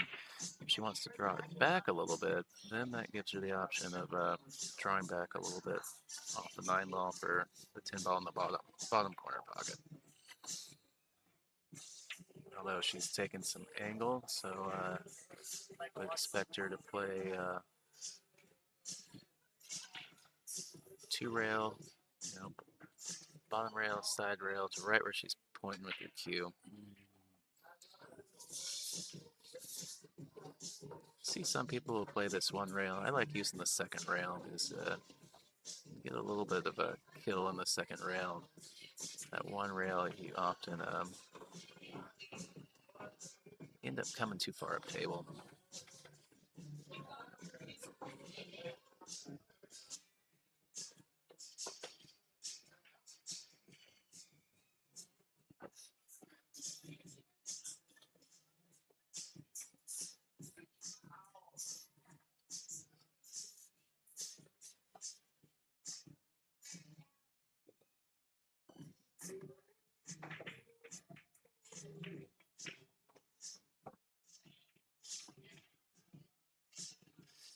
She's a little flirting with the side pocket, that rack, but she's brought this match back to 3-all. Just back and forth. One of them gets ahead of rack, and then it's tied again. Now, looking like we might have back-to-back hill-hill matches on the streaming table here.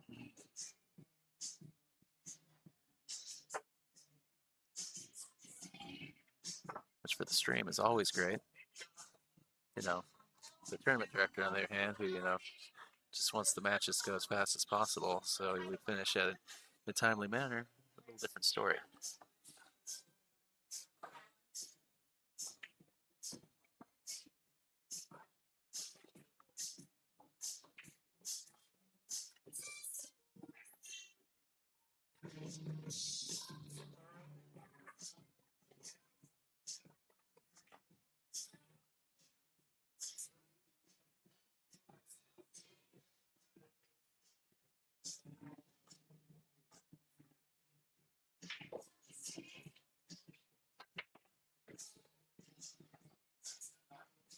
Looks like 3 balls to track into the corner.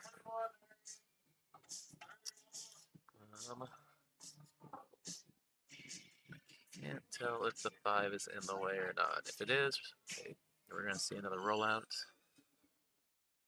If not, I would think just because the natural angle back to the 2 that Dora would take on the cut shot. It's pretty close to the pocket.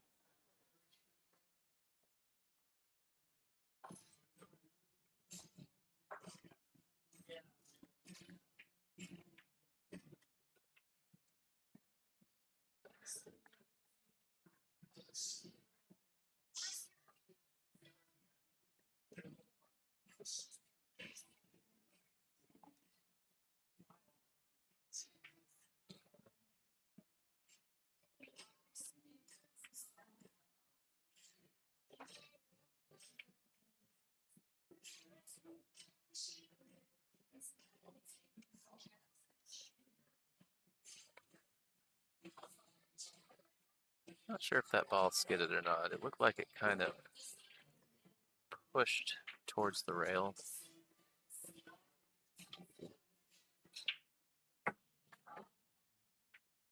Be kind of surprised, you know. It's possible she caught it a little thick too.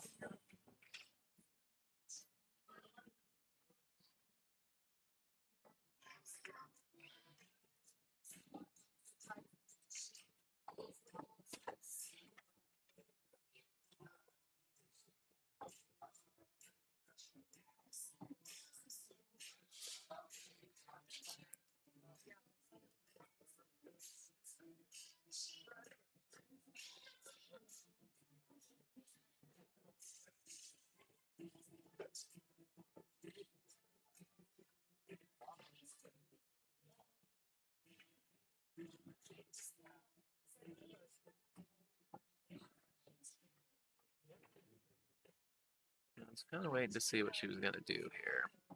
Set 4 wasn't a whole lot of position that could be done to get any sort of easy shot there. So I'm wondering if she wanted to be over here, either to try and bank it or to set up for a safe.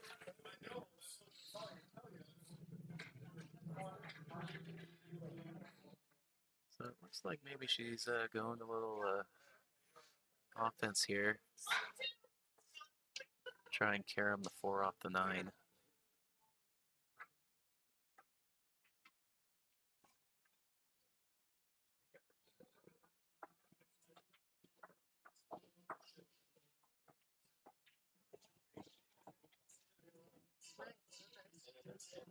Oh, such a good shot, and no payoff. She's right on the 5 ball.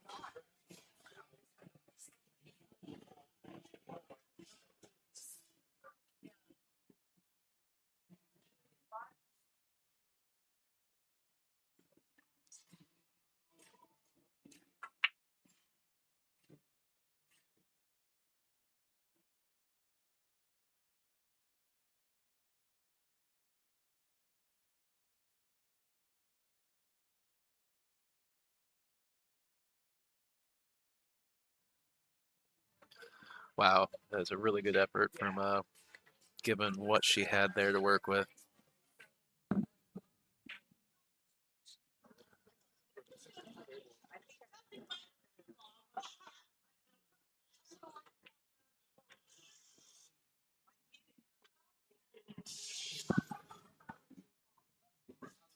So on my upside, a 5 ball did tie up with 7, so see how Dora wants to try and lay up here.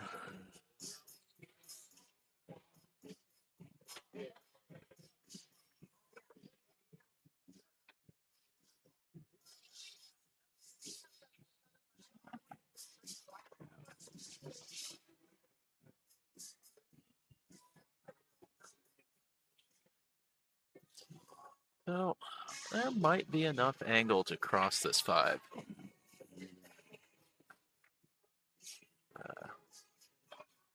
Play safe, just try and spin this ball a little bit around the 7. It's tough. The speed to execute that shot is real tough.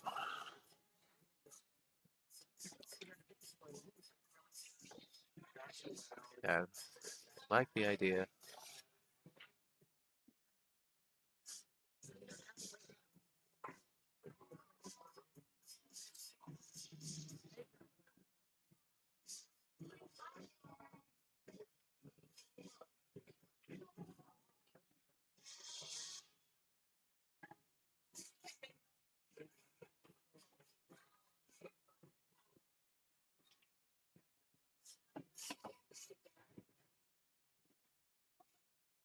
Good shot. A little bit, a whole big lot of a tester here. Close to the 6 and pretty much on the 50-yard line.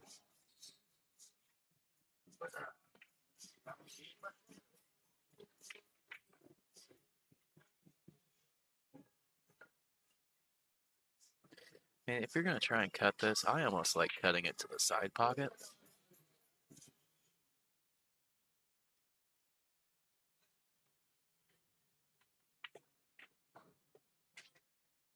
So she's looking at the bank shot here.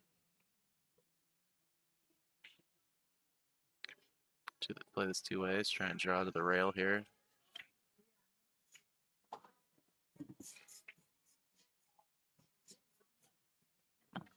She gambled with the corner pocket down there. The cue balls stayed up. I've seen these cut shots on the side have plagued a lot of players today. So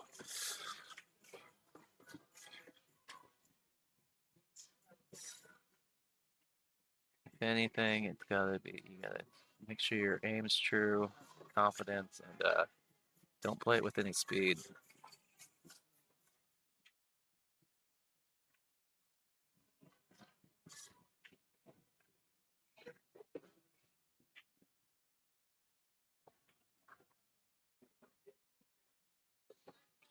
I feel like maybe Dora needed a little speed on the ball there to with the confidence in her stroke. Would be nice if she could have taken a little bit off. She'd have a easier look at this 8-ball.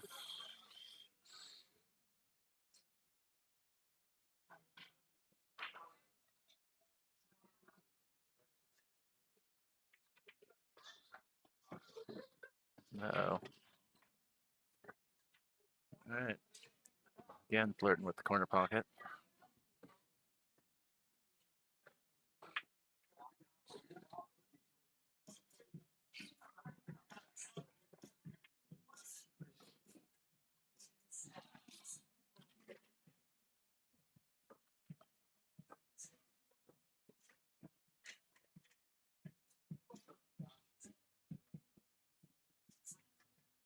So she didn't want it looks like she's going to try and cut it. Another option here is to bump the 9-ball at the bottom rail and let the cue ball roll up on the 10-ball.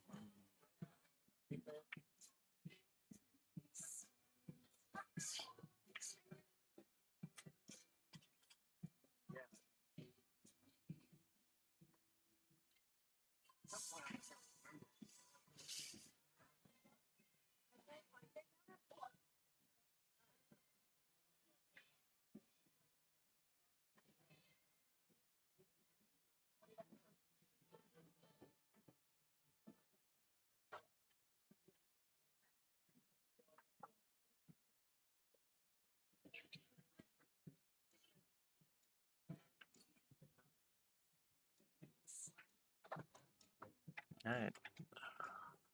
Reagan takes the 10-ball to go up 4-3.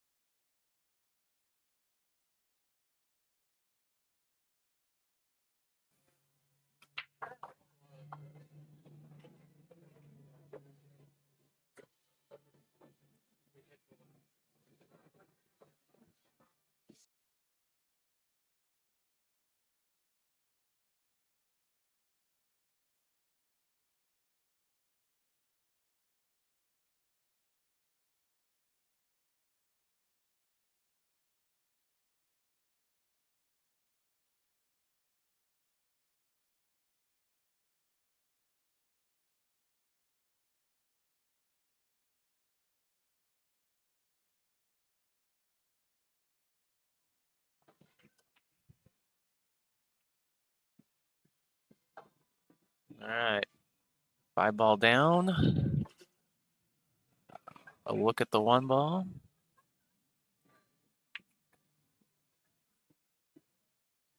You know, this table looks pretty good. It's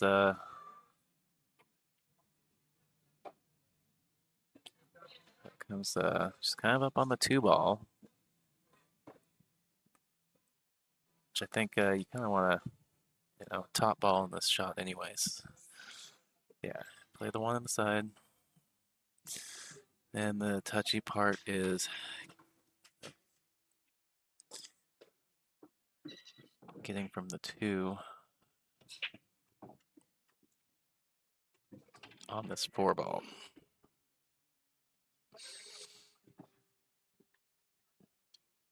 So there's a couple options. You can try and draw between the rail and the 4-ball, or you can try and draw on the other side of the 4-ball.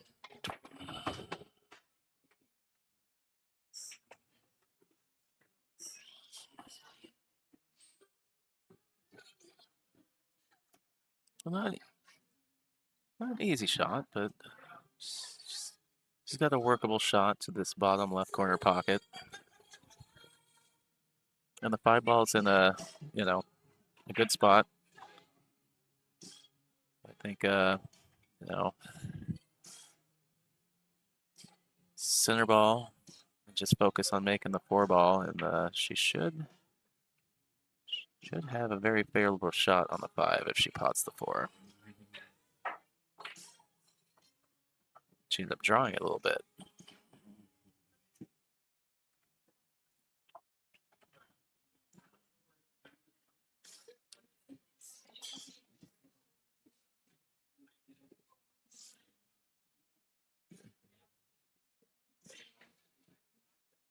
All right, so now she's got to navigate, this gap between the 9 and the 10 to make sure she doesn't come back and run into the 10 or the 7.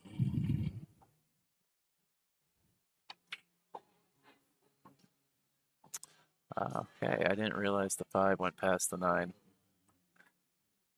think after staring at this monitor for 9 hours, my vision's getting a little blurry.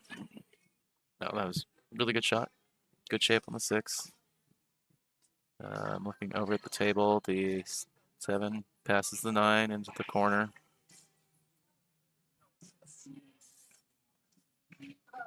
So, opportunity for Reagan to get the hill here if she can connect the dots.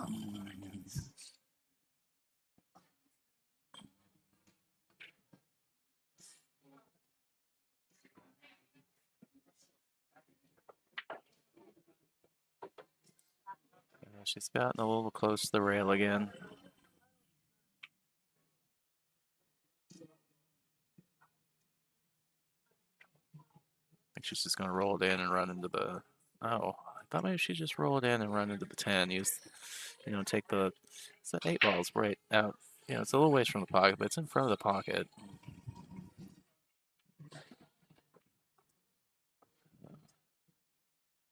I think in an attempt to make sure she didn't run into the 10, but she played it with speed. Shot was just a little bit off.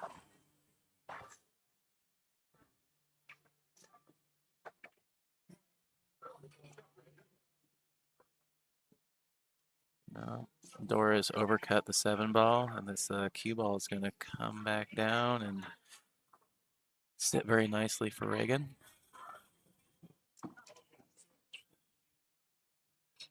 So she should be able to just roll this in with top. Come between the 9 and the 10.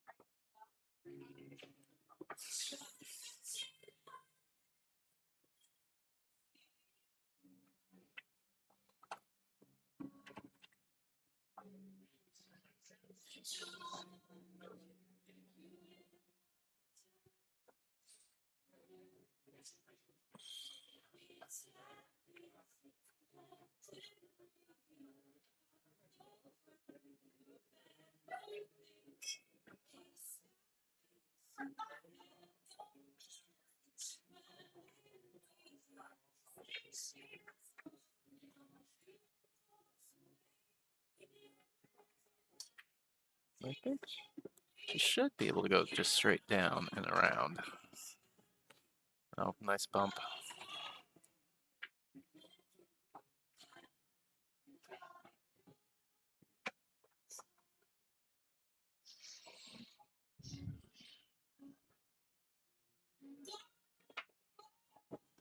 All right. The Reagan goes to the hill, 5-3.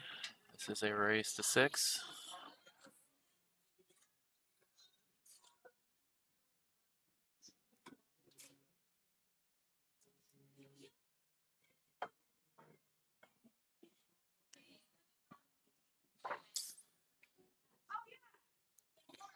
Shout out to our sponsors. I haven't ran a jam up ad in a minute, so we'll do that real quick.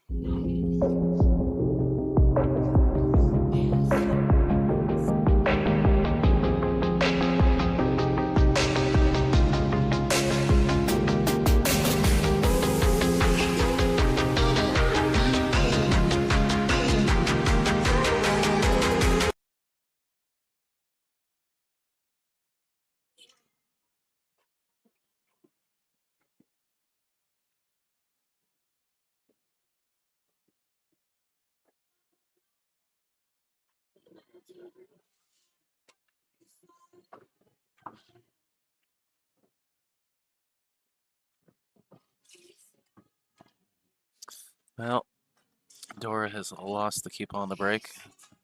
Be a tough pill to swallow with Reagan on the hill.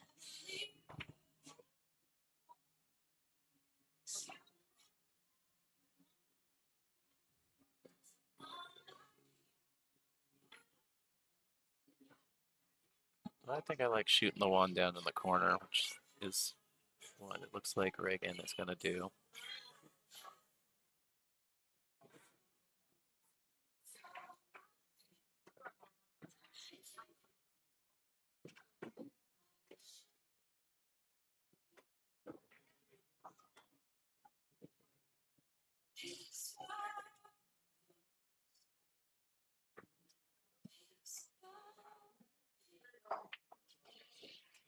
Yeah, I think down in the corner is the right shot. Trying to shoot it across the side, you can't really give yourself the right angle. You end up being on the low side of the two ball.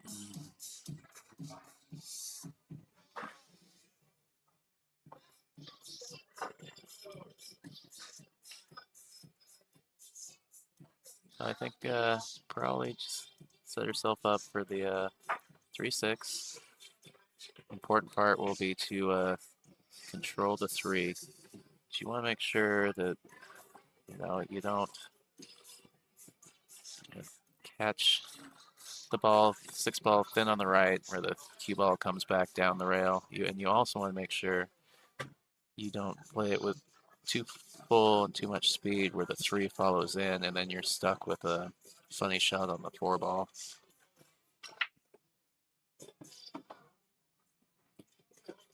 That worked out.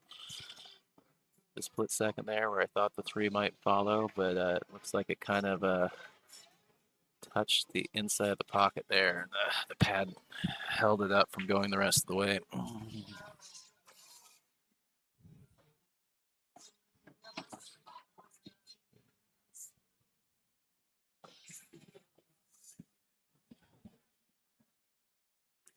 A little bit of an overroll there.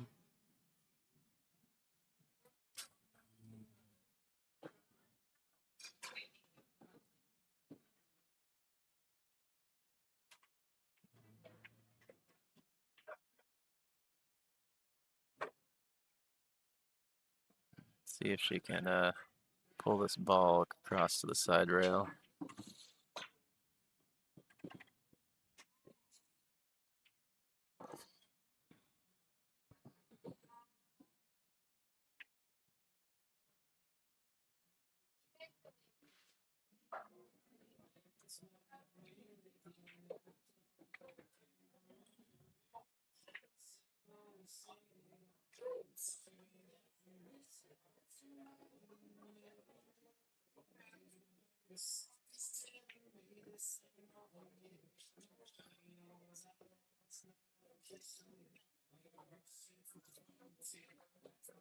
So I think she's looking at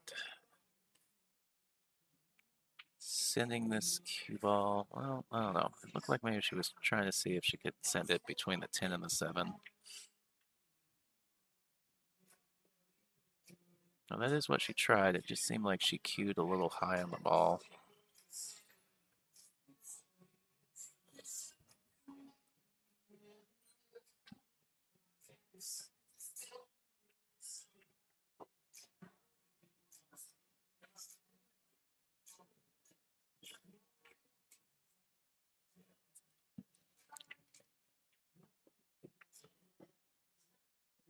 A little bit of daylight for Dora here.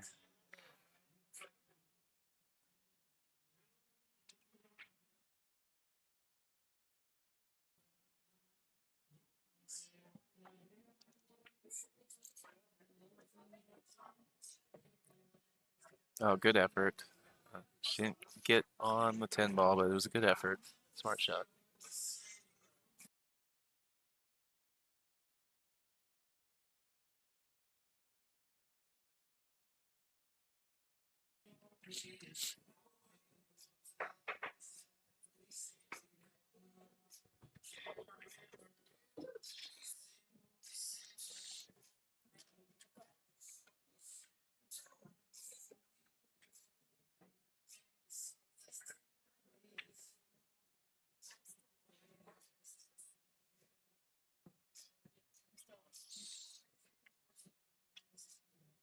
All right, another chance for Dora here. Pull one back, and opportunity to get a little bit closer to Hill match. Not an easy shot, but we've seen her spear a few of these back cuts already in this match.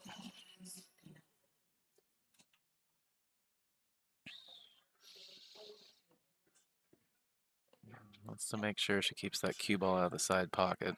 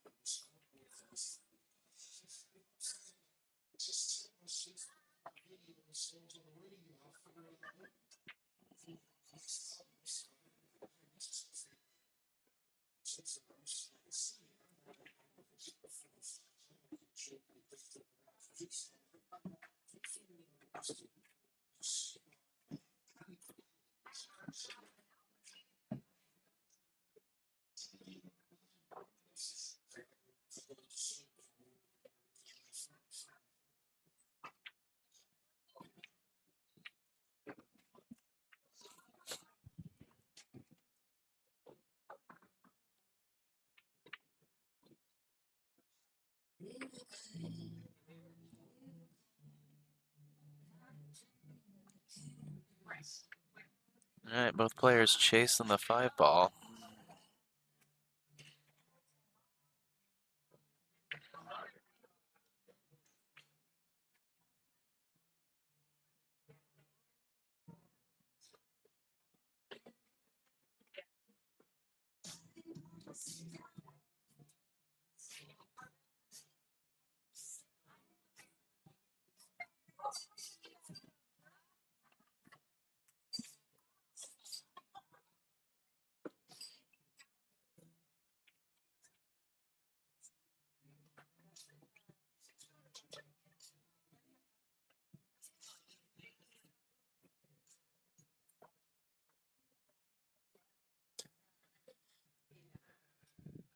Yeah, I think starting to see a little fatigue set in as we've crossed the 9.5-hour mark since play kicked off this morning. So all these players have pretty much been playing back to back.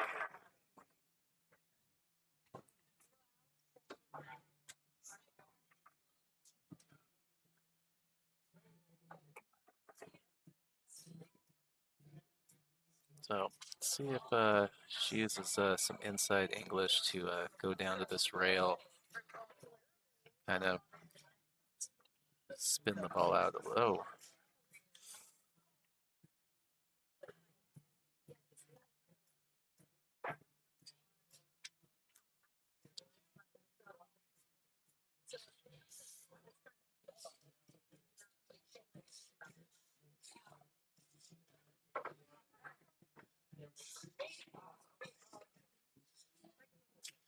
Oh, see what Dora wants to do here. You know, wants to try and bank this ball. Just the bank's not a bad option. You can play the position, get over on this bottom side rail.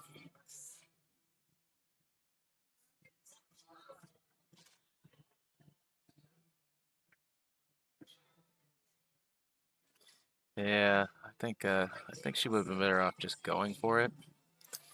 She tried to play it safe, and Just not enough speed to get over there. Right, so side pockets have been a little testy, so Reagan can get past the side pocket here. She should be looking pretty good to close out this match.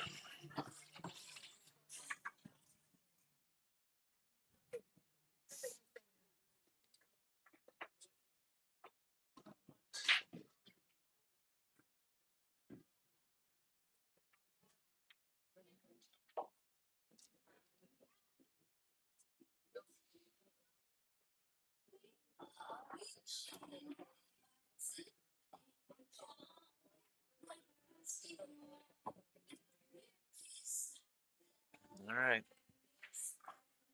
Good leave on the 10 ball. Just needs to put it in the pocket.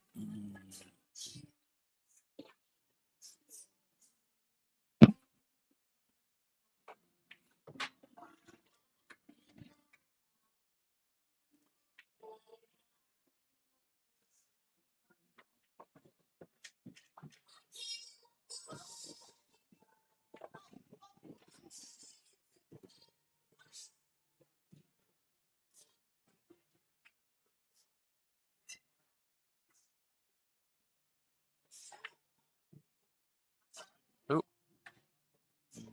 Four. All right. So Reagan takes this match 6-3. Reagan will move on the winner's side. Dora will drop over to the B side. And gonna take a break for a minute. And I do believe we have at least one more match to stream tonight. So I'll be back with you shortly.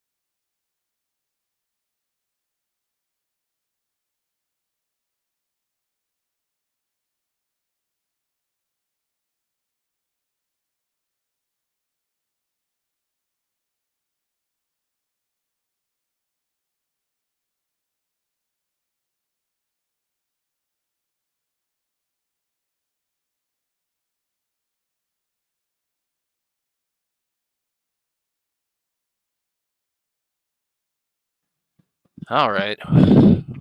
We are back. Turn my mic down a little bit there.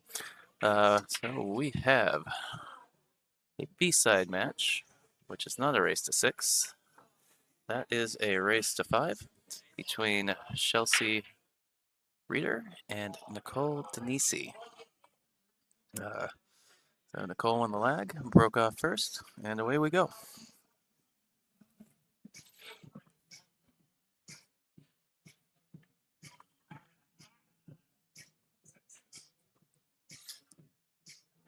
A little bit of work with this rack.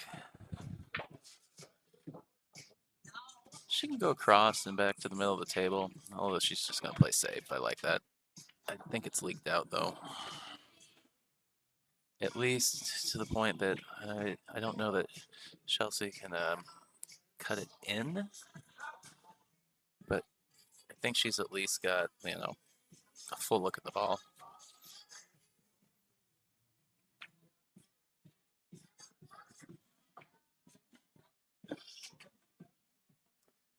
So again, this is tour stop number 4 of the Northwest Women's Pool Association. We are at Legacy Billiards in Spokane, Washington. They are our host venue for this stop and also a stop sponsor. We also have Jam Up Billiard Apparel as a sponsor for this stop. Damien Pontag, the CEO, has been in the venue and around this afternoon. And the 2023 official tour sponsor, Littman Lights, changing the way you see pool. If you're watching, please share the stream, to your socials, whatnot. Make other people aware. Get some exposure for the women playing in the tournament, as well as our sponsors. So we love our sponsors. They do great things for us. We've got a board of 50 women for this stop, and $2,000 added. The first prize, the first place payout is just over $1,000. I believe it's about $1,075. I've been meaning to go get the full payout breakdown. Had it written down last night, but I left that piece of paper at the Airbnb.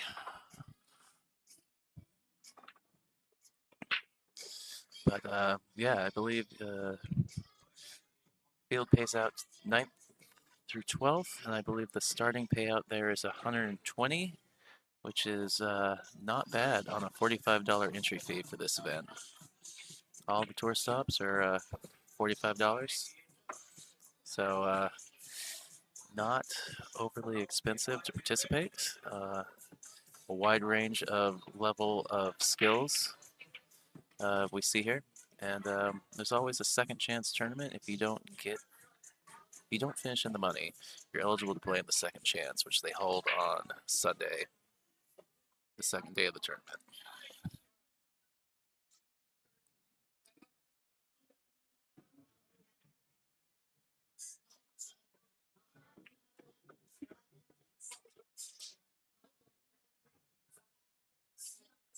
Of course, if you're interested in playing in one of the stops or just learning more about the NWPA, you can find that information at playnwpa.com. Also, please follow on Facebook and/or Instagram. Like I said, share a link to the stream to your socials. Smash that like button, subscribe, all the fun stuff. All right, let's try and follow along with the action here.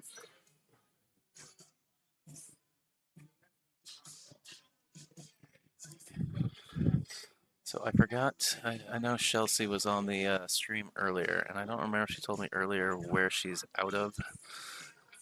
Nicole, though, is out of Portland, Oregon. Actually, she's practically my neighbor. She lives 3 blocks away from me. So I am familiar with Nicole.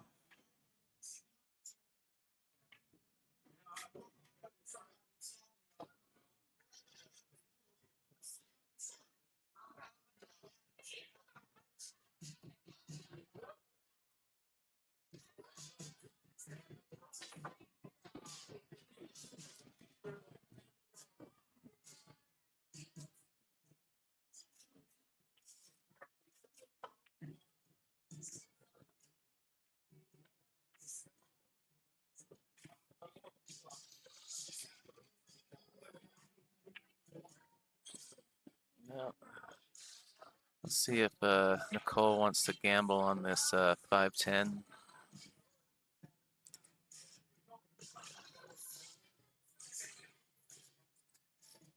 The nice thing about playing this particular combo is that, you know, the 5 is unlikely to stay down there. Although in that case, it did. So, but the 10 moved. I think my point was that sometimes you see, you know, the straighter in combos, maybe they're a little bit off, and players end up hanging up the, you know, hang up the 10 ball, and then the object ball they were using for the combo doesn't really go too far, and just turns the early 10 over to their opponent.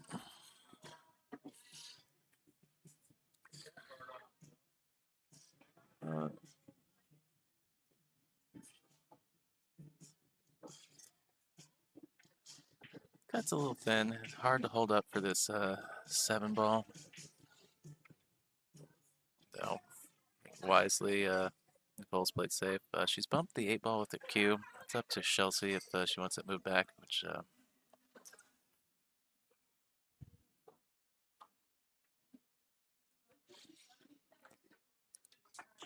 so if you have a suit eye, you've probably noticed that they are playing 10 ball. They're on 7-foot diamond tables using the ECA PL 10 ball rules. So pretty much, if you're familiar with those rules, that's except for one exception. An illegal break is not a ball in hand foul. It is a re-rack opponent break. That is the one-off rule that they use for these events.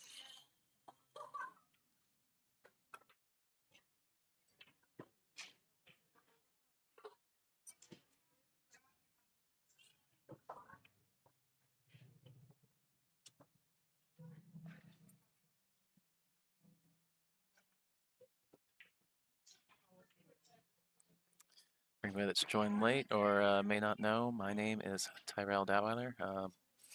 Obviously, I said I was Nicole's practically neighbor, so I am also out of PDX. Oh, Kieran North has joined the stream. Anybody that's dealt with entries through the NWPA or email, Kira's probably been your point of contact.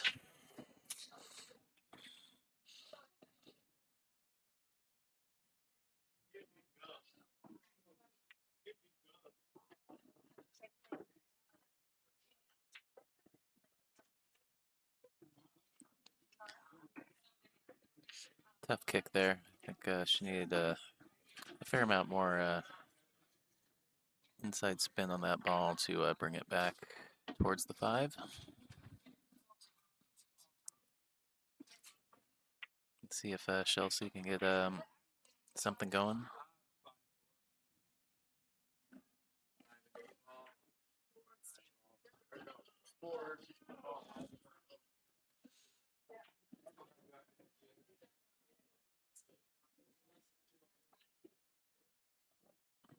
Nice shot. Run the 5 all the way down. Let the cue ball drift. She's got a pretty good angle, I think. To go to this bottom side rail. She just wants to make sure to miss the 10 ball, and you know, she can get back over to that top side rail.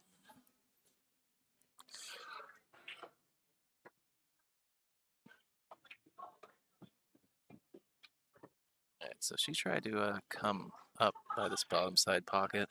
She's just gotten a hold of the ball too much.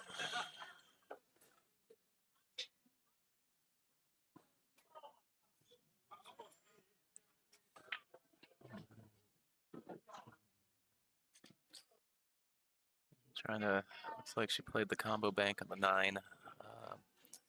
Done well to push the 8 ball to the other side of the 10 ball.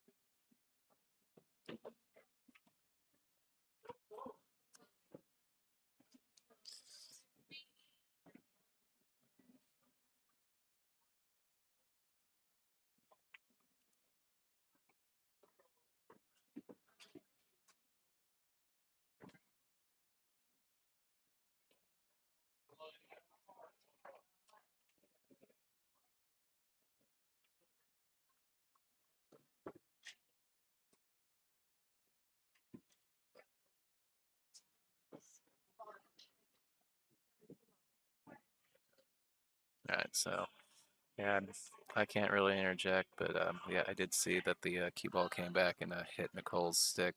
I don't think she noticed, but Chelsea pointed out to her, and Nicole, um, I think, recognized that it was that it probably maybe did happen, or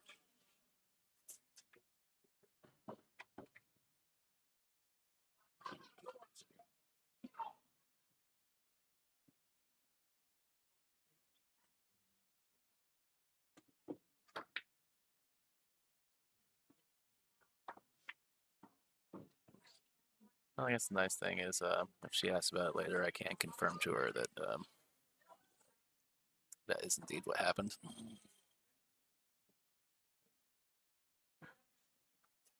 So Chelsea with a opportunity to take this opening rack.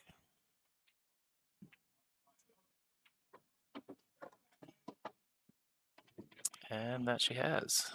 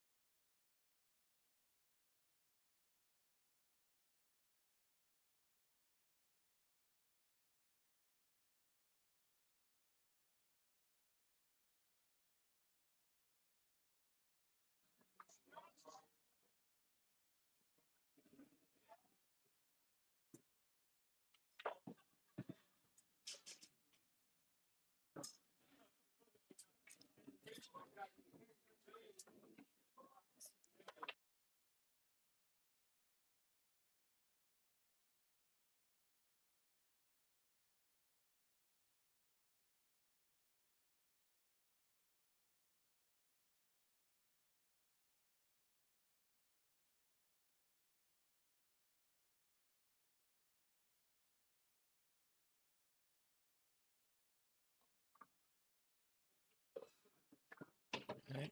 Nice combo on the 4. Controlled it well. Make sure she's got a follow-up shot. The 1 in the same pocket.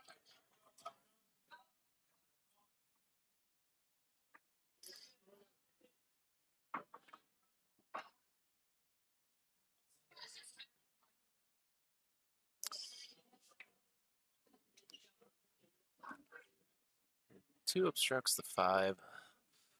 I think maybe she'll try and come down and around the 2 ball. Wanted to carry further so she could shoot the 2 in the same pocket. She shot the 1. See a little safety here.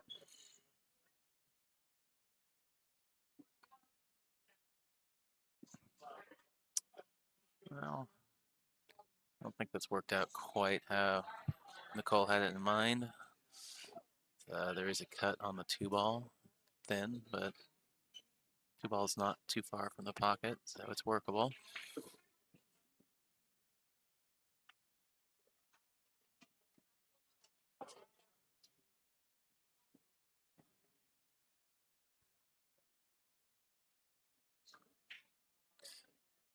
Well, Nicole heading back to her cue case. Gonna see a jump cue here.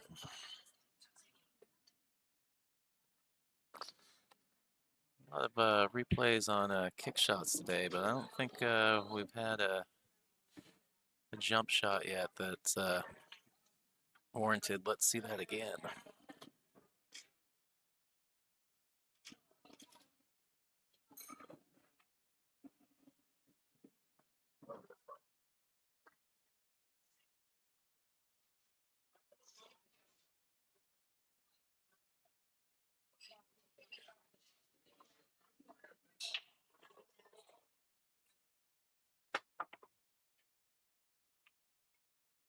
No. Looks like she caught the 3 ball on the way over.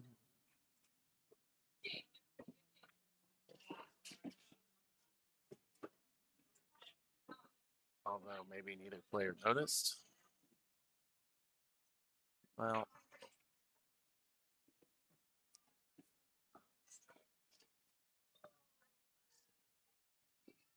Well, it's unfortunate. Chelsea should have ball in hand, but clearly neither player noticed that the cue ball moved to 3 on the way over.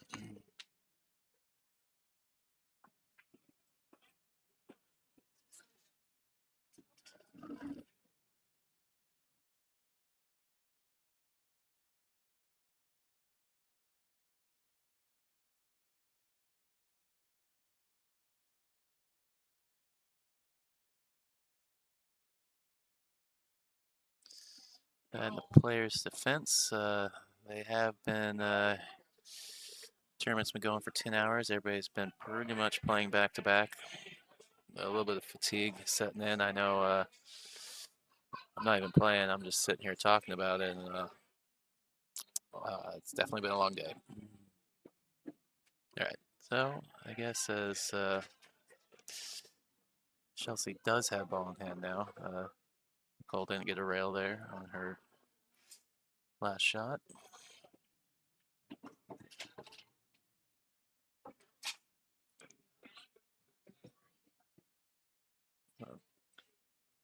Chelsea should be able to run forward.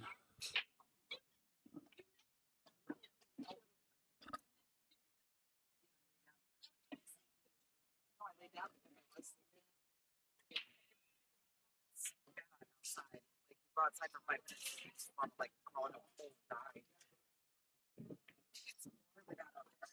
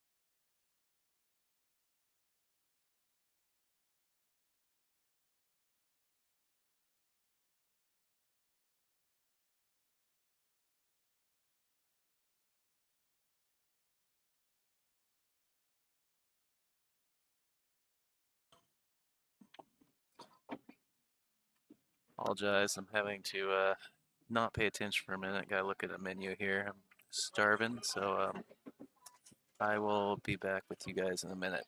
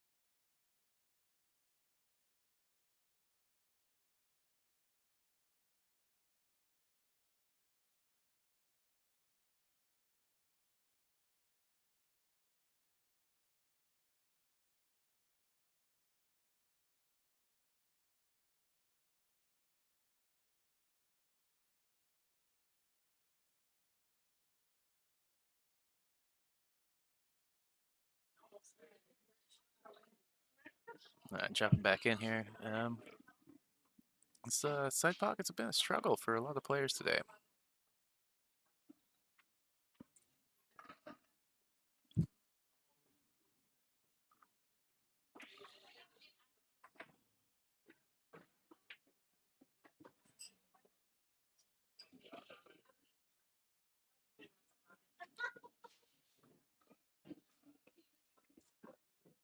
Well, Nicole says that was her, not the pocket. So.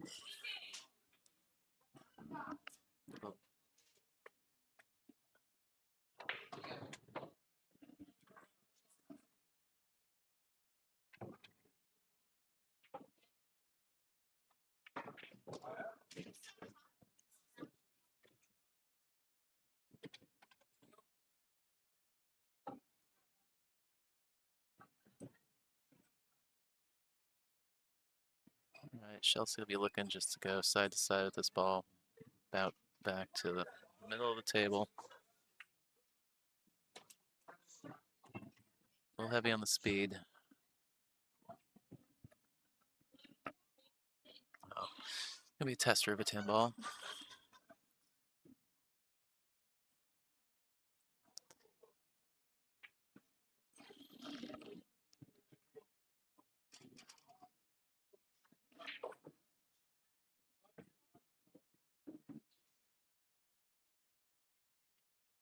Looks like she's gonna go to the upper left pocket. Oh no, she did go to the bottom right, or bottom left, I mean.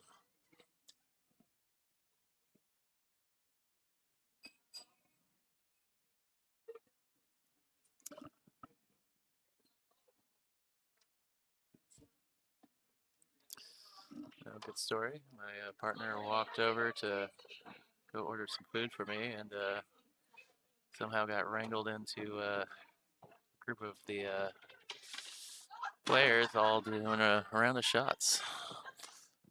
Can't say that I'm not a little bit jealous. All right, Nicole. Pulling one back. So we're at 1-all. As I said, this is a race to 5. This is a B-side match. Not positive. Actually, based on the play left in the room, I believe the winner advances to the money. We'll be in the money, returning tomorrow and in the money. And the loser will be one shy, but eligible for the second chance tournament tomorrow. I think I may have already mentioned that this was a 50-person board. They are paying out 9th through 12th, or their payouts start at 9th through 12th.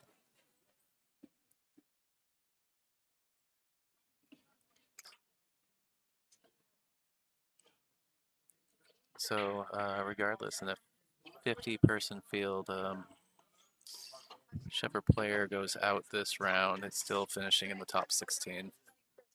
That is, I think that's a good showing.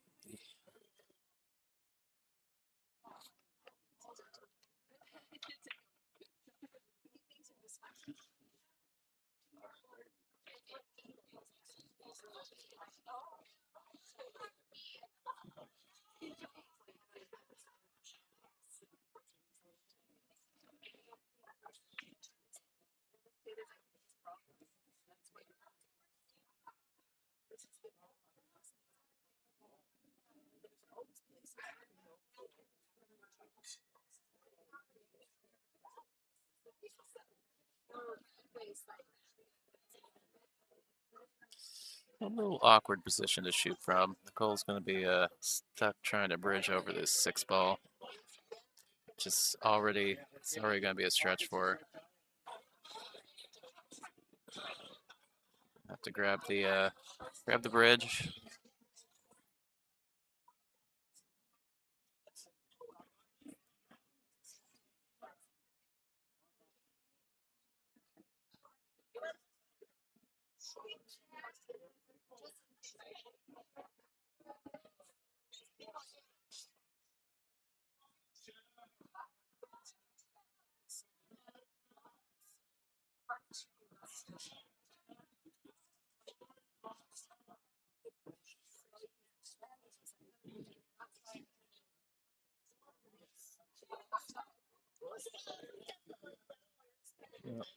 Got Chris, the tournament director over here, to watch the shot. Make sure that Cole doesn't accidentally brush the 6 ball into the cue ball.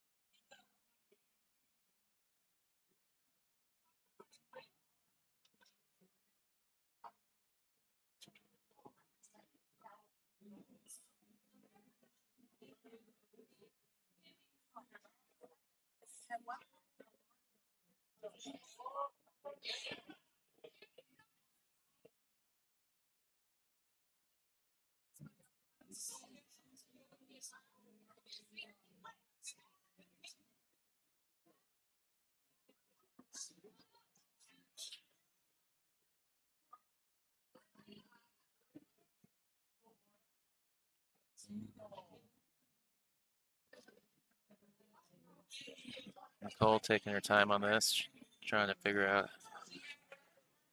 how to lay up here. I don't think that was it. I think she thought the cue ball was going to track more further down the table.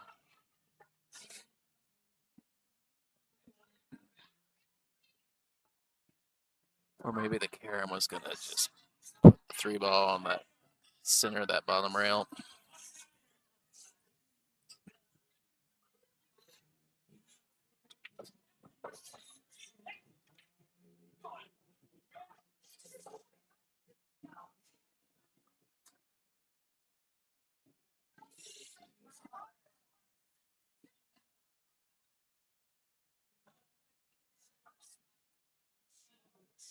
She's got some work to do.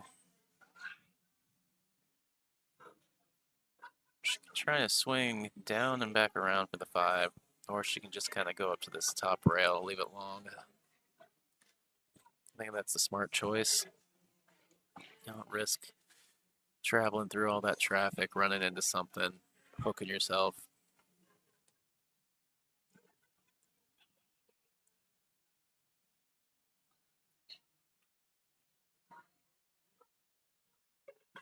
Looks like she jumped up out of her shot a little bit.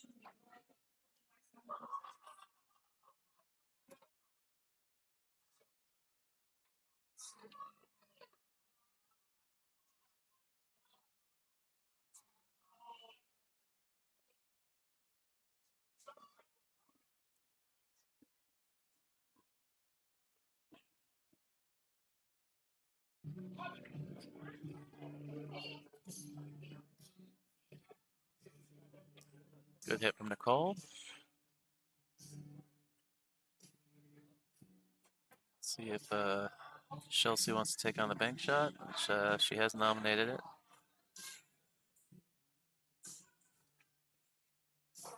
Oh, nice speed. She played that really well.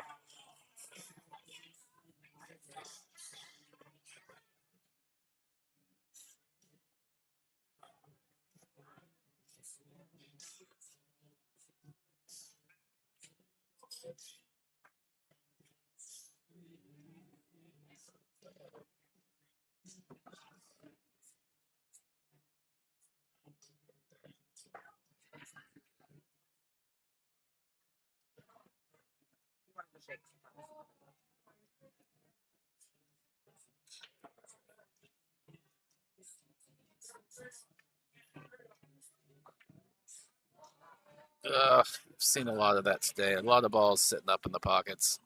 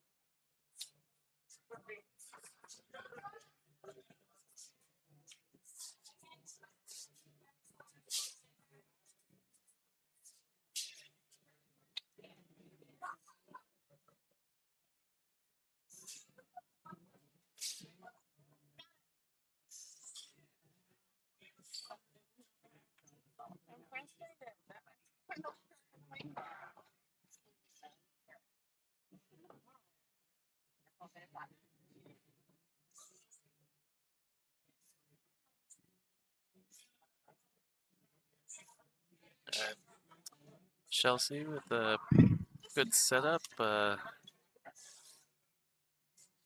the dots on these 3 balls. Go up 2-1.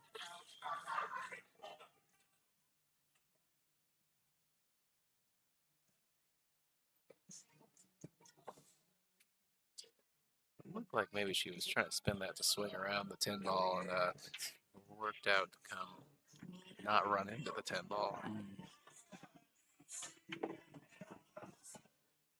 Or, you know, I wonder if she was trying to run it into the 10 ball from behind and stop the cue ball there, although I think that would have been not what she wanted either. All right, so Chelsea takes a 2-1 lead. This match is a race to 5.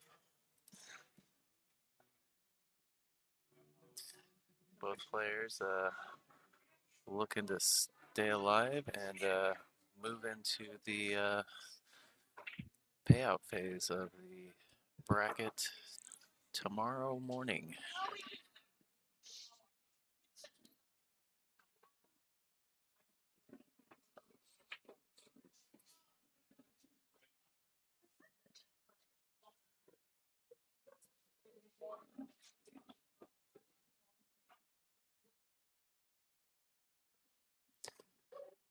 So, make sure to give another shout out to our stop sponsors, Jam Up Billiards Apparel, and the host venue, Legacy Billiards in Spokane, Washington.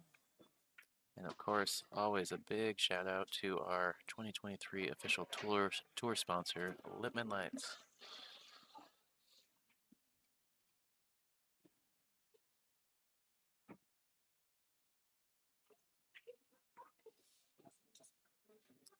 For any women out there interested in playing, the next stop is in Everett, Washington at Golden Fleece, and that will be September 16th and 17th. As I mentioned earlier, the entry fee for these events is always $45. I think that's a super reasonable amount, especially for you know, what you see the payouts for this event. Mentioned earlier, $2,000 added to this stop. The first place is paying a little over $1,000. Do a little wiggle there on the 2 ball.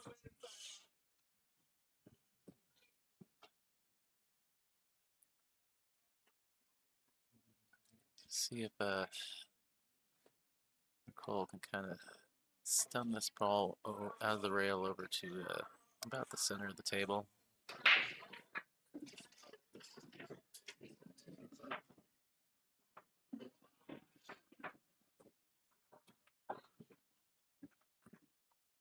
No, just drawing the ball. Like she's going to have to take on a shot on the side. Seeing these side pockets being a little stubborn. Guess it's not just the side. All the pockets on this table have been being a little stubborn today.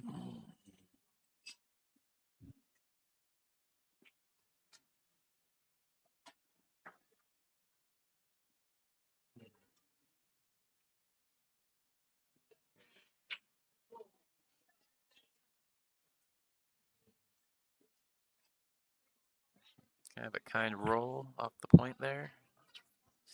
Nearly frozen the 4 ball to that bottom rail. I think see Chelsea play safe.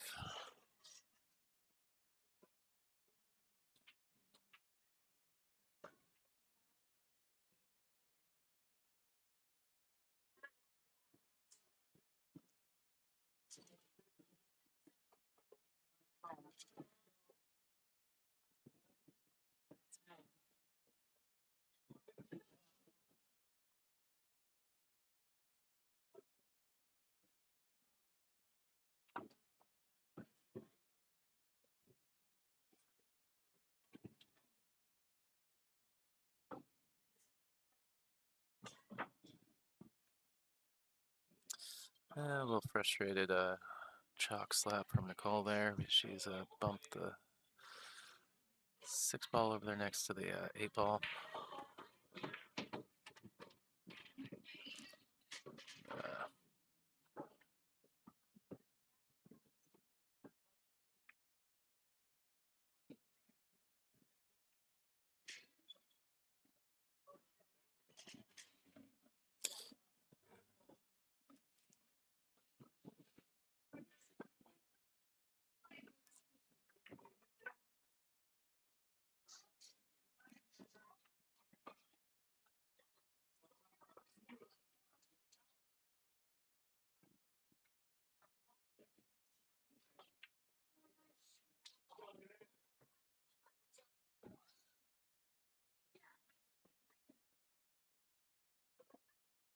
Both players struggling a little bit. I think it's a couple things, you know. There's always the jitters being on the stream, knowing people are watching. And of course, you know, we've been going at this for 10.5 hours now. So definitely sure a bit of mental fatigue setting in for the players. Mentioned it earlier that, you know, all I'm doing is sitting here talking about it, and I'm yeah, feeling the burn in my brain. Starting to get a little foggy.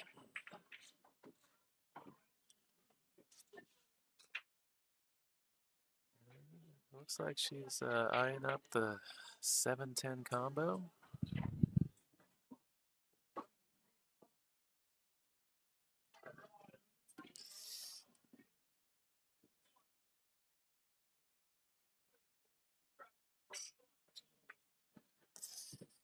Not necessarily my favorite shot when all the balls have pockets, but I do understand the frustration when you're kind of just batting balls down to take that shot. You know, it's maybe not the wrong shot. No.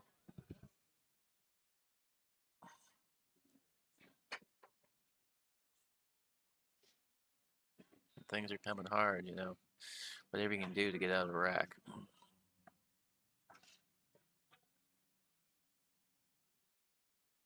Little miscue from Nicole there.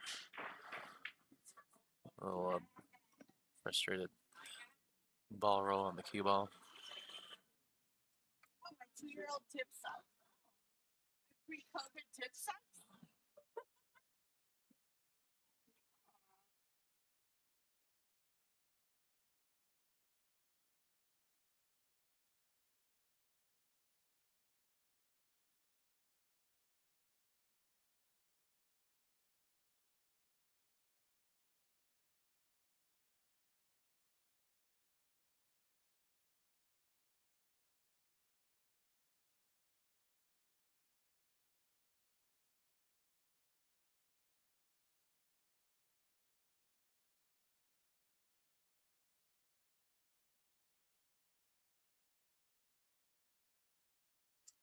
Another swing at the 10 ball. Chelsea rattles kind of in and out of the pocket. Cole's got the tip tool out, trying to scuff her tip a little bit. After that previous miscue, her last turn at the table.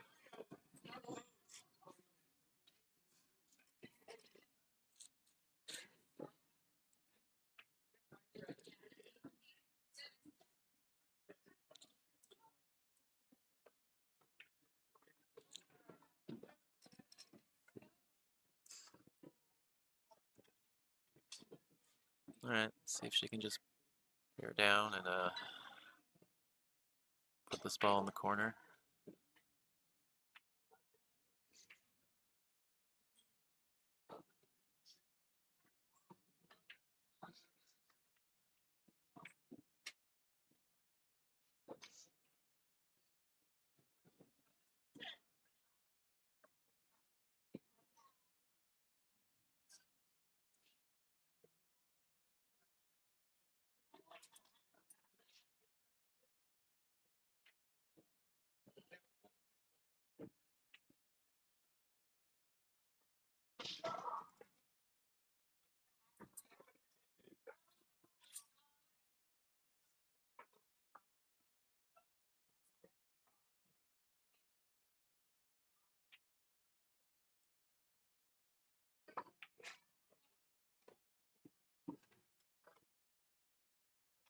Oh, it's unfortunate.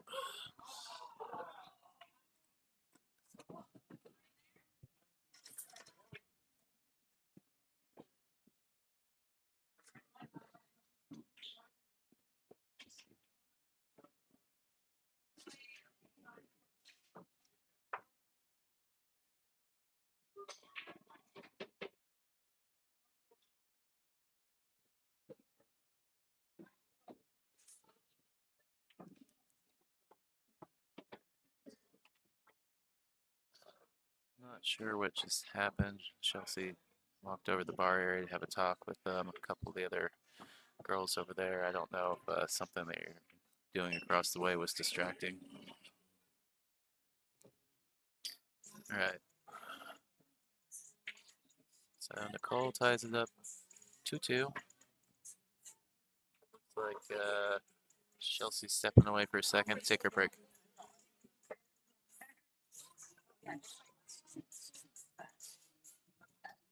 All right, so we're going to take a break. Be back in a second.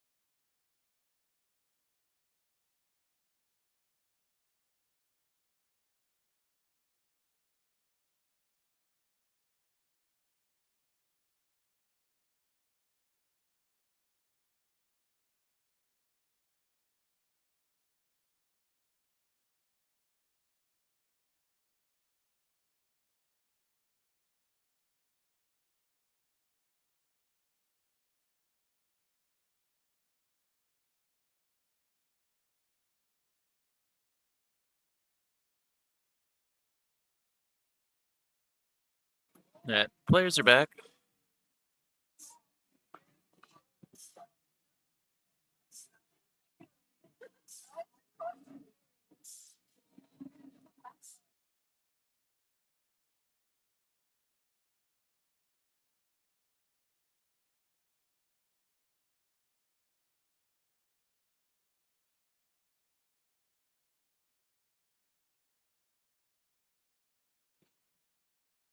All right, Nicole got the ball to go in the side on the break. She can see the one. Nothing easy coming with this setup. She could. We're gonna see a save. Trying to get down there between the 5 and the 10, and she's come up short.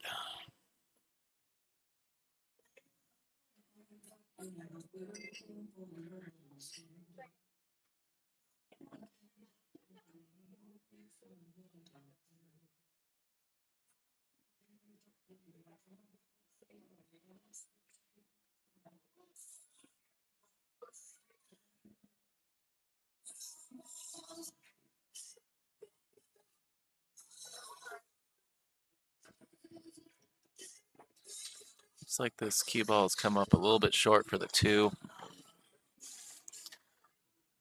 I think she's got the edge of it, so she can skim off of it. See if she can skim off of it and go 2 rails kind of behind the 3 ball. No.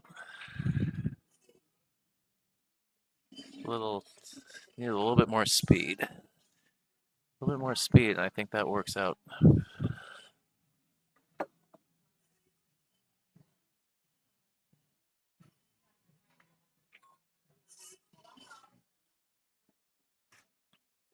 Right.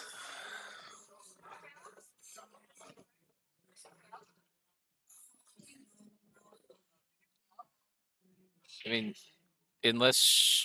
if you both want my opinion, I will tell you, but it's up to you guys to determine.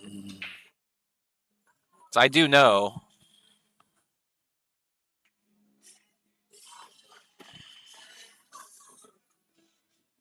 All right, well, that was unfortunate. Chelsea wasn't paying attention, and Nicole clearly wasn't paying attention to her own shot. The 8 ball did go to the rail. So.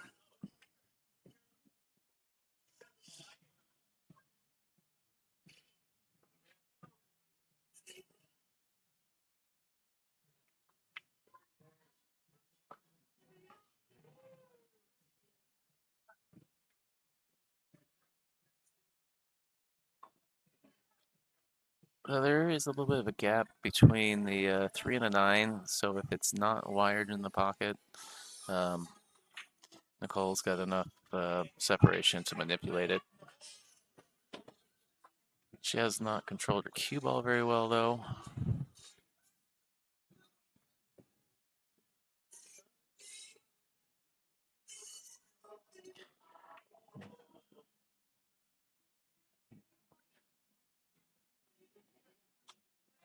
Just try and skim this, get behind the 5 ball. Ugh, it's tough. Just need to get into the rail a little bit more to make sure that cue ball didn't go into that corner pocket.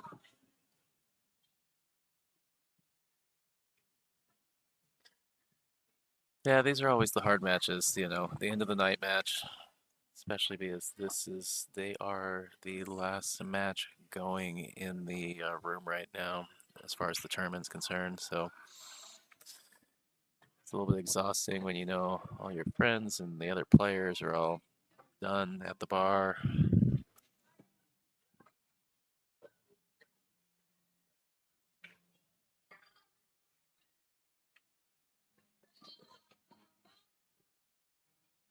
Again, Chelsea going to take the flyer on the 10 ball. She just drilled it. Speared that ball. Good combo from Chelsea. Chelsea's going to go up 3-2 and a race to 5. Getting a little bit closer to the finish line for the evening here.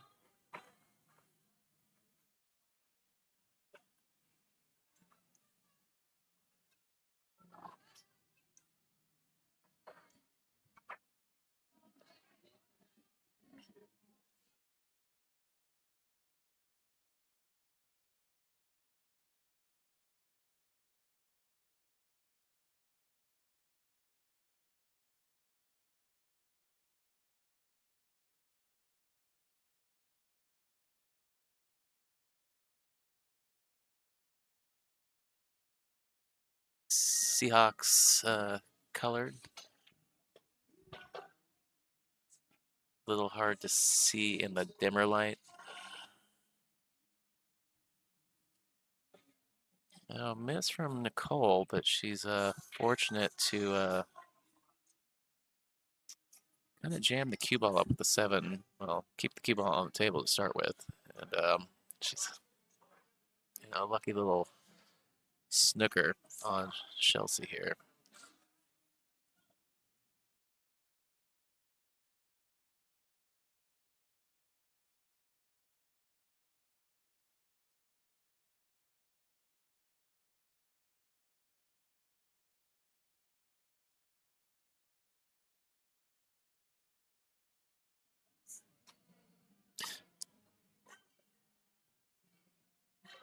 Oh, it's a good try at the three railer there.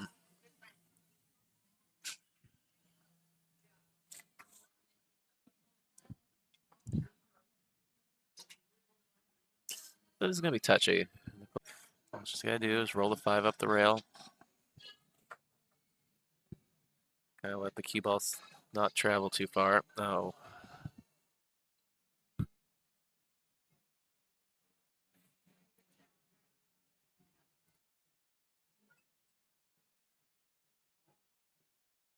Caught the ball closer to the rail. Ended up overcutting it. So, nice thing about this back cut here is the 7 ball basically takes away the scratch in the corner pocket.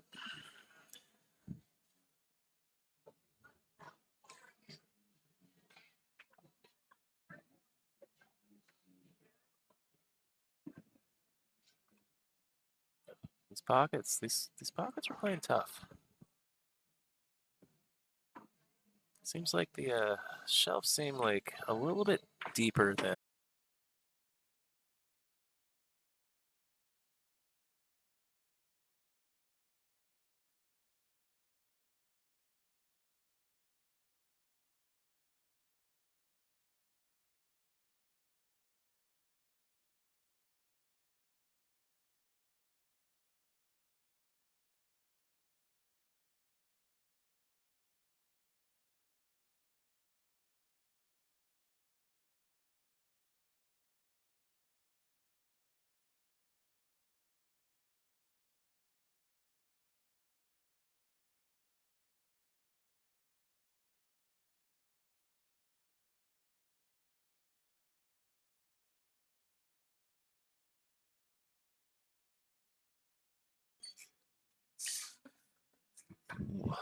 Well, Nicole showing a little frustration in her face.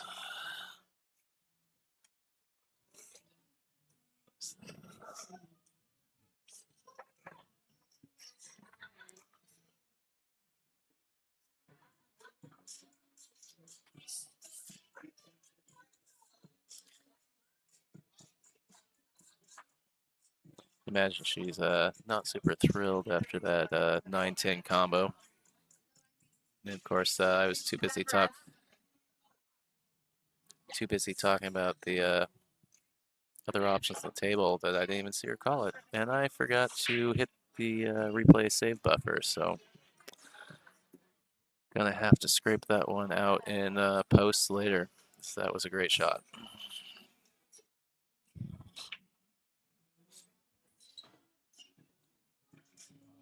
Chelsea rolling out after that break.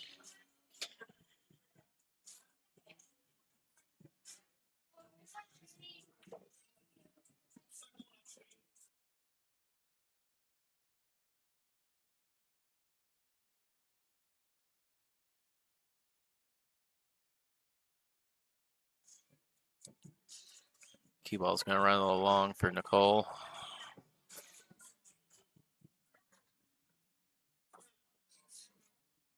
Little insult to injury.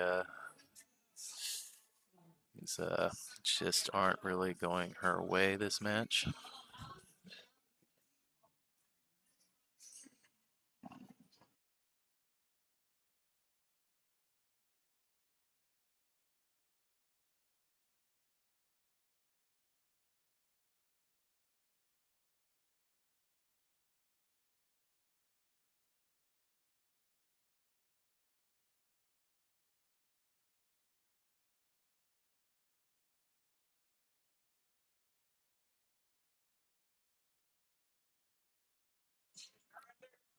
Yeah, it really looks to me like she is Chelsea is lining up this 210 combo.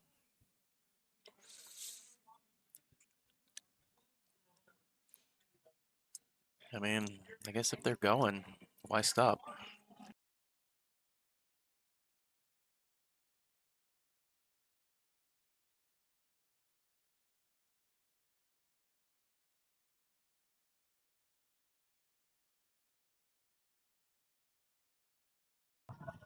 Well, I had the replay button ready that time, but that one did look like a bit of a big ask, the distance, and that was going to be tough.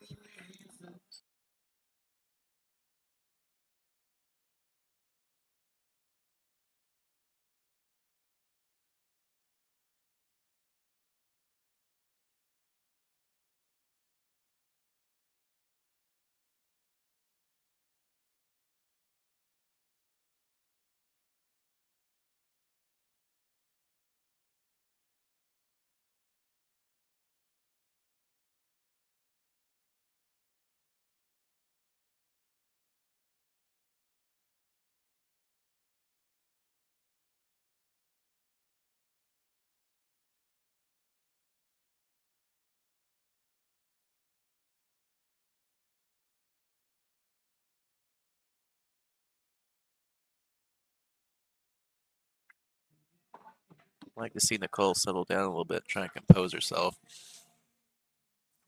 If she can get out of this rack, she's back in the game. But yeah, her body language has been a little telling about how she feels about how this match is going.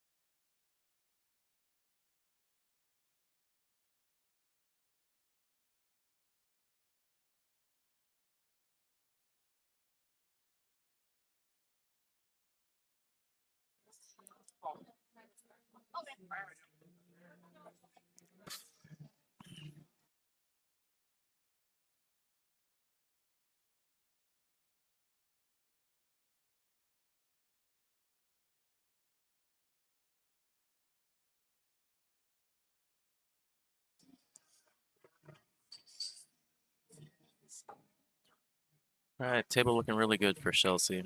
She can connect the dots here. She can put this game to bed.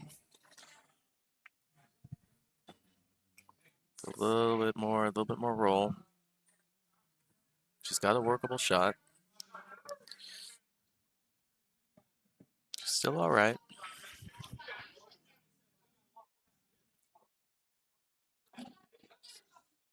Can basically be come across the table back and forth. In one place she doesn't want to be. Doesn't want to play this too slow and land behind the 8 ball.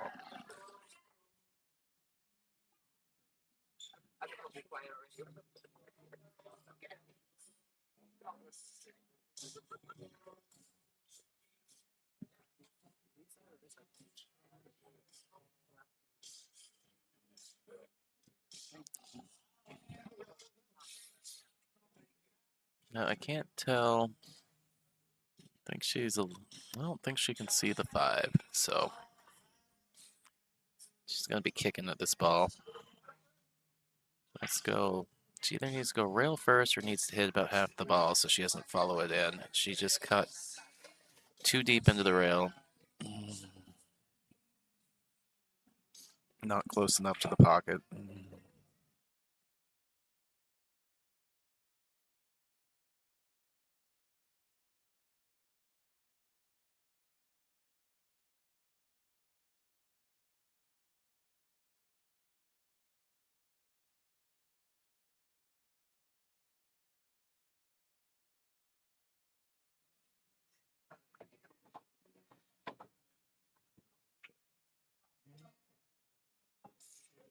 She'd like to get a little off the rail here. Doesn't need to, but feel like it just would make her life a little bit easier if she can, you know, just kind of thump the ball a little bit. Yeah, move. Oh, jeez. All right.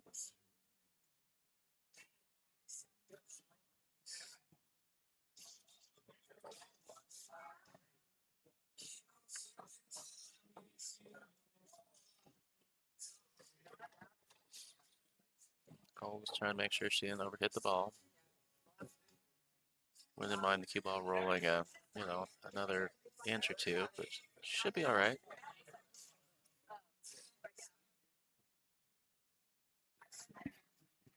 Fair down. Cut this ball on the side.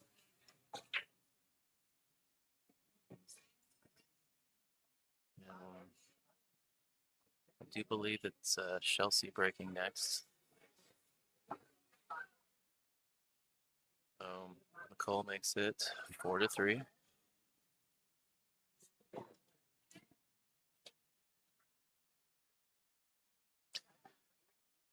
Shout out again to our sponsors, Jam Up Billiard Apparel, host of venue, Legacy Billiards in Spokane, Washington, and of course the 2023 official tour sponsor, Littman Lights.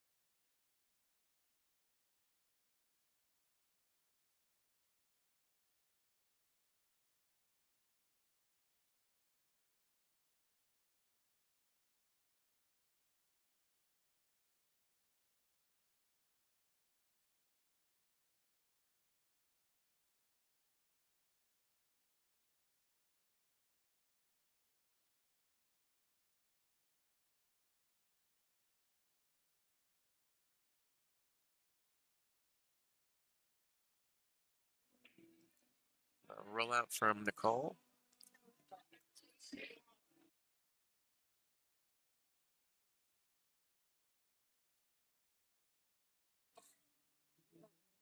Yes.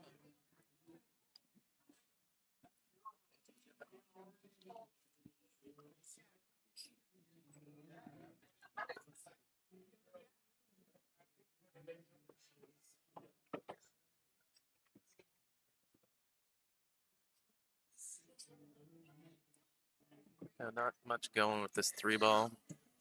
If you're wild, you could try and carom it into the upper side pocket. I think you should be trying to play safe here. Quarter ball hit, carom off the 6 towards the 7. Let the cue ball go to bottom of the table, likely behind the 10 ball.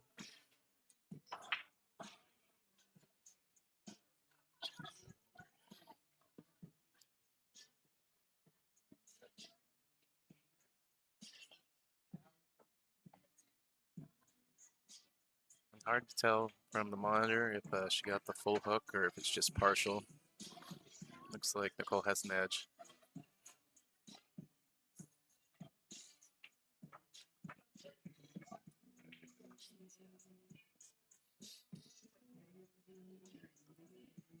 I think Chelsea will probably just try to put the cue ball, yeah. Right. Now there's no rail. There was no rail there. This is too bad because Nicole buggered it earlier when she did get a rail and didn't know.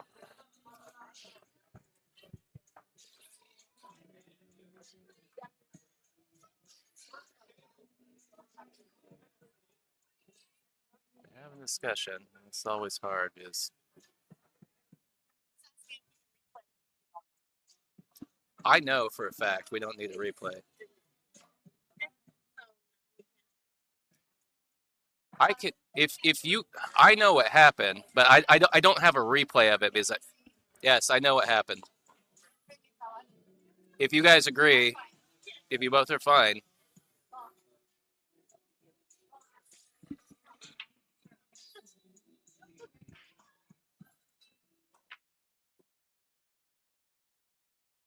Yeah, so it's a little bit difficult is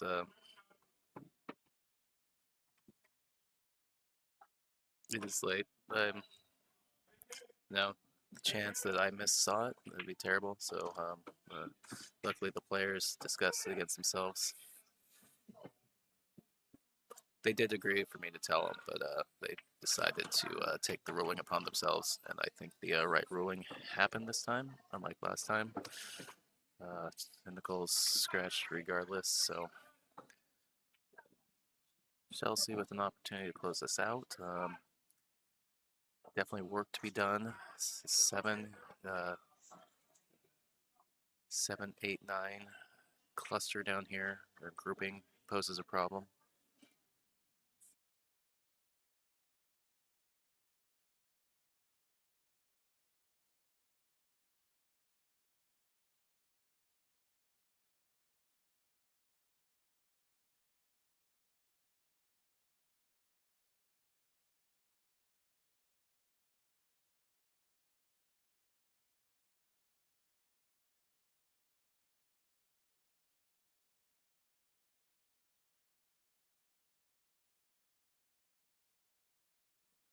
Chelsea's going to play safe here.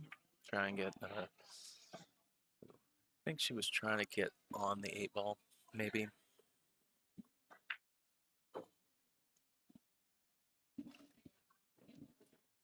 Let's see if Nicole can navigate these 4 balls. I think she's looking at, you know, is the cue ball's coming back up table, so she's going to be looking at having to play the 8-9 combo. Shot that kind of quick, just kind of got down. I think she's fortunate to have hidden the 7 ball.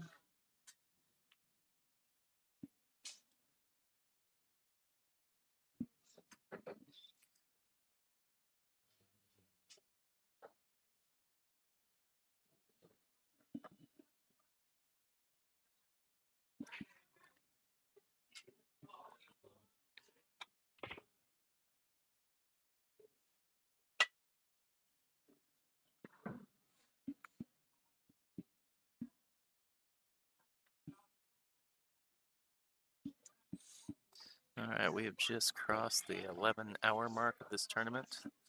This is the final match of the day, streaming et al.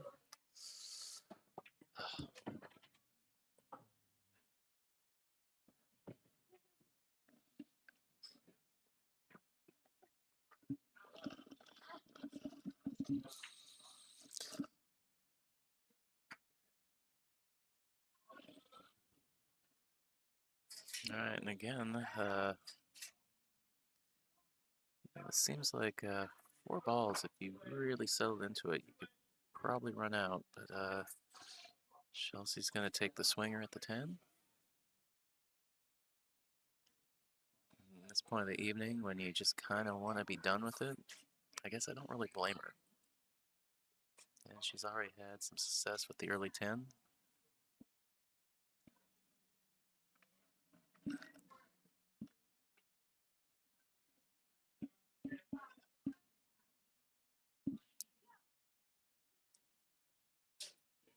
Like she should give herself a little bit more distance between the cue and the object ball, but so, I mean, you know, the reality is if you're going to play a combo, why not play the 8-9 combo? Just roll the 7 ball in, play the 8-9. That's a way easier combo than this.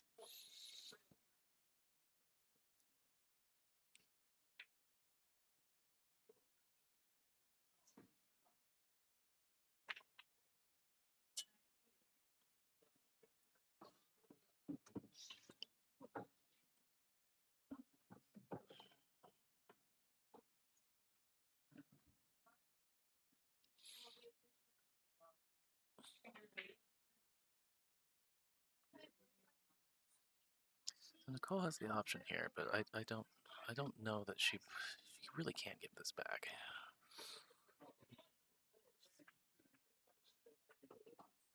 Yeah, I think that was the right thing. Even though the off angle of it, I think that combo was too easy. Giving it back would have been a Not the right choice. She left herself a little bit of angle. She would have liked to come out towards the middle of the table a little bit more so she's not back cutting this ball. Just bear down and make it.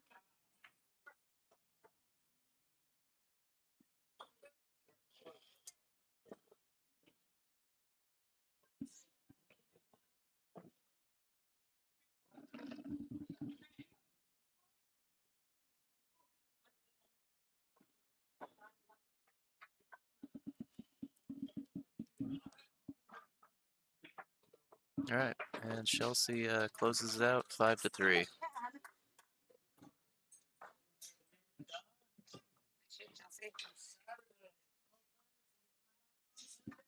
So that is our final match of the evening. We will be back at not sure. I think the first matches are at 9:30. I'm not sure if we're gonna be ready to stream that early, but we'll see how it goes. Final 12 coming back tomorrow.